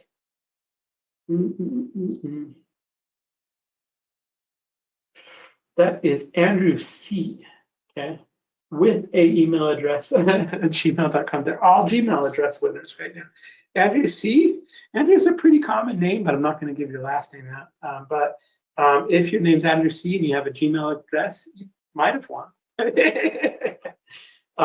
Especially if your email starts at 321. So I think that's enough. Now you know if you won, if you're you. So let me go ahead and make a note of that. Our next presenter is John Thomas. Let me go ahead and give a picture of him. John Thomas runs the Mad Hedge. I love bringing John in. Remember, like all of his commentary and what he has, his broad market view of the market is always really, really interesting to me. So I always invite him when we do classes. He always does a very, very good job. So with that being said, John, we're going to start you right on time. Feels wrong. John, how you doing?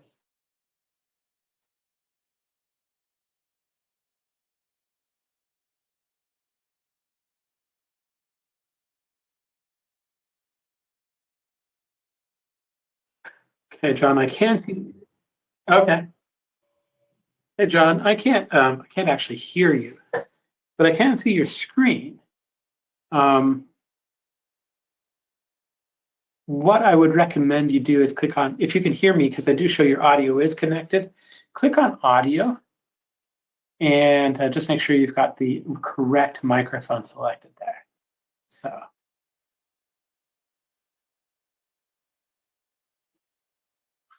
Yeah, sometimes that works. Also make sure you're not muted somewhere on the line. So, oh, I think he's going to come and join us again. So we'll see him in just a minute. Greg Valley rejoins. You know what I'm going to do now? Yeah, what?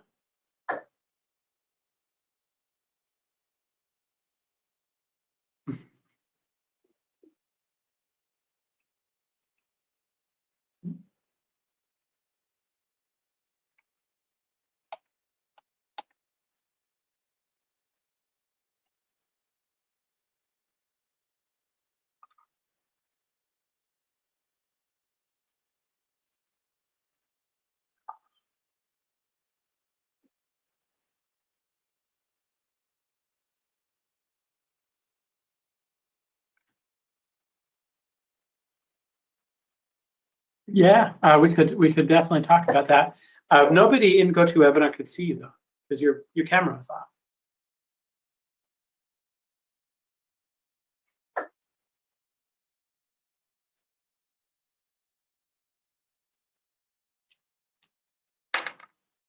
Can you hear me?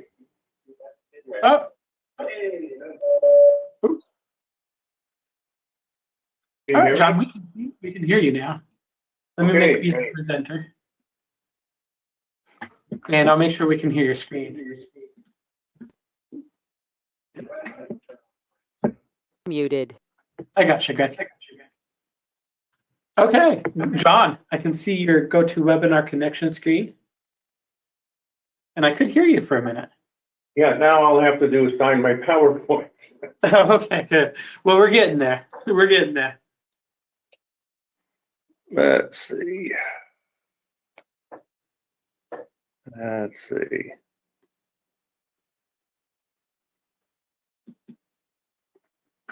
Oh, there it is. Can you see my screen? Yes, we can. Okay, I think we're in business. Okay. All right. It's yours. You feel free to go. All right.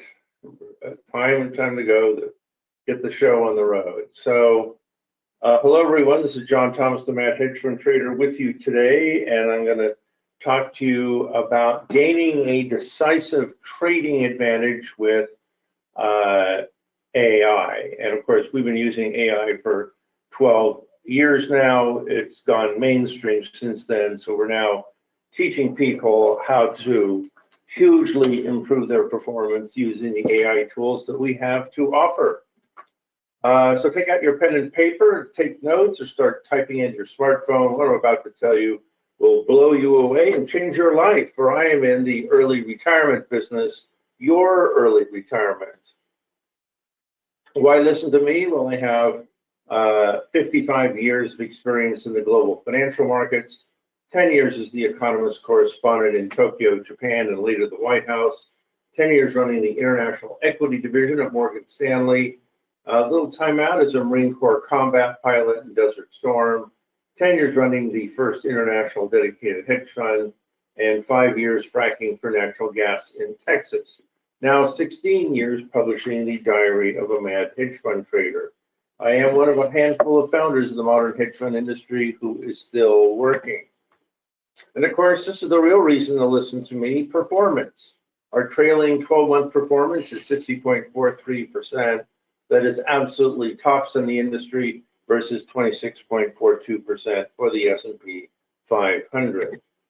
And that wasn't a one-hit wonder last year. We've been trading with AI for 12 years. We have a 16-year track record, and we have averaged 51.21% for the S&P 500 over those 16 years versus 23.06 for the S&P 500. This, of course, is our secret weapon, our Mad Hedge market timing index. We call it the profit predictor. It's an artificial intelligence-driven algorithm that analyzes 30 different economic, technical, and momentum-driven indicators all day long. It took a team of mathematicians 1,000 hours of calculations just to create this one algorithm. So why do you need an algorithm? Well, why use a toolbox missing its most important tools? Algorithms become so dominant in the market, you should never trade without one. It does the work of a seasoned 100-man research department in seconds. It runs real time and optimizes returns with the addition of every new data point far faster than any human can. Imagine a trading strategy that upgrades itself 1,000 times a day. Don't go to a gunfight with a knife. If you are trading against algos alone, you will lose. Algorithms provide you with a defined systematic trading discipline that will enhance your trading profits. This is 3 years of market timing index signals, and you can see we get lots of buys at market bottoms, lots of sells at market tops, buy, sell, buy, sell. It's like owning a printing press for $100 bills. Of course, I'm not the only one using algorithms. Some 80 to 90% of all current trading is algorithm driven. This is the daily signals from our market timing index for the last 12 months. And as you can see, there were 2 fantastic buys last year, one at the March regional financial crisis bottom, and then the other one was the October bottom. And both sent out very strong buy signals here and here, sell signals here. And guess what? It's giving you a sell signal right here. And what is unusual is that we've spent so much time at the top of the market here. And I think that is a function of us being in a repeat of the 1990s dot-com bubble. There is a method to my madness, believe it or not. Fed is done raising interest rates. Markets are now discounting their first rate cuts in June. Tech bull market is back and will continue for years. All interest rate plays went wild initially and then went to sleep, including bonds, REITs, precious metals, and commodities. Bonds and commodities are a second half play when actual interest rate cuts begin. Government shutdown is delayed until March 8, and the markets love that. Oil prices, commodities are now taking on, selling off on a slowing Chinese economy, which is the world's largest buyer of essentially everything. So the time to go aggressively long stocks and bonds is here again. Stocks are a big tech game. It's all about the data. Since October, markets have seen the fastest 25% rise in prices in history. Many stocks rising 50% or even doubling. Big tech is led by the AI 5, dominating Microsoft, Amazon, Google, NVIDIA, and Meta. Meta tells pretty much the whole story, cutting their staff from 87,000 to 67,000 while increasing subscribers by 13 million and tripling profits. Cutting costs dramatically while increasing sales is the magic formula. Company sharebacks are surging as companies a race to buy their own shares because they become more expensive. That is preventing any dramatic corrections or sell-offs from happening. Just the sheer volume of buybacks that are out there should be about 1.25 trillion this year. Apple is the top buyback stock, followed by Google and Microsoft. Regional banks got another scare as the Bank of or community banks are up by half, but this isn't going to tank the economy or the stock market. So let's look at what's in the market and what's about to come into the market. What's in the market now? We had high inflation, oil shock, labor shortage, supply chain headaches, Fed interest rate rises, quantitative tightening, and poor earnings. What's happening in 2024? Plunging gasoline prices, rocketing commodity prices, stabilizing supply chain, record low 3.7% unemployment rate, better than expected earnings, 1.25 trillion in stock buybacks, and falling interest rates and a weak U.S. dollar. However, we now are set with a trader's dilemma. The choice is now between 5 stocks that have gone up in a straight line for 3.5 months, or interest rate sensitive sectors that may be dead money for 4 more months. Avoid the frustration trade, the one you should have done last October 26. Wait for the ideal AI entry point, no matter how long it takes. Big chunk of 2024 performance was pulled forward into 23, and you've already made that money. And with markets at all-time highs, if you're risk averse at all, 90-day T-bills are still option yielding 5.25% as of this morning. So we run barbell portfolios, which are 75% big tech. They account for 2% of the U.S. workforce, 25% of the market cap, and 25% of the U.S. earnings. And then 25% domestic recovery stocks, which include railroads, airlines, cruise lines, couriers, steel companies, banks, commodities, construction, credit card companies, hotels, casinos, and online ticket sales. This is our forecast for NASDAQ. We're right around 16,000 now. We expect to gain to 20,000 by the end of the year.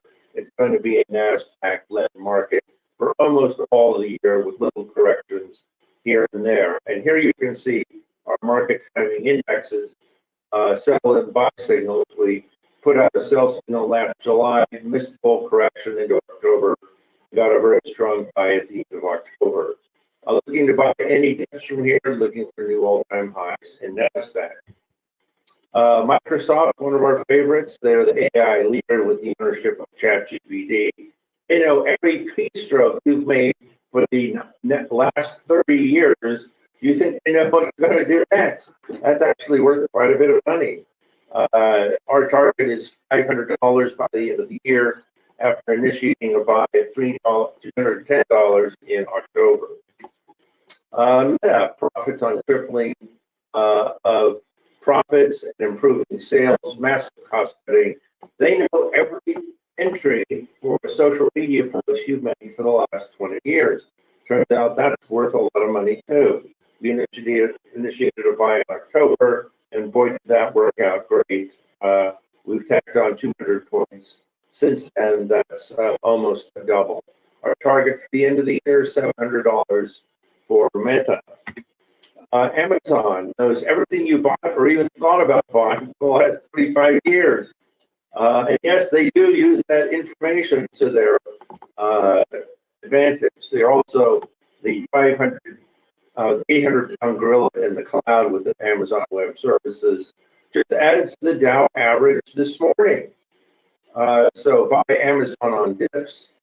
We initiated a buy back in October at 120.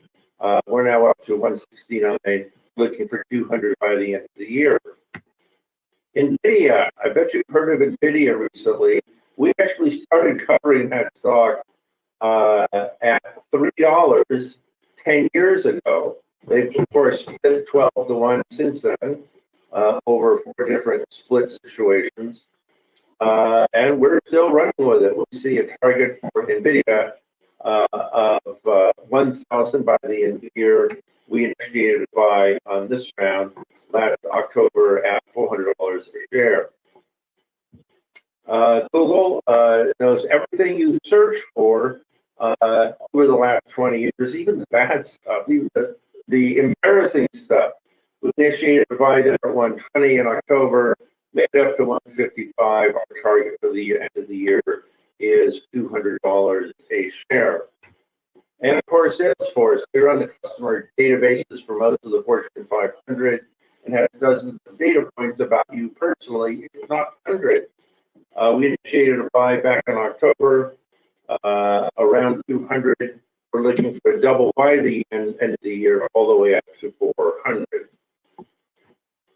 And of course, Palo Alto Networks, the #1 cybersecurity company in the world. Hacking never goes out of style. Just had a 33% sell-off on weak guidance because they are moving up to the next generation of cybersecurity and may take a profit hit over 2 quarters until that is adopted by the customers. We initiated a buy back at 210 in October, made it up to 380. Then we got the 1/3 sell-off. We see this as a very strong buy now. We're looking for $400 a share by the end of the year. Second half of the barbell was on the domestic side. It bets on falling interest rates and a global recovery to begin in 2024. Upside potential for recovery stocks in 2024 is far greater than tech from here. Some of these stocks have not moved for 5 or 10 years. Focus on economically sensitive cyclical industries makes a great counterweight to high growth technology. We could spend years rotating back and forth these two groups. So of course you have to start with Boeing, the bad boy of the aircraft industry. I've never been on a Boeing plane that crashed, but maybe I'm just lucky. There is a global duopoly of large aircraft makers, and Boeing is one of them. Love them or hate them, Airbus is the other. Buy Boeings even if they fall out of the sky, and they will eventually solve the problems, get past all the FAA disciplinary problems. We're looking to buy Boeing a little bit lower than here, and we see $300 a share. JP Morgan is quality play in banks. Banks love recovering economies and follow. Yeah. I just wanted to let you know that our audio is pretty jumbled that we're getting. Really? It is. I'm not sure there's much we can do about it right now, but I would check. I would have you check to see if you're on the right microphone. It's 5 minutes. So do you want to do the reboot, or should I just carry on as is? What I might have you do is just check to make sure you've got the right microphone selected. And how do we do this while I'm in a, let's see, let's shrink this down to a window.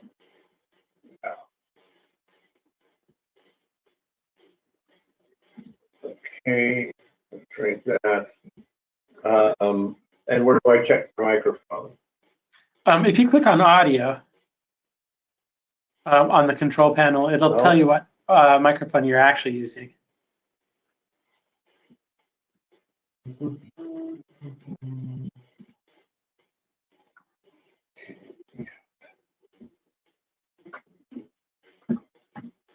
I think we carry on. That's what I'm gonna say. Sorry for breaking in. I can't even find my audio because I moved my search bars over to another computer. Yeah. In that case, I'd say let's carry on. It sounds like it's getting maybe a little bit better. Let's see. That's because you wished it to get better. Yeah, exactly. I just needed to say something. see. Boy, I can't even find my search icon now. Let's see. Let's do the easy part.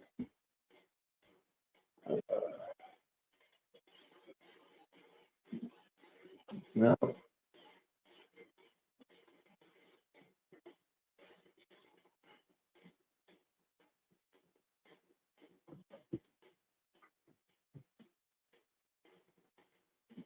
Okay, found that audio.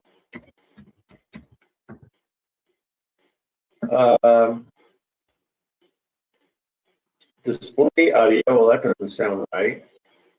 Let's go to a MacBook Pro microphone. I think it might have been. You're sounding fine to me. A lot better. I think it might have been. No, I know what's happening. Somehow the microphone switched over to another speaker. Another computer.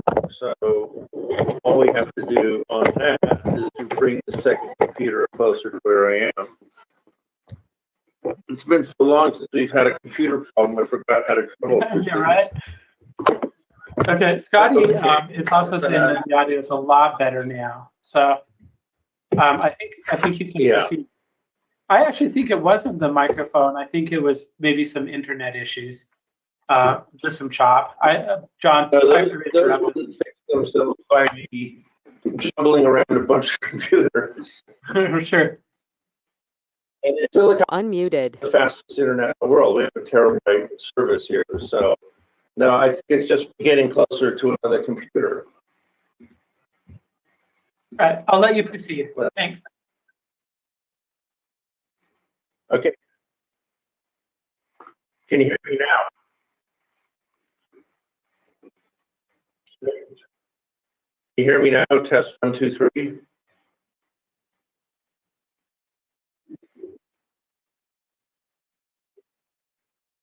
Oh yeah. But it sounds slightly better to me, but it's still very, it chops in and out.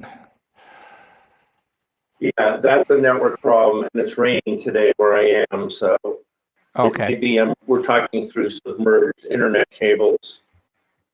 Well, maybe the numbers Anyway, on your charts will speak for themselves. The best I can, and just try and talk louder. Thank you, sir. Okay. Thanks, John. Okay, so so banks are the quality value play. They love recovering economies and falling interest rates, hugely overcapitalized, moving into online banking at record speed and closing their expensive branch networks.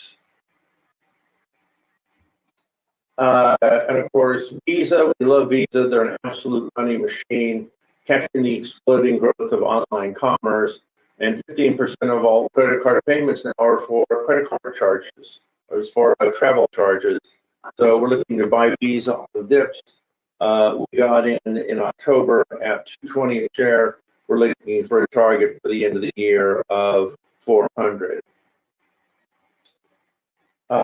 Union Pacific, any economic recovery involves moving lots of large stuff. And Union Pacific is a great play because of the main East-West Railroad moving stuff in and out of China. So when China recovers, Union Pacific should also recover strongly, and it looks like the stock is already anticipating that recovery, even though it may still be 6 to 9 months off. Federal Express, you also have to move lots of small stuff in an economic recovery, and we're looking to buy this on the dip. They double bottom right around 225, and then our year-end target is $300. Berkshire Hathaway at an all-time high. We've been in this stock forever. It's the one stock barbell portfolio with a heavy weighting in Apple and financials and so on. They bought $25 billion in their own stock last year, and they're just going to keep buying every dip in 2024. Moving on to another asset class, the bond market is offering a big play later in the year. Right now, they're a big snore. Bonds rallied a breathtaking $12 from the October low and then went to sleep. Falling inflation is the big driver, down 9% to 3.2% in a year. It's on its way to 2%, and it's already at 1.5% on a trailing 3-month basis. TLT could reach 120 by the end of the year. It's around 92 right now. Keep buying TLT calls, call spreads, and leaves on any dips. Junk bond ETFs like JNK and the HYG also entered a long-term bull market with a 6.45% yield. 30-year fixed rate mortgages dropped to about 6.6% last week. A few weeks ago, they're now back up to 7%. I'm targeting 5% by the end of the year, and of course, that'll set the housing market on fire. U.S. bond issuance is about to fall off a cliff. In Q2, $500 billion this quarter to only $80 billion next quarter. Also, we have the winding down of quantitative tightening from the Federal Reserve to look forward to. As government borrowing is bullish, a strong floor under bond prices. This is the TLT, the best way to play the government bond market, and you can see the monster rally that we got right here since giving back a third. We're looking for more chop around here, and as we get closer to those Fed interest rate cuts, we get another big rally, possibly as high as 120 in the TLT. 10-year Treasury yield, it's gone from 5.8% down to 3%. It's now back to 3.25%. So all over the map on interest rates, we think the long-term target for this year anyway will be down to 3.5%. Foreign currencies, we see the U.S. dollar topping out here and entering a long-term secular decline. Sharply falling U.S. interest rates will bring a crashing dollar. All foreign currencies will rally strongly. By the euro, the Australian dollar, and the British pound, and the Japanese yen. Soft Chinese economy will keep the yuan relatively weak as long as pandemic lockdown continues. Strong currencies will also deliver a major bull market in emerging stocks, like the EEM and the CEW. Here's the Aussie dollar. We think eventually it goes to 1 to 1. Here's the Japanese yen, looking for a double bottom around here, and then a run to new highs. Euro, we think you can get a 25% move on this off the bottom. And the British pound, we're targeting a 15% gain by the end of the year. That's the new Prince Charles or King Charles III coin. Emerging market currencies will be the strongest. We're looking for a 40% gain off the bottom there. Energy and commodities are a China play. It crashed from 96 a barrel down to 68 in 3 months as fears of a global economic slowdown continue. Basically, every major economy in the world is in recession right now, except the U.S., which is booming. Of course, gasoline prices hit a 3-year low on recession fears and replacement concerns by EVs. Energy stocks are tracking the downside. Commodities pulling down the entire sector. There is a buy setting up here at some point when the global economy reaccelerates on lower interest rates. Watch ExxonMobil and Occidental Petroleum. China's oil imports have fallen for 9 consecutive months. They are the world's largest importer. Biden is back in the oil business, providing a floor bid for the Strategic Petroleum Reserve at $70. Natural gas crashed this winter on warm weather and export delays. Oil is discounting a recession now, recovery later, and it could well stay capped in this range, say 68 to 80 for quite a long time. Eventually, we will get a breakout to the upside to 95. That's not going to happen for a while.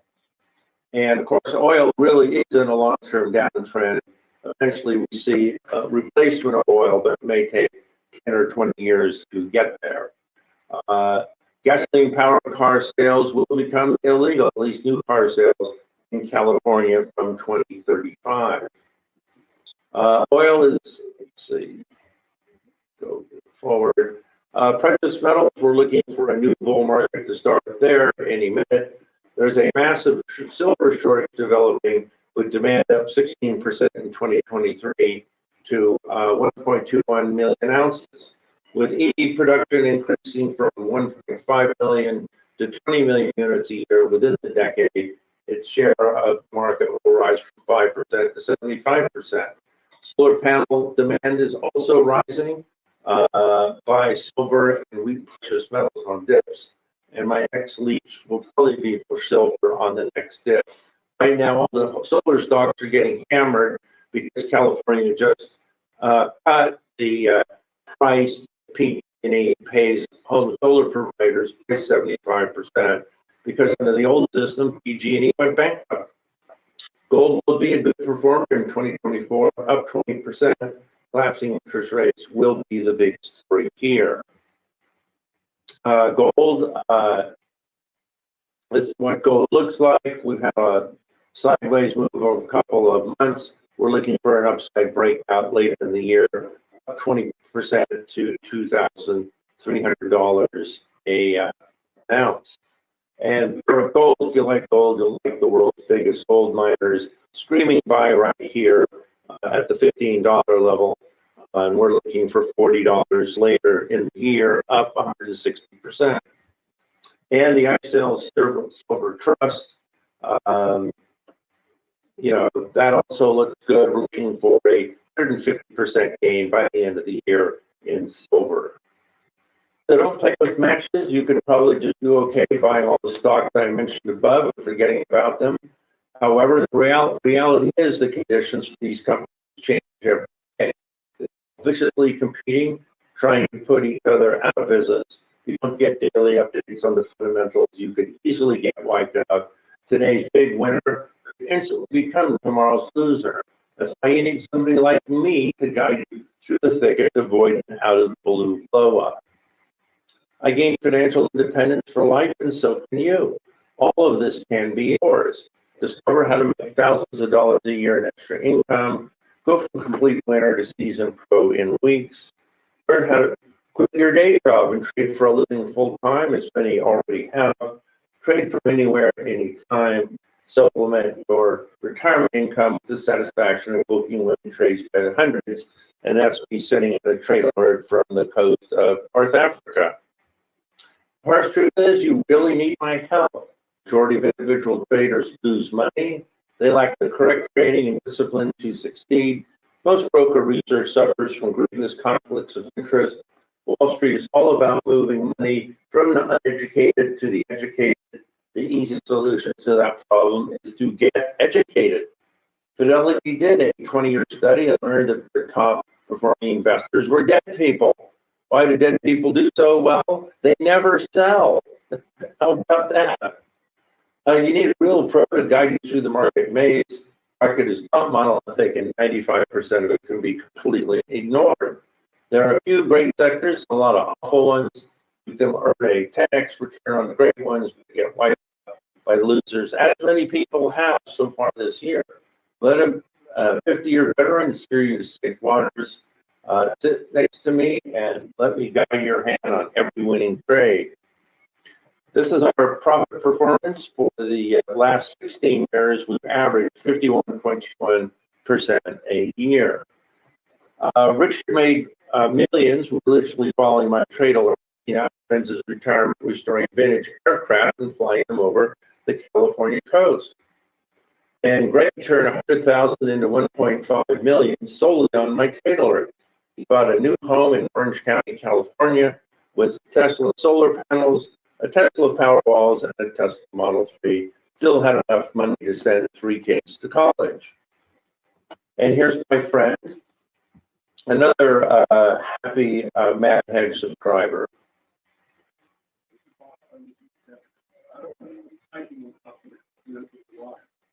9 months ago, Joey Jones global discount. 2 weeks ago, he was gold. Joined the concierge service, and in 2 weeks, it was 100% paid for it, and I couldn't be happier. Life is good. John was playing help. The other day, I had a text message exchange with him regarding some concerns I had with TLC. Spread,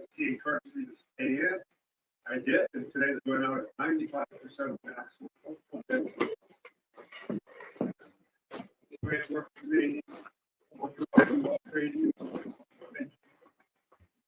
And thank you very much, Bob.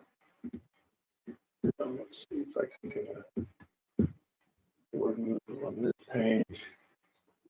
So, what do we do about all this? Well, stocks, you want to buy the next dip. Bonds, you want to buy dips. Commodities, buy dips. Energy, buy dips. Currencies, buy foreign currency dips. Precious metals, buy dips.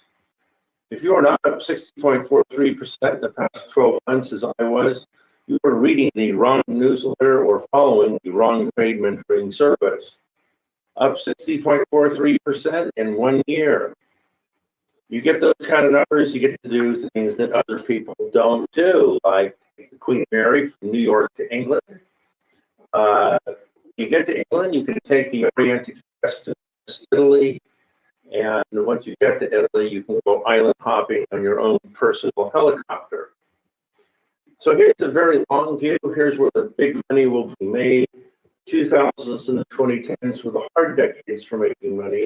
The 2020s and the 2030s will be the easy ones as the global demographic wave brings on a new golden age. 85 million millennials will become big spenders over the next 15 years, while 80 million baby boomers are dragging on the economy fade from the scene. That will create an economic boom that will last another decade, starting in 2023. This is what the Dow average did the last time we had an identical demographic tailwind to what we're seeing now. The Dow went from 600 up to 12,000. What's it going to do this time? Well, if you get that same kind of performance from the same kind of demographic push, we go from 6,000 to 120,000. And that means up 20 times from the 2009 bottom in 18 years. That gets us to 120,000 by 2030. And if you think I'm crazy, we're already 2/3 of the way there. We're only one triple away from getting to that 120,000 target. Except this time it's different. We now have an AI technology, turbocharger technology is hyper accelerating on all fronts simultaneously. And the pandemic greatly sped up the rate of change. The development of functional quantum computers means that computation ability is about to increase a trillion-fold in no time. All major human diseases will be cured within 10 years. Live another decade, and you'll have a shot at living to 150. Needless to say, barbell stocks dominate this scenario and will account for the bulk of stock market gains in our lifetimes. The 90s had cheaper computers, cheap operating software, and a new internet. The 2020s will have 10 times this number of new technology drivers. So we'll show you how to play the next 90,000 Dow points. Sit with me, John Thomas, the Magic Fund Trader, and my Global Trading Dispatch. Discover how you can tap into the top performing trade mentoring service in the industry, up 60.43% in a year. Follow my research and market beating trade alerts, and you will rate the profit in. The Marine Combat Pilots profits. We trade single stocks, options, and ETFs for global equities, bonds, foreign exchange, energy, commodities, precious metals, and real estate. This is a typical month for us. We went into the S&P 500, made 16.3% profit, bought the TLT, made 8.6, bought the Russell 2000, made 14.8, bought Amazon, bought Apple, bought Biogen. Oops, we stopped out with a loss in Biogen. We always stop out of losers very quickly. It's easier to get ourselves out of a small hole than a big hole. See, after that, we had a big string of winners. So net, we ended up bringing in these enormous double-digit numbers every year. It's just a matter of time before barbell stocks break out to all-time highs. Watch this space go melt for the rest of 2024. Get ready to start wheeling in those whoppers with Global Trading Dispatch as your guide. Here's how it works. Our algorithm predicted an upside breakout was coming in NVIDIA, and this was some time ago. So we shot out a trade alert. Buy NVIDIA at $480 or less. It's an opening trade. This is the trade date here. Portfolio weighting of 10%. The number of shares you need to divide for a $10,000 exposure was 21. So what happened? Well, NVIDIA went up 45% in 22 trading days. Did we just sit around and pat ourselves on the back? No. We put out a sell signal to sell NVIDIA. And this is what it looks like. Take profits, sell NVIDIA at 695 or best. Closing trade, that's our trade date, October 5th. And we made a $4,500 profit on a $10,000 investment in just a few days.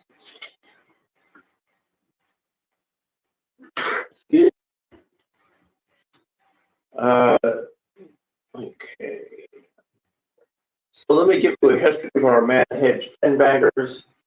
So it went up 10 times. We bought Lam Research, it went up 10.6 times. We bought NVIDIA, our original cost is $3, split adjusted, it's going to 375 times from the original purchase. Spare went up 25 times. Moderna went up 40 times. We bought it pre-pandemic. And of course, Tesla went up 178 times. So with my Mad Hedge Global Trading Dispatch, you get instant trade alerts out of market sweet spots, about 200 a year, and all the reasons to execute them. Live bi-weekly strategy webinars with an interactive Q&A, special reports on urgent investment topics, invitations to strategy luncheons around the world. I have one coming up in Vancouver, Canada soon. More educational videos and webinars than you can consume in a lifetime. Access to a 68-year database on investment ideas searchable by names and ticker symbols. This is the one-stop shop. It's for individuals who want to understand what is happening with their retirement funds.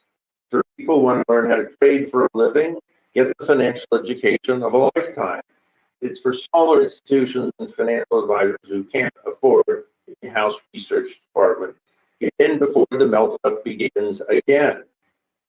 This is what you get. This is a newsletter that's in your box every morning. Special reports on the most important companies in the market at that time.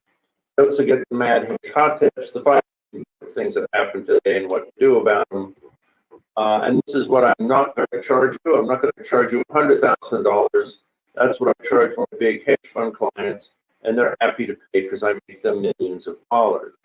And I'm not going to charge $12,000. That's what I charge my concierge client to get my personal cell phone number so I can act as their investment 911. And I'm not going to charge $3,500.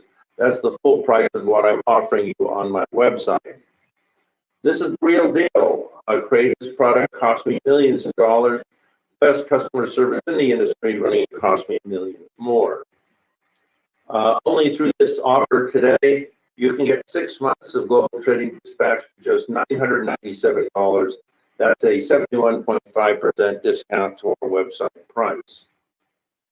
Limited time offer, only take 25 new subscribers at a time. So it's first come, first serve. I can't wait to make you a top drawer trader. Just click on the chat box on the right, and Jeff, you should have my link. And go ahead and you can stick it in there now. I can see it there. It says madhedgetrader.com/MS, and that's today's offer. Okay, so let's carry on. Let me make the money for you to pay for your subscription. You make the trades, discover how an experienced hedge fund manager finds and exploits the best sweet spots in any market. Just click on the chat box on the right. This is the offer you can't refuse. 6 months for just $997. By now, you will instantly receive a trade alert with an extremely high probability of success that you can execute immediately and make some of the most serious money in your life. The market's closed today, but you can end the morning at the opening. Don't leave good money on the table. 95% of these trade alerts make money, and most people cover the cost of their subscription on the first trade. Can you get the trade alert? Subscribe now to find out. You have to go through 1,000 charts to find one that's good. Let me do the heavy lifting for you. What I'm not going to tell you now is this a buy or a sell? You're going to have to subscribe to find out. So who is John Thomas? So let me tell you a little bit more about my background. I'm the oldest of 7 children. My family origins are very humble. I grew up on Redwood Farm in Southern California. I lived the all-American childhood, playing Little League baseball and becoming an Eagle Scout.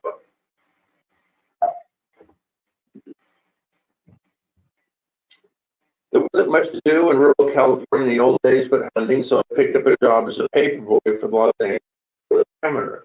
I found the stock pages, bought an IBM at $20, sold it at $30, and suddenly found a far better way to make money than delivering newspapers off the back of a bicycle. By the time I was 16, I earned enough money to fly to Europe. By the age of 17, I visited more than 50 countries and spoke 4 languages. At UCLA, I majored in math and DNA research, which landed me a job at the nuclear test site in Nevada. There, yield didn't mean interest paid, but millions of Russians killed. I did see a future in that, so the government sent me to Southeast Asia for a few years of intelligence missions where I learned how to fly, jump out of perfectly good airplanes. There I advised the militaries of American and Asian allies. And by the way, I really loved the Oppenheimer movie, American Prometheus. I highly recommend it. And when I went to the nuclear test site, everyone there had known Opie, as he was known. And it really was quite an experience. As the war wound down, I became a foreign correspondent for The Economist magazine in London. When they learned I had a math degree, they switched me over to covering the Asian economy and the stock market. And after 10 years of military service, all I got was this box of medals, which I cut out once a year on Veterans Day.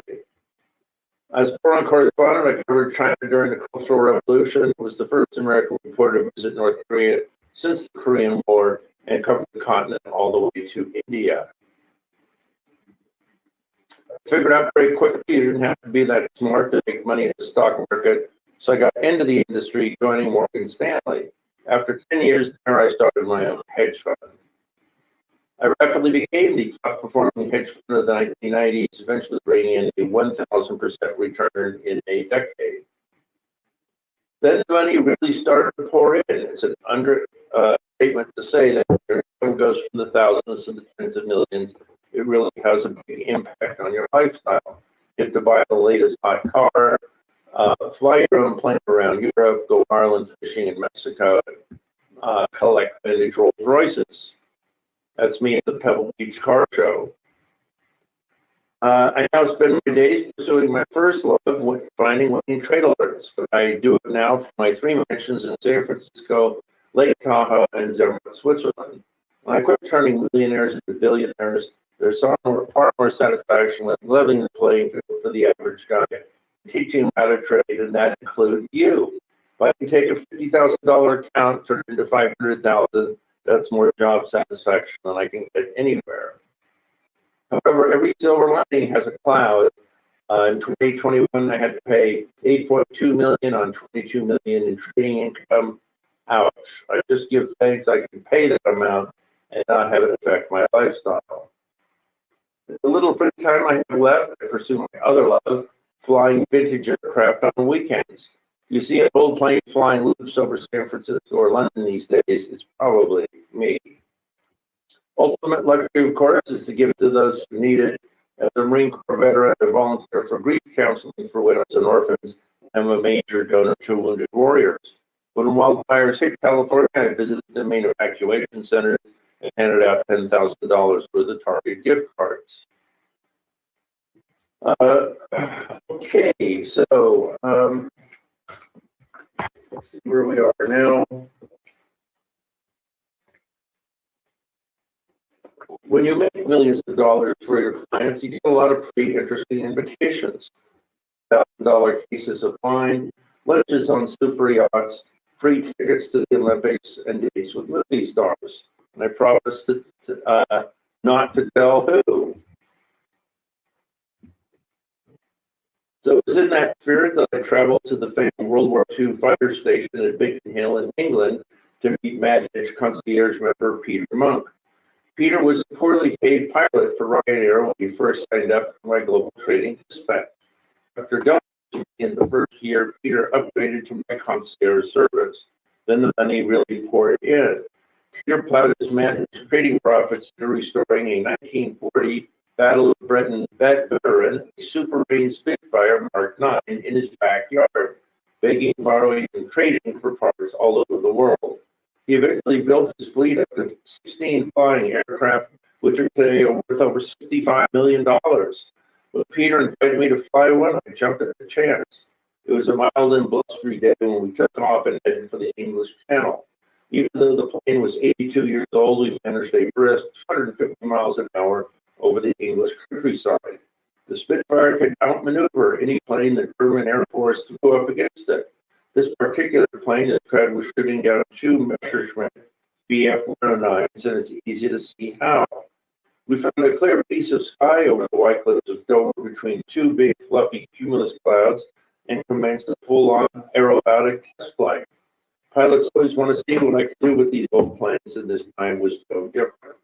I executed multiple loops, barrel rolls, chandelles, lacing, element turns, and wing overs, careful never to exceed the 1G limitation, or the wings might fall off. Spitfires can dive like crazy. We dropped from 8,000 feet to 2,000 feet in seconds. It was back to Big Hill for a perfect 3-point landing and a pint of beer. Let me make millions of dollars for you as well as I have done for thousands of other followers over the last 16 years. I look forward to working with all of you. And that's me doing a wing over over the English Channel. And ironically, there are more than 200 Spitfires that have been shot down or right in the water below us.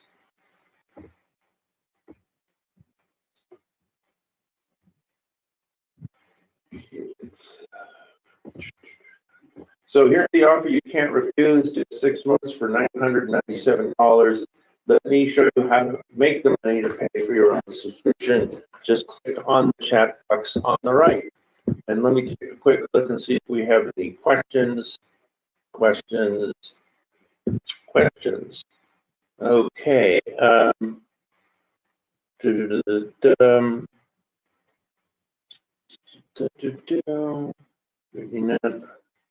What's the link?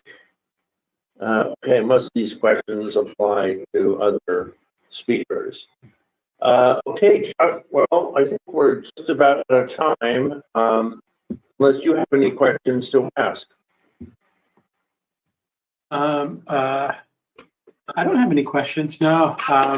Let's see, how long is the offer good for, John?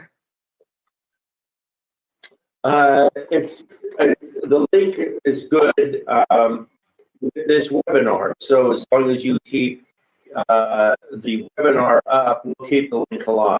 So, you know, whatever that is, a couple of days. Okay. Yeah. Okay. That's awesome. And do you have any sort of a trial period or a trial policy when it comes to the service? You know, the 6 months is the trial policy. Okay. You know, after that, people just keep renewing the rest of their lives. Our renewal rate is extremely high. It's around 80%, and the other 20% either retire or die. Unfortunately, it's been the latter. We tend to have a lot of older traders who are investing their retirement funds, their 401ks, their IRAs, their defined benefit plans.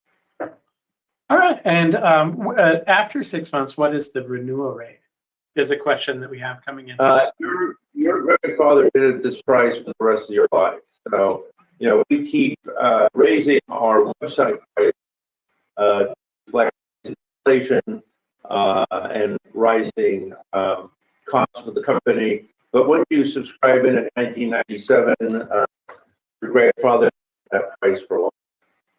All right. John, Alex says, thanks, John. How often would you say that you have a buy signal? How often do you recommend the stock?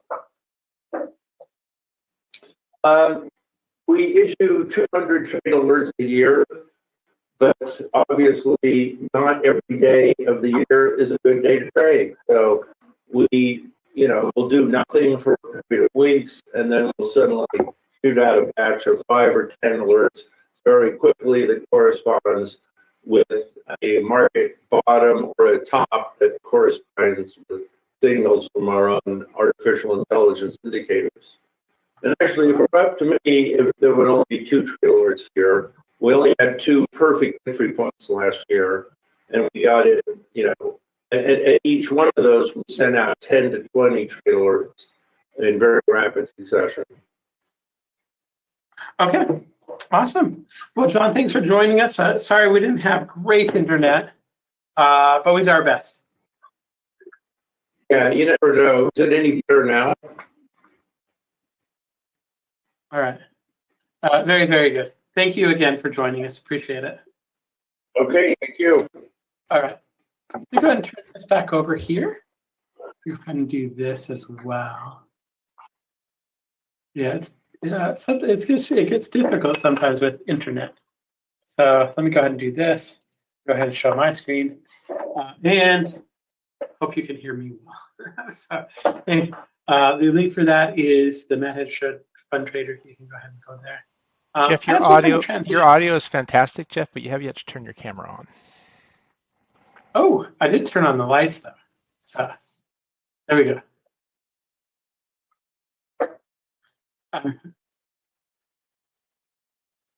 Since you're here, Greg. Yes, sir. Wait, stay here. I'm going to say thank you. I'm going to say thank you to cmtassociation.org. CMT Association has been a sponsor of Metastock events for 5-6 years now. I don't know, it's been a minute. We appreciate it. They do a great job. If you're interested in getting a CMT designation after your name, it might be beneficial for you. It might be beneficial because you might get more assets under management. It might be easier for you to have a job in trading, and it might get you actually more responsibilities. In fact, when they did a presentation and talked about these things, it very much surprised me. So I want to say thank you to cmtassociation.org for sponsoring the event. I want to thank you for still being here. We did have some audio issues. It was very, very hard to hear, John. I hope you were able to understand it. Hope you learned something. But then, again, I apologize for that audio issue. It happens. We try our best to kind of not have them. But there you go. So, Greg, while you're here, I think it's time that we give away a prize. I'm just going to reach over here. I'm going to show the prize. So, this prize. I should mention, right Jeff, here. that the coffee cup offer is still good, but I realized my mic wasn't on when I was talking to you earlier about the coffee cups, so people on YouTube would not have heard that. I'll show it tomorrow when I'm opening the conference, and we'll give away one custom coffee mug. A custom. It's probably worth $10, but consider the materials are $10. The love, Jeff, that goes into making it is priceless. We could give it away next too if you wanted to, Greg. It's up to you. No, I'll get out of your way. I'll get out of your hair. And no, I need you here still. You're helping. Oh, okay. Well, what do you need then? How can I help you, Jeff? What's that? I said, how can I help you? I'm gonna give away this book. It's another one of Steve Bigelow's books. Yes. Steve was a great author. Did a great job. Very, very good technician. And I'm going to give away one of his books, Candle Prophets, Eliminating Emotions with Candlestick Analysis. So it's right here. That's great. It's $97. Yes, how can I help? Price. And what I need from you, since you're here, is to give me a number. The number that I need is anywhere between 47. 1 and 9903. 47. Ooh, a lot of low numbers today.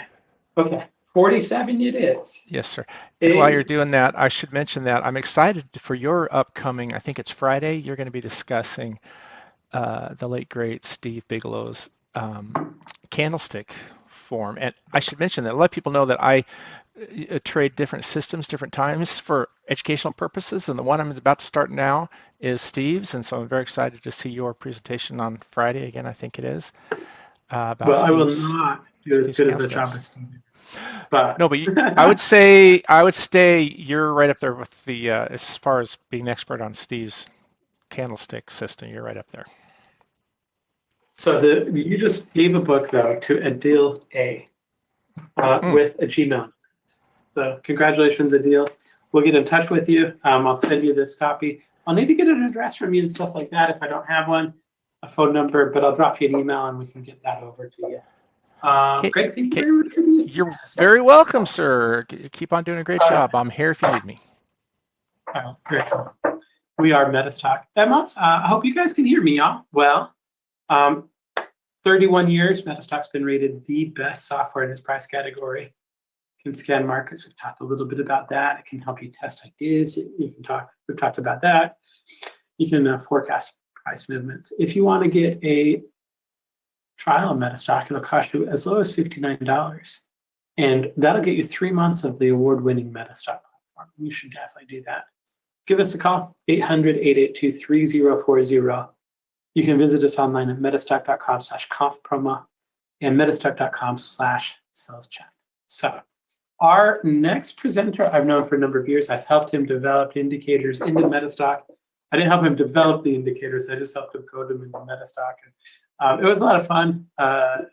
Learned a lot about twigs and some other indicators that he uses that I had never heard of before.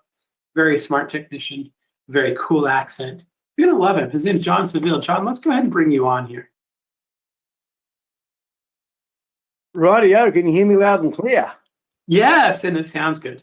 Jeff, what year is it?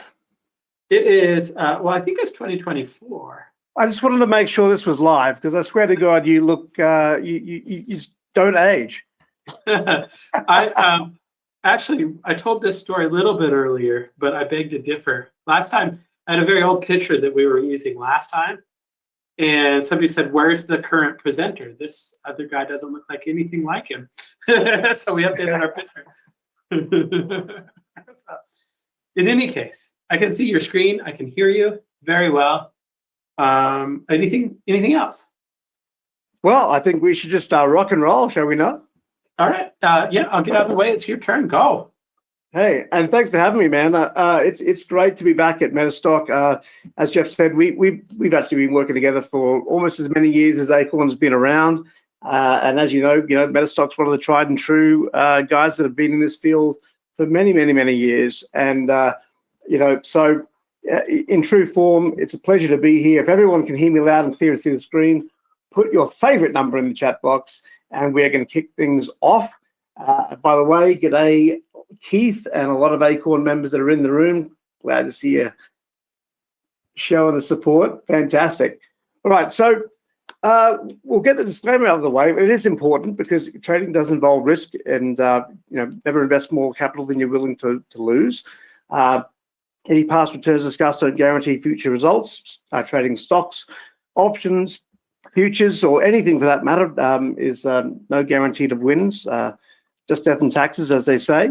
Any past returns discussed don't guarantee future results. Any positions discussed may be being held by myself, Acorn Wealth, or the employers and contractors of Acorn Wealth.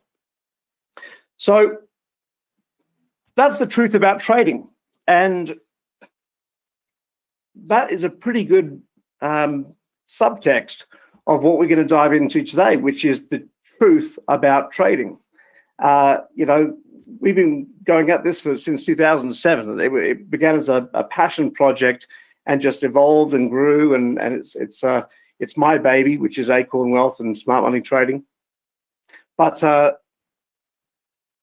there's many proud moments we've had over the years. We were invited and were honored by Kevin Harrington last year to a 10-minute sit down talking about smart money trading and tracking what was going on behind the charts.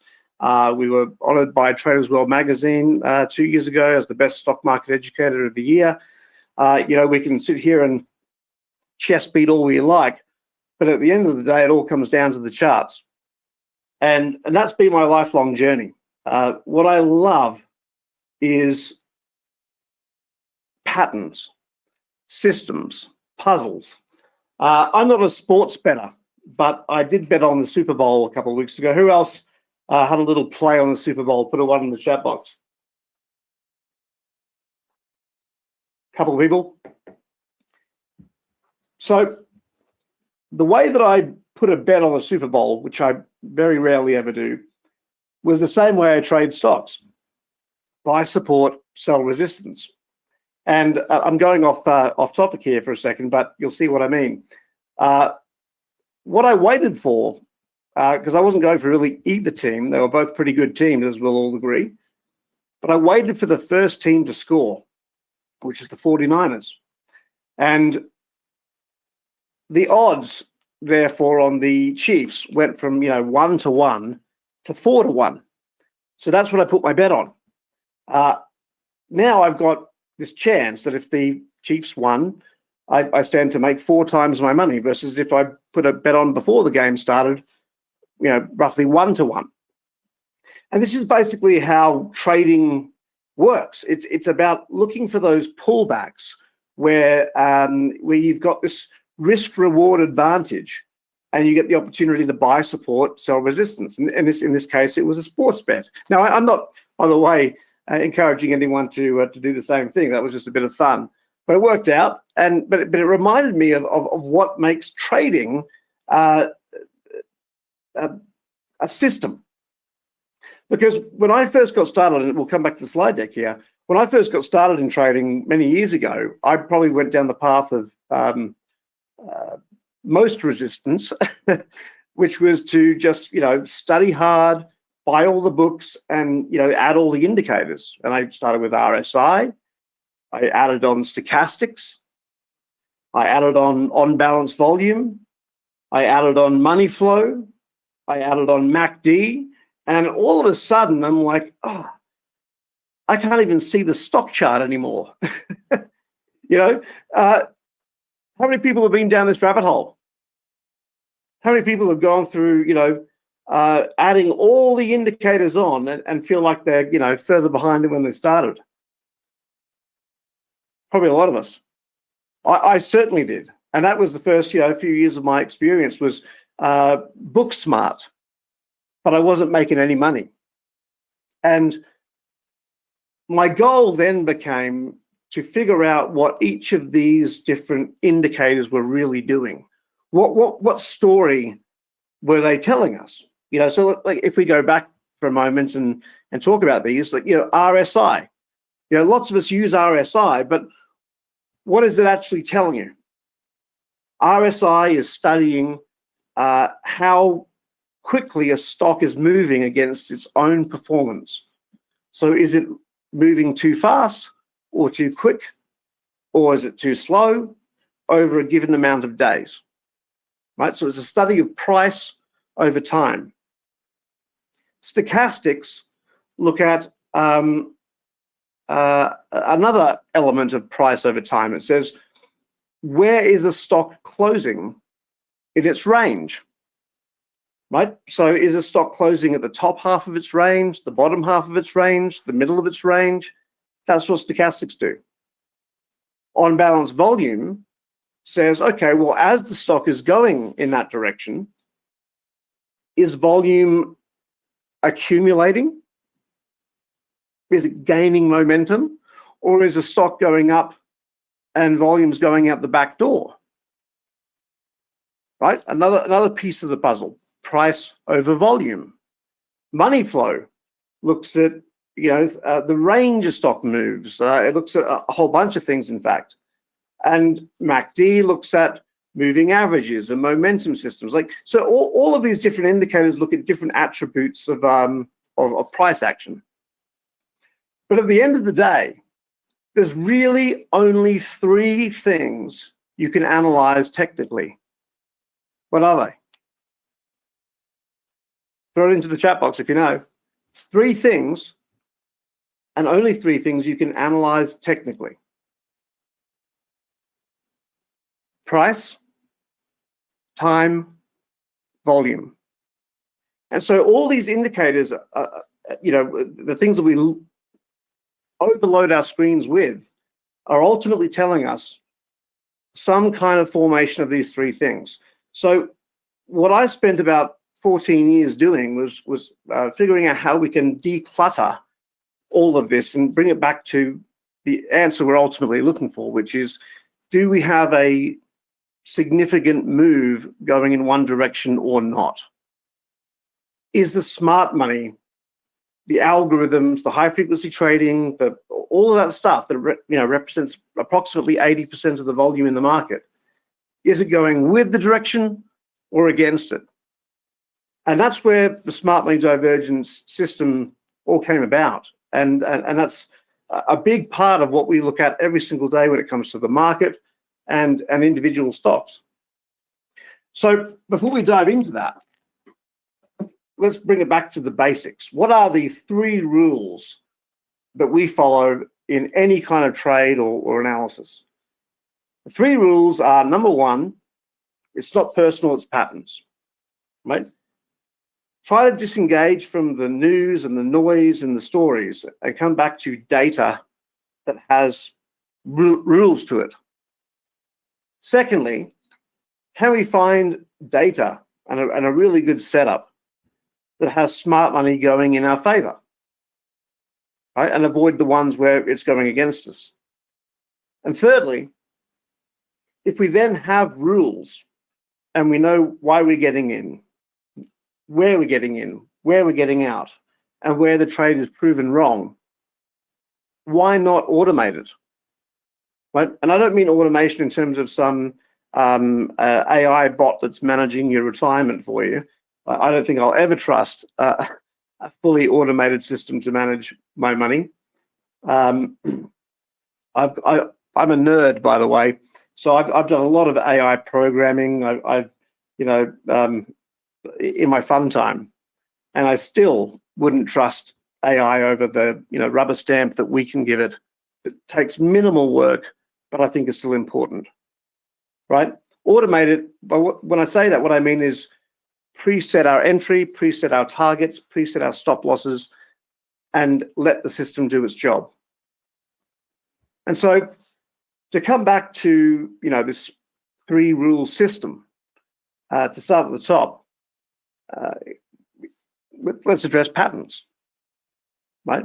Patterns are so important because it is the DNA behind the market. It's the golden rule, which for the first 5 years of my trading career, I had this very sheet printed out and put on my window, with sticky tape. The golden rule, which is that a stock, a forex, a market, it's not random movement. I firmly believe that the market isn't chaotic at all. It's organized chaos. Who would agree? Put a 1 in the chat box if you agree that it's not chaotic, it's organized chaos. There is a system to this. If you don't think there's a system to this, then why are we all here? There is a system. And we firmly believe that a stock, a forex, a futures contract, whatever, doesn't randomly change direction. It changes direction when it hits one of these 3 things: horizontal support and resistance, trend line resistance, in other words, diagonal lines, or moving averages. And so the analogy that I use in all of our training is that just simply think of it as an elevator. Right? When you get on the ground floor of an elevator, it only goes 1 or 2 places. It goes up to the first floor, or it goes down to the basement. And if our goal when we get on that elevator is to go up, let's say that ground floor to the first floor is a 10% move in a stock, that is our target. That's the path of least resistance. And how quickly do we know if it's going the wrong way? Immediately, right? The moment it starts going down, we know we're not going up. So that's where our stop loss is, right below that floor. So sometimes the simple stuff is the most important. And the most important stuff in trading is learning how to buy support and sell resistance, which is why learning how to identify where support and resistance, or in this example, where the floors and ceilings are in that building, where they are. What system is in play? That's the basics. Now, if we start adding on to that, powerful patterns or smart money accumulation. Well, this is where we can maybe get in on the ground floor and go all the way to the penthouse, right? I mean, to use that analogy. So when you start to look at the way these systems are built, it becomes really apparent when you start looking at, some of the common things like moving averages, right? If you look at an example like I've got on the screen here on NVIDIA, like it could be any stock, but if you notice how NVIDIA falls here, notice how it crosses back and forth through the moving averages like they're not there, right? What really controls the price movement of NVIDIA over, what's this say, a 1 year period? It's these two perfectly parallel lines. Sure, there may be some value to the moving averages, but what are the two lines that are ultimately in control here? These two perfectly parallel lines. So when we start to look at the golden rule and we say, okay, well, what's really in charge? This is where we start to change the way we treat the stock. Where should we enter? Where should we exit? Where do we put our stops? Right? Which is a total, so when we're in oscillation, that's one thing. Momentum is a totally different animal. Momentum is where the straight lines or the oscillation points are no longer the system in control, right? We're not likely to continue reversing at these straight line points. Now, moving averages are what's driving the move.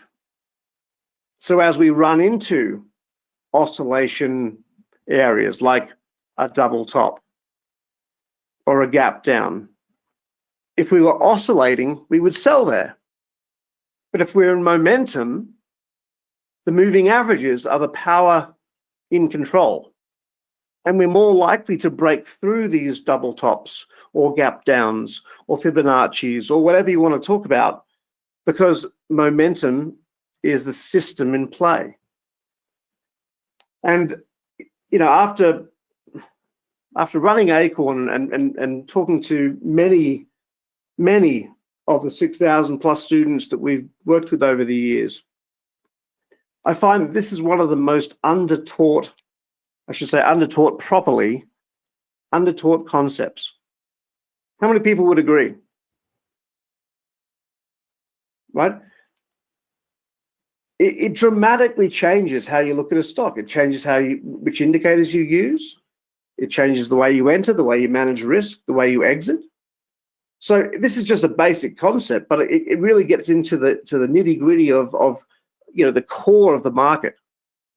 And that is that algorithms, the 80% of the volume in the market, don't look at candlesticks like we do. They don't see this. They see this. They see floors and ceilings. Buy entries, sell entries, or sell exits, I should say. So, you take a look back at, things like 2008, where the market crashed from the global financial crisis, or 12 years later, where we had what do we blame it on this time? The COVID crisis.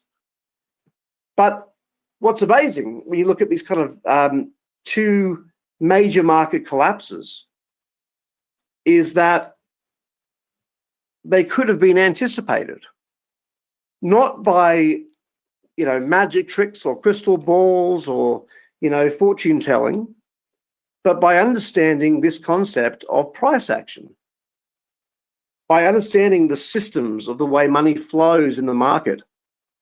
So if we take our clocks back to 2022, for example, and you look at the way that the market rallied throughout that entire period from 2021 all the way to the beginning of 2022, what system was in control?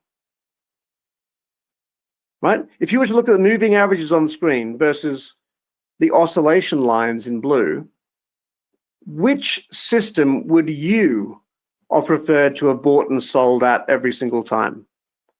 when the stock crossed its moving averages, in this case the S&P, or when it hit either side of that perfectly parallel channel. One or two. Moving averages for one, or two, the oscillation levels. I hope you put two, right? Because it, over an entire year, these two perfectly parallel lines summarized all of the major turning points in the S&P 500. So when we apply the golden rule, we say, okay, well, what shape does that make? Well, A, we're in oscillation. B, we're in an upward channel. So it's kind of like a car going through a tunnel, trying to break out, trying to exit. It's bouncing from one wall to the next, back and forth. And the direction of that tunnel tells us the probability of which way it's going to break out. In an upward channel scenario, it's roughly about 65%, roughly, give or take, that it's going to break down. And if we start to add other qualities to it, we can increase that probability more. But as a very, very basic system, an example of this whole concept, that was why we were so bearish on the market when we started to top out in December of 2021, because we were in a highly bearish pattern. So over many, many years of trying to be the smartest cookie in the jar and learn all of these indicators and all of these systems and things, the best lesson I learned was that the simple stuff sometimes is the most important. And if you're struggling in your trading, it's probably because you're adding too much. You're probably jumping from one thing to the next, the sexiest offer, the next bright, shiny object. But I would argue strongly that getting rid of all those bright, shiny objects is the first step towards actually making money and actually enjoying it. When you have rules, we're constantly chasing that carrot that if I just do this one more thing, if I have this one more indicator, if I have this one more, special thing, that all our problems will be solved, and we keep bouncing from one to the next, to the next, to the next. But it's bringing it back to this core concept of price action that is truly the most important, certainly in my opinion. Right? If we take a look at the 2022 crash, even if we were not aware of all of the geopolitical events and inverted yield curves and all that kind of stuff, as long as we understood price action and what an upward channel meant, then it should have been clear as day what the probability was telling us was going to happen. I hope I'm not offending anyone. Does everyone agree? Put a 1 for yes, put a 2 for no. It's okay if you don't. But while rules aren't always right, they do have statistics to them. There is probability to it. There is black and white rules as to when we get in and when we get out. Right? In the case of a channel, it's measure the channel, and that's where it's going to likely drop to. That gives us your target, very simply, and that's exactly where it went to in its first point. Obviously, went a lot lower. And when it went a lot lower, what happened? What pattern did we form? Have a look at it. Were the moving averages in charge? Well, not really. Those two lines again formed a downward channel, and once more, this gave us the likelihood of where we were going next. So like an upward channel is bearish, a downward channel is bullish. And that told us as we went into the beginning of 2023 that we were headed for where? There. 460 or 4,600 on the S&P. Right? And where did we go? Straight there. Straight there. Like, I mean, organized chaos. I mean, and once we hit that target, what happened next? Down we went, and we pulled back in a downward channel, and off we went again. So this is, this is the really key concept that I think that people need to understand before anything else, which is, where is the smart money going? And we see smart money in patterns, and we see smart money in indicators if we know how to read them. But the problem is that we often end up putting just too much information on the chart, so that we're confusing, that core story. So to dive into this topic further, we should understand what divergence really is. Divergence is, because you can slap the word divergence on anything, and I've seen a lot of people do that, right? But what is divergence at its core? Divergence at its core is looking for where one thing doesn't add up to the other. Think about it like a couple that have been walking together for years. And then all of a sudden, one person walks away from the other, right? So that is divergence. That walking away is divergence. It's a signal that something significant has changed, and that a shift in the relationship has potentially occurred or is about to happen. And so when I started to take it back to this dialed down or dialed back or simplified way of looking at things, that was one of the biggest game changers for me. And it's what made trading fun again. Right? And who said we can't make money and have fun? Isn't that what we're all here for? Trading should be fun. Making money certainly should be fun. But this is only possible if we have rules. And so one of the biggest rules for me is seeing what system is in play, and then detecting if smart money is going in its favor or not. And so if we start to now apply one of the very few indicators I actually do use, you can see where it becomes incredibly valuable.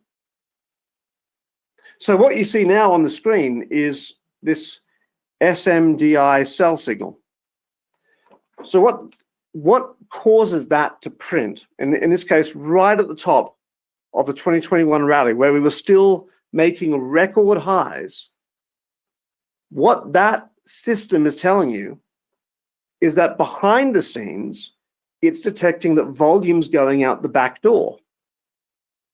Right? Not volume from you or me or anyone else in this room, but volume from the smart money. Tracking the way that smart money buys and sells. Does that make sense?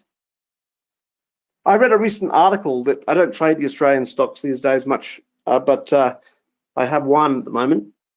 But I read an Australian article a few weeks ago that said that 25% of the volume is now happening in the pre and post-market trading session, or trading sessions where volatility and volume is low, and they get to kind of almost manipulate the market. But I won't use that M word, but they get to position with little competition. It's amazing the way that the market has evolved, because 16 years when we started Acorn, technical analysis was kind of almost voodoo. Now you've seen a massive influx of capital move away from traditional brokerages and money managers into quantitative analysis, algorithmic driven systems. And there is a way that they buy and sell, and it's through rules, patterns. And so for everyone looking at this simply as a directional move, everyone's going, oh, S&P is breaking all-time highs. But while it does that, smart money is selling. The best time to sell is when everyone thinks it's the best time to buy. And that's exactly what they do. And down we went. So being able to visualize and see when this is occurring is such an infinitely valuable thing. We saw it at the top of 2021. We saw it again when we hit 4,600 or 460 on the SPY in August 2023, and we again got that print. Right? In both these occasions, we went from being very heavily invested long to 100% in cash. Right? Same thing if you want to go back to 2008. Right? Some of the major tops in 2008 and 2007 and 2008. In both these occasions, the smart money divergence system detected that money was flowing out the back door. In the 2018 crash at the top of October, when once again the market had reached all-time record highs, it detected that smart money was telling a different story. And that's the story I want to know. The story I want to know isn't what all the talking heads are talking about on TV. It's not what all of the gurus are saying, you know, in webinars. And I realize I'm the pot calling the kettle black here, but do you agree? No one's opinion matters, including mine.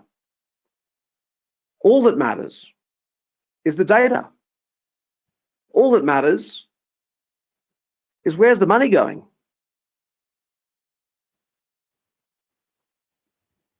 Put a 23 in the chat box if you agree. Right? 2020 crash.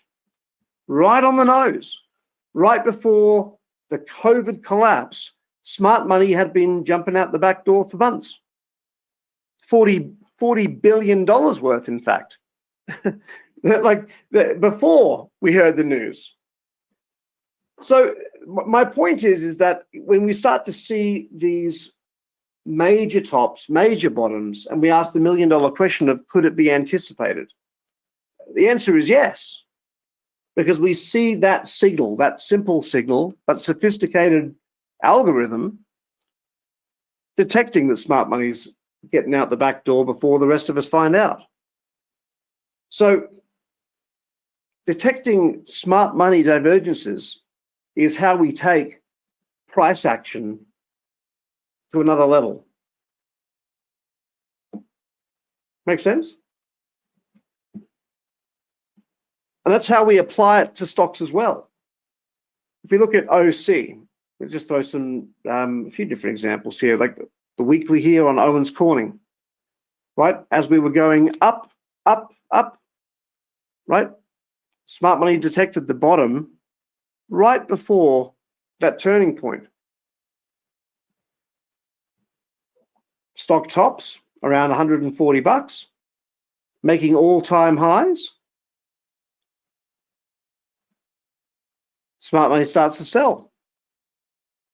And so as we crest in what could also be a potential head and shoulders pattern, we get the early warning that something might be up here. Now, nothing's guaranteed, right?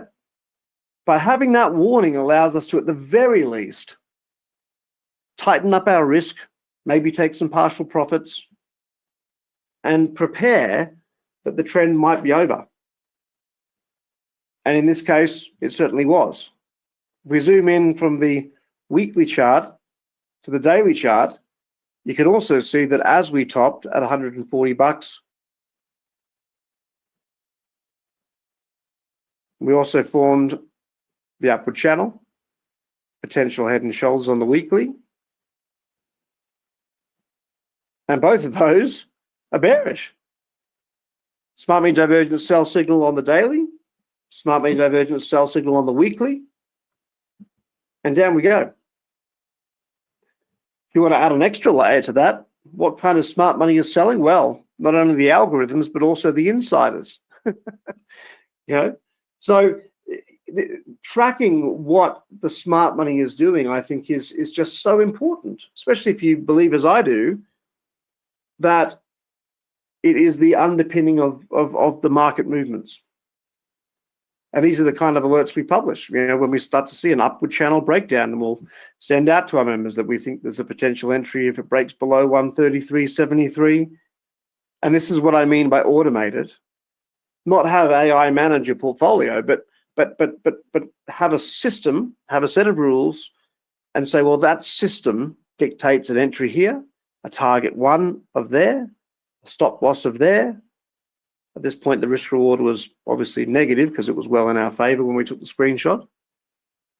But, you know, and if you want to trade the stock, great, short it. If you want to buy the puts, as I did, that was why it was the December 130 puts.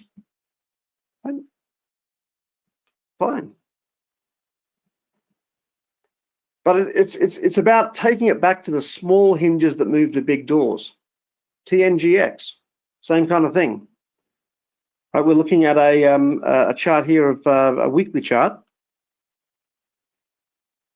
So you can see how we start to see that smart money divergence accumulating to the long side at a time where most people would have been terrified of buying.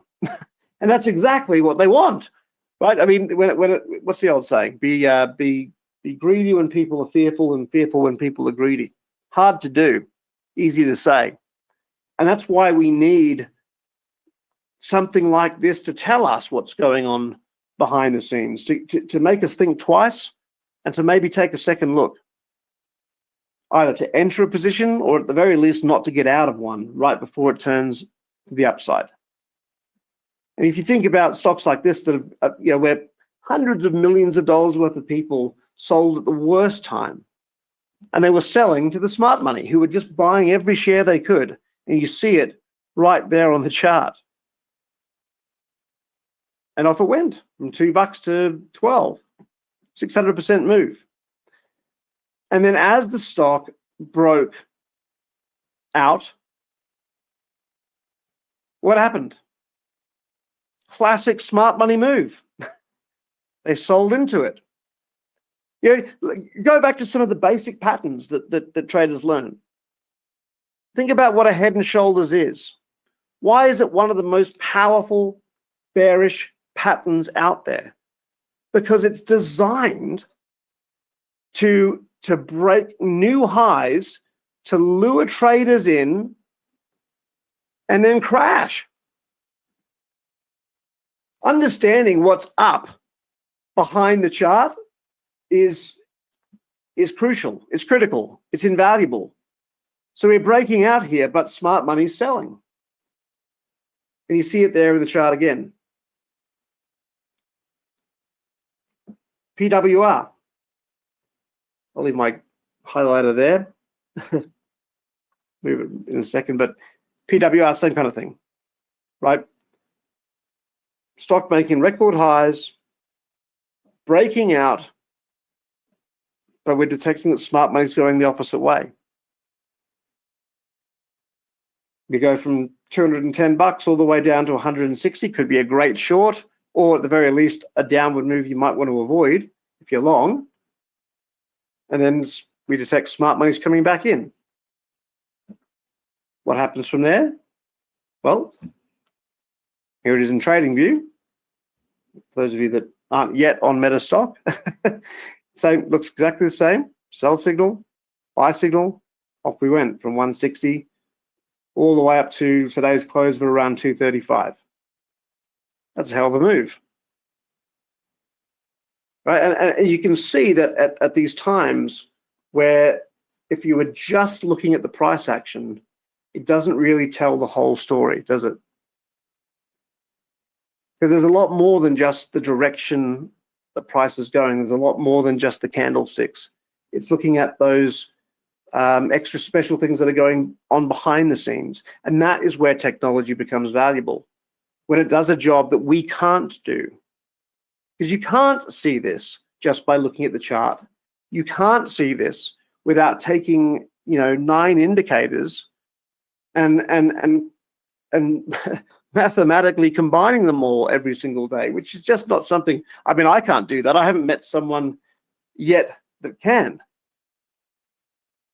Technology is there to help us. And this is a very great example of where it does. Same with MTH, right? Stock rallying, making all-time highs. But what do we see? Upward channel. We can spot that instantly just by seeing that the moving averages don't work, just by seeing that the stock is crossing back and forth through them like a hot knife through butter, as if they weren't even there, because they're not. Because if we know we're in oscillation, moving averages don't work. So what is in control? These two straight lines, these two perfectly parallel lines. What shape does it make? Upward channel. What pattern is an upward channel? It's a bearish one. Tells us if we measure from there to there, that's exactly where it should break down to as a first stop, and therefore our first target. And then it ends up going further. Down we go from 150 bucks to 110. Smart money starts to load up again. Right before a breakout from 110 to 131. Great options trade, great stock trade, right? And a great alert. So we caught the top on the head and shoulders, and then alerted the bottom when it came round the second time, and off we went. Now, where can the smart money divergence system fail? Well, I wouldn't call this a failure, but sometimes when utilizing this, you will notice that it may give you a sell signal prior to a top. So I want to point out that this system is not about trying to nail the bottom and top of every chart. There is nothing that exists out there that does that. Nothing I would trust, right? And we're not trying to nail the absolute bottom and top of every chart. What we're trying to locate is the high probability piece of the move. So there are many examples where I may have gotten out of a position before it went higher, right? But you can't nail the top and bottom of every stock. The point is to make money, right? In a risk-managed way. Does everyone agree? Put a 1 in the chat box if you agree. Right? It's not about trying to nail the absolute top. And even if we did stay into that position and held on to it longer, where would I put my stop loss? Probably around there, which would have meant getting stopped out at very close to the same position, but holding it for 3 months more for little return. So what we're trying to do, what we're doing here is just grabbing that high probability piece in the middle. And when the odds start to turn, getting out and moving on to another high probability trade, and not trying to juice every single cent out of every single trade. Right? In my opinion, the easiest way to make 100% return isn't to find a stock that goes up 100%. In my opinion, the easiest way to make 100% is to find 8 stocks that go up 8% each and get in and out and compound the return. To me, that's a far easier thing to do than to find the next golden goose. Feels good to find a golden goose, and sometimes we do.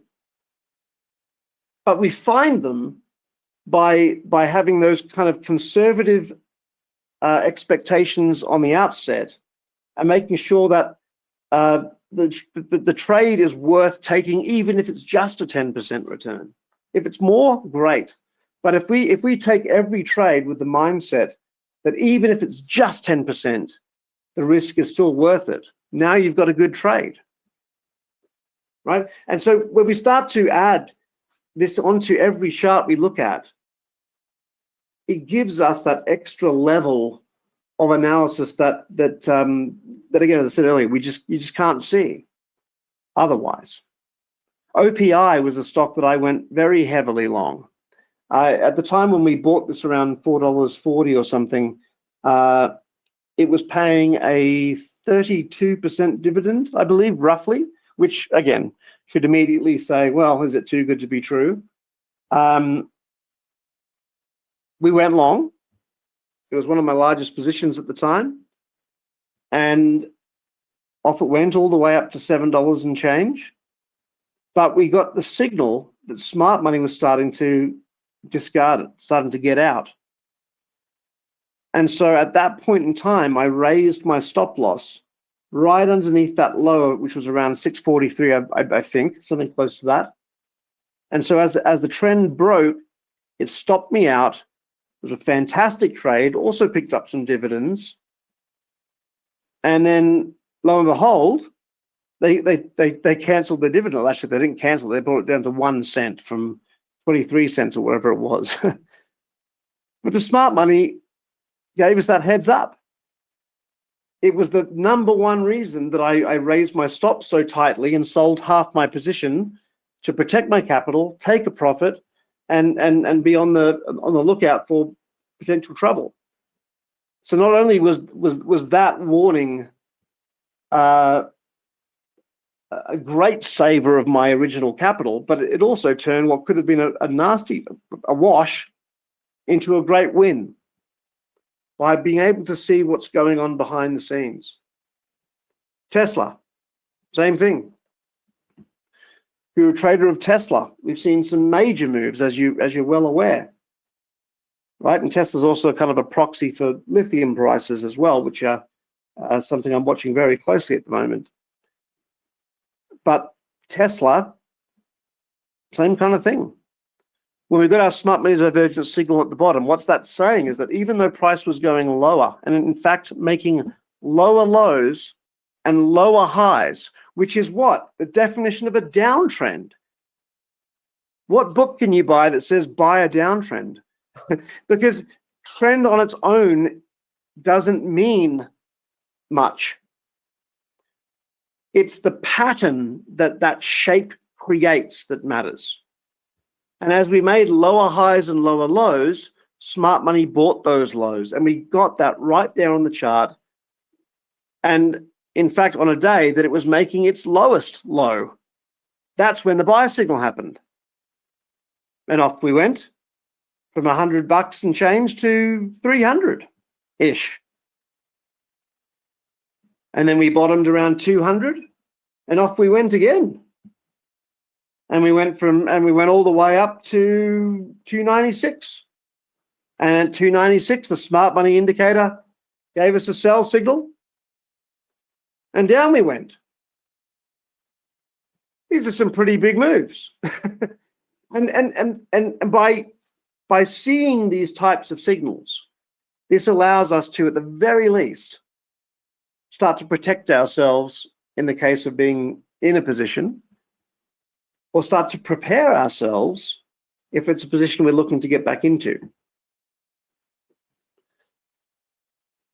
And this is where technology meets set and forget. I don't just think this is important from a time perspective, right? I do think time is important. I've had a few near-death experiences in the last few years. I was in a workshop a couple of years ago, 2 years ago, and I said, God forbid I get hit by a car the next day. And the next day I got hit by a car. Knock on wood. Drunk driver, got knocked off my feet, saw my life flash, past my eyes. And it's the one thing you can't buy more of, is time. But it's not just about getting time back.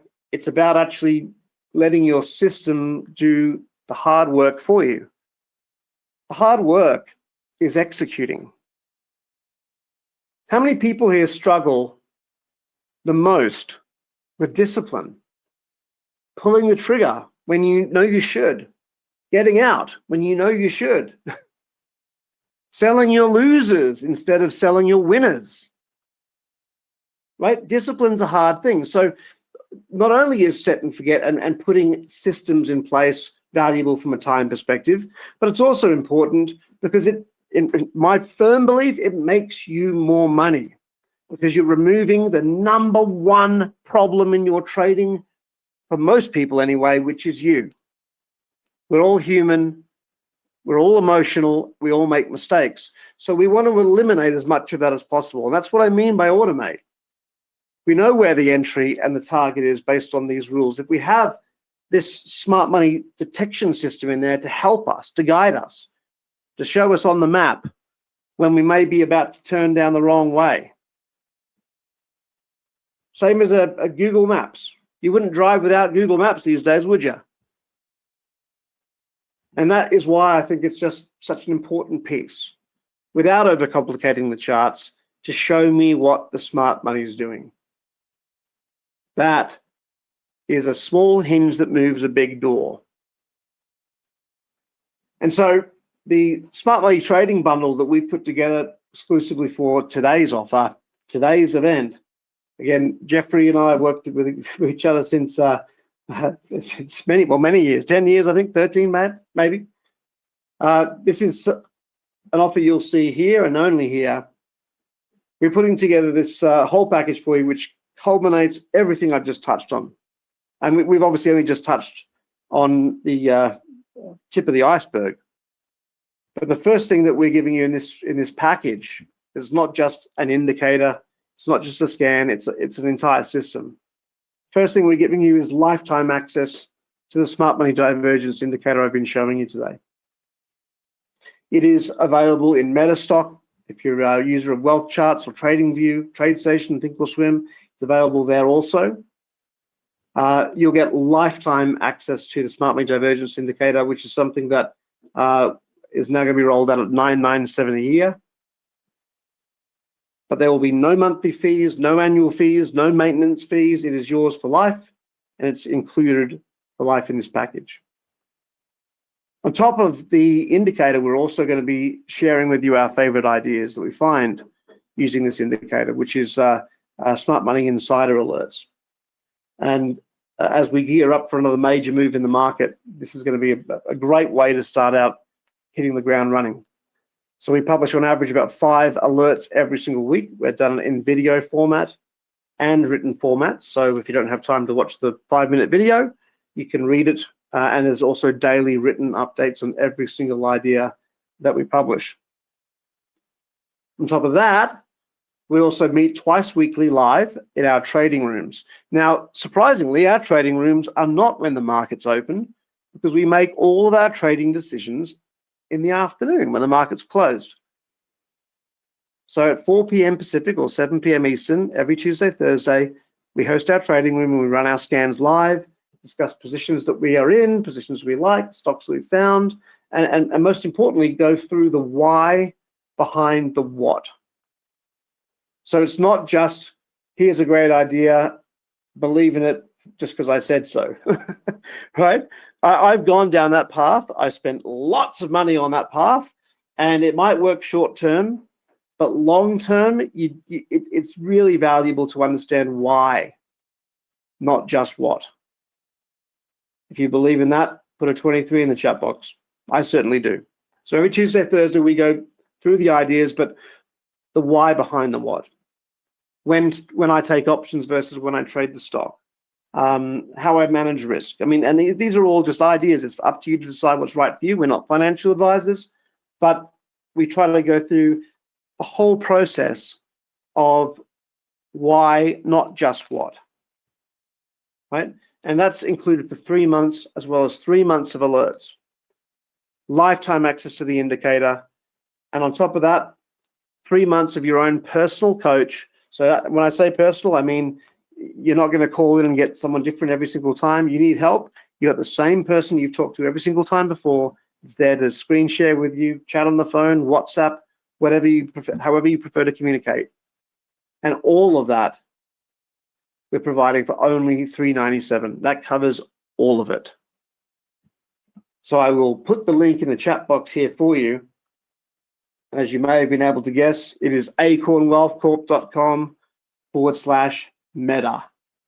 Let me just let me find the chat box actually here. I can see the questions, but I can't find the chat. I'll get it for you. Don't worry. Thanks, mate.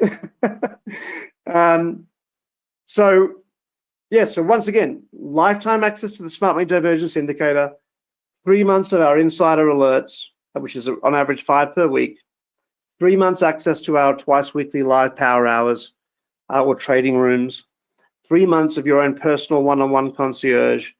And if you are on the Metastock, Wealth Charts, TradeStation, or Thinkorswim platform, we're also going to be including our smart money divergence scanner, which is simply a one-click process to find any stocks that are alerting those divergence signals on the hourly chart, daily chart, weekly chart, whichever time frame you like to operate in.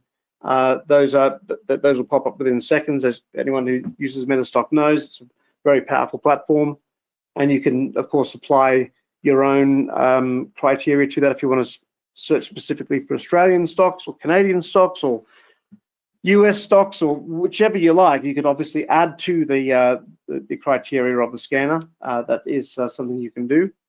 But the way that I use it, I love to scan on the weekly chart and look for my swing trade setups that way. So I like to scan on the weekly and daily. Day traders like to scan on the daily and hourly. Very short-term traders, hourly and 15 minutes. It's really up to you, but you've got the capability to run any of those scans, whatever matches your trading style and preference. So I will open up the floor, so to speak,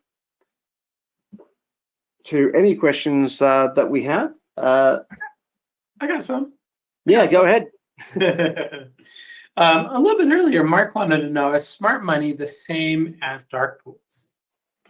Well, yes, because it's the the wizard behind the curtain, but we don't focus on the dark pool capital at all, and the reason being is that the more you try to complicate things, I think the more you sometimes remove the value of what's hiding in plain sight. And while dark pool can certainly be valuable for certain styles of trading, I don't find it's an important piece in what we do. All right. Do you have the ability to look at a chart or not? What's that? Do you have the ability to look at a chart? Scotty wanted to know if you could show Tesla if you have time, but I don't know if you're set up for that. So I thought I had as you may have seen, I was having a computer glitch earlier. But in terms of Tesla, so Tesla actually gave us a smart money divergence buy signal on the 6th of February. And if you are on Metastock and have the indicator enabled, you'll be able to see that. It's one second here.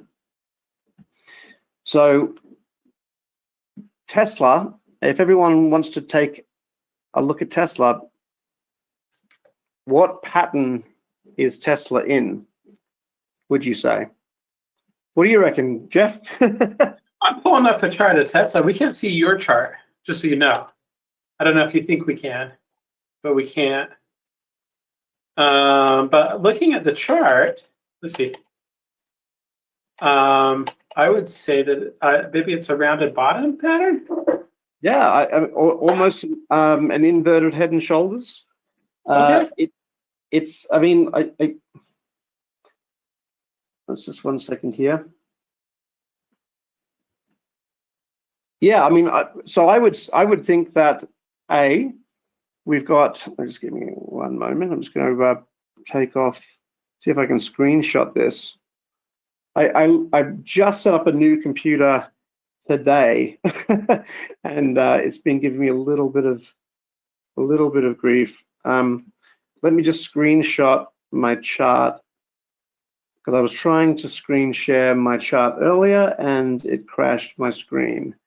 So, I love it. I love it. Yeah. Some of the hoops you jump through sometimes to get stuff on this. Philip has a good question. If you get the package, can you install the indicators on more than one platform?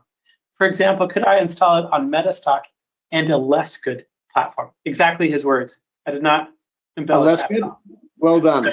By the way, real quickly, there you go. There was a smart money divergence buy signal on Tesla right at the bottom, just like it now at the top, bottom here, top here. And so there's your downward channel, and there's your inverted head and shoulders pattern. So we should fill the gap, and that'll be the first test. The question was, could you install it on multiple platforms? Absolutely. So under this offer, so normally this is a license of $997 per year per platform. Under the offer that we're doing here with Metastock, it's $397 lifetime, and that's multi-platform. So you want to install it on Metastock and a less good platform to use it, then absolutely you can. Yeah. Cool. I remember when I first met Jeff, and Jeff said to me, you know what you can do with Metastock, Johnny? You can even program to search for stocks that do well when certain football teams win. You remember telling me that? I don't remember that. I don't know that that's accurate either. Well, it was 14 years ago. Basically, it was like you could overlay whatever data you want. Is what Jeff said. So I mean, yes, you can absolutely put it on multiple platforms, and of course, if you need any kind of special tweak to the strategy to look at certain parameters or timeframes, it's fully customizable. Certainly within Metastock, you can the sky's the limit. Is TradingView one of those lesser platforms? Is a question in the chat. We do support TradingView, absolutely, yes. Okay, cool. Now, one thing you can do in TradingView that you can do in Metastock is screen. So maybe you want to get in touch with us and get a trial. Correct. I think that's the end of the questions, Johnny. I really appreciate you coming in and spending some time with us. It's okay if I call you Johnny, right? Absolutely, Jeffrey. I thought I might get some clearance there. All right, well, great job. I appreciate everything. That was fun. Thanks for coming in. Pleasure to be here. Thanks for having me. All right, very cool. Let me go ahead and do this. We're going to go ahead and just make a little bit of a change. And I'll go ahead and show my screen. I did, as you can see, I pulled up Tesla. Let me go ahead and do this too. There is a little bit of things that I have to do to kind of get everything converted over, turning on the lights. I brought in a light switch from the next door, so I don't have to go over there anymore. All right, let's go ahead and kind of get transitioned over. Johnny, great job. If you want to take advantage of that offer, go to acornwealthcorp.com/meta. John, always great. So, as a reminder, Metastock's great too. We talked about scanning markets, allowing you to find good opportunities, testing, trading ideas. We'll talk a lot about that. Kelly's going to talk about that in a day or two. Forecasting is something that we're going to be kind of talking about. It's patented. It's something that you can only do in Metastock. This year, Metastock was rated the best software in its price category for the 31st year in a row. And that's something we're very proud of. Pricing on Metastock starts at $69 per month in the US, $59 if you're not in the US and you don't want US markets. If you buy a month, we'll give you a second and third month for free. So you can do that. You can visit us at metastock.com/conf-promo. You go to metastock.com/sales-chat. And you can also call us at 800-882-3040. I'm going to shout out AAII again real quick. Well, maybe not. I do appreciate, I want to say thanks to all of our sponsors, AAII, CMT Association, Stocks and Commodities Magazine, great sponsors, help us get a lot of people into this event, help us with the marketing. They've been supporting us in the case of Stocks and Commodities since the very beginning. And so appreciate them. They do a really, really good job. And I want to say thank you to them. Now, we do have one other thing that we're going to do right before we transition to our final speaker of the day. And for that, I'm going to ask Mr. Greg Lewis to help me out. Greg, will you come on here and help me, give me a hand? All right, take your time. While you're asking that, I will. I'm here. Travis wants to know if Metastock's available for Canadians. Do you know the answer to that one, Greg? For comedians or Canadians? Canadians. We accept comedians, though. What about Canadian comedians? Yes, those are the best ones. I'm here all night. I'm sorry. What was the question? What was the question? Is Metastock available for Canadians? Yes, of course. Metastock is available for Canadians. And that means that we support all of the major Canadian markets like Toronto Stock Exchange. Well, yeah, when you said that, I wasn't sure. It's available for sale in Canada. We have data that's useful in Canada. Yeah, so a lot of things. You could, you can use it in Canada, sure. Now, the reason I asked you to come in and help me Yes, is, of course, we're going to give away the final prize of the day. I'm very And I'm going excited. to have you help me out with that. So, same rules as last time. Maybe we should tell people, if they're watching on YouTube, how they can make sure that they're on my list of potential prize winners. Well, one way you would do that is go to metastock.com and click on the large banner at the top that says join us at the conference. And when you register there, or you click through there and register, you'll be on that list. No purchase necessary. Yeah. If you're watching us on GoToWebinar, you're already registered, so you're already on the list. That's it's also the pinned comment. So if you look, I think in this corner, you can click on that comment and it'll be there. So this prize, what we're going to do, and I'm going to actually make you work a little bit right now, Greg. We're going to give whatever. away. I'm here for you. I'm here for you. We're going to give away Metastock. Okay. What's that? Metastock is a great hunk of software for speculative active traders like you and me. It includes world-class live or end-of-day market data and news, and you can get it in the form of subscription or lifetime versions. All right. We're also going to was that a decent elevator pitch? Right.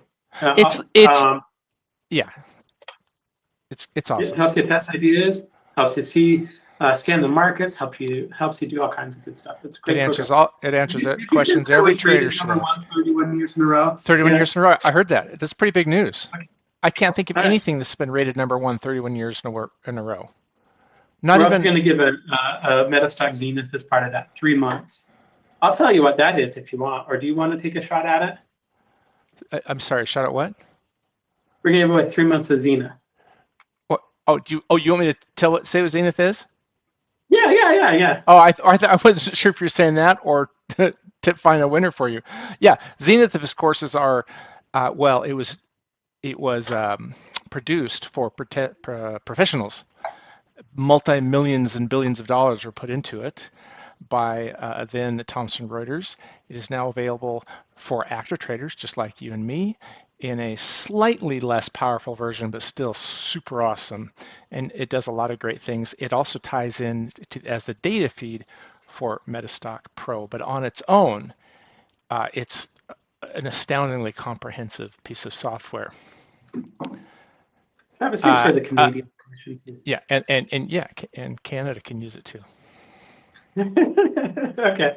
I'm also going to give away 3 months of Learn Metastock, and that's just like a premium subscription to a site. They have hundreds of videos that help you use it.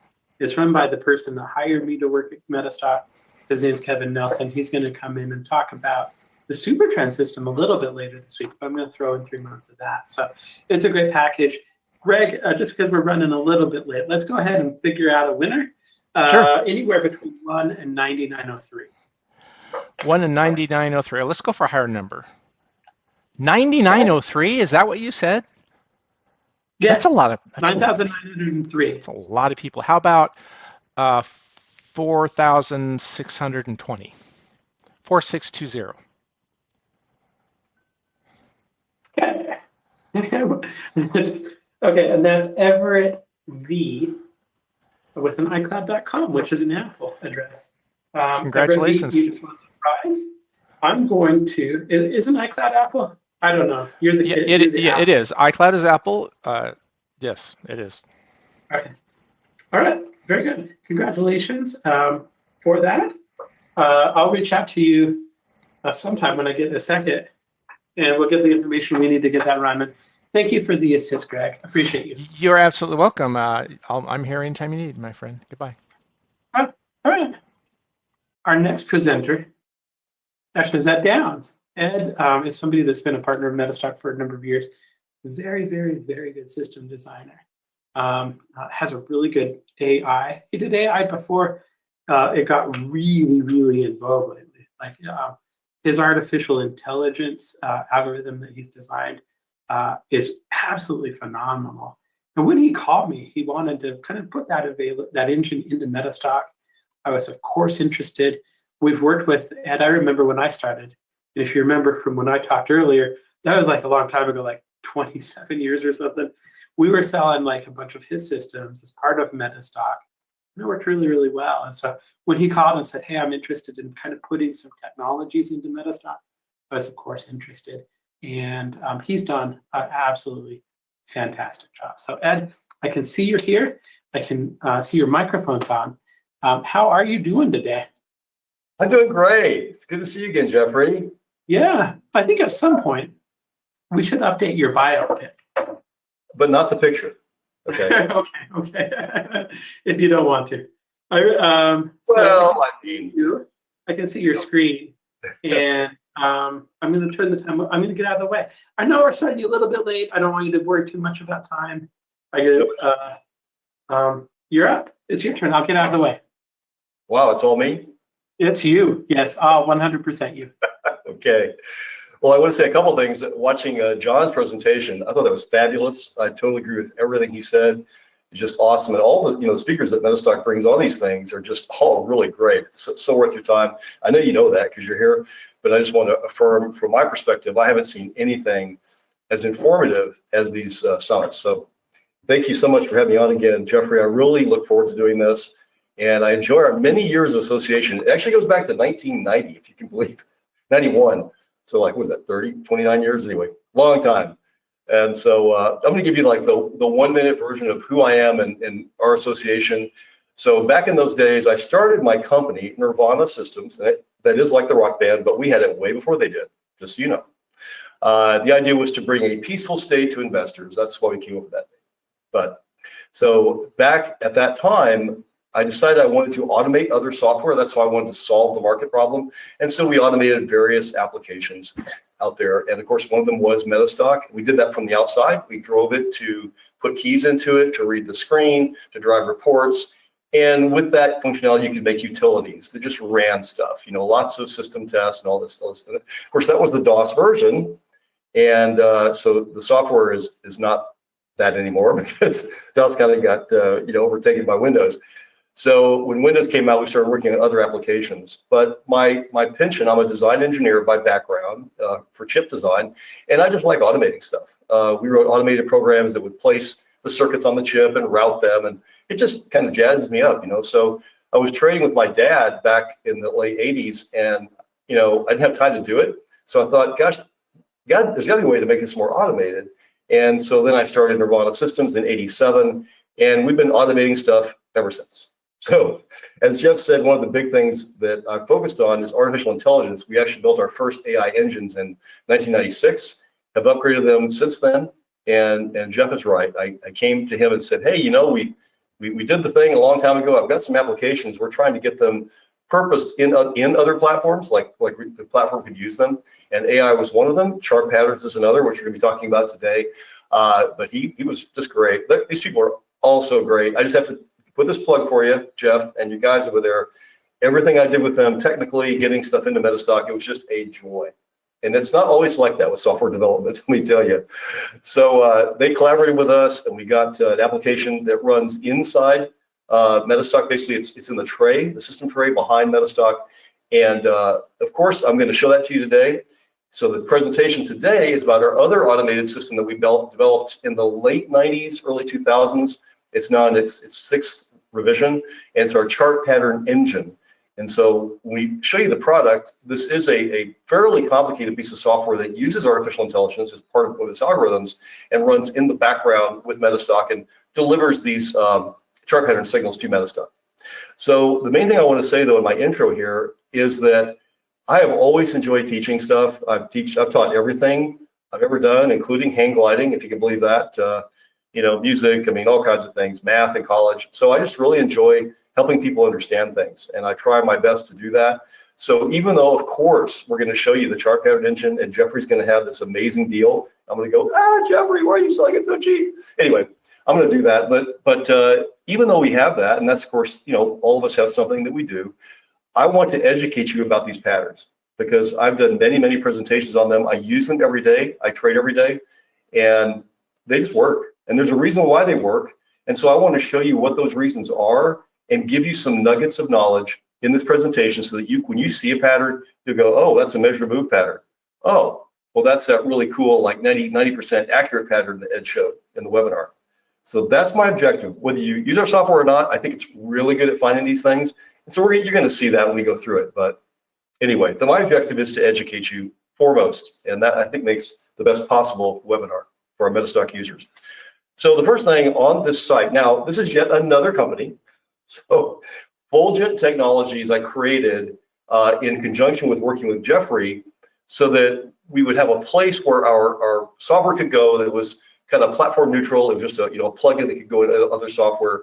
And so there's a Metastock landing place on here. So if you go to fulgent.ai/Metastock, you can get the ebook, which basically has all the information I'm going to show you today. It's free.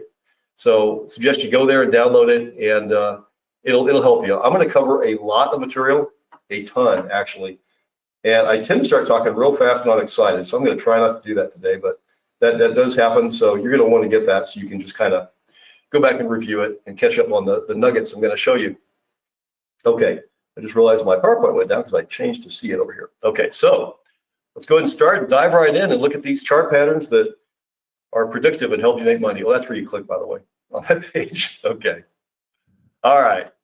So we talk about patterns, and those of you who have been trading for a while, I saw John talk about these very effectively, some of them that he uses.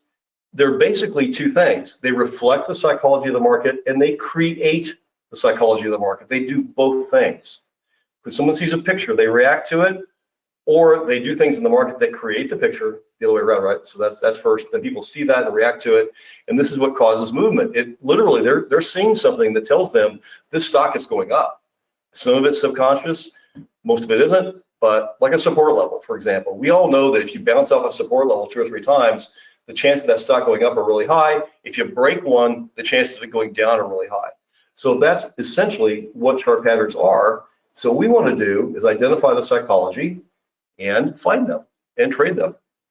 This is a chart I marked up quite a while ago on, let's see, the S&P 500, and I just went along and marked all the patterns I could see with my eye. And there's a lot. You've got consolidations in here, you've got trend lines, you've got support levels, resistance levels, volume patterns down there at the bottom. And this is after quite a big decline, actually. So there was a bottom down there that was forming, but they're everywhere. And so again, what we want to do is train ourselves to understand what these look like so we can very quickly see them, and then use the rules that have been observed for patterns forever to profit from them. Okay, so let's go ahead and dive in here and talk about these 7 patterns that I've identified as the primary patterns you need to pay attention to. There's a book that I wrote. It is available on Amazon, and I'm not saying go get it. It's only like 30 pages long, and it just talks about the psychology of the market, patterns, how they work.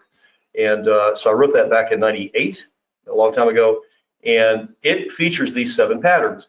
And honestly, since then, I still say that these are the 7. The 7. The other patterns out there are derivatives of these. So let's look at this real quick. You'll see that for each one, there's a little 3-character acronym after it. That's what you see in the software. So when a trend line break is identified, it says TLB in Metastock. That's why they're here. So the trend line break and a trend line reversal, support resistance break and reversal, a consolidation, volume climax and trend, Fibonacci retracement, gaps and saucers. And we're going to stop on each one and talk about them. But then if you look at tops and bottoms, that's really a trend break situation. I'm sorry, TB, trend and a break situation. And then a cup and handle is, so I said C and H over here. It doesn't show that in the thing, but you can take in the software, but you can take a saucer pattern and add a consolidation on the end of it. And that is a cup and handle pattern. That's what that is. So saucer, consolidation, it's 2 patterns connected together.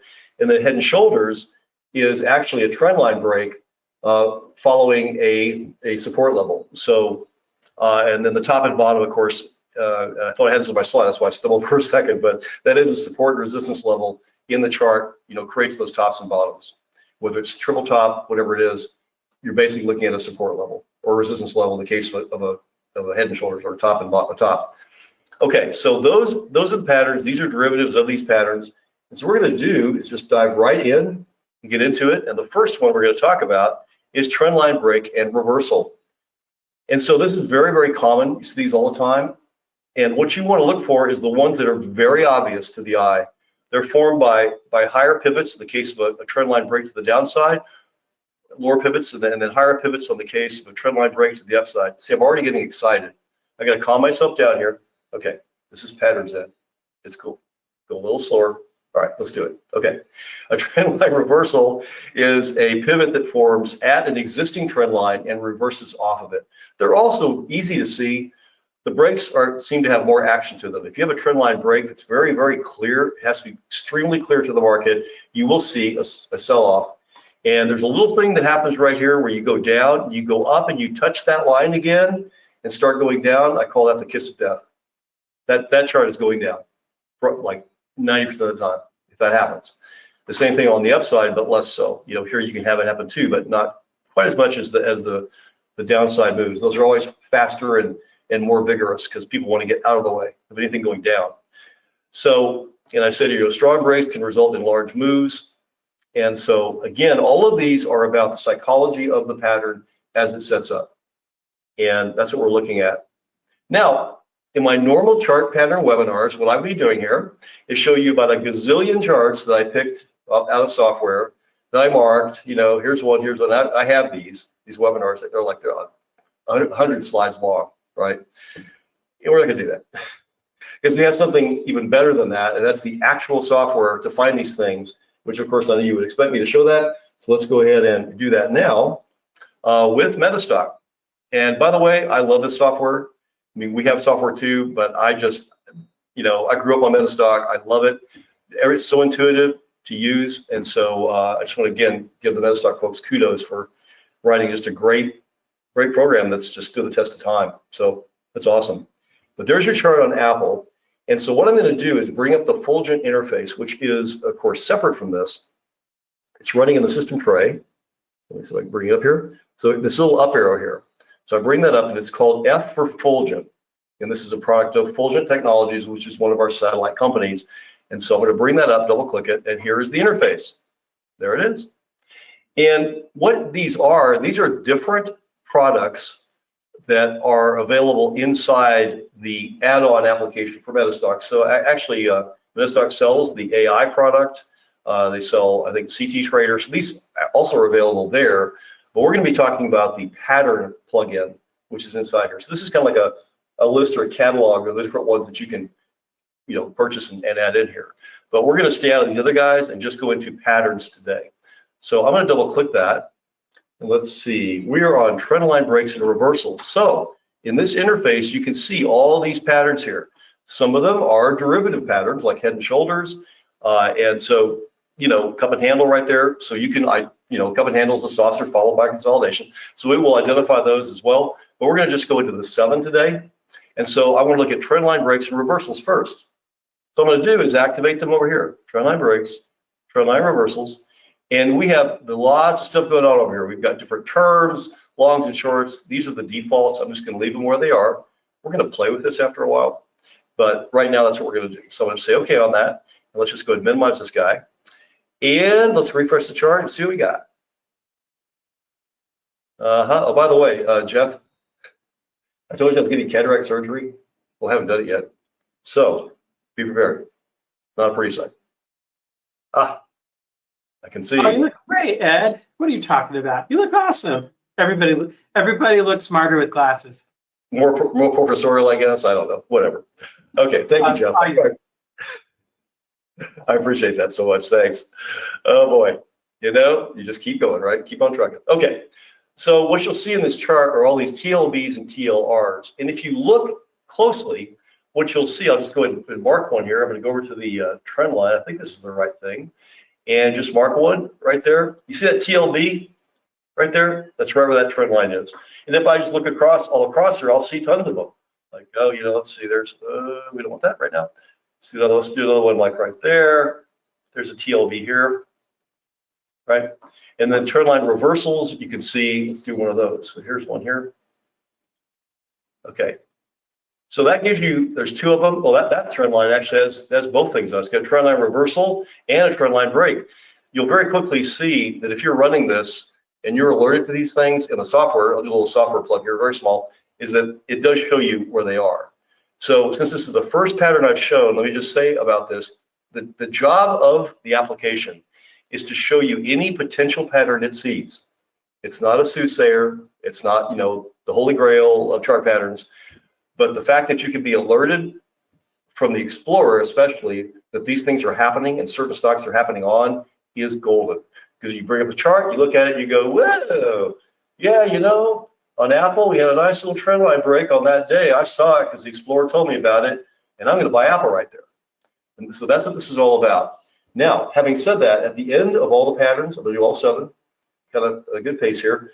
At the end of all the patterns, we're going to look at some tuning you can do in the application to get the better ones. You can actually amp up the minimum AI requirement for each pattern, and it will reduce the number down to where you only see the best ones. Why am I not doing that now?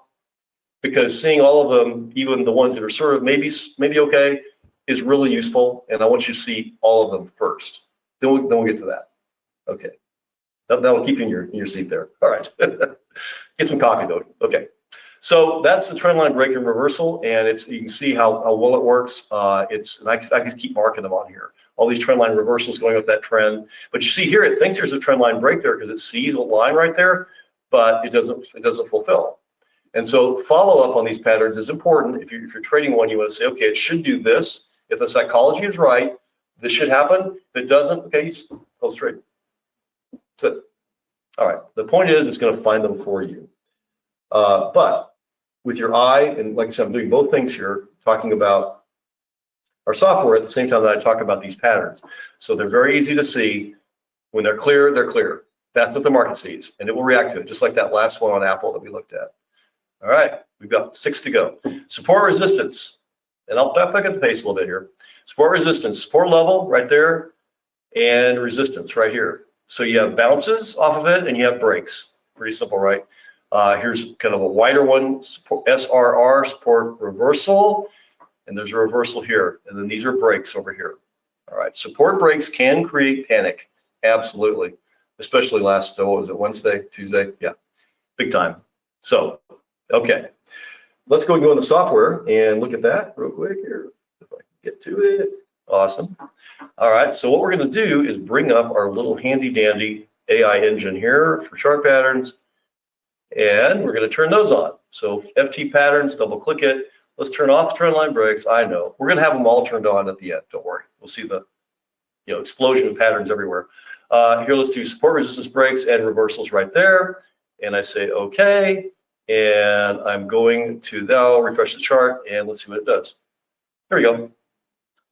I can leave these on. I'm going to go ahead and just kind of take them off here. I think trend line. Just go ahead and, yeah, I might leave one just for fun. Let's see, trend line, and delete that. I'll leave 2. So support reversal. You see that support level right there? Here's a support break. Let me do the support levels. Right there. Support break, reversal. Here's a break right here. This isn't a very big one, but it does go up from there. And support reversal, it's seeing that support level, right? That resistance level, sorry, right there. And say you're going through it. So you can kind of go through the chart. Here's a resistance level. So imagine being alerted that in Apple, that happened on that day. Would you see it otherwise? You might. This is good. So this is software. Okay. So with our eye, we can see where these are. If we look, you got to look around the chart. You got to look left pretty far and go, and draw it. So it takes some time, but you can do it. It's not hard. And I'm sure probably most of you already are. They're very, very important. And we can go through this chart and mark all of them, but we've got 5 more patterns to go. So I better not do that. But that's that. And again, this is all of them. If I clamp down the accuracy rating, a lot of those will go away in favor of the ones that are more accurate. All right, next we're going to go to my actual favorite pattern in all of this. Well, I have 2, but this is one of them, and that is the saucer.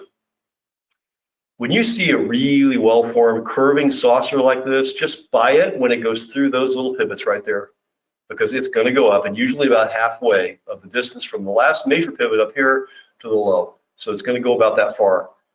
They're killer. I mean, it's very rare that they do fail. You can sometimes see one that goes up and then fails to the bottom. That's like on a major news event that's counter to what the market thinks about this stock or futures contract. And so they do happen, but they're rare. The ones that are really interesting are the rounded tops. We're going to see those in a second, because they are actually very predictive. You know, people see that going on, they go, well, you know, it was going up really hard, now it's kind of rolling over like this, and it's a little weaker. Oh. It's all about emotions. Market is all about people's emotions. We don't want to get caught up in them because then we become them. So we're trading against them. But they will see that, and then so in this case, you trade with them because the market's moving. You get in ahead of the big drop, which happens shortly after that. So it is very reliable. And let's go back to the software now and check her out. All right. So let's see. Do I leave these things on? I guess so. Let's go and go back to Fulgent right here. And if I don't see it down the taskbar, it's going to be in the tray. It's just the background system tray. Just an enormous piece of software running back there. You wouldn't believe how huge the thing is, but you can see how fast it is just when I do this. All right, so I've got to give my developers kudos every now and then because they do a really good job with this stuff. I coded things in the very beginning of the company, but no, I can't touch them. All right, so let's go ahead and turn these off, and let's go to saucers right there.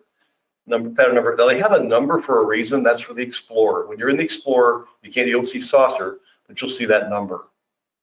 And so that's why they're in here. So 509 saucers. And by the way, Jeffrey, I know you're listening. So if I miss something critical, please just stop me and go tell about this. All right. Let's go and do this thing. I may have to go to some more stocks to see the saucers because they're not that common.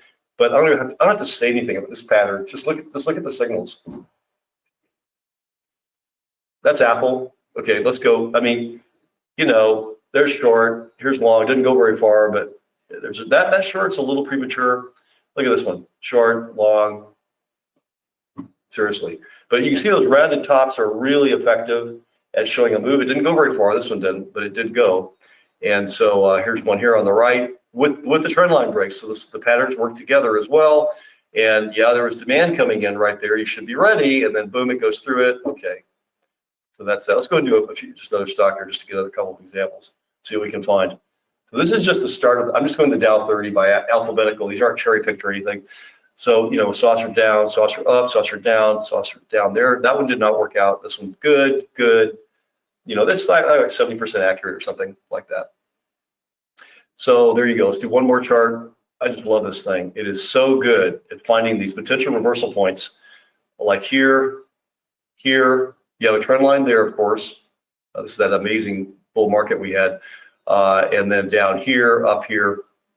So that's a saucer. Pretty easy to see. Any curvature on the chart going down or up is a saucer. The market has to see it. So the more clear they are, like this one, it's pretty clear. That higher pivot there, it's, you know, not bad. Some of these other ones are, man, is that really a saucer? I don't know, kinda, sorta. This was a nice clear one, but that's what you're looking for if you're just looking at charts with your eyeballs, is those very clear rounded tops and saucer bottom. All right, let's go and go back to Apple because I already started on that one. Amgen and one more. It's very easy to go between charts with that stock. I like that. Okay, so let's see here. So, okay, door number, what is it? Where are we on? Number 3, 4. We're on number 4 now. We're getting there. All right, Fibonacci retracements. This is a really interesting phenomenon. I don't know that anybody really understands why this happens. You know, people say, well, it's in nature. You know, the conch shell is the ratio of the rings is the Fibonacci ratio as you go down like this. All kinds of things in nature have it. But what's been observed is when the market sees a retracement of one of these key numbers, and there are others, but these are the key ones, 50%, that is a place where buying pressure comes into that market. It's just something about human psychology. And 38% is another common place, 62% is another. So what you want to do is see where a chart is kind of slowing down around one of these numbers, or maybe it turns a little bit the other way. You do want to confirm them. You want to see the reversal start to happen before trading them, because just because it's retraced 50% doesn't mean the market wants to buy it there. It has to the market has to see that it actually is turning, and that's your confirmation. They typically go a long ways when they turn. So you don't have to jump the gun and just get on it just because it says there's one there. Let's go and look at what the program is finding. And again, these are found on the right edge. And I'm gonna take a little bit of this. Let me take these off because they're kind of in the way. All right, take those. All right, take those two guys off, and let's go back to our little engine running in the background. Okay, so we have production retracements. Turn those on, turn the saucers off. Wax on, wax off. Okay, there we go. Close that and refresh. Give it to me.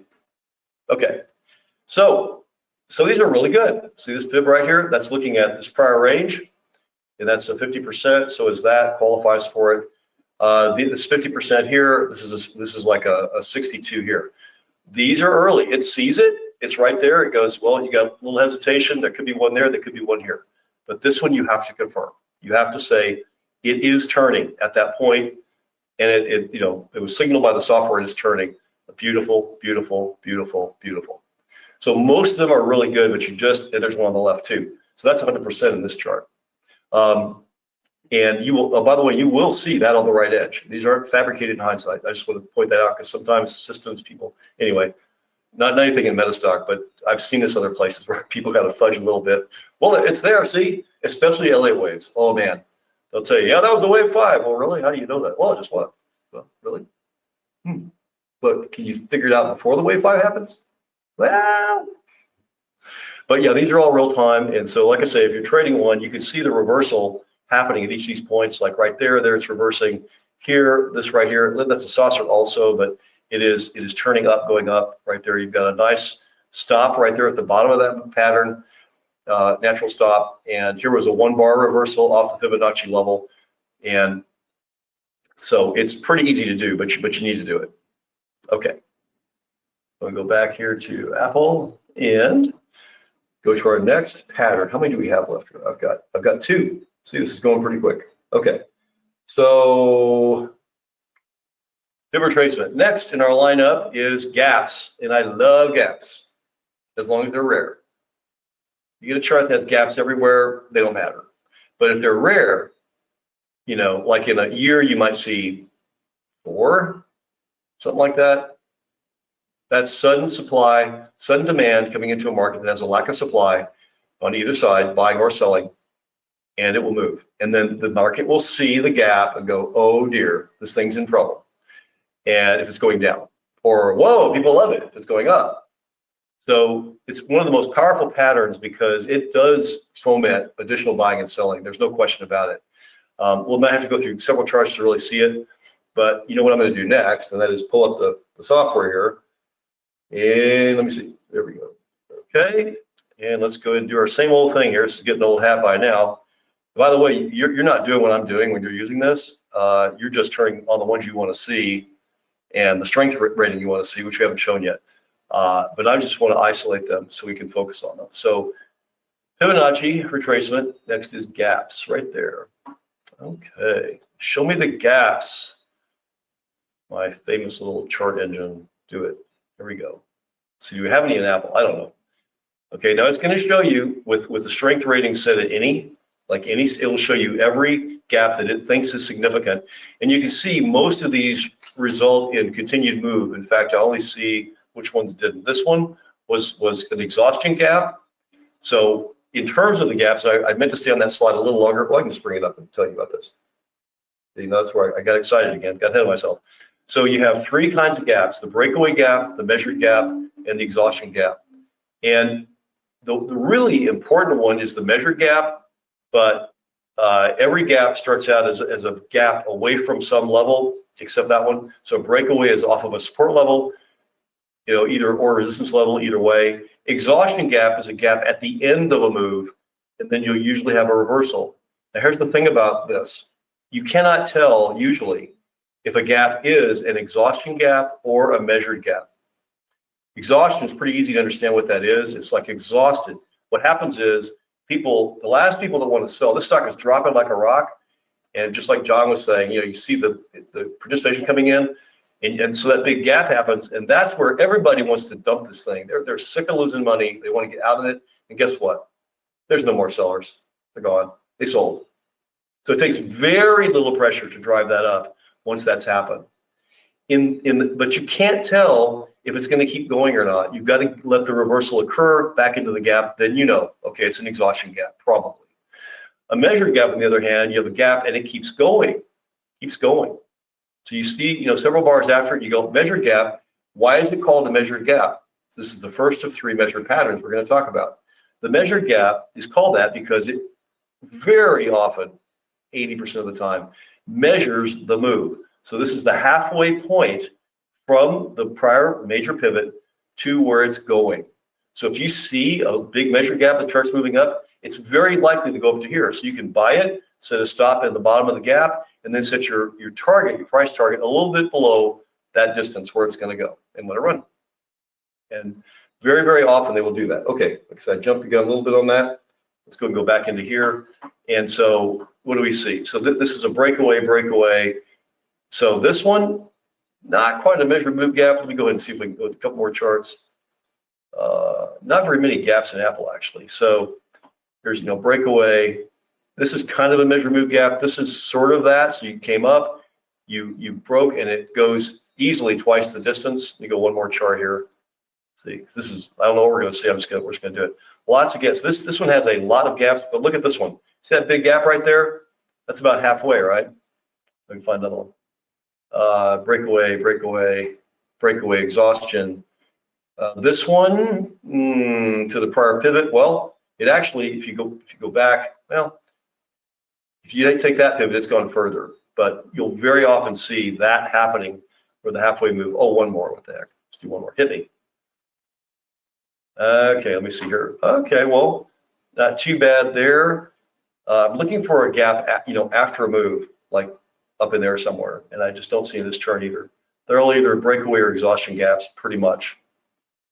So, and again, with a gap, you want to confirm the pattern, make sure that it is either reversing or continuing, and the gap is the segue to the demand that's coming in. You know, absolutely. So. Okay, American Express, Amgen, and back to Apple over here. All right, there you go. But lots of really good signals from the gaps that are occurring.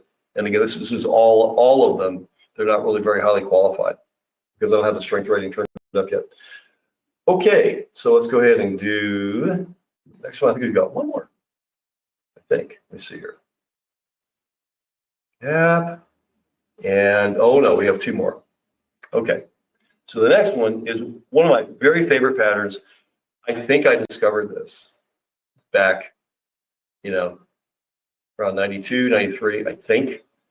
But what it is called a volume climax, volume trend.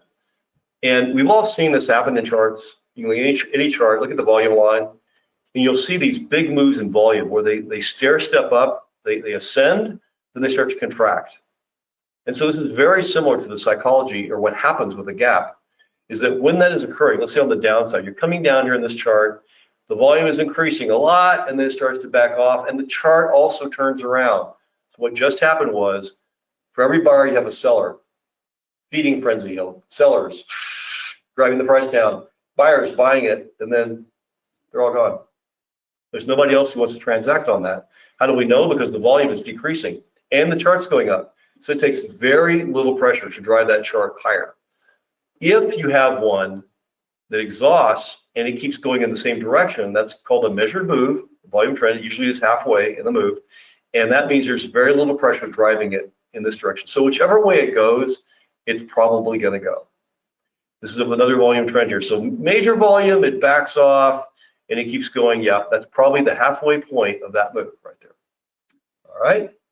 So let's go into, let's talk here. Beta stock. Okay, so let me go back into the engine, and we're going to turn these things on. Yep. Okay, so turn off the gaps and turned on the volume climax and trend. It just says volume climax, but we'll do that.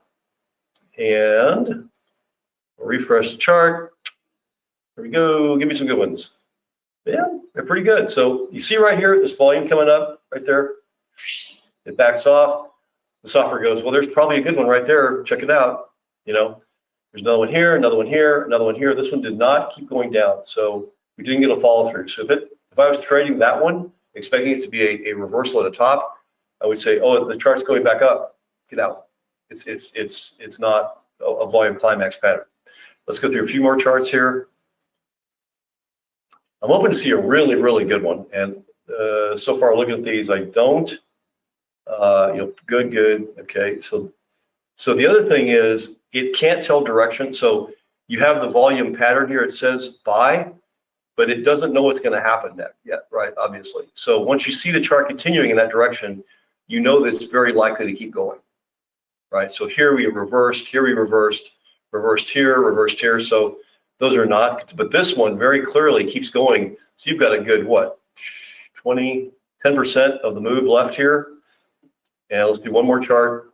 These are a little more esoteric. They take a little more look to just find them ad hoc. So great volume climax right there. Super going down really hard. It turns around right on that bar right there. It tells you the pattern happened. And you see it going up, that big crescendo fall of the volume doing its thing down here, up and down. This one too. It's like, and you know right away if it's wrong, if it starts to pull back toward the pattern, it's going to keep going this way. So it's a really useful tool. This is a good volume trend pattern right here. We had it happen. The chart kept going. Okay, it's going down. So, and this one went up after the pattern occurred. So it will try to guess direction. The signals are based on the volume climax interpretation because it doesn't know what's going to happen next. So that's just the default. But you just look at the chart and say, what's the chart doing? Okay, it's actually going in the same direction. The signal is opposite then in that case because it's a trend, not a climax. All right. So you have to add a little bit to it on these because you need to, just like Fibonacci retracement, same thing. You've got to verify that it is going in that direction. All right, so we're now down to the last one. Yay. Okay, wait. There we go. The last pattern, and this is actually one of the best ones. I saved it for last. I think that saucers are probably the best general pattern to use for trading short-term charts. And real time as well. People are going to ask, does this work in real time? Yes. Patterns work in all time frames. So, but consolidations are just pretty magical on certain charts. If the chart is very liquid, well formed, they appear really, really well, and they follow through on the rules. So what are the rules? Well, we know what a consolidation is. It's the battle between buyers and sellers around some center line. And so more sellers, more buyers, more sellers, more buyers, and that's what drives price up and down. If you look at a consolidation, it's another measured move pattern. So it's the third measured move pattern. We had gaps, measured gaps.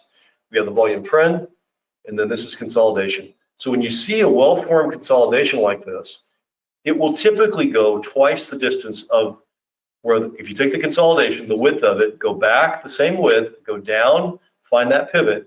Okay, that distance is where it's usually going to go. So here's a little one. So I take this width, I go over here, there's the pivot.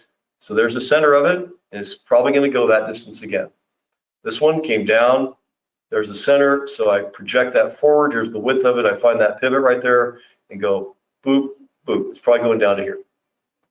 It's a really good measured move pattern on many, many charts. If the chart is really erratic and just all over the place, the market isn't well defined in that chart, it doesn't work as well, but you can easily see that. Okay, so last one. All right, and then we'll have some fun with all of them here for a few minutes. Go in here, let's see the consolidations, please. Wish we had time to do all the other ones because they're fun too, but this is good. Okay. And refresh chart. Let's see what it finds. It's also going to find reverse consolidation. So this is looking for any range, any range. You see some of them are pretty messy. So when I qualify the signals better with the strength rating, they're more accurate, but they're really pretty good because when you have a range and you break the top of the range, especially if it's well defined, it's got to be something that the market can see. I don't really see a range right here, but it worked out. I don't see one here, but just anything where it detects movement inside of a range back and forth, it's going to flag as consolidation. So I can find a really good one here. Not in this chart. Okay, and let's see. So this is a reverse consolidation, which is also, powerful pattern.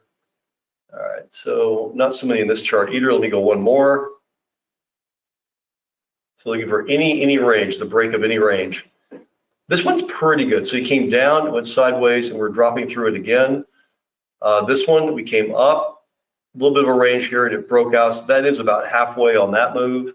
And this one over on the left here, we came up sideways, broke through. It's just about exactly twice the distance. So again, coming down, consolidates right there, breaks, gets down to there. That's about twice that distance. These are reverse, reverse, reverse. Here, down, consolidate, down.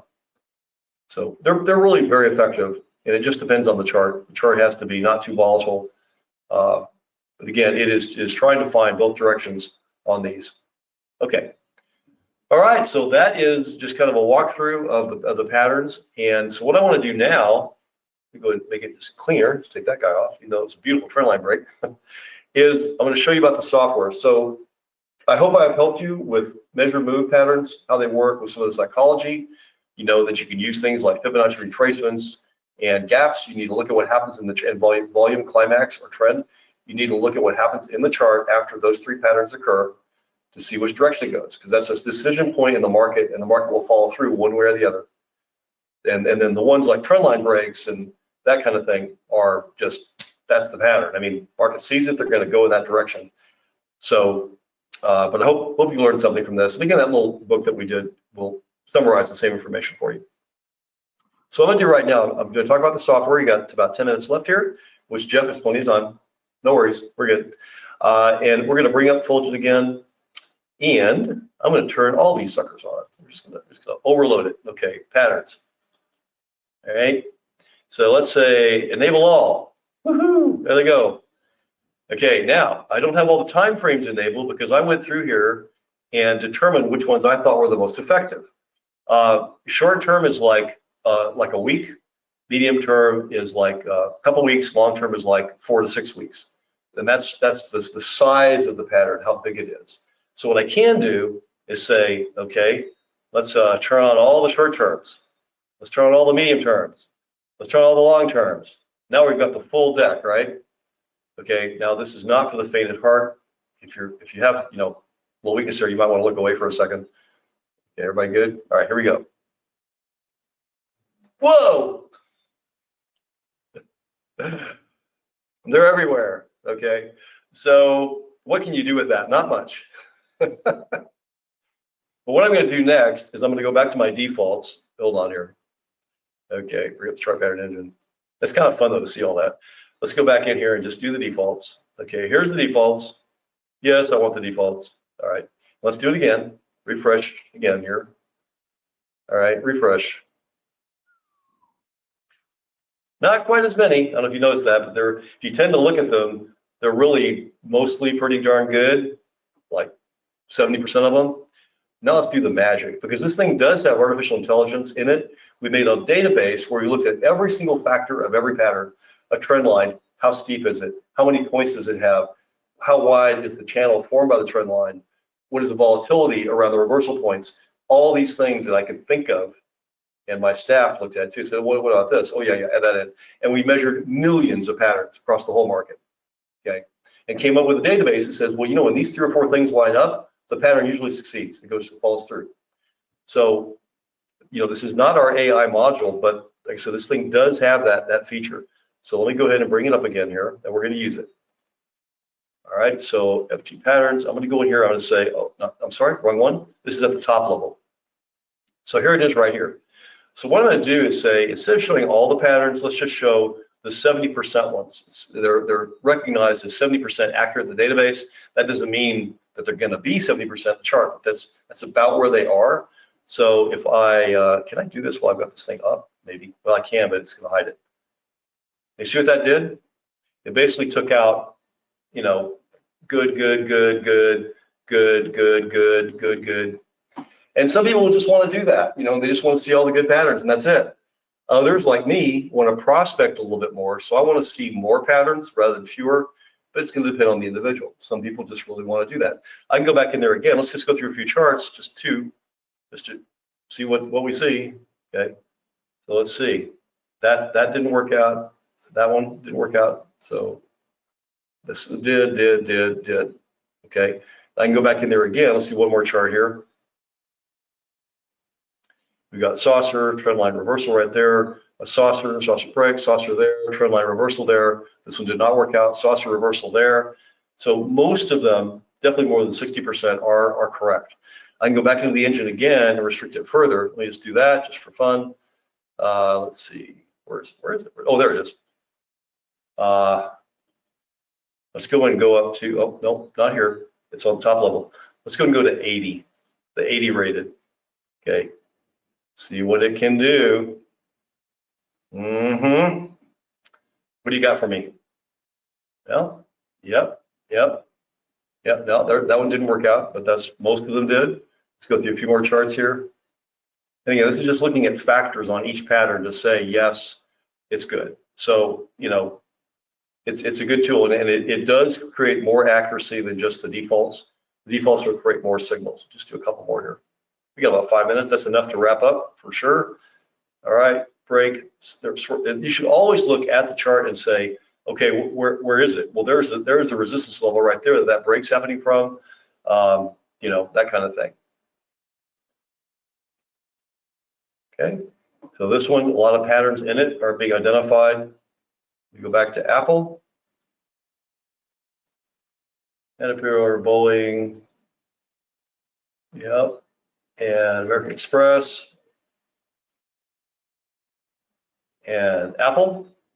And we go and go back to my strength rating and increase it just a little bit.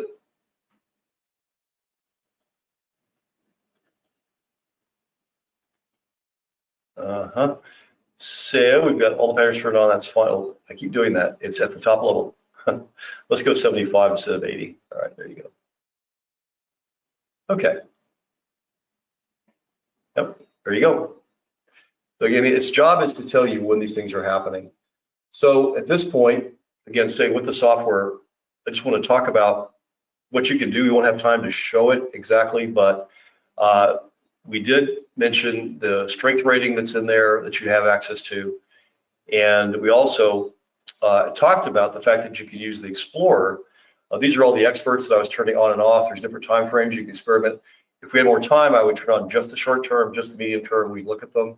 Some people want to trade over just like the next 3 or 4 days. They're looking for that really quick, you know, give me a profit in 2 or 3 days. And if you go to short term, you will see that over and over again on the chart. So you lower the strength rating, go to short term, boom, you'll see these moves. Longer term, there'll be longer term moves. So that's you just play with those until you see what you like. I mean, I've set them to what I like as the defaults, but you'll have a different opinion probably. So you do that. And then this guy is really one of the crown jewels in Metastock because it's so easy to use. And we can't show it, but we have an exploration for each individual pattern in this package. There's also one that finds all of them. And they honor the strength rating. So whatever you set that strength rating to, whatever you set the short, medium, long, which ones you turn on, you turn off, it's going to scan for those specifically. So you just do that first and then run the Explorer, which you all have done, I'm sure. And it's very fast. I wish I could show you it. Like it'll do, this is 500 symbols. It'll do 500 symbols in about a minute. Look on the right edge. And so what we do is instead, rather than just giving you it's a buy signal or a sell signal, which is a 1 in this long short column, we give you the in long signals and in short, which is how many bars ago the last pattern fired. Because you want to tell what happened after the pattern, right? It's very important, Fibonacci retracement especially. So if you're looking for the 2s and the 3s on the in long, the bars here, the number of bars, it'll say, yeah, that was a Fibonacci retracement that happened 2 bars ago. You look at it, you go, well, dang, it's turning around right there. Okay, you don't have to remember to go back and look at it. You just look for them in here. You sort all these columns and find the one that has the number you want. It'll tell you whether there's no exits actually in this one, this module. It'll also show you this ID. Remember, the ID is the pattern number. So you'll remember that a 509 is whatever it is. I can't remember, but 504, 501, and they're 5s because this was the 5th plugin we did for the engine. But so if you want to you can sort on it. If you just want the 501s, which I think is the gap, no, support resistance. I think it's what 501 is. Then you can just do those. Of course, you can turn off all the other ones too and just look for saucers and trend line breaks. And that's all you'll see here. But it's very fast, very effective. And then, of course, you know how you can double click these and Metastock just brings up the chart for you. So, I mean, pretty much we can spend the time to do it, but it's so easy to do and it's very, very fast. You'll be really happy with this, if you use the software, it's really good at finding these things and scanning for them. Okay, so I'm in the home stretch, Jeff. I got my 3 trading tips here. Okay, so the first off, these are the ones that I think are really powerful. Support resistance breaks, saucer, talked about that, and volume climaxes. Those are just really, really effective. I've debated between trend line, support resistance, but support resistance is a little better. If you break a support level hard, you're going down. So that's why I have that as one of them. The second is you want lower volatility in the chart you're trading. You can add this to a Metastock scan, so you're only trading the lower volatility stocks. If it's too volatile, you'll see patterns, but the charts move up and down so much that you might lose a lot before a stop is hit. The clearer the chart is, the better the patterns will form from a psychological perspective. Okay. And finally, and I think this is the best thing about this, because you're going to have plugins, of products from different people that generate signals in the system area of Metastock. And you can just turn these on with the signals that you're getting, or your own that you created, or something simple like this is RSI, whatever it is, can't remember the period 14. So going through the generic 30 level and turning back around, that's a resistance, a reversal point. And so if you just look in here at where these patterns are firing, you'll see confirmation with the signal really often. So it sees a gap right there going up and says, yeah, you got a gap going up there. Well, my RSI just fired a buy signal down there, simple system, and it just confirms them. So it's really good to have for that purpose. And I think it's one of the best uses of this is confirming other plugins out there, or just, the trading that you're doing. Okay, so I think that's a wrap, man. We're right on time. And the last thing I'll just put on here is that screen again. If you want to get the little ebook that goes through all the patterns and their rules, that's on our website at fulgent.ai, not fulgent.com, fulgent.ai. So there you go, Jeff. You ready for some questions? Of course. All right. There's some good ones. First of all, I also love breakouts and saucers. So when you're going through your list, it's like, wow, now you have to check out volume climaxes. Look for the big ones. Look for the really big, obvious ones. Oh, yeah. Could you reverse that? Like if you're getting an RSI sell signal and an inverted pattern? I just drew those on that chart. You'd have to go in Metastock and create that little system, or use one of the ones that you have in there. But yeah, any good reversal or breakout system coupled with is good. Cool. Kenneth had a question too. No. And he wanted to know, over your years of experience, like 3 or 4 years of experience that you've had, have you seen algos and HFT machine affect patterns at all? That's a really good question. I didn't like that one. Yeah, people worry about, has HFT made trading obsolete? Like we can't compete with that. You got to realize that these people that do that, they're looking for such a small move. They have to trade just millions of shares, and whenever you to make money. So whenever you do that, you're going to move the market, and then you're vulnerable because you're in something that's going in, so it can go against you right there, and now you're like you own GameStop back in whatever it was. So I have shorted GameStop, I should say, when it went up like it did. So I think it's just a different game. I don't think they affect us at all. For end-of-day trading, I just haven't seen any wacky evidence of them overpowering the market. There's an effect, but what they're trying to do is such a small number on each trade that you don't even see it in the chart. That's what I believe. Cool. That's all the questions. Thank you, Ed. I appreciate it. I'm going to talk. I'm going to go ahead and give away this product. Actually, I'm not. Thanks, folks. Take care. It's great, though. Thank you very much, Ed. I'm going to go ahead and take over real quick. Talk a little bit more about it. Thanks, and share an effort. Let's see, make me the presenter. Okay, show my screen. All right, very good. I think we got all set here. All right. And Greg's going to tell me to turn on my camera. So I'm going to do that. One of the things I do love about chart patterns, and ever since that first conversation I had with Ed, where he wanted to bring the AI product, I was like, you need to bring all your really cool patterns up. Because they are really, really good. The thing I like about, the thing about chart patterns is intrinsically they're visual patterns, and so they're very, very hard to code for. They're hard to scan for. Some of these are easier than others, obviously, but like if you're looking for kind of that slow rounded bottom, like the saucers that he's talking about, those are incredibly difficult. And he's done such a good job with this add-on. And we really, I'm glad he's brought it to Metastock. So he did a really good job of showing and talking about the explorations, the expert advisor. I will say, I love how he has in the explorations, he's put an ideal version of the pattern so that you can kind of see what it's looking for and make a judgment call on how well it matches up to the pattern on the side. I love the explanations that go into it. That expert advisor is such a cool tool in Metastock. So in total, there's 13 explorations in expert advisor, that comprehensive manual. There's a boot camp that we put together at 64 minutes. It talks about how to run everything, and it comes all as part of this package. So here's a list of the patterns. I'm not going to read these out loud, but Ed did a great job of actually covering them. And normally this is a package that costs $14.95. Here at the conference, the cost is going to be $9.97, and that comes with a 30-day money-back guarantee. So if you try it out, if you like it, you can keep it.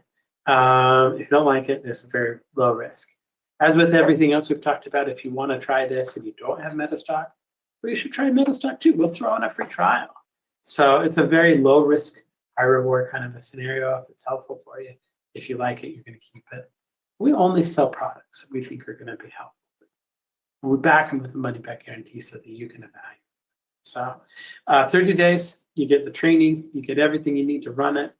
Give us a call, 800-882-3040. You can go to metastock.com/sales chat. You can also go to metastock.com/conf promo. So there you go.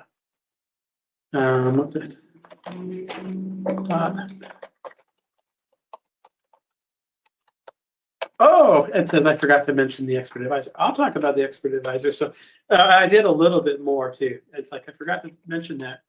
Expert advisor is going to show all of those signals as we've talked about all day. Like look over here. You've got like the explanation of the pattern. You've got the patterns. You've got the scanning. You've got all of those tools that have really helped Metastock provide such a good engine. He's integrated it into He's integrated so well into Metastock. So anyway, you should grab it. It's a 30-day money-back guarantee, $9.97 here at the conference today. And so there you go. We did, before we kind of wrap up for the day, I want to say thank you for being here. It's been good to have you. I hope you've learned a few things. I want to thank our sponsor, Stocks and Commodities Magazine, as well as AAII, as well as the CMT. They've all done a great job. Again, we're Metastock. If you want to find out more about Metastock, go to metastock.com/promo and metastock.com/sales chat. You can call us at 800-882-3040. We had a really good day today. I hope you enjoyed it. Just to kind of recap, today, Vince Vora had the Victory product. He talked a little bit about his Victory method. Good special on that. Rondeau came in from the AAII, the active investor part of it. I talked about his signal. We had his AAII Conviction Plus for $6.97. There's me. Steve Primo came in and talked about strategy number 4. Larry McMillan, Jake Bernstein. He has his setup trigger and follow through. John Thomas, John Seville, of course, and Ed Downs capped us off with the chart patterns and chart pattern engine. A great add-on to Metastock. So coming up tomorrow, we have another really, really cool lineup. If we come into Tuesday, we're going to start with Fausto Pugliese. Fausto is one of the best people that can talk about level 3 market data. He actually does it for NASDAQ.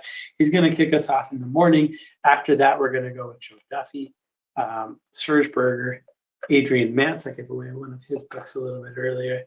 Oscar Carboni is going to come in. He always does. So many great speakers. Silas Peters, Kelly Clement, and then Serge Berger again, as well as Mark Sebastian. So I want to see you again here tomorrow. If you have any questions, want to take advantage of any of the products that we showed today, give us a call, 800-882-3040, metastock.com/comp promo, or metastock.com/sales chat. So Great day today, guys. Thanks for coming. We'll see you tomorrow. And thanks. See you tomorrow. Hi, Kelly Clement here from Metastock. Before you go, I have two quick things for you. One, thanks for joining us today. We love having you here at our webinars and viewing our videos. So what I'd like to invite you to do before you go is like and subscribe. Like the video, subscribe to the channel. It helps us a great deal and it helps us bring you more awesome content like today's video. The second thing is we have a great ebook on trading that you can get for free. If you go to metastock.com/YouTube book, you can get a free copy of The Secrets of Successful Traders. It's a great book with lots of content from traders just like yourself who can teach you some of the secrets that they have learned. Thanks for taking a second with me and learning about those two things. Thanks for joining us and keep on trading.